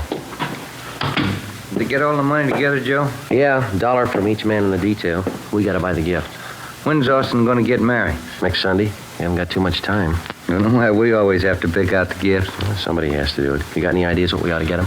Talked to my wife over the weekend. She thinks it'd be nice if we get him something to start housekeeping with. Maybe some nice kitchenware, table lamp. Yeah, I don't know if we have enough dough for a good lamp. But maybe they might like a bedspread. You can always use them. Or maybe a nice wool blanket, huh? I don't know. Got to be careful about those personal things. What do you mean? What's personal about a blanket? Well, we don't know much about the girl Austin's going to marry. She might not need any. Excuse me. Could you tell me something? What's that? I said, could you tell me something? What do you want to know, little girl? Is this where you come to report about stolen things? Well, no, that all depends. Why don't you come on in and tell us all about it, huh? Thank you, I will. Like to sit down, little girl? I'm 12 years old. I'll stand if it's all right. All right. Now, would you like to tell us what's been stolen? Everything. Everything's been stolen. We came back this morning and found it that way. Grandpa's awful mad. Maybe we better get the facts to start with. What's your name? Ruth Ann Marie Jeanette. Jeanette. Is that your last name? No, Snyder. Ruth Ann Marie Jeanette Snyder. Did you come down here alone, Ruth? Yes, Grandpa sent me. He's awful mad. Where do you live? With Grandpa. Where's that? Over on College Avenue. Grandpa's leg's bothering him. Arthritis. So he told me to come down and tell you about it. About what, man? Everything. We came back this morning on the train, and when we got home, we found everything was stolen. It's terrible. What do you mean by everything? I walked all the way over here to tell you. I'm thirsty. Is there a drinking fountain in the hall? Oh, we've got a cooler over here. Let me get you a cup. Thank you.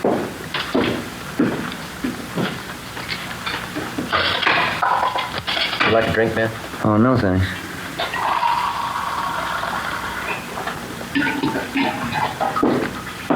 All right, little lady. Here you are. Thank you very much. Now, would you like to tell us what it's all about? Grandpa and I got back to Los Angeles on the train this morning. We've been on a trip back to Indiana. Uh-huh. We took a taxi cab home from the station. When we got there, everything was gone.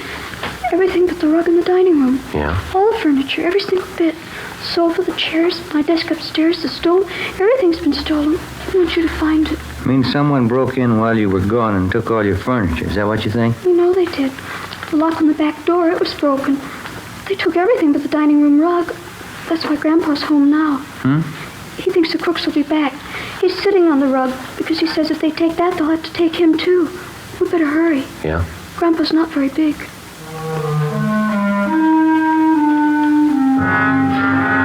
9:45 a.m. Ben and I drove little Ruth Ann Snyder back to her home on College Avenue. It was an old-fashioned wooden frame structure a few doors up from College Avenue and Everett Way. Ruth Ann showed us inside and introduced us to her grandfather, Mr. John H. Snyder, age 78. He told us that a year ago, he and his wife, Ruth Ann's grandmother, had come to California from Indiana and rented the house on College Avenue. The grandmother had fallen ill and passed away suddenly 3 weeks ago. He and Ruth Ann closed the house and took the body back to Indiana on the train for burial. On their return that morning, they found the house stripped of every piece of furniture. We checked room by room and listed the missing articles. We put in a call to latent fingerprints. Do you happen to know the serial numbers of your home appliances, Mr. Snyder? No, sir. I've lived with most of the furniture for 40 years. You get to know the things you own in 40 years. I know what was in my room, Sergeant. My desk, my table and chair, the bed, the curtains. They took everything. Well, how about the estimated value of the furniture, sir? What would you say it was worth? Dollars and cents? Oh, I don't know. What's a house full of furniture worth to anyone? Guess everybody puts their own value on their things. Yes, sir, they do. Solid walnut dining set, a wedding present, mahogany front room table, a solid too. It cost money in their day. All gone. Were there any liens against the furniture, sir? How's that? Did you owe anything on the furniture? I mean, there was no trouble with the finance company or anything like that. Oh, we didn't even know what a finance company was when the wife and I was married. It was sad enough trip as it was. And Ruthie and me get here this morning and everything's gone. All we own. Ruthie. Yes, Grandpa? Where the thieves broke in, would you show the officers, please? It's back this way. Okay. How are you and your grandfather going to make out here, Ruth? Well, Grandpa says we'll buy 2 cots for tonight, Army surplus. There's no stove to cook on. We'll have to eat out. Mm-hmm. Maybe we'll have to go back to Indiana. Grandpa doesn't have much money. He's on a pension. Here's the back door. You can see what they did to get in. Must have used a hammer and a crowbar. Smashed it clean through. You'll find the crooks, won't you, Sergeant? We're going to try, Ruth. You better have the crime lab check this, huh? Yeah. How about your neighbors, Ruth? You know any of them well? I know who they are. I don't know any of them good. They're not very friendly. We'd like to ask you and your grandfather a few more questions, Ruth. All right. I don't know what I'm going to do when school starts. They stole all my stuff, even my composition tablets. I'm going to have to take those. Which grade are you in, Ruthie? I was in A7. I'll be in the B8. Why would they take my school things? I don't know. You see how they got in back there? Yes, sir, we did. By any chance, did any of your neighbors know that you and Ruth here were going away? Well, I didn't mention it, no. Then no one kept an eye on your house while you were gone? No, I didn't think it was necessary. Might have helped. I just remembered, Grandpa. Mrs. Merton. I told her we were going away. Who's that, Ruth? She runs a store down at the corner, the bird store. Yeah. She sells canaries, other kinds of birds, too. Mrs. Merton's her name. Store's right down the corner. You figure she's the only one who knew you'd be gone from the house for some time. Must have been the only one. All right, Mr. Snyder, we'll be back to see you later on. Here's our card. We'll see if we can't do something to help you out here. Let's see here.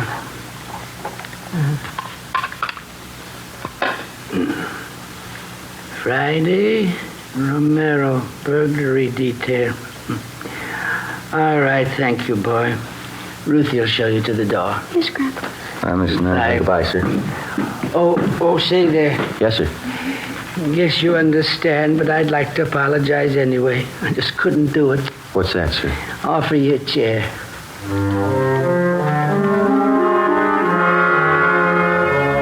10:30 a.m. Ben and I called the Salvation Army and told them the Snyder situation. And then we went down the street to the store at the corner of Coolidge Avenue and Everett Way. The sign on the window said Mrs. Merton's Birdland, manager Agnes Merton. We tried the door. It was locked. The cardboard clock hanging on the glass door read, "Be back at 1 p.m." So we went back up to College Avenue and we started ringing doorbells. Some of the residents on the block didn't even know the Snyders. Of those that did, only 2 had noticed any activity at the house during the 3 weeks Mr. Snyder and his granddaughter had been away. They told us that they'd seen a moving van parked in front of the house about a week before. They also saw men moving furniture from the house into the van. Neither of the 2 could describe the vehicle or remember its license number. 12:45 p.m. We had a cup of coffee and a hamburger, and then we headed back for Mrs. Merton's bird store.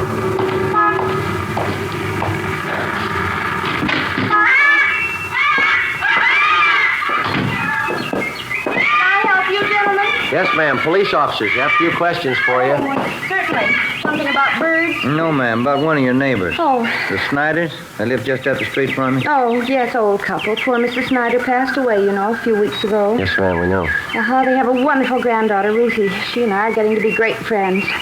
The Snyders having some kind of trouble? We're investigating a burglary at their house. Oh, is that so? Now, you be quiet, Mary. You heard what I told Blackie. Just eat your food and be quiet. I guess you knew the Snyders have been away for the last few weeks. Yes, I did, but they're back. I saw Ruthie pass the window this morning. Have you noticed any activity around the Snyders' house since they've been gone? Well, yes, I did. And just what you noticed, Miss Merton? Well, it was 7 or 8 days ago, I think. Some white moving truck stopped in front of their place, and 2 men started moving out Snyder's furniture. I thought it was a little strange because Ruthie hadn't told me anything about moving. In fact, she said definitely she and her grandpa were coming back after poor Mrs. Snyder's funeral in Indiana. Did you investigate it all, ma'am? Excuse me. Who is that? You, Fred? Yes, you ought to be ashamed. You can see I'm busy. Another outburst like that, and all 3 of you, Fred, Blackie, Mary, I'll take care of you. Now, where was I? You saw the moving van in front of the Snyders. Oh, yes, and I went up to the moving men and asked them if the Snyders were going back to Indiana. Well, of course, they didn't know anything about it. Did you inquire at the Snyders' house? Well, no, it so happened I didn't. I was on my way to one of the big aviaries in the valley, and I just didn't have time to stop. How about the moving van? Did you happen to notice the license? I don't remember the numbers. Any identifying marks about the truck you might remember? Maybe a sign on the side? Yes, the side of the truck was painted white, and there was large blue lettering on it, van and storage, it said. I remember that much. Was that all? Well, yes, as I said, I was in a hurry. I had to pick up 3 sick canaries out in the valley. Is there anything else about the incident you can remember? Anything at all? No, I'm afraid not. Well, thank you very much, Ms. Merton. Here's our card if you happen to come across any further information. Yes, all right. I'll have to go see the Snyders. Maybe I can help. Fine. Goodbye, ma'am. Thank you very much. Yes, goodbye. Bye. Fred, now you stop up just a minute. Fred? Well, not much help there. Not much. Give me an idea, though. Wedding present for the Austins. Yeah? Maybe a couple of canaries? In a nice cage?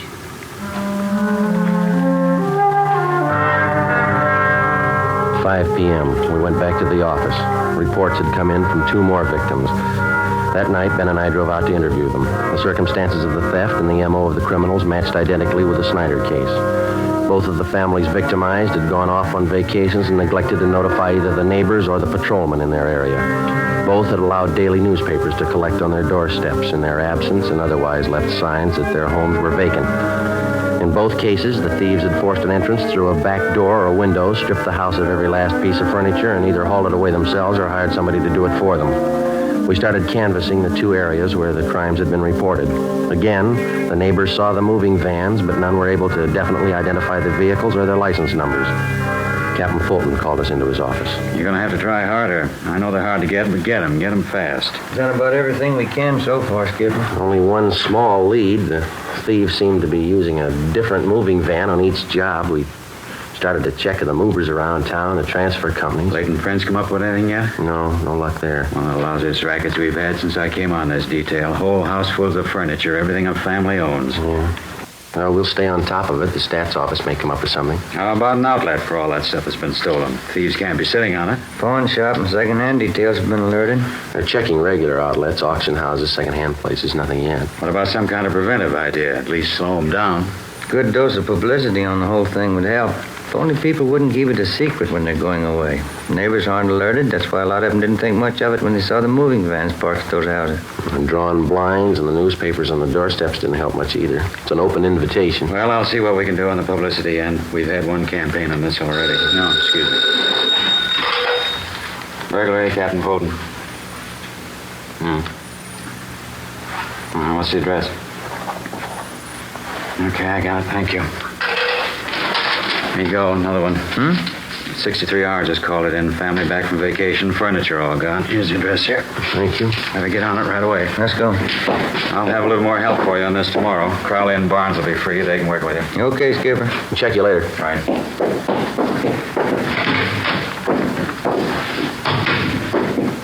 Sergeant Friday? Oh, yes, you ma'am. remember me, don't you, Mrs. Merton? Oh, sure. The bird store. Yes, ma'am. How are you? Well, they told me to wait here. I guess everything will be all right now. Yeah? I saw it today on Olive Street, here. The truck that came to Snyder's house. That's the license number.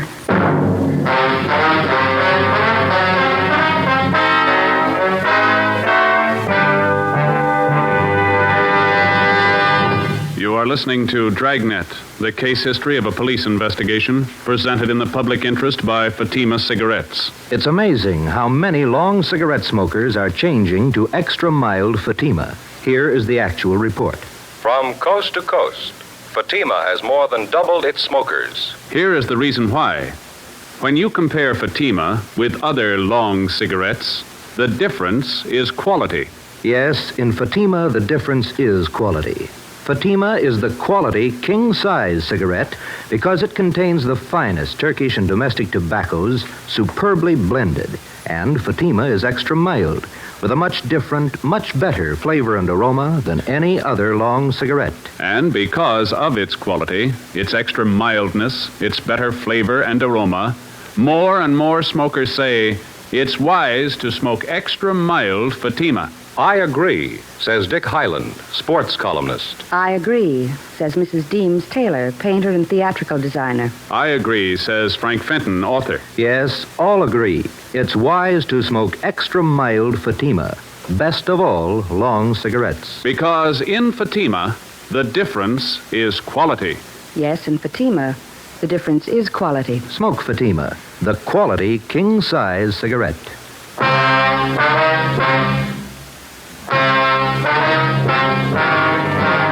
Tuesday, August 11th, 6 p.m.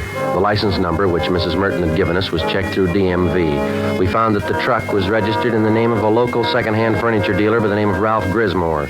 We checked his name through the police commission and then the I Bureau. He had a good reputation, no criminal record. Early the next morning, we picked up Mr. Snyder and his granddaughter, Ruth, and we drove to Grismore's second-hand furniture store.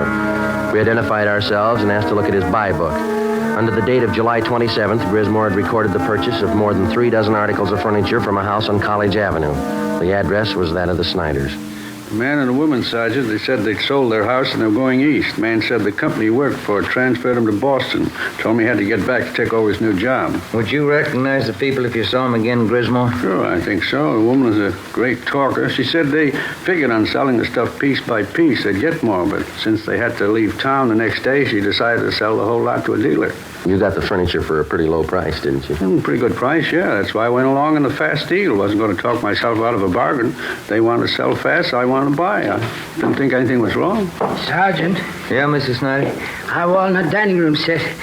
That's it right over there. You sure, Mr. Snyder? Cigar burn on top, just above one of the legs. Know it anywhere. Seems to me that's our mahogany table. I'll look.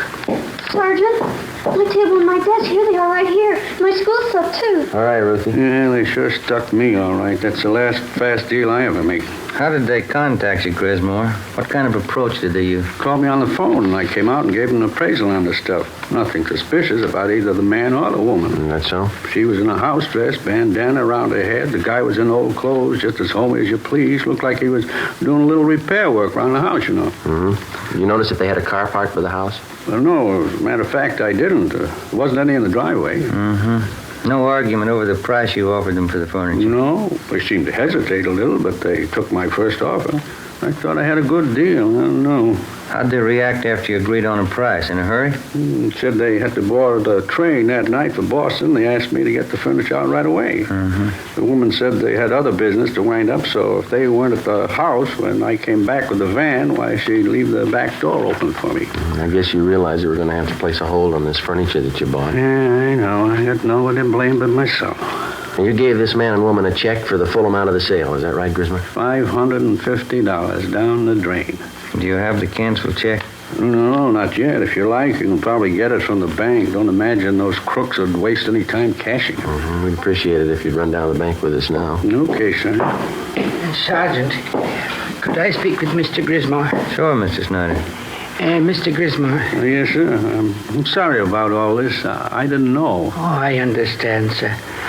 You buy furniture, don't you? Yes, sir. What could you give me for 2 Army surplus cots? Grismore made arrangements to round up Mr. Snyder's furniture and ship it back to his home. Then we took him down to his bank where he recovered the canceled check for $550. The endorsement read, Mr. Thomas Butterworth. According to the bank teller who waited on them, the suspects had cashed the check shortly after the sale of the Snyder's furniture. From the second-hand dealer and the clerk at the bank, we got a complete description of the man and woman known as Mr. and Mrs. Butterworth. We also had photostatic copies made of the check and specimens of the handwriting from the endorsement. From the descriptions, we checked the suspects through the stats office. We got nowhere. During the next 2 weeks, we found 6 more second-hand dealers who had been taken in on the same furniture deal. The description of the man and woman matched, and so did the handwriting in the endorsements on each check. There was only one variation. The couple went under a different name on each occasion. Wednesday, August 26th, 9 a.m. 12 cases like this today, is that right? That's it, Captain. Got the description, M.O. handwriting. Still can't reach him. Those thieves have been freewheeling for a month now. What's it going to take to stop them? Well, Ben came up with a pretty good idea this morning. We'd like to talk it over with you. Oh, what's that? Kind of a system of decoy, Skipper. We were thinking it might be a good idea to contact all the division captains and have them ask their men if they have any neighbors going on vacation. Yeah, go ahead. Well, if we got a few dozen houses spotted around the city, we could plant a few things. Make them look obviously vacant. We'd keep the houses covered at all times. They ought to make pretty good bait for those thieves. Uh-huh. How would you set it up? We could make arrangements to get a key to each home, keep the milk and paper deliveries coming, let them pile up on the doorstep. We could reimburse the people for whatever it cost. We're not making any headway. We could run this for a couple of weeks, see what happens. Mm-hmm. What do you think? Try it.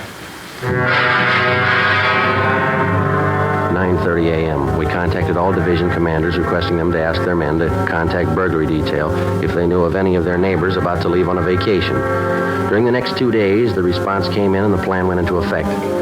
40 homes throughout the city were spotted as decoys. They were kept under surveillance at all times. In the week that followed, 2 more burglaries of the same type were reported, but the suspects failed to try any of the decoy homes. The men in the pawn shop and second-hand details continued to work right along with us. The stolen furniture kept turning up, but not the thieves. Again, the homes that had been broken into displayed all the usual signs that the occupants were away. Old circulars and newspapers scattered on the lawn, milk bottles lined up at the door, all the blinds drawn. The decoy plan continued. No results. August 31st, we had a report of another burglary involving the theft of furniture. We made our investigation. 2 p.m. We went back to the office to get out a list of stolen articles. Hi, Ben. Joe. Hi, Austin. When'd you get back from your honeymoon? Late last night. Say, Thelma, I'd sure like to thank all you fellas for that wedding present you sent us. Darn nice of you. Well, we're glad you liked it, Austin. Sure a beauty. I'd like to ask you a question about it, though. I hope you won't take it wrong. No, go ahead. Well, what is it? You've got an early American house, haven't you? Yeah, that's right. It's an antique. Yeah? It's an apple peeler. One of the first ever built. Oh, sure. Thanks a lot. I get it. Burglary Friday. Yeah? Where? Right away, thanks. One of the Decoy houses. Yeah? We got a bite. Together with Sergeants Crowley and Austin, we drove out to the Decoy house where an unidentified man and a woman had been seen forcing entry through a back door. They'd been spotted by a police officer's wife who lived next door and who had called in the report. We parked down the street from the Decoy home and waited. 5 minutes passed. We saw a woman dressed in a house coat come out onto the porch of the house, look up and down the street, and then go back inside. A few minutes after that, a gray Chevrolet sedan pulled up in front of the house. A man in a dark suit got out and entered through the front door. Ben called communications for a make on the car. 80K to Control 4. 80K to Control 4. Control 4, go ahead. Request DMV on 6 Mary 6778. Repeat, 6M 6778. Information urgent. Roger, 80K. KMA 367. We waited. There were no signs of activity from the Decoy house. 2 minutes after Ben put in the call, we got our make on the gray sedan. Control 4 to 80K. 80K, go ahead. 6 Mary 6778. 6M 6778 is registered to the Donahoe Furniture Company. Legal the same. 7811 Harvard Boulevard. It is a Chevrolet Deluxe two-door sedan, 1941 model. Engine number C6VA4414. 80K, Roger. KMA 367. A few minutes after the call back, a moving van drove down the street and backed into the driveway of the Decoy house. The sign on the side of the van read Donahoe Furniture Company. 2 men got out, went up to the front door, and were let in. They came out in a couple of minutes and loaded a sofa into the moving van. Okay, Joe. Crowley and Austin get the sign. Yeah, here they come. Yeah, let's go. Hey, you and Crowley want to cover the back, Austin? Right. Let's go, Crowley. Yeah. Come on, Ben. Mm-hmm.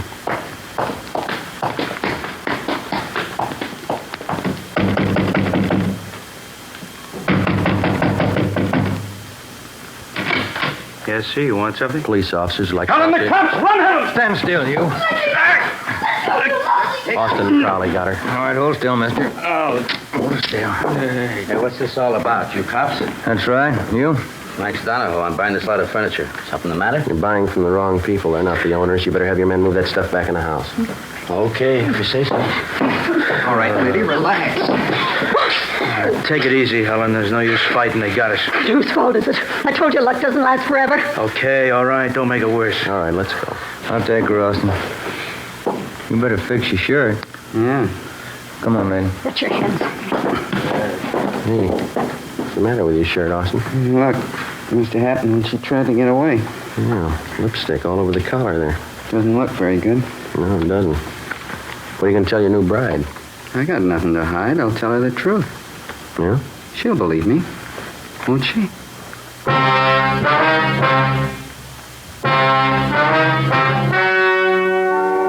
The story you've just heard was true. Only the names were changed to protect the innocent. On November 25th, trial was held in Superior Court, Department 87, City and County of Los Angeles, State of California. In a moment, the results of that trial. And now, here is our star, Jack Webb. Thank you. Under our system of law, the jury selected to hear a case is accorded complete freedom. The jury's decision is the final result of the testimony and evidence presented in the course of the trial. And so, with Fatima, they are the final result of carefully selecting and blending only the finest Turkish and domestic tobaccos to make Fatima extra mild. If you're a long cigarette smoker like I am, buy a pack of Fatimas and compare them with other long cigarettes, and you'll see the difference is quality.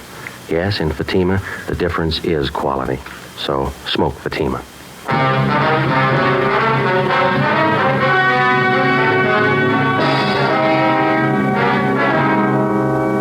The suspects were identified as Mr. and Mrs. Thomas Dunbar. They were arraigned on 15 counts of burglary and tried and found guilty on all counts. They are now serving their terms in the state penitentiary. You have just heard Dragnet, a series of authentic cases from official files. Technical advice came from the Office of Chief of Police W.H. Parker, Los Angeles Police Department.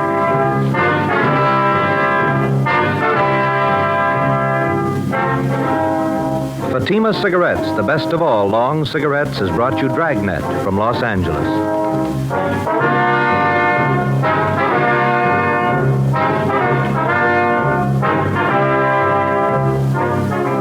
Coming up, Duffy's Tavern. Bob Hope returns October 3rd on NBC.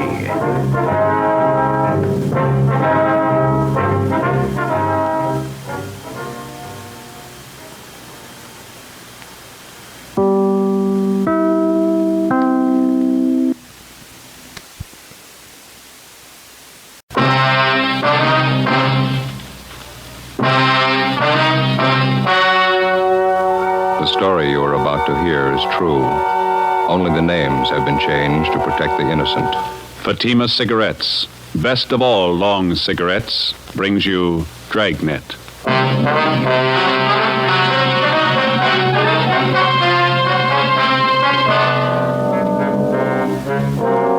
You're a detective sergeant. You're assigned to homicide detail. A socially prominent citizen is plotting to kill his wife. He tells you his plans for the murder. He hires you to do the killing. Your job, stop him. When you compare Fatima with other long cigarettes, the difference is quality. Yes, in Fatima, the difference is quality. If you want a long cigarette, smoke the best of all long cigarettes. Smoke extra mild Fatima. Fatima is the quality, king-size cigarette because it contains the finest Turkish and domestic tobaccos superbly blended. And Fatima is extra mild with a much different, much better flavor and aroma than any other long cigarette. Because of its quality, its extra mildness, its better flavor and aroma, Fatima has more than doubled its smokers coast to coast. So enjoy extra mild Fatima yourself. You'll find king-size Fatima different from other long cigarettes. They cost the same, but in Fatima, the difference is quality. Smoke Fatima, the quality king-size cigarette. Best of all long cigarettes.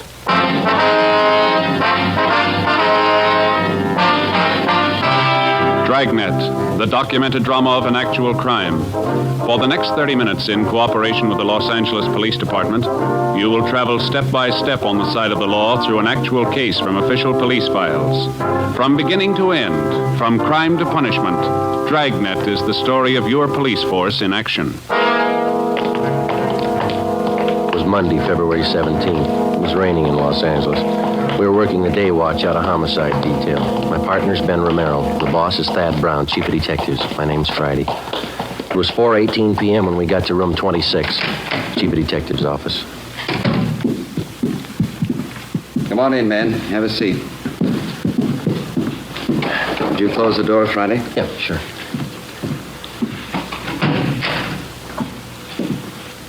Captain Steed, Sergeant Romero, Sergeant Friday. I'd like to have you meet Special Agent Ray Kimball, Public Utilities Commission. Mr. Kimball. Mr. Kimball. And his friend, Mr. Trudeau. How do you do? Mr. Trudeau. How are you, sir? Gentlemen, Mr. Kimball and Mr. Trudeau here have some important information to give us. Mr. Trudeau, would you like to repeat for these officers what you told us a few moments ago? Yes, sir. Well, a friend of mine wants me to kill his wife for him. I'm convinced he means to go through with the thing. Naturally, it goes without saying that Kimball here will back up the veracity of the story. Well, Mr. Trudeau, who is your friend? How long have you known him? His name's Charles Stone. Guess maybe you heard of him. Owns a string of warehouses around town. I used to work for him. Oh, yeah. Go ahead. Well, the other day he called me and asked me if I was working. I told him no. Then he asked me to meet him in front of the public library.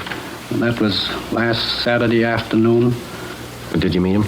Yes, I did. And he took me to a bar in the neighborhood, started telling me all about his troubles at home. Mm-hmm. He said his wife was stepping out on him, running around with other men. Well, we had quite a few drinks, and I guess I thought that's what accounted for it. What's that, Mr. Trudeau? Well, he leaned toward me and he said, here's the dope. The wife and I haven't been getting along well at all for about a year. She's stepping out with some other guy on me, and to make a long story short, well, that's when he told me. Yes, sir. He said, I want to lose her. What do you say? Well, I told him I didn't quite get the drift of the thing, and then he said, I want my wife killed. I'll pay you $1,000 for the job. Mr. Trudeau, have you any idea why he contacted you on this thing? Well, I don't know, other than the fact that I hadn't been able to work for some time. He knew I needed the money pretty badly. As soon as I was sure he wasn't kidding about the murder, I told Mr. Kimball here. He's an old friend of mine. Yeah. He said the only thing to do was to take it to the police. Did this Mr. Stone make this proposition to you more than once? Yes, he did. Kept reminding me how much I could use $1,000. Well, all I could say was that I knew his wife too well. I couldn't do it. What did Stone say to that, sir? Said I had cold feet. Told me I was just like another man he'd lined up to kill his wife. Told me if I didn't want the job, he'd get someone else to do it. Do you think he might go for a substitute, Mr. Trudeau, one of our men? Well, I don't know, Chief. There's only one thing I'm sure of. Yes, sir. He wants his wife dead. 4:42 p.m. The meeting in the chief of detective's office went on. A man by the name of Charles Stone wanted his wife murdered. He'd offered $1,000 for her death. He'd approached two men to do the job, and both had refused. From the information we'd received, we knew he wouldn't stop there. There are a lot of people who'd kill for $1,000. It was only a matter of time till he found one. A plan was formulated, and Ben and I were assigned to the case. 5 p.m. Together with Captain Steed and Mr. Trudeau, we left Thad Brown's office and went down the hall to homicide. In your last meeting with Stone, Mr. Trudeau, you refused outright to have anything to do with his plan to have his wife murdered. Is that right? That's right. Did you leave any opening at all? Well, just to get away from the guy, I told him if I heard of anybody that'd do the job, I'd let him know. Do you think that maybe he'd listen to you if you went back and suggested somebody? I don't know. He'd listen to me, but he's no dummy. You got to understand that. He's going to be careful. Mm-hmm. Well, which one of you is going to play the killer? I'd like to try it, Skipper. Who's going to fit the part best? Trudy here just told you this Charles Stone's no pushover. I don't know, Captain. This officer here... Me? Yeah, no offense, but I'd sure peg you for a cop. You would? Why's that? Well, I don't know. You just look like one, I guess. Well, Joe is a little closer to average height, weight. Yeah, that's what I mean, Captain. He doesn't look like a cop. All right. Now, Mr. Trudeau, you're willing to go along with us on this thing? Certainly, Captain. Anything I can do. You just tell me what you want. Well, just as soon as possible, we'd like to have you contact Mr. Stone. You'll know how to approach him so as not to make him suspicious. Yes, I think I can do that. Joe, how do you want to go about this? Well, I better use some kind of an alias. Let's see, Matson, Joe Matson. Mm-hmm. How about Kelly? Just plain Kelly? That's fine with me. Good. Now, how about your background? Better get that straight with Mr. Trudeau here. Well, suppose I tell him I'm from Phoenix, huh? Mm-hmm. I know that town pretty well. He might ask me some questions about it. Okay. Now, how'd you happen to know Trudeau, the Army? Did you ever serve in the Army, Mr. Trudeau? Yes, sir. 42 to 45. CBI theater. All right. Well, we served together in the Army, huh? Let's make it in China. Mm-hmm. Quartermaster Corps, all right? Mm-hmm. All right. And now, Mr. Trudeau, this is all you'll have to do. Set up a meeting with Stone as soon as possible. Introduce Friday as the man who's willing to do the job for him, an old Army friend. Then step out of the picture as quickly as you can. All right, Captain. I understand. It goes without saying, we certainly appreciate your cooperation. And not at all, sir. Only glad I'm in a position to help out. You'll probably save that woman's life. I wish I could be sure. How do you mean, Trudeau? The last time I saw Charlie Stone was 3 days ago. Maybe he's hired somebody else.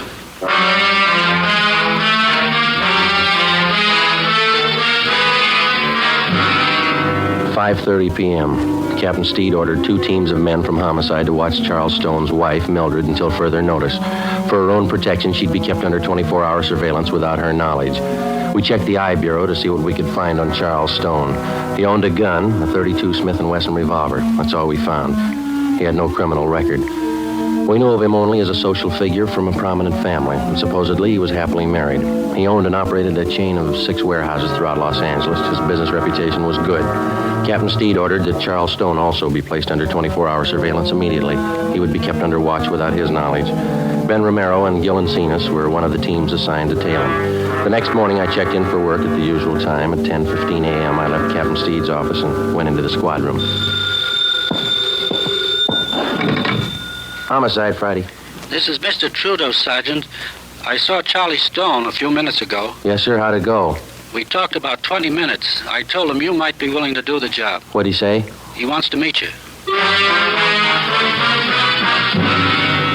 Before he hung up, Trudeau told me that Charles Stone would meet us that night in Section B in the grandstands at the midget auto races out near Santa Monica.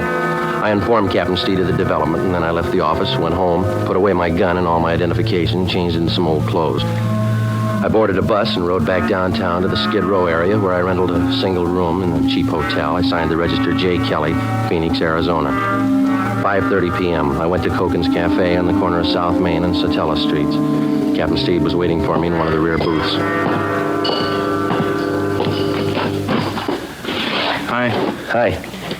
You look like you're all set. How does the outfit strike you, okay? Yeah, fine. That old leather jacket's a good touch. Oh, I better let your beard grow a little. You all right? I rented a room in one of the hotels down here. I could use a little expense money.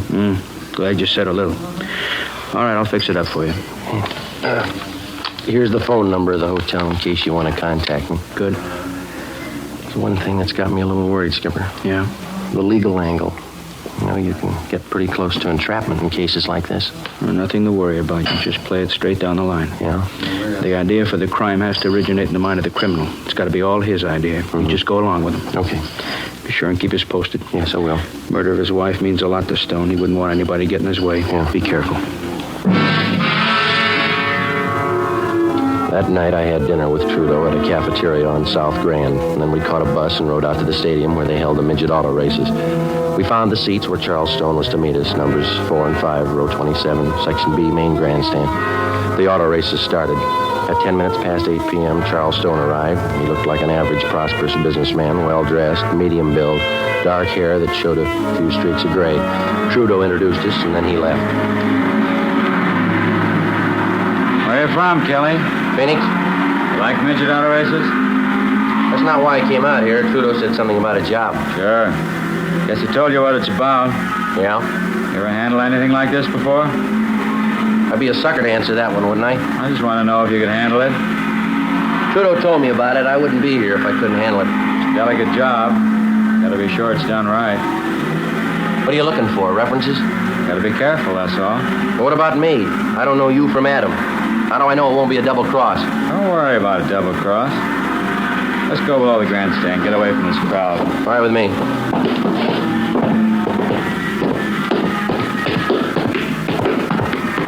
You haven't said anything about money yet. Plenty of time to talk money. I'd like to know. How much you want? Trudeau said 1,000. Yeah. When could you get it? When would you want it? Before. I'd be a dope to do the job without getting paid first. I'd be just as stupid to give it to you first.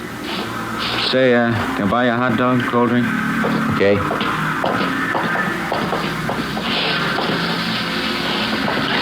Miss? Yeah, One hot dog, couple of root beers. 1 dog, 2 beers. You like root beer? Sure. How about settling on the dough, huh? You do the job, you'll get paid. You can ask Trudeau if you like. He'll tell you I keep my word.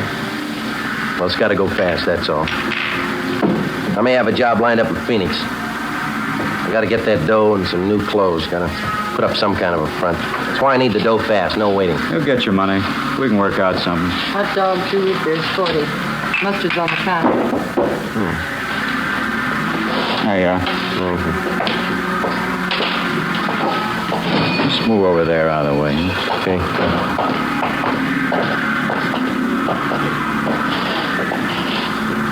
But you haven't told me yet. What? How do you want it done? All depends. I haven't got my gun. I'm on the lam. Have you got one? No, I don't own one. Couldn't use a gun anyway. Too much noise. Well, make up your mind. We'll meet tomorrow night. We can talk about it then. Look, mister, you expect me to sit on this thing for a week? I'm not making a career out of just this one job. What are you worrying about? We'll set everything up tomorrow night. All right, how about $10 on the cuff? I gotta live. I'm flat. Well, there's 5. See if that'll do. All right. Now, how about that payoff, the 1,000? How do we set that up? We can talk about that later. Why can't we talk now? Look, Stone, I don't think I like your attitude. You haven't told me how you want the job done. You talk cute every time the payoff's mentioned. Take it easy, Take it easy, nothing. I'm taking the chances. How do I know I'm going to get paid? How do I know you'll kill her?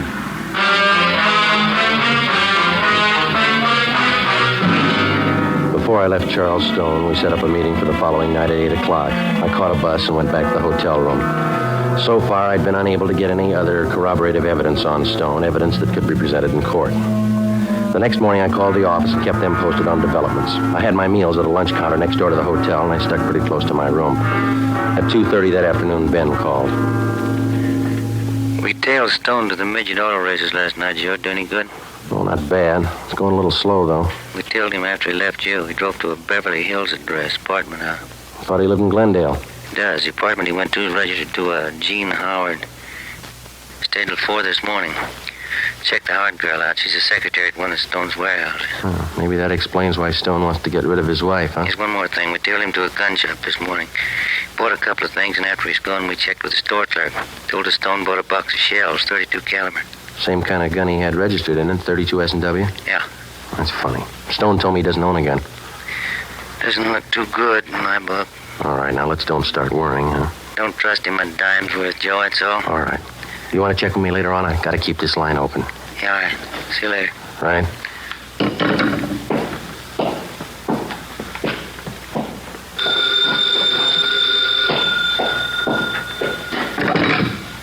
Yeah. This is Stone. Yeah. Job's all set up, ready to go. When? Tomorrow night.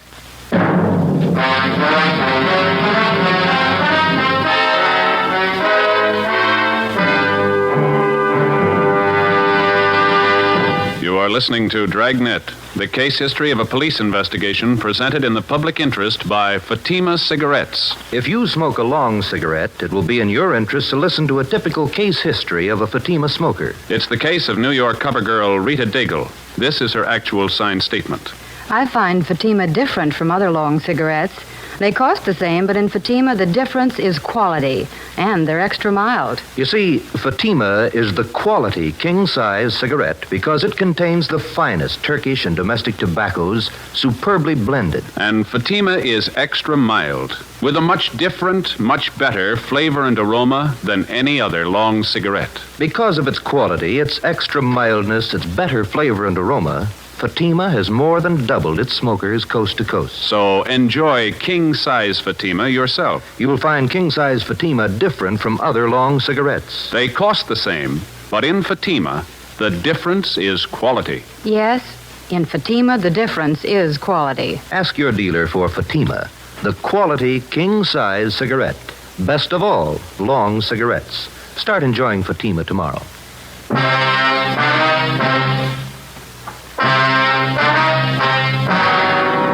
Wednesday, February 19th, 8:55 p.m. Charles Stone picked me up in his car at the corner of Alameda and 6th Streets. He turned onto South Broadway and he headed down for the beach. He hunched over the wheel as he drove. I kept wondering how I was going to pin him down. We were less than 24 hours away from the scheduled murder of his wife, and I still didn't have a case against him that'd stand up in court. If he failed to produce sufficient evidence tonight, Stone had a good chance of going free, whether he succeeded in having his wife killed or not. I also had no idea what plans the suspect had made before he hired me to do the killing. There was a definite possibility that he might have arranged for somebody else to commit the actual murder and then set up a double cross with me as the victim. We knew he had a 32 S&W revolver registered in his name, but he denied to me that he even owned a gun. 9:03 p.m., we pulled up in front of Stone's beach house.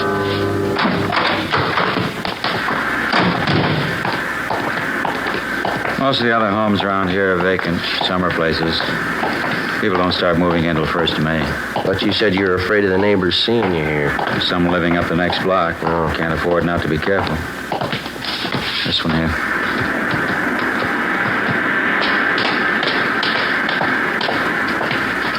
There's the front door key. See if you can work it. I know how it works. You go ahead and open it. All right.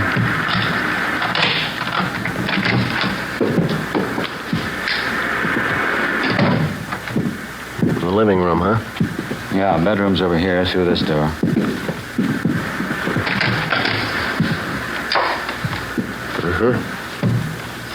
All right, what's the story? Where do I start? My wife should be here about 6 o'clock tomorrow night. She'll be coming down alone to get the house ready for a weekend party. When do you want me here? About 4 in the afternoon. Here. Here's the key to the front door. Better pick it up and hand it to me, huh? Okay, here you go. First thing you do when you get here is pull out all the drawers in the bedroom bureau, scatter things around, make it look as much like a burglary as you can. Yeah? Same here in the living room. Desk drawer, table, cupboards. Turn them inside out, throw things around. Leave my fingerprints all over everything? I've taken care of that. Old pair of gloves of mine. You'll find them here in this drawer, remember that. All right. Let's see now, oh, yeah, sash cord. I'm sure this ought to serve the purpose. Shouldn't have any trouble.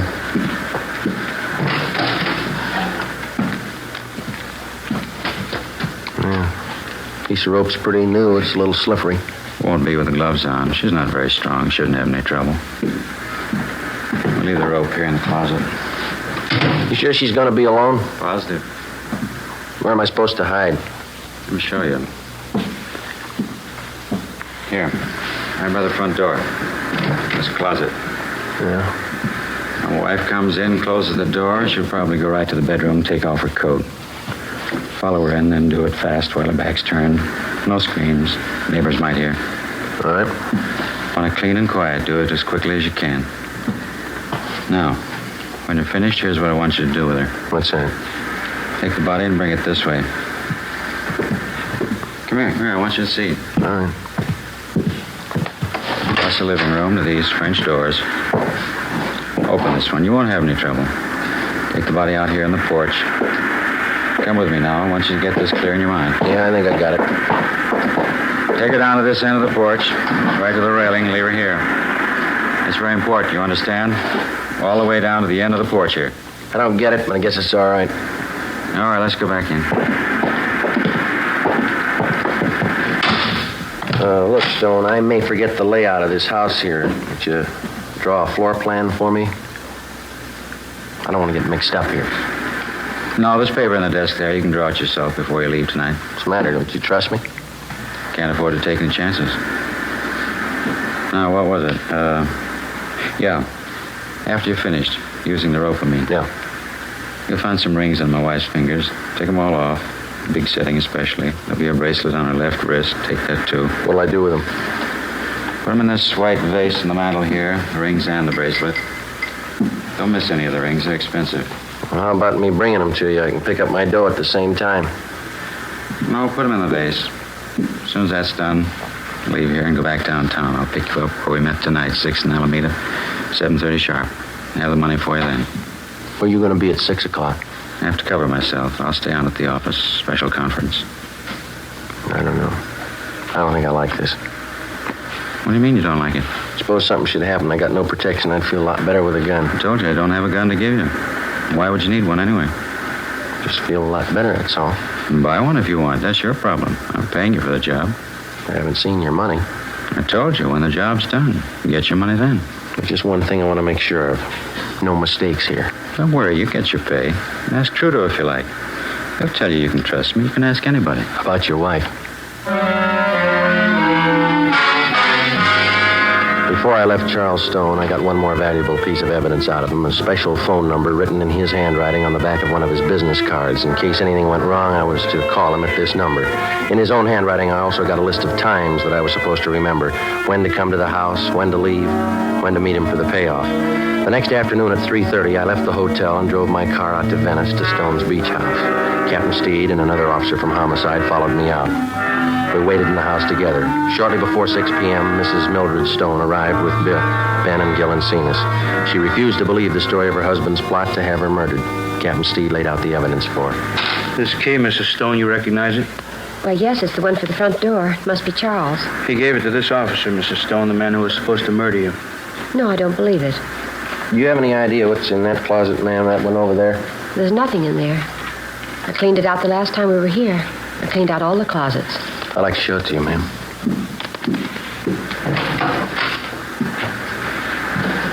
Piece of rope? I never saw that there before. Mr. Stone gave it to me. It was supposed to be the murder weapon. Just one more point, ma'am. Over here, please. Do you know what's in this drawer here? It's empty. It has to be. We never keep anything in there. Only when we move down for the summer months. Joe? Right. A pair of your husband's old gloves. Is that right, ma'am?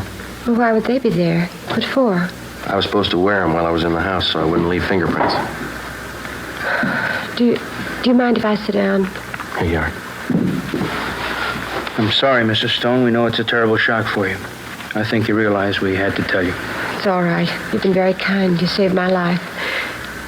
I'm sorry now that happened. It would have been better if he'd succeeded. Much better. Take it easy, Mrs. Stone. The shame. Terrible, terrible shame. Is there anything I can do for him? He wanted to have you murdered, ma'am. I know that. He wanted me dead. Yes, ma'am. There's only one thing. Yeah? He's my husband, Sergeant. I love him.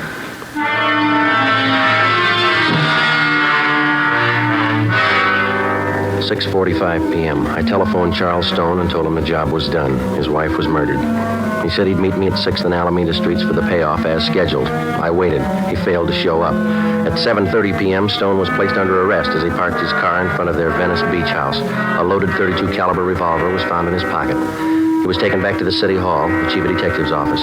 Ben and I waited outside the open door. We could hear Thad Brown start the interrogation inside. Do you know what we have you down here for, Mr. Stone? No, I haven't the faintest idea. What would you say if I told you your wife had been murdered?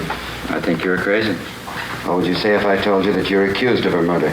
It's silly. It's ridiculous. I've been at work all day. I can prove it. All right, Friday, come in. Yes, sir. You ever meet this man before? I've seen him on Skid Row. I don't know him.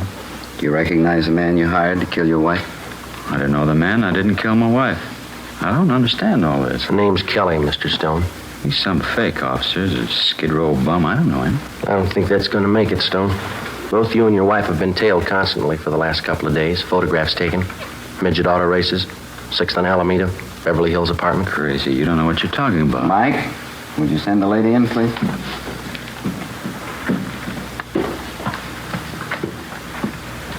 Mildred, you don't believe all these things you're saying about me, do you? Here are the rings, Charles. The bracelet, too. I didn't realize how much you wanted them. Molly, I didn't mean it. I didn't mean it. I don't know what I was thinking of. There, Charles. There, it's all right now. You'll feel better in a few minutes. Yes, ma'am. That's all, Friday. Right.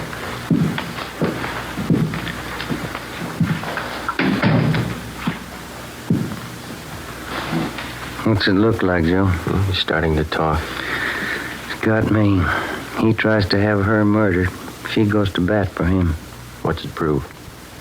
He sure must love him. What do you think? How about a cup of coffee?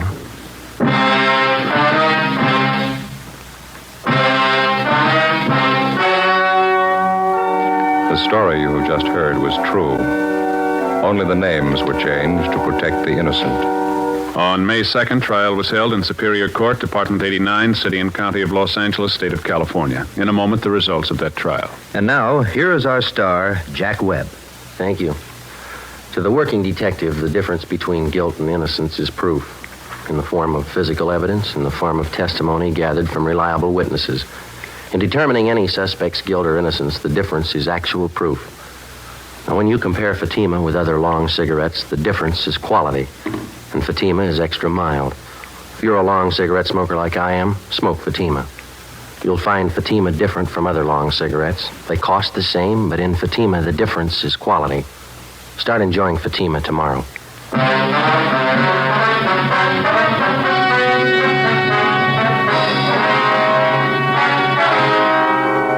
Charles Farnsworth Stone was tried and convicted on soliciting the commission of a felony, 2 counts.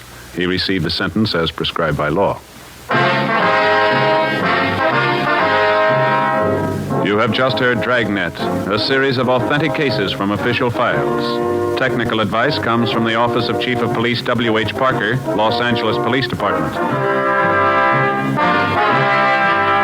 Fatima Cigarettes, the best of all long cigarettes, has brought you Dragnet from Los Angeles.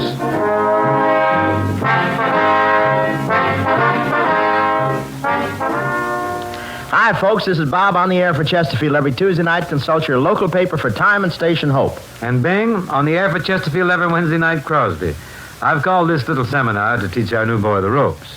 Say, Sag, I think it's only fair to warn you, with me selling Chesterfields this year, you'll have to limp along lively to keep up.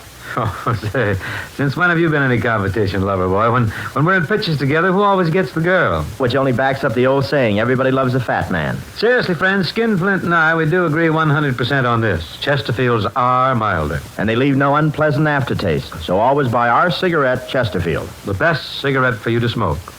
Hear Hope and Crosby Tuesday. Next, We the People on NBC.